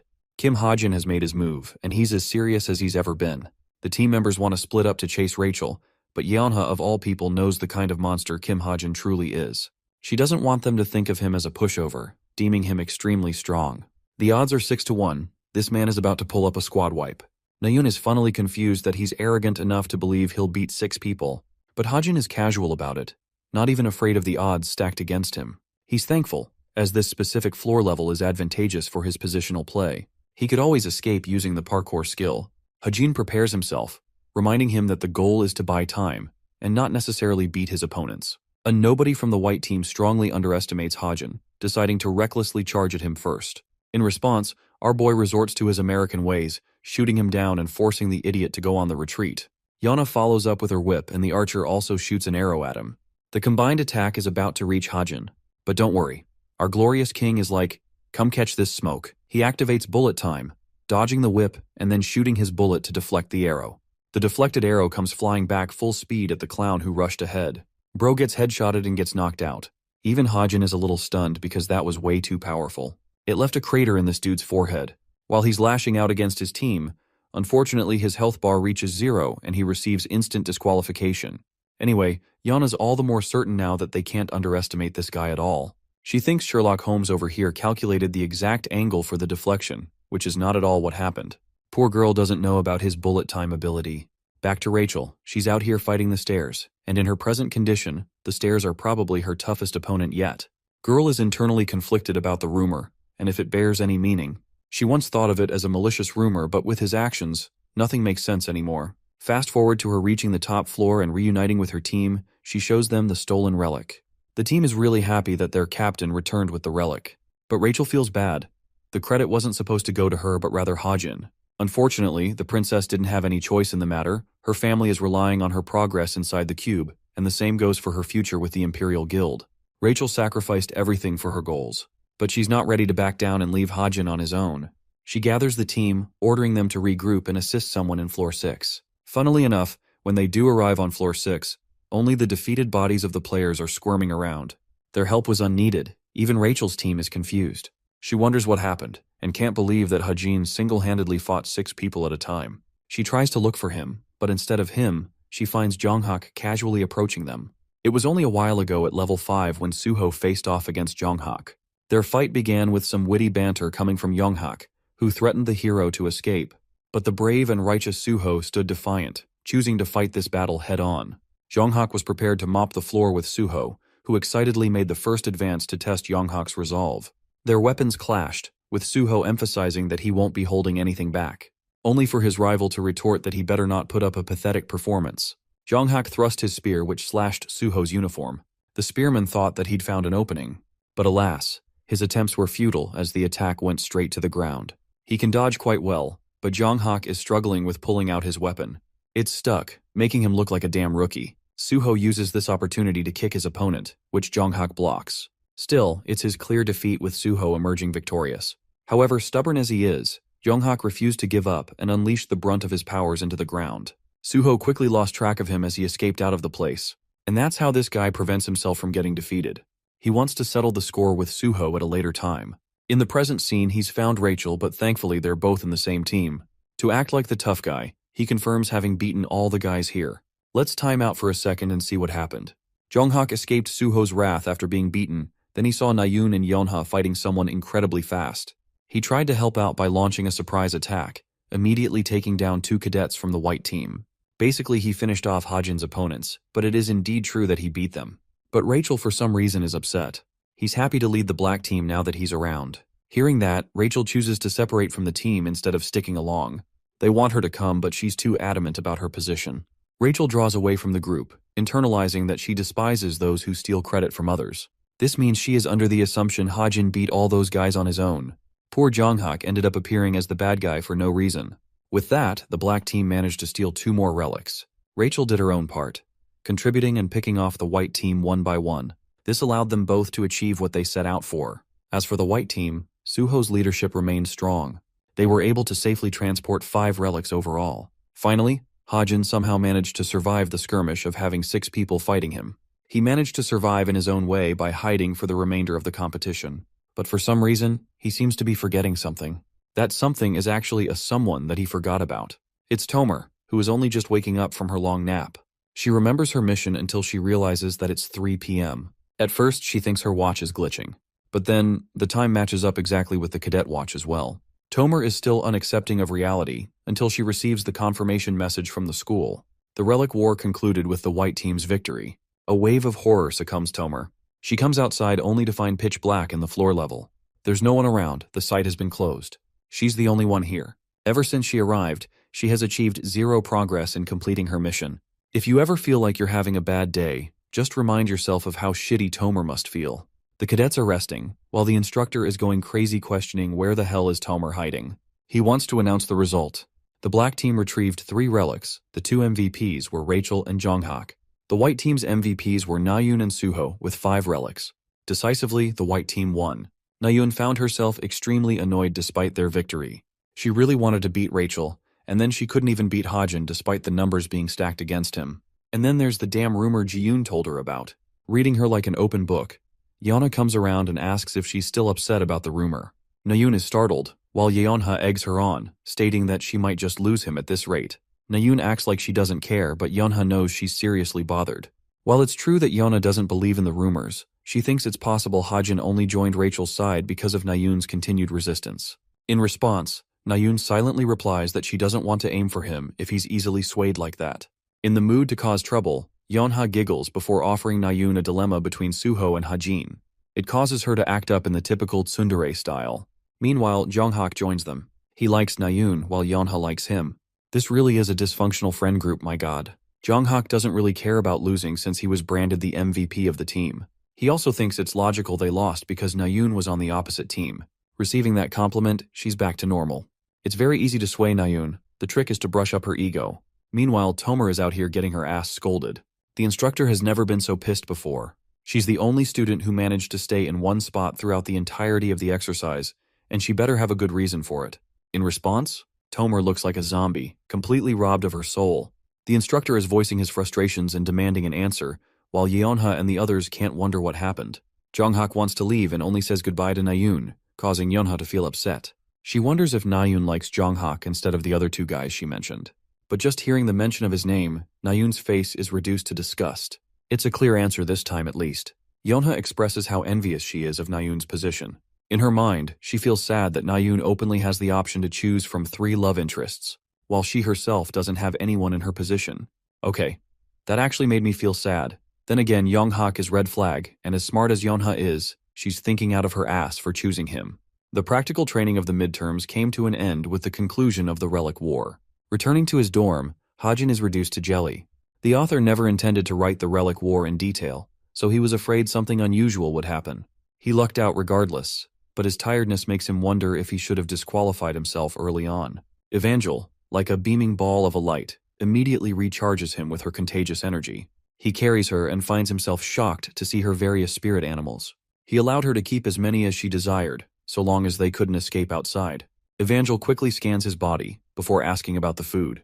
This is a real oh shit moment for the author, because he completely forgot about bringing her some. Evangel makes the cutest freaking face. She's devastated that he didn't bring anything.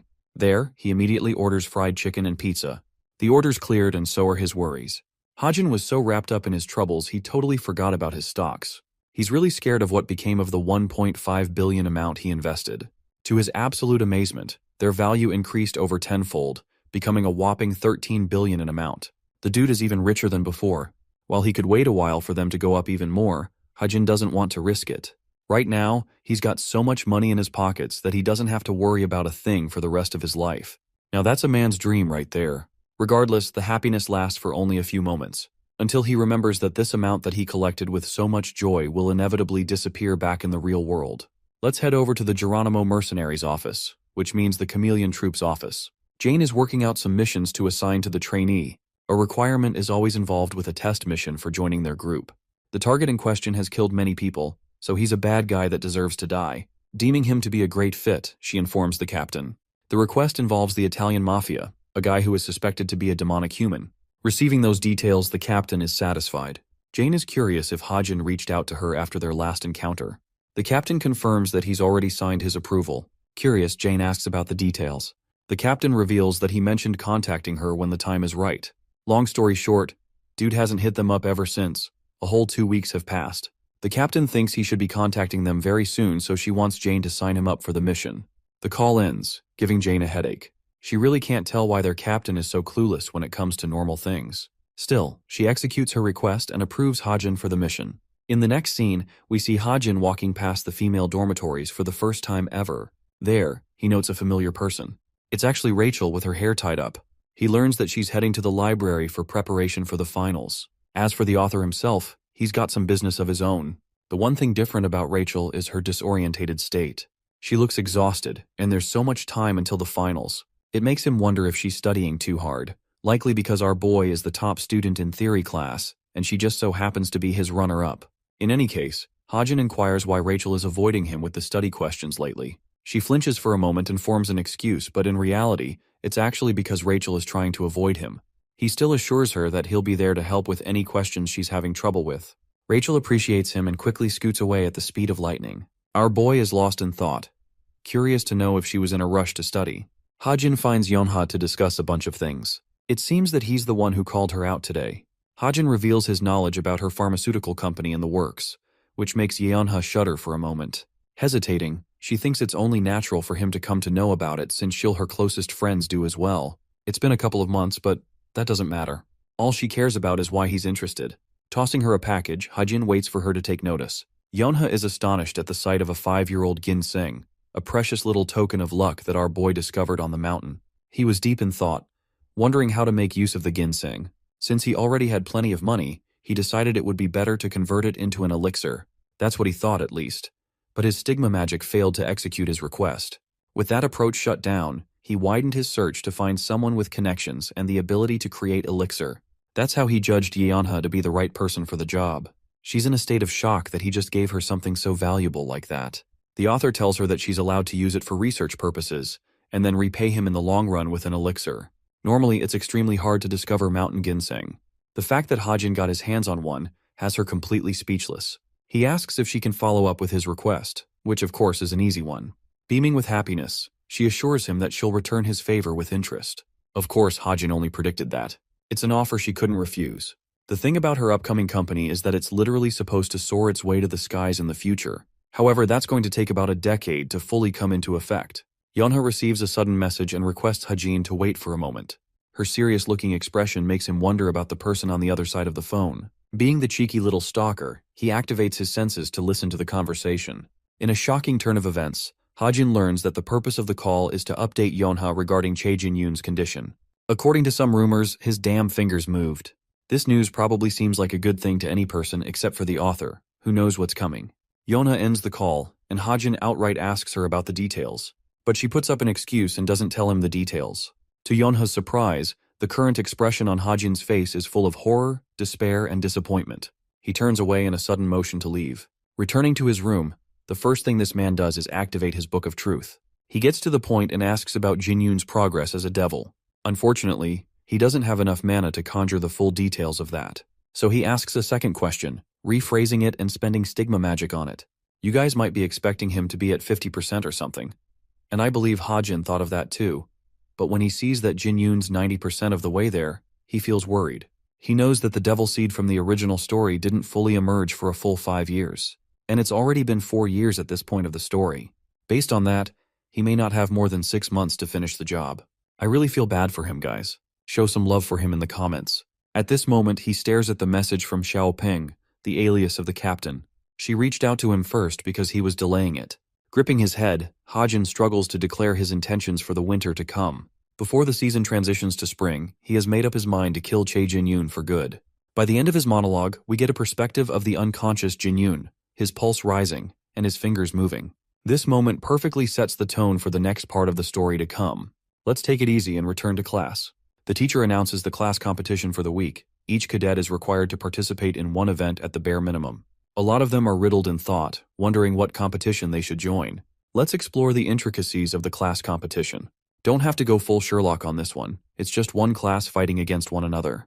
There are various events to compete in, and they are all to simulate actual combat abilities. They've got all sorts of categories for the event. In a formal class, Hajin would be interested in fighting for the most part. However, this is Cube, and for cadets, things don't really make a difference. It's just everyday work. The author learns that Rachel is doing quiz class, but the instructor roars at her, stating that too many cadets are already participating in quiz, so she should switch up. Hajin is at a loss because only 2 categories remain. They're both singing and archery. It's the perfect thing for our boy, who eyes down Nayoon to see her reaction. She doesn't want any part with the event, so he's good to do it instead. Hajin signs up for it in her place and then glances at Tomer. Recently, she made a request, and the agency only approved it after a long while. She wonders if the truth agency is reliable at all. Tomer is pissed. Everything she's done so far has gone up in flames, but she's still adamant about her goals. Hajin sees her, internalizing his thoughts. Only yesterday, Hosep messaged him, explaining the details of how he quit his job and applied for the information agency. This was obviously good news for the author. Also, Hosep explained that he managed to uncover the identity of Benjamin Arthur. This man is supposed to be Tomer's father, and that's why Hajin requested extensive details about him. In a surprising turn of events, the boy learns about Benjamin's passing. The man that Tomer is chasing after has already been deceased. Let's fast forward to the day of the competition. Hajin was informed that he passed away 4 years ago, which is surprising to him. He's still busy in his thoughts on the day of the competition. It's only natural the Book of Truth failed to find him anywhere. Casting that aside, from this point onwards, the main story will resume its course. The author wants to quickly dismantle Tomer before she causes more disruptions. And right after that, he's got his own plans. He leaves the stands, only Yeonha taking note of the fact. Surprisingly, Hajin ends up at the church. He sits there, waiting to feel a calling, a special sensation, even any kind of respect. But nothing comes through. Checking his watch, he reviews the conversation with Xiao Ping, who promised amazing payment, protection of identity, and complete anonymity. The Geronimo mercenaries, the fake cover of the Chameleon Troop, they're supposed to be a villainous organization. They follow one strict rule, and that is not to kill unless absolutely necessary. They're similar to the Evil Society group, who targets the wealthy and steals their wealth. Hajin entertains the idea of joining the Chameleon Troop. Suho, who arrives at the same church, finds himself pleasantly surprised to believe Hajin being a Christian. The author clarifies that he's not anything like that. Suho isn't one either, but it reminds him of his past. He kind of alludes to the fact that he attended church, but Suho denies it being a Catholic one or any other kind of religious structure for worship. Prying for information out of curiosity, he wonders what it was. Hajin asks a thrilling question, inquiring if Suho worshipped some religion from another planet. Of course, Suho swipes away this ridiculous guess. but the hero of the story is curious to ask a question of his own. He wonders if Hajin believes in the possibility of there being another world. Giving it some thought, the author reasons that the outcall event occurred over 50 years into the past. Just recalling the events of the world in Anno Domini or AD, monsters didn't ever exist for about 2,000 years. The fact that monsters began invading Earth out of the blue, way into the future, seems off-putting, enough for Hajin to entertain the possibility of their arrival from another world. The author pairs his thoughts with one of the popular theories that their professors like to think about. Suho is surprised to learn that. Hajin goes on to say that it sounds absurd, but it's possible, and he believes it strongly. Like a good friend entertaining another's honest thoughts, Suho smiles and agrees. Turns out, Kim Suho is an isekai protagonist who arrived into this world at a young age, obtaining a new family and life to go along. Unknowingly, he can relate to Hajin's thoughts, and it's also why the author mentioned religion from another world. Still, Hajin thinks that the difference between the hero and the writer is that one of them won't ever have to worry about being lonely. He gets up to leave, but Suho wants to stay for a while. Also, Hajin wants to recommend him to an agent, and of course, it's the one guy that just so happens to be his real agent in the actual story. That aside, Hajin leaves, and in his thoughts, strongly believes in Suho's required growth for the story to come. Even stronger this time than the events of the original story. After all, the protagonist of the story is his only insurance for Hajin in the story. The only way for him to handle obstacles out of his control. Okay, let's circle ahead to the archery competition. In current first place is Justaz Heim, a guy who struck his target at over 300 meters. Nayeon, watching this live, finds herself ticked off. Yona is confused, but she doesn't explain anything. Nayeon wonders why there are so many mages among the stands. There's the fact that only 300 mages are classified as 8-star mages in the entire world. So this is one way for them to link up. Finally, it's their class's turn to shine. The two contestants step forward. Veritas' class is represented by our boy, and his opponent is Morin from the cultivation class. The rules are made crystal clear. Both representatives will take a turn-based approach to shooting their targets. The longest and most precise shot will be the determiner of the final score. Each target will only receive one opportunity to be struck, but there's also a catch. Anyway, Hajin is told to start at 50 meters to take his shot. As he's about to unleash the arrow, his entire body experiences a sudden quake. Apparently there are mages who will introduce handicaps to each contestant, distracting the archers and making it harder for them to aim. Hajin finds it incredibly annoying that the spectators just can't have fun watching a normal archery match. Also, the magic effects are actually stronger than he anticipated. The perspective shifts to Archduchess Ahine, a scarlet-haired 8-star mage with immense magic capabilities. She may look young and beautiful, but fighting against Hajin is actually her nephew. She thinks of Hajin as nothing more than average-looking and unimpressive. My man is being dissed on top of the magic effects he has to endure. She notices that his form with the bow seems intriguing, and intends to start messing around from the 350-meter range, believing that no one will be able to cross that to begin with. The assistant mage is having a hard time with her, but agrees that it's more of an event and not a test, so the cadets should be honored to be in her presence alone. Anyway, the author manages to strike his targets all the way up to 300 meters. He's having a seriously tough time with the magical handicaps, though. Even his opponent is impressed by our boy's skill. Hajin finds him a bit too relaxed, considering that it's the final match. The redhead disses him, stating that it's just a way to tell the difference between their skills. This low jab irritates the heck out of our boy, who only asked a simple question. Hajin goes on to bluntly state that his aunt, the 8-star mage herself, is intentionally hindering him in this match. The stupid redhead calls his excuse as a bunch of bullshit, when in reality, our boy suffered various effects. Bro was even frozen shut at one point. Both contestants have managed to break the previous records of archery, but from the 350-meter distance, the speed of the target will increase immensely, and even their position will change. Morin's given the chance to shoot on his turn. The author knows that he's dearly loved by Ahine, but he certainly wasn't expecting her to bend the rules just to make him win. Well, surprisingly enough, Morin experiences sheer horror as plants erupt on his side of the field. It's just a child's play spell for an 8-star mage, but these plants seem to be so kind in comparison to what Hajin faced. Regardless, Morin is scared shitless and releases the arrow prematurely, missing the fast-moving target. He's horrified to find himself in this position, while Hajin returns the jab by reminding him how archery is all about being calm. Even his aunt is extremely disappointed by his mess-up. She thinks it won't pose a problem since the other boy will also fail, and that will result in a draw, or that is what she thinks. Kim Hajin steps up and the same condition is applied for him. Only this time, these plant fuckers look way more menacing than what Moran had faced. It's like unlocking the boss monster before and after defeating him. Anyway, he doesn't care much about how they look. All he has to focus on is hitting his target. Initially, he didn't plan to take this competition seriously, but Hajin has now decided to use one of his core abilities. Bullet time. Time stops momentarily, stopping the flow of the moving target. The only obstacle being, a vine is placed directly in front of the target, which means even a perfect shot won't be able to hit the bullseye. Hajin can't even properly see the target from a distance, so he makes amends by activating the Identify skill. His random enchantment system kicks in, allowing him to identify up to 5 pieces of equipment for a stat increase. Selecting his bow and arrow, he increased the elasticity of the bowstring and the flexibility of the arrow. With both enhancements finished, he releases the shot, which beautifully swerves across the vines, bending all the way to meet the perfect target.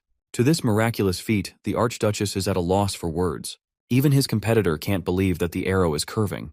It destroys the target, seizing the victory. After witnessing what happened, Maureen accuses our boy of using mana, only for Hajin to sigh. He's got the best excuse. If he really did use mana, then the 8-star mage would have noticed. It's technically a truth, because the stigma magic is special and different from the typical mana. Hajin tosses the bow onto the field, before roaring at Morin, reminding him of what a true difference in skills looks like. Saying that, he leaves and becomes recorded as the star of the archery competition. Leaving the field with a determined face, he catches Yeonha and Nayun in a pinch. Nayun, more importantly, now that she's started to take notice of him more, she finds him even more attractive to see his strengths. Poor girl is having a serious lover's problem, and even thinks she must have gone crazy for her to behave this way. The class competition concluded with the Veritas class seizing many of the first-place medals. You won't believe this, but Hajin even sang in the singing competition.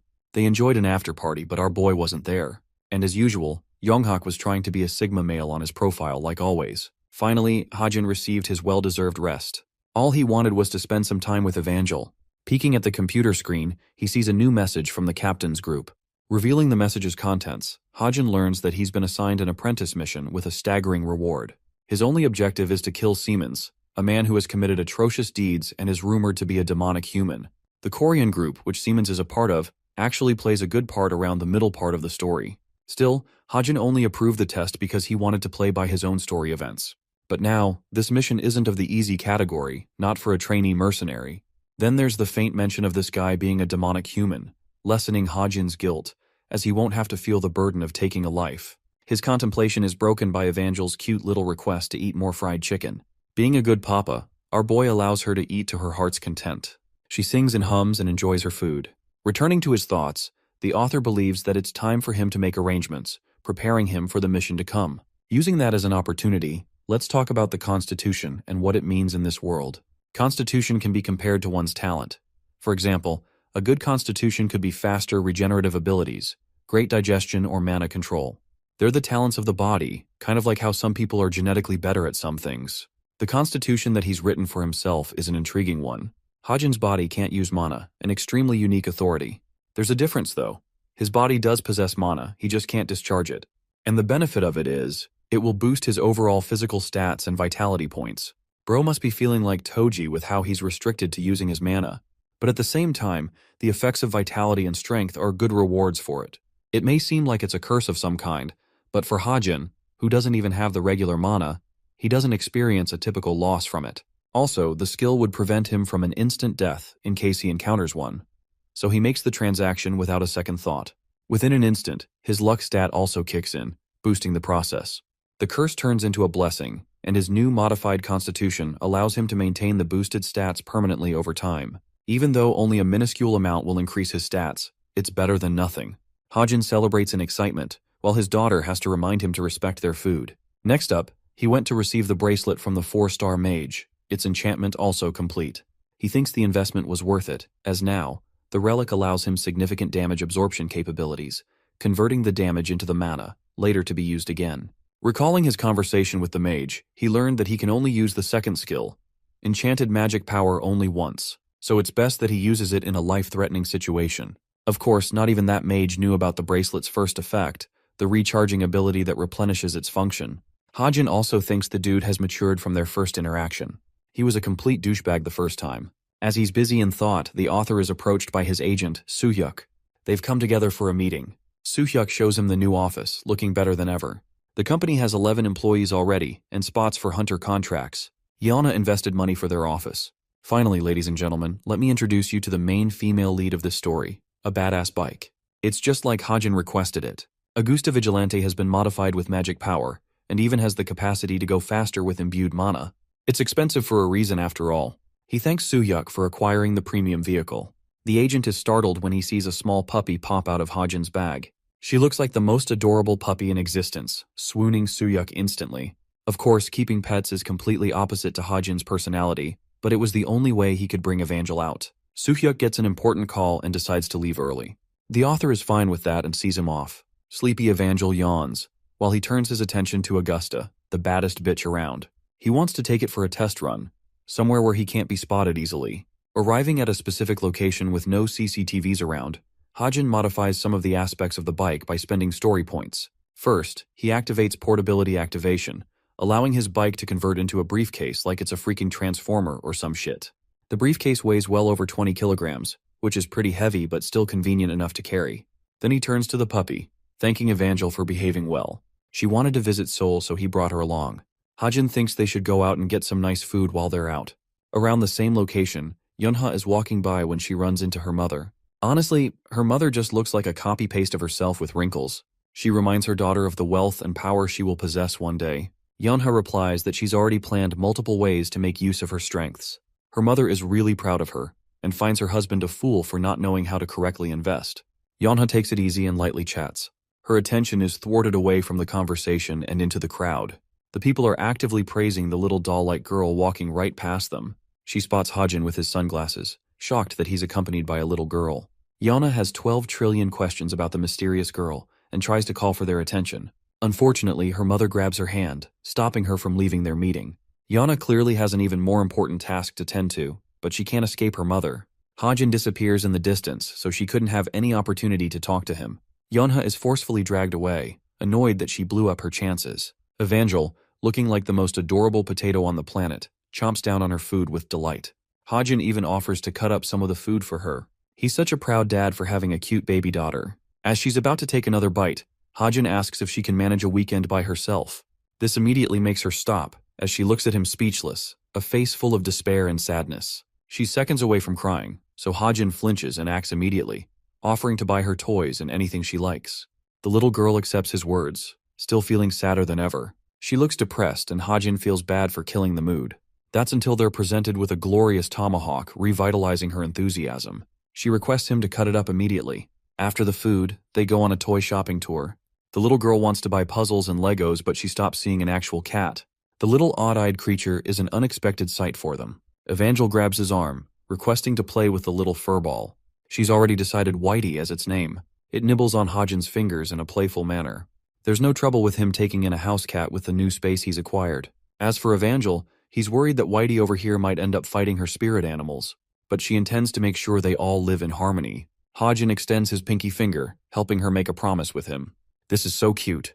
Or that's what everyone thinks before they take in their first cat. Right after Evangel took Whitey in, she ruined her stuffies. It was time for Hajin to leave as planned, and he wanted Evangel to play with Whitey during the time being. She's so busy with her new pet that she doesn't even regard Hajin's presence. But this is assuring for him, because he's got someone else to take care of her in his absence. Fast-forwarding ahead, Hajin arrives in Turin with a fake passport. He was panicking at first, but his cleared verification only proves the skills of the chameleon troupe in forgery and fraud. Eyeing around the place, he finds it rather enticing. It's Italy after all, and specifically in the author's version of the story, Italy was modified to fit the narrative. It's actually related to the mafia's effects, as they're different from being a criminal organization, like they're usually depicted. They actually help the government during monster invasions, and have created a guild of their own, allowing them to operate conspicuously and in secret. They're an independent organization for the time being. The Korean group is actually the toughest among the mafias, and Hajin, a new mercenary, is supposed to kill one of their members. It's certainly no easy task. He wonders if this request was issued from one of the internal members of the mafia. Hajin panics when he hears the captain's voice, who had been waiting for his arrival. She's also dazzled to see his case turning into a damn bike, which I bet is as impressive as Tony Stark's portable Iron Man briefcase suit. He learns that she won't be assisting him on this mission at all. Without answering any of his questions, she demands that he begin riding the bike. She's interested in a drive to take a good view of Turin, an odd request from her side. Switching perspectives back to the academy, Nayun's exhausted after her daily training with Suho. She wonders why Yona isn't bothering to train at all. This girl still can't forget the thought of Hajin walking with a little kid. At first she assumes it's his daughter, but that's highly unlikely. So the next assumption is nice. But it doesn't make sense either, as he's an orphan with no relatives. Nayoon hollers at her for being so ignorant and lost in thought. Girl destroys her by suggesting she got dumped by Jung-hak. That actually did happen when she asked to study with him. Yeonha bites back by spreading lies about Hajin's hatred towards Nayoon. Suho, being as gullible as a damn stick, bites into that as well. Yeonha continues the teasing, agreeing that Rachel is a way better choice than Nayoon. Dude, is it me or does she have a death wish? Yeonha wonders why Nayoon is so upset, recalling how she's the one who said she hated Hajin in the first place. Her mouth is zipped shut with Yeonha egging her on while Suho is seriously confused. He doesn't know why they're arguing so hard, especially when they were chilling just a moment ago. That interaction aside, the captain rides with Hajin. They honestly look so cool in this shot. The author is a little bummed out by her request, until she provides him with important information about a society gathering. It's a clear hint. The location of the gathering will be at Leoran Mansion, and his target is the host of this gathering. The ideal position is an abandoned cathedral nearby, high enough to make it the perfect sniping position. Navigating their way, they arrive at the location. Hajin observes the abandoned and run-down state of the cathedral. Without wasting a second, he dashes all the way up to get a clear view of the mansion. It's the perfect spot, just like the captain told him. She makes a request to watch him execute the mission, but our boy is done with her stalking him and tells her to leave this place. Imagine being the captain and your own trainee rejects you. She decided to leave, still annoyed that he said that. With her gone, Hajin activates his ocular skill, assessing the ideal distance for him to take the shot without being detected. Judging that he's only got a minute to make his escape, Hajin learns that there's a protective but weak barrier around the mansion. He wants to make his preparations before the event kicks in. Activating his stigma magic, our boy whips out his glorious rifle. Then he uses the identification skill, modifying its stats. Unfortunately, luck wasn't on his side as much, so it didn't boost the stats immensely. Regardless, he intends to use the stigma magic to buff his bullets. He's also made sure the bullet will oxidize right after the assassination, leaving no traces of evidence. Long story short, he's got nothing to worry about. Hajin declares his intentions of killing this man in one shot, his fingers hesitating at the thought of taking a life. Jumbled thoughts come crashing down his mind. He knows that his target could very well be a human, as his identity as a demonic human wasn't even confirmed. In the case that Siemens isn't a demonic human, Hajin questions if his actions will brand him as a murderer. It's a deep, dark, and unsettling feeling for him. He understands that in his own novel, the world is full of characters and nothing more. But right now, they feel less fictional and more real than ever. Thoughts of his original life with his parents resurface for a moment. Hajin confirms that the people of this world feel just as real. He's going to spend a decade in this world at the bare minimum, even longer. That's why he wants to make himself used to these types of situations. Despite his characters appearing human-like and real, he deludes himself, persuading his mind to believe that they're nothing more than a bunch of characters in a novel. With that sickening justification, the bullet cuts through the skies at last. A headshot, immediately killing Siemens and leaving the rest of his assistants in jeopardy.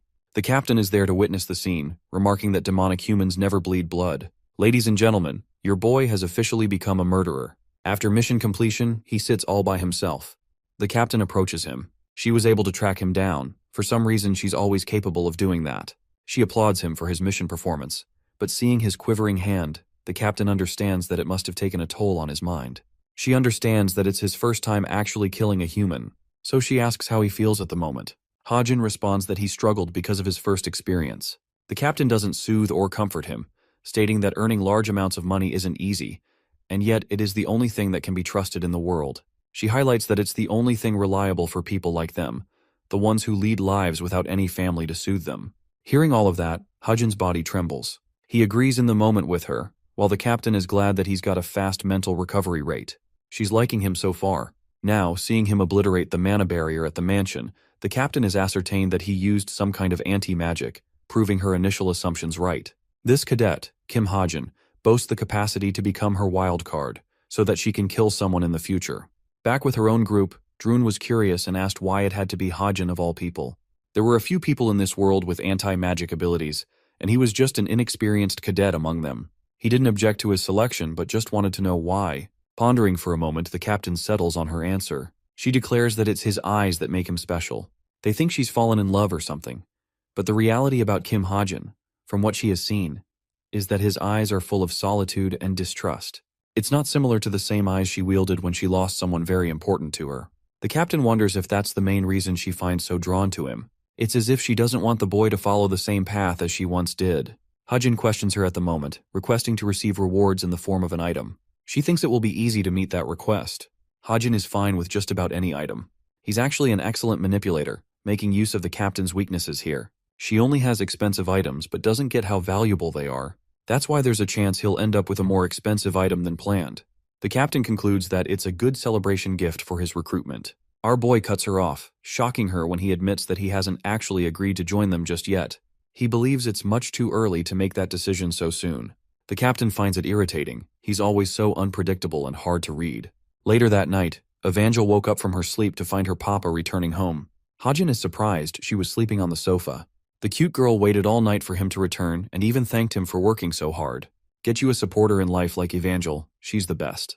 Hajin feels comforted by her warm embrace and wraps his arms around her tiny body. He continues his thoughts from before, admitting that these aren't just characters, but actually living people in this world.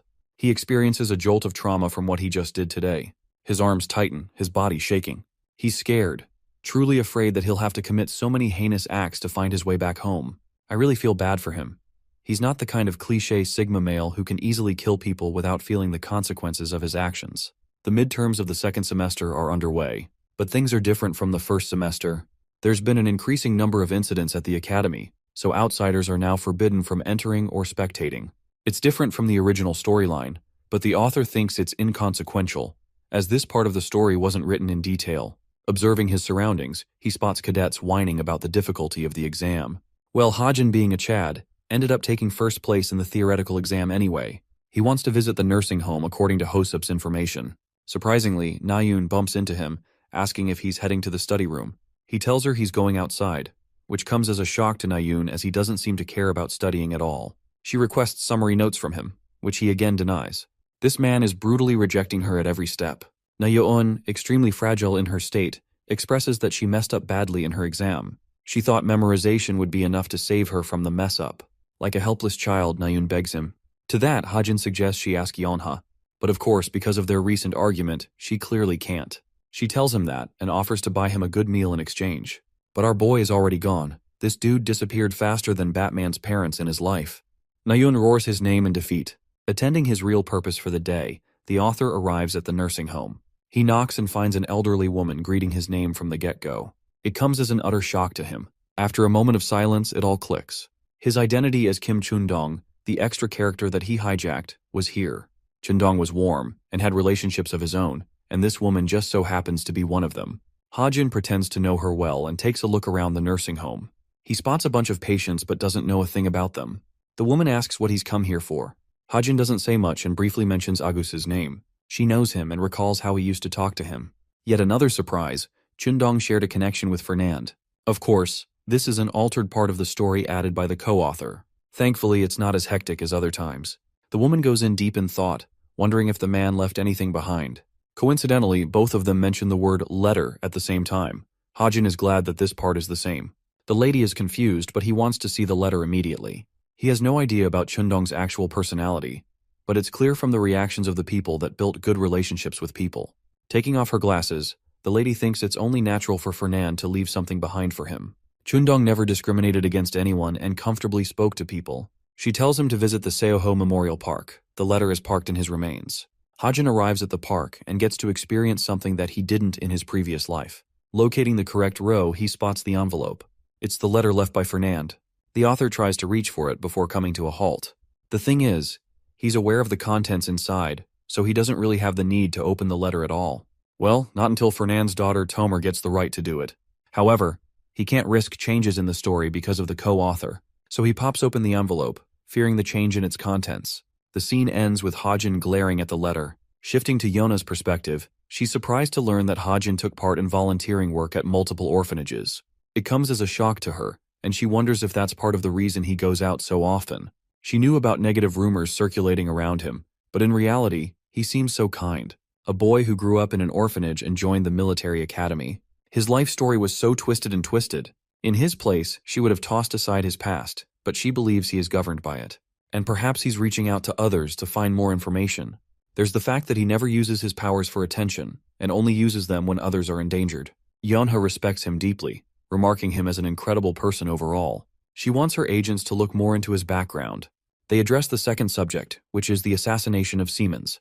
They've been tasked by the mafia to track down the killer from Karai. She had already intended to approach this group, so Yonha believes this is a great opportunity to reform connections. She learns about Hosep as their new recruit as well, who is doing incredible work.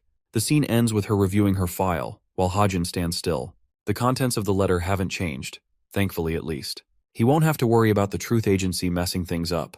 Tomer receives a sudden message from the agency, her expression darkening at the mention of her father's sighting. In order to issue a proper report, they want her to transfer the payment. The instructor congratulates them for winding up the written exam. The cadets are granted relief to enjoy their days. While he's buying a drink, Nayun spots Hajin, excited to ask how he'll spend his holidays. The casual boy replies that he's going to prepare for the practical exam, which comes as a shock to her since it's an entire week away. She rummages through her bag, realizing she should return him to the study guide. Hajin actually prepared one for her, even though it seemed like he completely vanished during their meetup.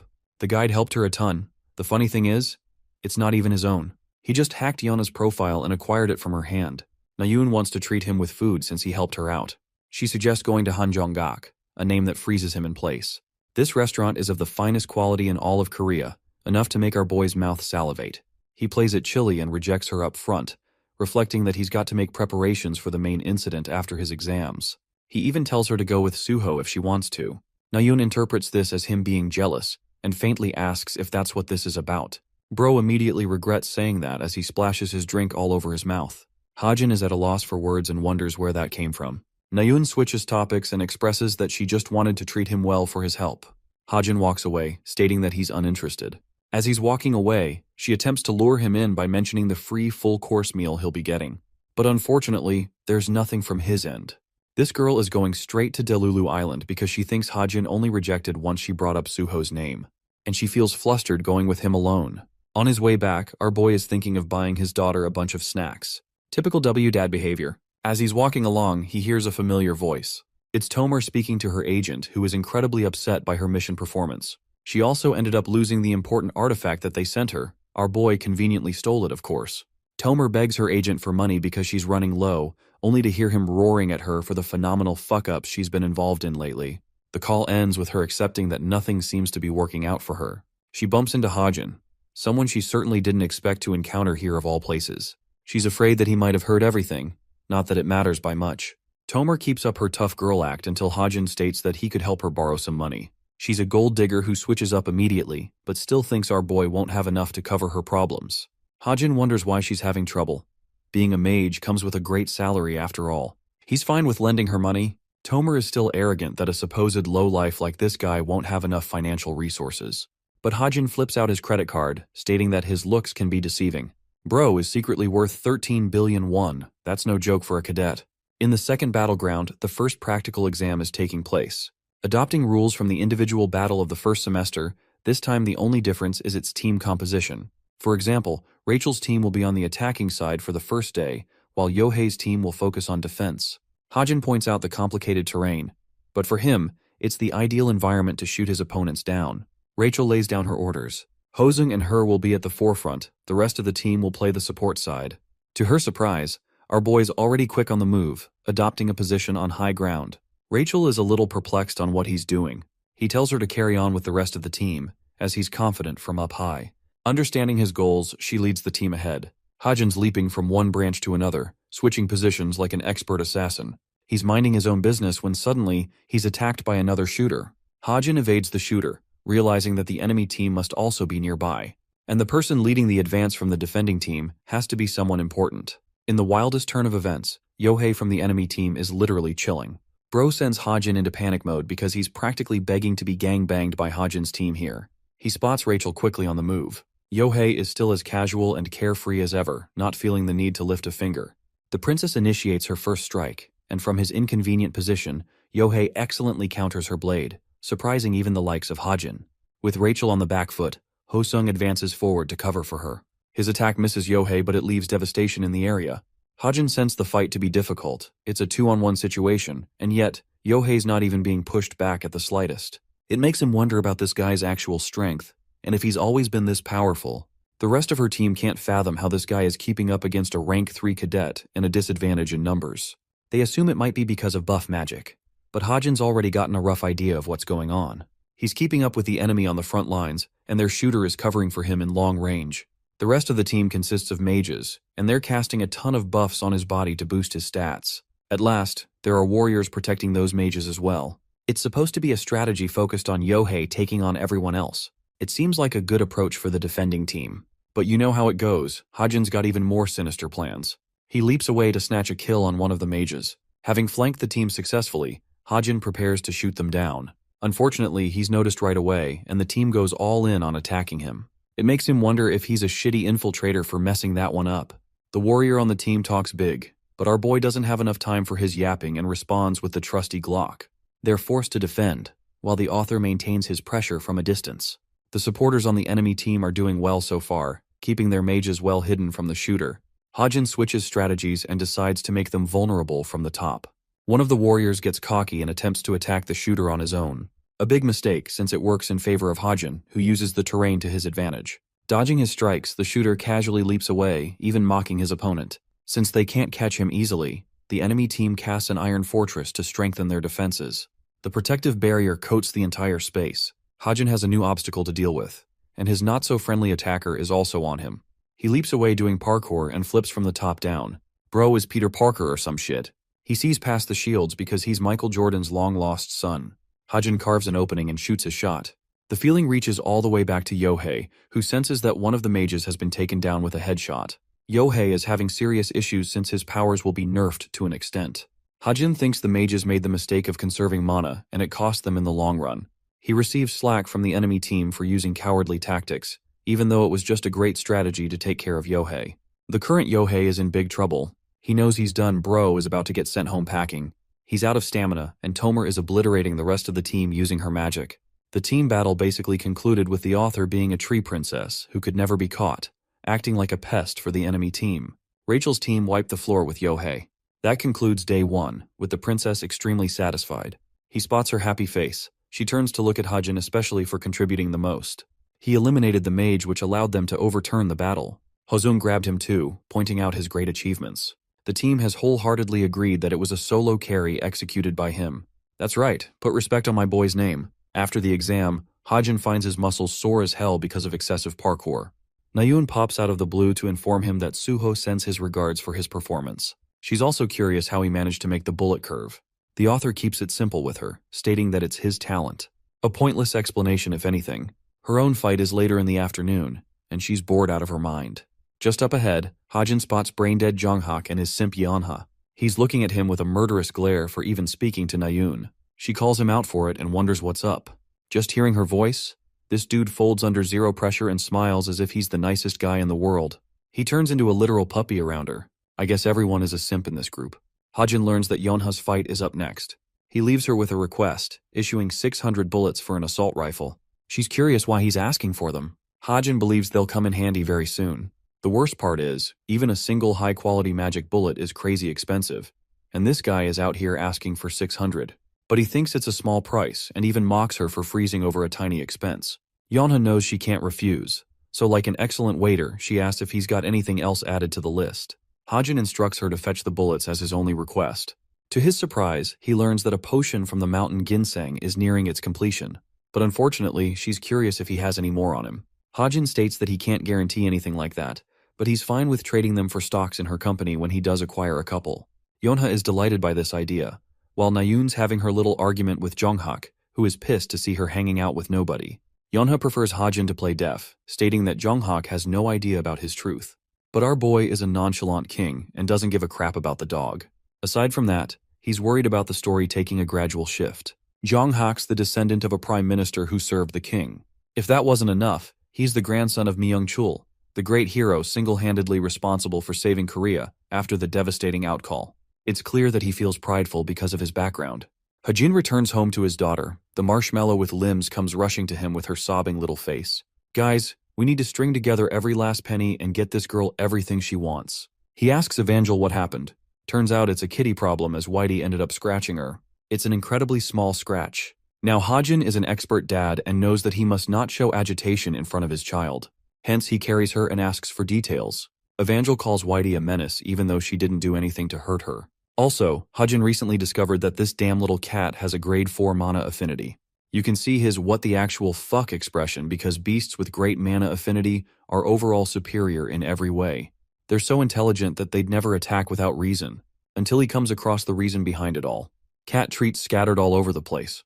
Hajin strictly told Evangel to feed Whitey treats only once per day. All of a sudden, he realizes what the frick is going. Whitey is not the culprit. It's freaking Evangel. This girl was downing the cat treats like crazy. Hajin's reaction is funny as hell in this sequence. The little girl musters up an explanation, telling her papa that she was a victim of her curiosity. It's no reason that Whitey got upset with her actions. Suddenly, Hajin receives a text from Rachel. It's his birthday today, and she remembered it well. She even sent our boy a cake set as a gift to enjoy, even inviting him to a karaoke session after the exams. Checking the date, he realizes that it's in fact his birthday. Over to Nayun's side. She's out here scavenging the socials right after the test. Yana's posting is consistent, her team scored well. She's pretty close with her teammates, which gives Nayun a feeling that she should do the same. At the same time, she recalls how Yeonha hasn't spoken to her since their argument. Nayun was the one who exploded in her face, which makes her feel guilty. Nayun rolls around in frustration and confusion. Gripping her watch, she decides to be brave and likes Yeonha's post for now. Next up, she spots Jonghak, who is out here posing like a mafia villain.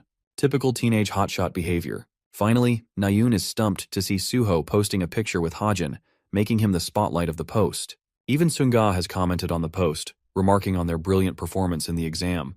Nayun's fed up with doom scrolling and lazily checks her messages next. She's surprised to find Hajin's profile decorated in a birthday theme, kind of like Facebook. For a moment, she thinks buying him a cake set would be nice as a digital gift. But then she denies that thought, believing she should offer him the gift in person. She gets up, but her brave little confidence crumbles at the thought of handing him the gift in person. She slashes away the thought of giving gifts and thinks a simple message should be enough. This idiot types a stupid message and gets ignored. Hajin isn't the type to be on his socials all day, so he literally doesn't reply. It's only after a second message that he ends up sending a simple, "thank you," for a response. Nayun's a little underwhelmed by what she got. Then again, it's not like she put in a lot of effort. Love-struck, she pouts at his stupid and simple message.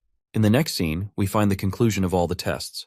Hajin didn't exactly do his best on individual tests, but he ended up scoring well for his team, allowing him to rank among the top 200 cadets. He thinks this should be enough to get him a bigger room for his second year as a cadet. Aside from that, he's reviewing his preparations, wondering if this much will be enough. His duffel bag alone is premium, capable of holding up to 200 kilograms or one fat friend inside. Hearing a buzz on his watch, Hajin learns about a break period given to the cadets. There won't be any classes because of an external investigation going on. But here, not even the investigators will be able to find anything remotely substantial. The demonic humans who have infiltrated the cube will have to keep their actions on the down low for the meantime. The only important thing from the announcement is regarding their upcoming field trip. Over to his daughter's side, Whitey is terrorizing her by eating her fried chicken. Evangel cries not because her cat could potentially have an upset stomach, but because she wanted to eat the chicken instead. In the next scene, Yeonha brings him a briefcase of all the bullets he asked for. She even included 300 extra as a bonus for him. Apart from that, she offers him a special wrist guard, knowing that Hajin's weapons involve strain on his wrist. She also recalls that his birthday passed a few days ago, and while she intended to hand him the gifts on time, she was busy with exams.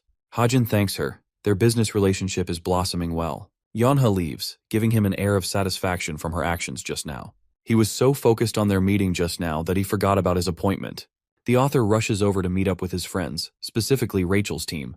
He ended up going late. The princess beams with joy with his presence around, eager to go in and have fun. They come across the karaoke room, while Hosung takes care of the tickets for them. Rachel looks around for room 17, their assigned room. Having located it, Hajin trails behind the group. What he did not expect was Nayun coming right out of room 16. Hajin stares at her, while her jaw is open in surprise.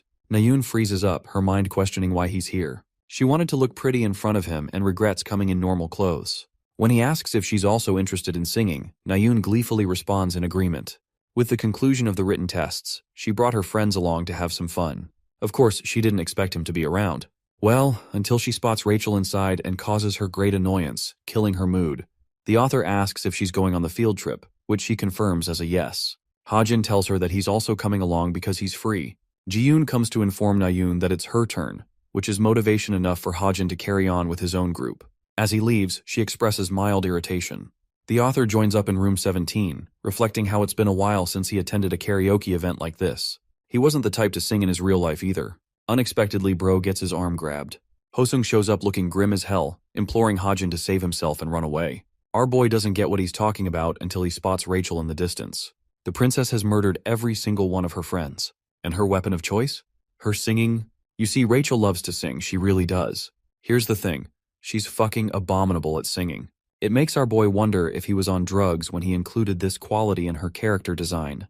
Back to his room, Hajin believes that he's concocted the perfect plan for Rachel receiving the sapling's dust. The only problem is, he has no idea how to give her the enchanted bracelet.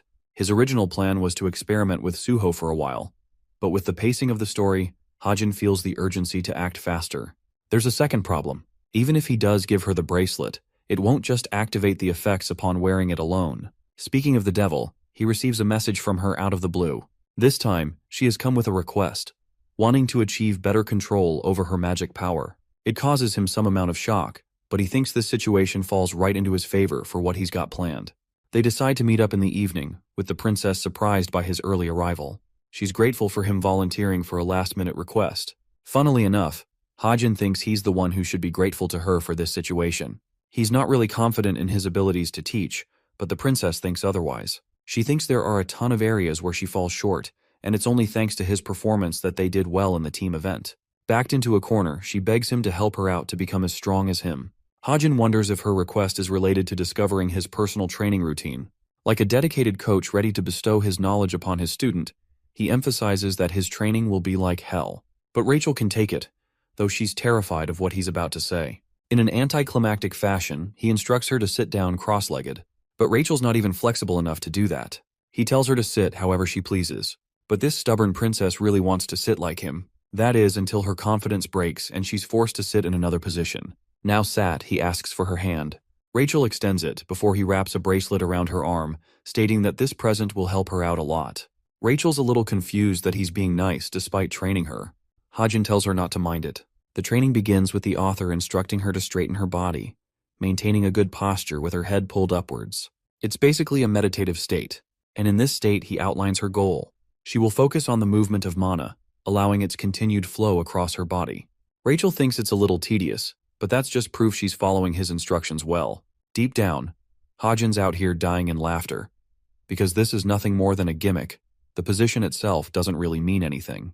With his mental trap set, he asks her to circulate her mana starting from her left hand. Rachel understands that he's talking about the bracelet here.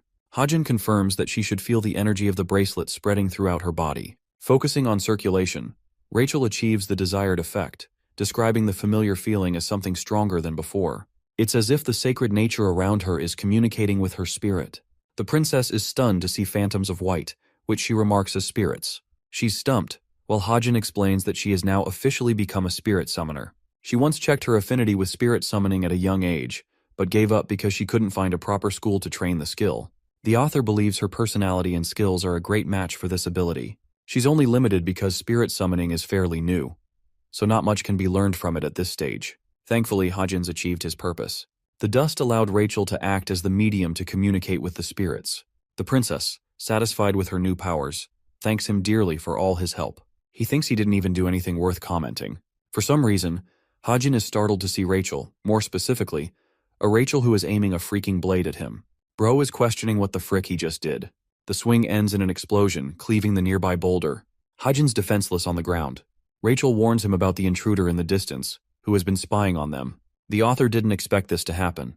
Not enough people know about him in this world, so they're definitely targeting the princess. And what do you know? It's the same maniac Lancaster, whose presence was exposed because of the spirits. Lancaster looks at the princess with an air of disgust, remarking that she's worthless on her own like always. As for the boy, he leaves a dear warning, stating that his affection for the princess will be his own undoing. These words stab Rachel in the heart, but no fear, as Hajin jumps ahead to her defense.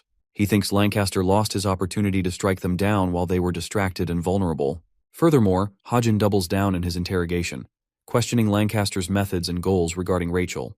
Rachel butts in, telling Hajin that this man shares a deep grudge against her. Lancaster smirks at her pathetic attempt to clear her name. He taunts her for ever thinking that his frustrations stem from hatred alone. The princess questions what he's after.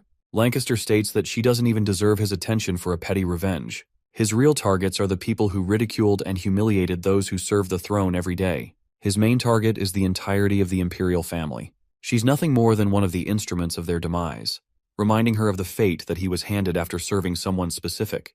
He lost someone really close to him, and Rachel is all too aware of that. His goals for today only included a simple chat with the princess, but as a farewell gift, Lancaster commits a terrifying act by releasing a defeated dead body of a man.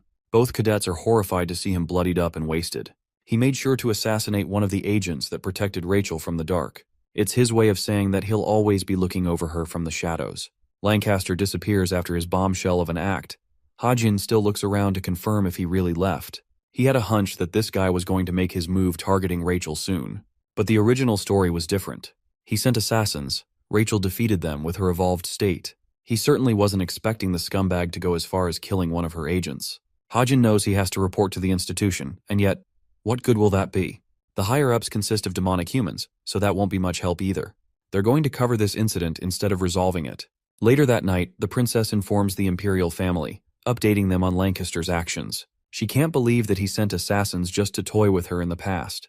Recalling what happened, Rachel expresses that she was training in the park, and right when her friend gave her a bracelet, Lancaster came out of hiding. The butler is surprised that she received a gift like this, and analyzes the situation. He's come up with an actually solid guess, suspecting that Lancaster has come to a misunderstanding about her relationship with her friend. After all, he himself lost an important person in the London incident, which means he's likely aiming to make her experience the same pain of loss. Rachel is put at unease, fearing for the worst, fearing that this misunderstanding could needlessly put Ha-jin in trouble. She understands why Lancaster thought of them as a couple, but it's clear that she doesn't have any feelings for anyone. Those words of his haunt her mind. She was unable to see Ha-jin's reaction upon hearing those words. She wonders if she has earned his hatred. Shaken to the core, the princess reflects that maybe this is a good outcome. If Ha-jin stays away, he won't get hurt after all.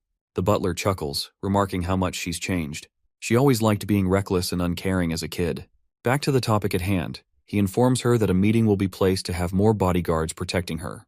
The princess is okay with that, but she's curious about the agent's family, the one who lost his life for her. When she learns that he had no one in his family, Rachel expresses her desire to attend his funeral, showing him respect for his noble actions. The call ends as she plops to her bed, feeling extreme guilt of what happened. She wonders how many times other people will have to lose their lives just to protect her. Her only hope is to become stronger, which reminds her of the bracelet he gave her. Rachel smiles, knowing that this special gift will help her. She slowly drifts off to speech, embracing the little gift. The perspective switches to Lancaster, who knows Rachel so well that he understands her intention of avoiding affection. However, Lancaster knows that affection can't just be avoided so easily. That closes the page for him for a while. Let's see Ha-jin's side of things. It's finally time for another main event of the story after all. He's grouped up with the rest, but he's 2 minutes late, enough for Young-hak to want to kill him for being entitled. All our boy can do is muster a small apology. The rest of the main characters are the same as the original story. He's the only person new to the field trip event. Their destination is the Wind Mountain, located in the outskirts of the capital. Suho offers him some jelly, causing Nayoon to jump with excitement. Let's summarize what's about to happen according to the main storyline. Suho and the rest of the main characters will be tangled by the Wraith of the Past. This Wraith will regress everyone back into the past, around 1970, when the Outcall event occurred. It's basically a magic dimension simulating a part of history, instead of actual time traveling. Nayoon's curious and wonders about their plans once they arrive. Young-hak states that they've got plenty of things to work with. Bro is so rich his family owns the Wind Mountain. The density of mana on the Wind Mountain is comparably high thanks to a magic explosion event. He suggests meditation and sparring on top of the mountain, something Nayoon is looking for. Ha-jin doesn't know if he should share her enthusiasm, but he knows for a fact that shit is about to go down. It's true that every single one of the main characters struggled in the original story, but with the author himself involved, he thinks it should be chill and easy for them this time. Bro is so proud of himself he's acting like a god. I mean, he kind of is when you really think about it. His stupid-looking pose just now disgusts Yeonha to the core. I bet it's the first time she's seen Ha-jin acting like Jong-hak. The author was acting all confident here, only for the event to end up in total shambles. The funny thing is, when they got on the mountain, the group quickly felt lost. The mountain was reduced to flat ground, and Ha-jin was nowhere to be found, causing instant panic to set in. But that's for later. Let's circle back and explore how things went down the way they did. Upon arrival, Yeonha was stupefied to see the beauty of the Wind Mountain. Nayoon was humming in enjoyment, finding the field trip to be comparable to a picnic. She even teased Ha-jin for acting annoyed like Jong-hak. a poor guy who caught the stray for no reason at all. The tour guide tells them to reach the top of the mountain to rest in a house. A master has been called by the Jinsung Foundation, who will arrive by night. Nayeon is bubbling with curiosity and excitement, questioning who this master is. It's safe to say that Jonghyuk is proud of whoever it is to come. The group senses the urge to climb fast. As they're moving along, they chat with each other for a while. Interestingly, despite their incessant walking, they just can't climb up. Even Jonghyuk finds it weird and wonders if they lost their way. The bombshell drops when the group realizes that they're actually standing on flat ground, even though they were climbing the mountain for a while. Suho is the first to question Hajin's disappearance, causing both Yeonha and Nayoon worry. He was only just behind trailing them, and now he's gone. She thinks he's messing with them and roars into the distance. But nothing comes back, terrifying Yeonha. Jonghyuk thinks the girls are overreacting to an idiot who probably lost his way or couldn't keep up. They think it's best to locate him first before moving on ahead. Or so they thought, as the ground beneath them starts shaking beyond comprehension. Yeonha takes a look at the sky, only for the group to fade away. When the earthquake stops, the five of them are at a loss for words. It's dark out, and they wonder if it was some kind of environmental magic. Even the weeds have reached their body height. Suho tells everyone to stay quiet because he sees someone approaching near with a flashlight. It's a searcher, a man who thought some magic beasts were circling the area, but it's only a bunch of kids to his astonishment. He asks if they lost their way, highlighting the dangers of the zone they're in as the mana explosion event is soon to occur. Yeonha questions if this guy is talking about the same event they all read about in their history books. Mana explosion occurs when unstable energy is let loose. It happened a good number of times after the outcall catastrophe. But now, it has settled down and rarely occurs. Suho's confused and thinks it's only best to follow this guy for now, believing that this should be enough to help them locate Hajin. Arriving in a wasteland of urban destruction, Suho questions where the hell they've come. The man explains that this location is the safest. He's rather surprised they know nothing about the Gwangmyeong City Hall. Nayoon recognizes the name off the bat, but it doesn't make any sense as they'd already passed this location on the way to the mountain. Suddenly, reality clicks for Suho, who asks for the date. Unfortunately, the man has no clue as they don't have the luxury of keeping track of dates. Suho's okay with a rough idea if anything, causing the man to ponder. The second he reveals that it's 1972, the entire group of main characters faces utter shock. The pieces finally connect. The mountain became flat ground. Then there was the mana explosion. And the atmosphere is different from where they came from. Without a doubt, they've all regressed to the past. That's what Suho strongly believes. Nayoon gets harassed by filthy Four Eyes over here, only to get shoved by a murderous Jonghyuk who demands he let go of her. The man they met before reveals his true intentions. It turns out that he's a bad guy with a bunch of goons. All this time, they were led into a trap. Suho prepares his legendary stick of destruction to save the day. Man, I'll never get bored of calling it that.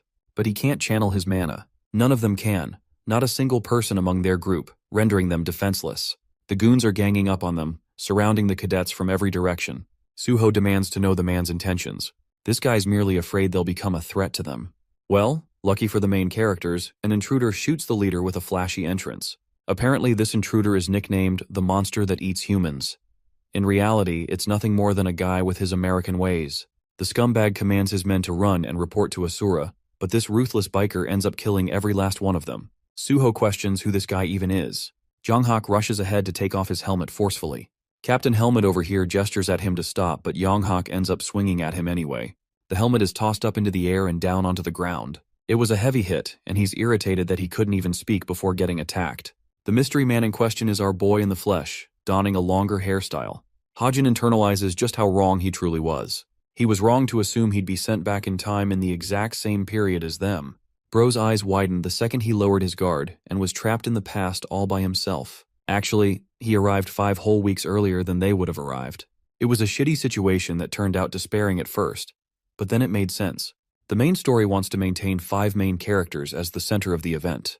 That's why Hajin was pushed to the side to keep the essence of the real event. It's bad news for him though, as he's got to deal with demonic humans all on his own and clear the path before the rest of them arrive. Naturally, he set up a base close to his enemies for easy observation, and then he frequently killed some of them, making sure they didn't get out of control. For 40 full days, he had no one. He sustained himself, shot at his enemies, became stronger, and kept himself alive all on his own. And now he's here with the rest at last. To their horror, he truly confirms their greatest fears. They've arrived into the past, to an environmental hell where the outcall happened only a year apart. They ask how long he's been surviving on his own. Bro is in the mood to fuck around, so in typical movie fashion, he tells them it's been a year. Someone needs to tell him this ain't Jumanji. The group falls silent before he admits that it was a terribly placed lie. I'm convinced Hajin's sense of humor is fucked up. He clarifies that it's only been 5 weeks, but his group is just too stunned to speak. Jonghak doesn't give two flying fucks about his situation and questions what caused the regression. Hajin confirms he's got a good idea, but urges them to return to his base for a proper talk. Bro leads them to a destroyed site. Even Suho's teary-eyed to find out that Hajin survived in a scrapyard for 1 year. This is just funny, because now they don't want to believe that it was only 5 weeks of survival. Yonha and Nayun are pale and wounded in the soul. They can't believe he survived in nothingness. Nayun realizes that the only living thing nearby is a freaking cockroach. She whines like a little bitch and offers her respect to Hajin for having persevered this hard. He tells them to wait and infuses stigma magic into the tent. That causes the structure to form out of nowhere. Finally, it looks like he isn't homeless. Hajin offers food to his lost children who are dying to eat. Of course, there's the main problem. He doesn't have resources, so they're going to have to slaughter the animals for him. He's not going to take any part in slaughtering, because as it turns out, he's a softy at heart who can't hurt animals. Suho volunteers, Youngin also wants to help. Jonghak remarks that butchering is the perfect role for someone like Suho. As for him, Bro gets handed a bunch of buckets to fill some water, a mundane and humiliating task. Every fiber of Jonghak's being wants to crush Hajin, so our boy excellently plays him like a fiddle by calling Nayun to help out. It turns the musclehead into a simp and takes care of Hajin's troubles. Yonha's the only person who really hates not being handed the same job. She wanted to go out with Jonghak after all. To cheer her up, the author states that he's going to cook some ramyeon for them. The girl freezes up, asking to confirm if she heard him correctly. Hajin taunts her for being so rich she can't appreciate ramyeon. Anyway, Yonha ends up preparing the table for them. She's been meaning to ask why they can't use any mana to simplify the process. To that, the author explains that they can't use mana from the future in a time period of the past. The mana density here is extremely rich and in abundance, but it's also unprocessed and harder to control. He knows from experience that it will take them a week to recover their powers. For the meantime, my guy has whipped out a delicious platter.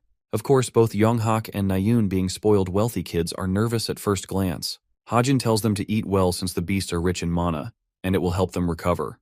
Jonghak takes a bite, surprising Nayun a good bit. She's worried she'll get a stomachache after this. Accepting the situation, Nayun takes a bite into the meat. Her nervousness is turned into delight. She can't believe that it tastes delicious. Hajin thinks it's only natural thanks to the mana density. It's the most premium quality meat they'll ever have.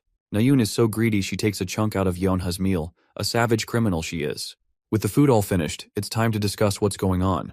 Hajin takes charge and expresses that a wraith was responsible for bringing them here. Jonghak calls his explanation bullshit, because clearly a wraith can't just perform the impossible. To that, the author agrees with Jonghak's counterpoint. However, he reminds Jonghak about the Tower of Time, which exists on the Wind Mountain, a place that his grandfather conquered in the year 2000. The second the tower was conquered, high levels of mana were packed shut in the present world. It's quite similar to the phenomenon of the floating crystal of the Clancy Islet. Hajin showcases the crystal that became the catalyst. These were the remains of the tower, helping the wraith transfer them back. The mana expunged from the tower leaked out and solidified into crystals. Hajin dubs this world as the recorded or historic world, which Suho immediately calls into question. The author keeps it simple and explains that they didn't actually go to the past. It's more like they're in a pocket dimension-like state that rebirthed the same events of this specific area. A demonic human was also snared by the wraith just like them, and that demonic human, Asura, has been using the mana crystals to get even stronger. Yana raises her hand for a question. She brings up how mana crystals were only developed in the year 2000, so it doesn't make sense how Asura has been using them to become stronger in the past. To her interesting question, Hajin answers simply by basically saying, "The bitch ate the crystals." Of course, this ridiculous act would endanger anyone's life, but Asura's case was different. He was capable of digesting the crystals without trouble. Hajin suspects that he may have partnered with a wraith for a unique ability, making him dangerous to deal with. Now here's the thing. Even Hajin knows that there's nothing for them to fear about Asura himself. The demonic human is stronger than his novel counterpart, but Hajin's still got a clear advantage regardless. Anyway, it's time to discuss the solution. Hajin highlights the crystals again, which are responsible for holding up this dimension. Demonic humans are etched in multiple locations, but everything goes back to these crystals. If these crystals are gone, they can't do anything about the past. Jonghak realizes the goal is to steal the crystals. Hajin confirms, while Nayun and Suho have a good understanding of what's about to happen. The author shares that the crystals are scattered in 6 different locations, with each location guarded by Asura and his men. They'll be taking them all down and stealing the tower remnants for themselves. The The following morning, our boy's out of his tent, surprised to find the cute Nayun sitting on his bike. He wanted to see if she was holding well on watch duty, inviting a distrustful look from Nayun. He shares that he was just teasing her, and unfortunately just can't sleep like he used to after spending 5 weeks in this shithole. Nayun wonders if it's because of him having to stay on guard all night. Without answering her question, he tells the chick to buzz off from his pretty bike. Nayun sidetracks and asks if the longer hair experience has been annoying so far. Hajin confirms that it does get in the way, but he's been keeping it like this for a reason. He fears a cursed sorcerer will attack him if he does. Nayun's shocked to learn about their existence among Asura's group. Turns out he was able to spot a couple of them carrying curse dolls around. Nayun, looking mesmerizing in this one shot, gazes at Hajin, asking if the St. Mary's Hospital is nearby. Surprised by her question, he explains that it's about 30 minutes away on his bike. He wonders why she's curious all of a sudden. Nayun, deciding to be vulnerable, expresses that her mother was actually born in that same hospital in the same year. She's curious if she's still at the hospital. Hajin understands, but he knows the bitter truth. The manifested dimension is limited in its scope. That means they'll never be able to cross into downtown Seoul. It's an unfortunate truth for Nayun to accept. She doesn't make a big deal out of it, just feels disappointed.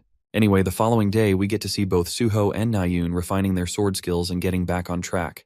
Nayun surprisingly pushes him back with a good attack. It's thanks to Hajin's instructions that she's gotten a small understanding of what it feels like living in the past. It's only a matter of time until they return back to full strength. Hajin sees them sparring, but Suho's not worried at all. With a single whip, he reminds her who's the #1 cadet and puts her on the ground.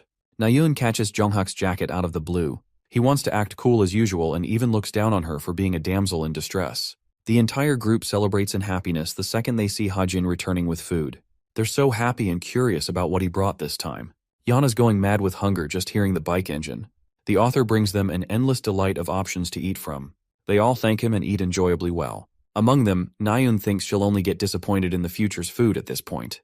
Hajin recommends they eat and move as much as they can to restore their mana levels. Also, Nayun has been experiencing heartburns as of late. It happens every time she uses mana. The author answers that it's thanks to the mana abundance. Hajin reflects about the time difference here compared to the outside dimension. 1 year in this place is an hour in the present, and from the 4th week onwards, they're going to have to look out for an invasion. Hajin lays out his plan to secure the crystals. He brings up Kim Mingyo, who will be guarding the Northwest Water Tower, and they'll be rolling out in 3 days for it. There will be 2 teams. Suho and Jonghak will be team leaders of both. 3 days passed. Jonghak's throwing a tantrum that he's paired with Hajin of all the people. Nayun thinks it's reasonable and tells him to grow up. Suho's team is more focused on numbers. Jonghak turns to our boy with a murderous glare, questioning one good reason he's being dragged. Hajin struggles to come up with an explanation. The thing is, Mingyo's pretty solid of an opponent.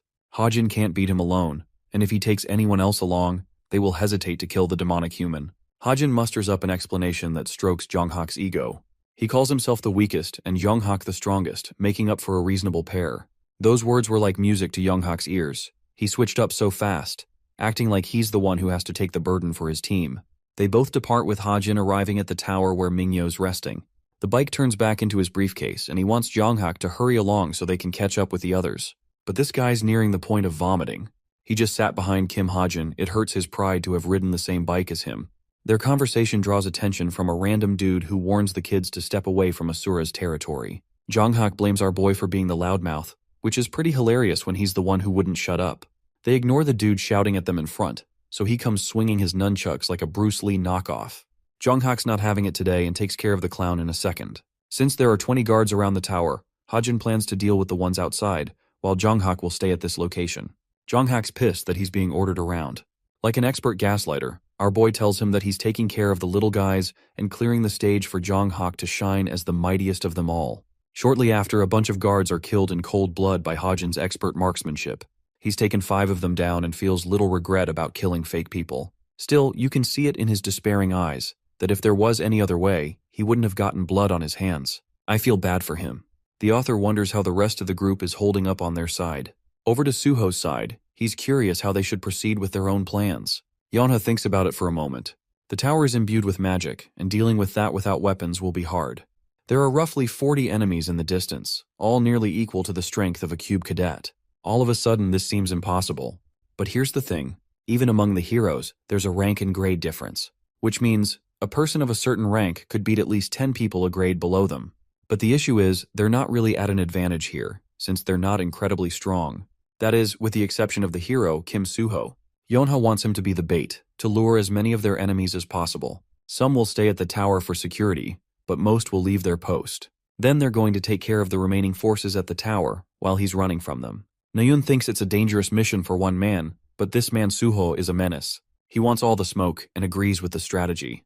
Reinforcing his legs with mana, he dashes away at an incredible speed, heading straight for the goons. Suho takes down the first guy with his legendary stick of destruction. Imagine being beaten by a stick, couldn't be me. The rest of them are alert and concentrate their attention on handling the enemy.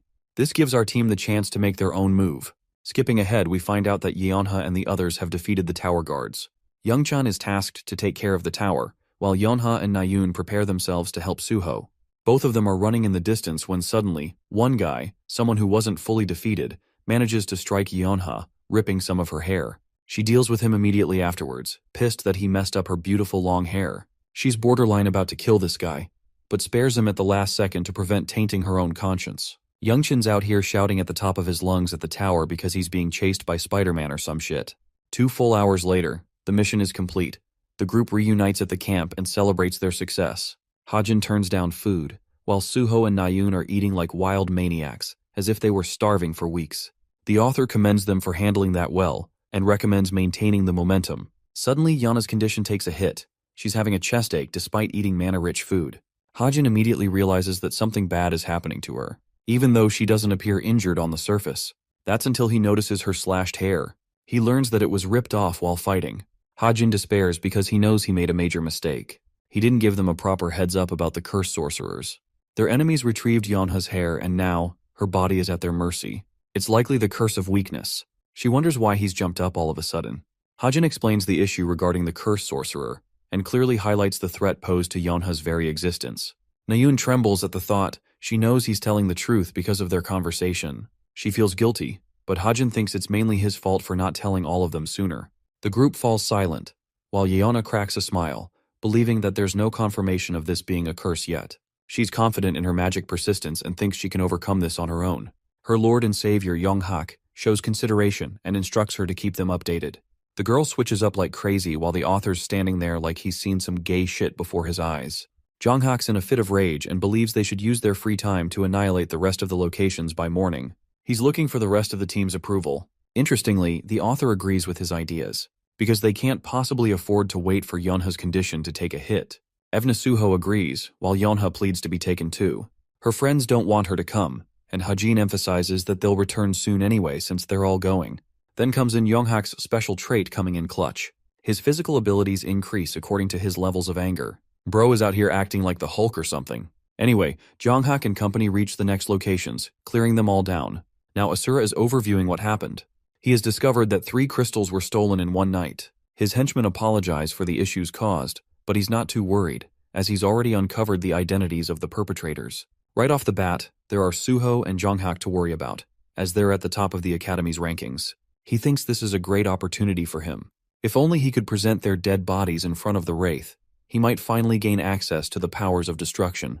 Asura orders his minions to gather the rest of the crystals and consolidate them all into the city hall. Let's see how Yeonha's holding up the next day. Her body is consistently weakening, and they couldn't exactly recover the rest of the crystals, learning that Asura had already taken them away into the city hall. On day 2, her condition worsened, showcasing her lifeless eyes. From the 3rd day onwards, she couldn't even stand. Hajin was having trouble concocting a proper plan in the meantime. 1 week passed, and well, Yeonha could barely swallow any food. She was completely out, and at this rate, the situation had gone critical. Suho and Jonghak reported that they couldn't find anyone coming out of the city hall. This means that Asura intentionally ordered the henchmen to wait inside the city hall. It's actually a different strategy from the one that was used in the novel. Hajin wonders if their entire plan is to bait them. But the thing is, just like Jonghak points out, they really have no other choice here.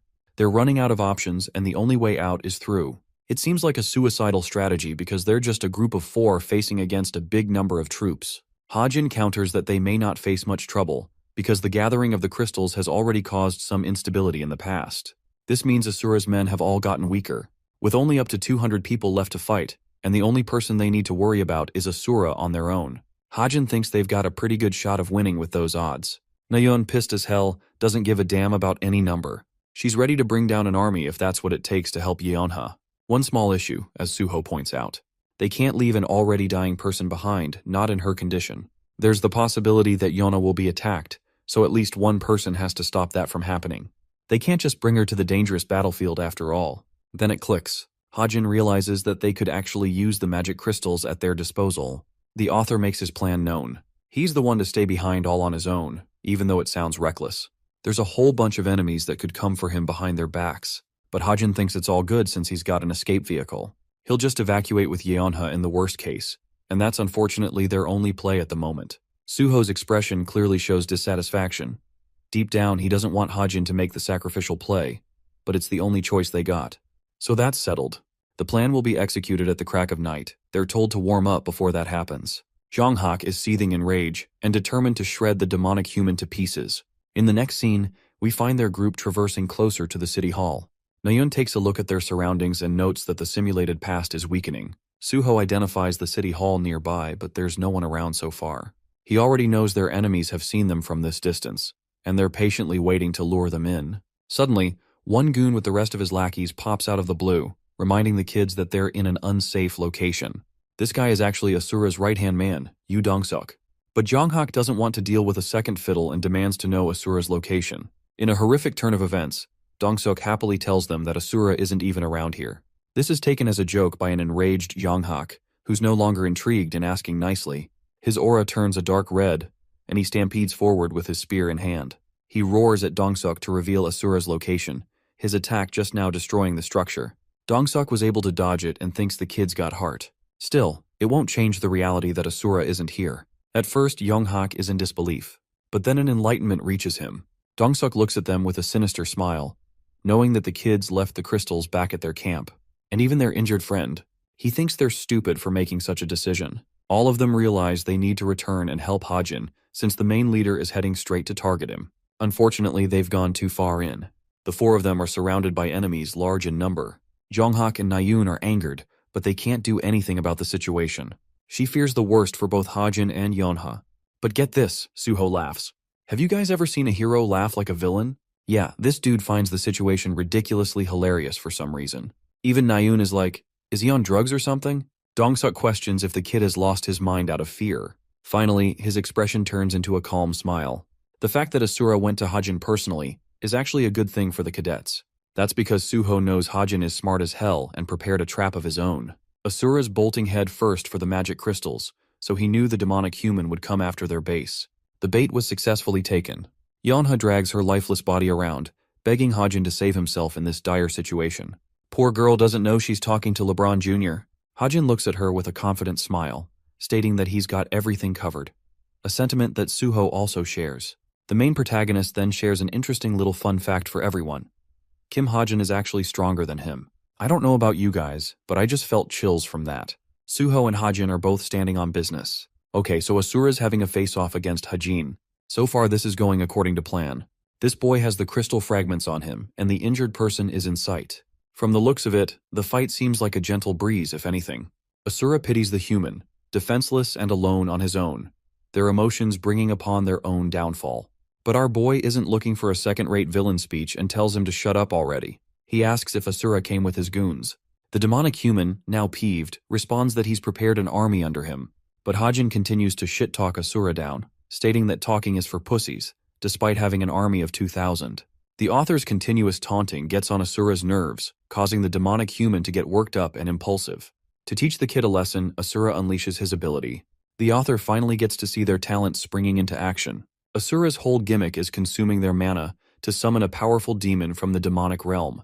Right now, a wave of magic beasts has been brought forth, looking just as ugly as the summoner. Seeing this situation play out, Yeonha clings to him, begging him to just leave her alone. But Hajin calmly tells her that there's nothing for her to worry about, as everything will be over soon. Yeonha faints, hoping for his words to be true. Now that he's all on his own, our boy whips out the trusty strap and activates stigma magic to transform the Desert Eagle into his assault rifle. Thanks to his recent buffs, he doesn't need to consume stamina or mana. The only action is to pull the trigger.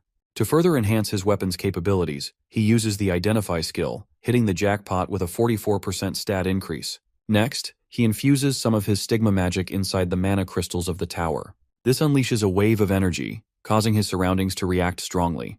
Right now, Hajin has collapsed parts of the ground and erected an arena for himself to use. The demonic human looks around, impressed to find the kid's talent. However, they're really confused how changing the scenery will affect the outcome of the fight. Little does Asura know, Hajin's confident that it will be enough. While this is happening, let's explore Yeonha's ambitions to climb higher. Her family is nicknamed the Hunting Dogs, adopting a fierce reputation among society. They were often mocked for it, but Yeonha aspires to change that, to bring even greater fame to her family's reputation. It's something she has been desperately chasing after all alone. She wonders if this overconfidence stemmed from Hajin, who always seemed to handle everything all by himself. Even right now, a surge of demons were pouncing on him, while he stood there, ready to shoot them all down.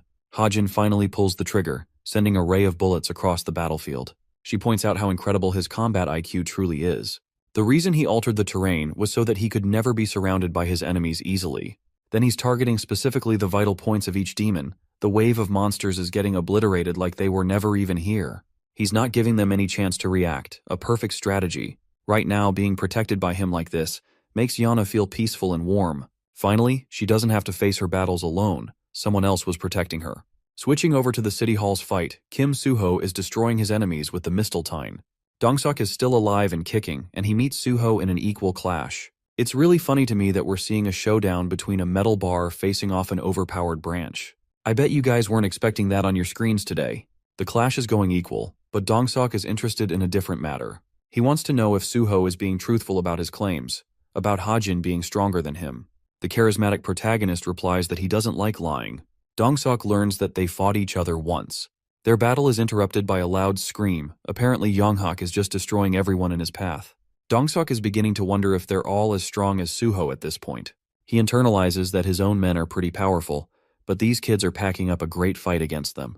With their plans ruined, Suho argues that they shouldn't even be fighting anymore. He even tells them they're just possessed, like that's going to change anything. Suho understands that his words are meeting no results, so he takes it up a notch and radiates with a beautiful golden mana, channeling his powers into his weapon. It impresses Dongseok, who also decides to go all out with a scary transformation of his own. Asura has entered a state of contemplation. Nothing about Hajin seemed special at first glance, an ordinary boy if anything. And that's also why he's so frustrated. Hajin timely reacts to a projectile from a flying demon, and then proceeds to shoot down the rest of the wave near Asura. It's inconceivable to the demonic human how a group of demons is getting eviscerated by one boy, someone who has yet to receive their first injury. There's nothing explaining the kid's incredible reaction time. He doesn't know it, but Hajin has been spamming bullet time, allowing himself the breathing room to take care of struggling fights. He shows no openings in his attacks, causing Asura trouble. It's only a matter of time before the demons are all killed. At the same time, Hajin questions what motivates Asura, if it's revenge or even success. It matters very little, whatever the reason may be. The only thing that my guy cares about is putting a bullet through the monsters. He regards that nothing will change, and right as he's about to take his final shot, nothing comes out. Bro's out of ammo, and the demons are just staring at him in the distance. Hajin quickly checks his jacket.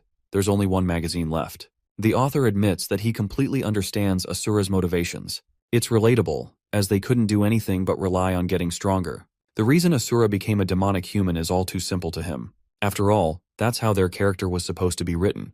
Hajin looks at his magazine, reminiscing that he didn't provide any backstory for Asura's sake. Their entire purpose of existence in the story was to propel the main character's growth. Hajin draws the bottom line for his opponent, stating that their story will now come to an end.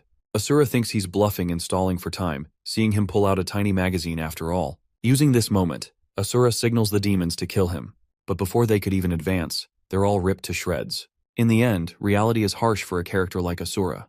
To the author, this character was nothing more than an extra in the story, carrying no weight.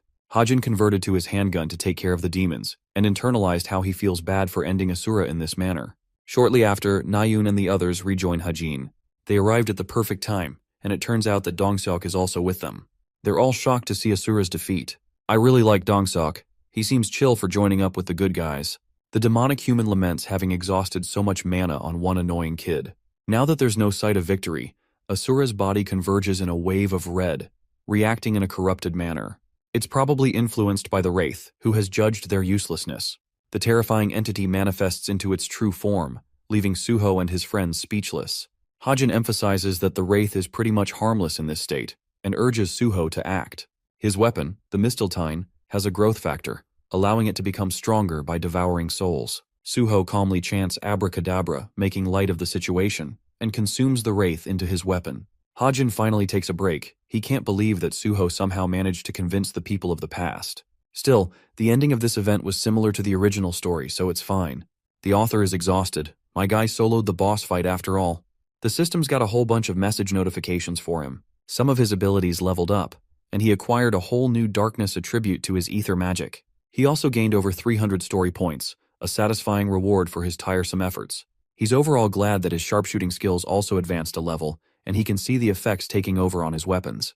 Hajin's sitting on his own, but Nayun's got a grudge against him, looking all mean. She's pissed as hell, wanting to know what the hell happened with the transformation of the terrain and the pile of dead demons. The author sways her concerns, stating that the demons will soon fade into nothingness anyway, but that's clearly not what she was asking. Nayun turns all cute, admitting that she was worried about his safety. Hajin sees this, countering that it's just thanks to his firearm talent. He also whips out his fancy new rifle for them to see. What a show-off. Nayun and Youngchen are bedazzled. Hajin thinks he just got an easy matchup for an opponent like Asura. Instead of swinging his sword incessantly, all he had to do was pull the trigger for a long while. He turns his attention to Suho, who has retrieved the crystals safely. Hajin grabs them, but unfortunately they can't leave yet. First, they need to return the crystals to their original positions, which seems like a strange idea. Suho wonders why, but Hajin argues that it's to make sure they can reuse this place in the future for training purposes. So, they'll be here for 2 more days, an announcement that makes Nayun really happy. Glancing towards Dongsuk's group, he thinks it's a good time to spend some company with the people of the past.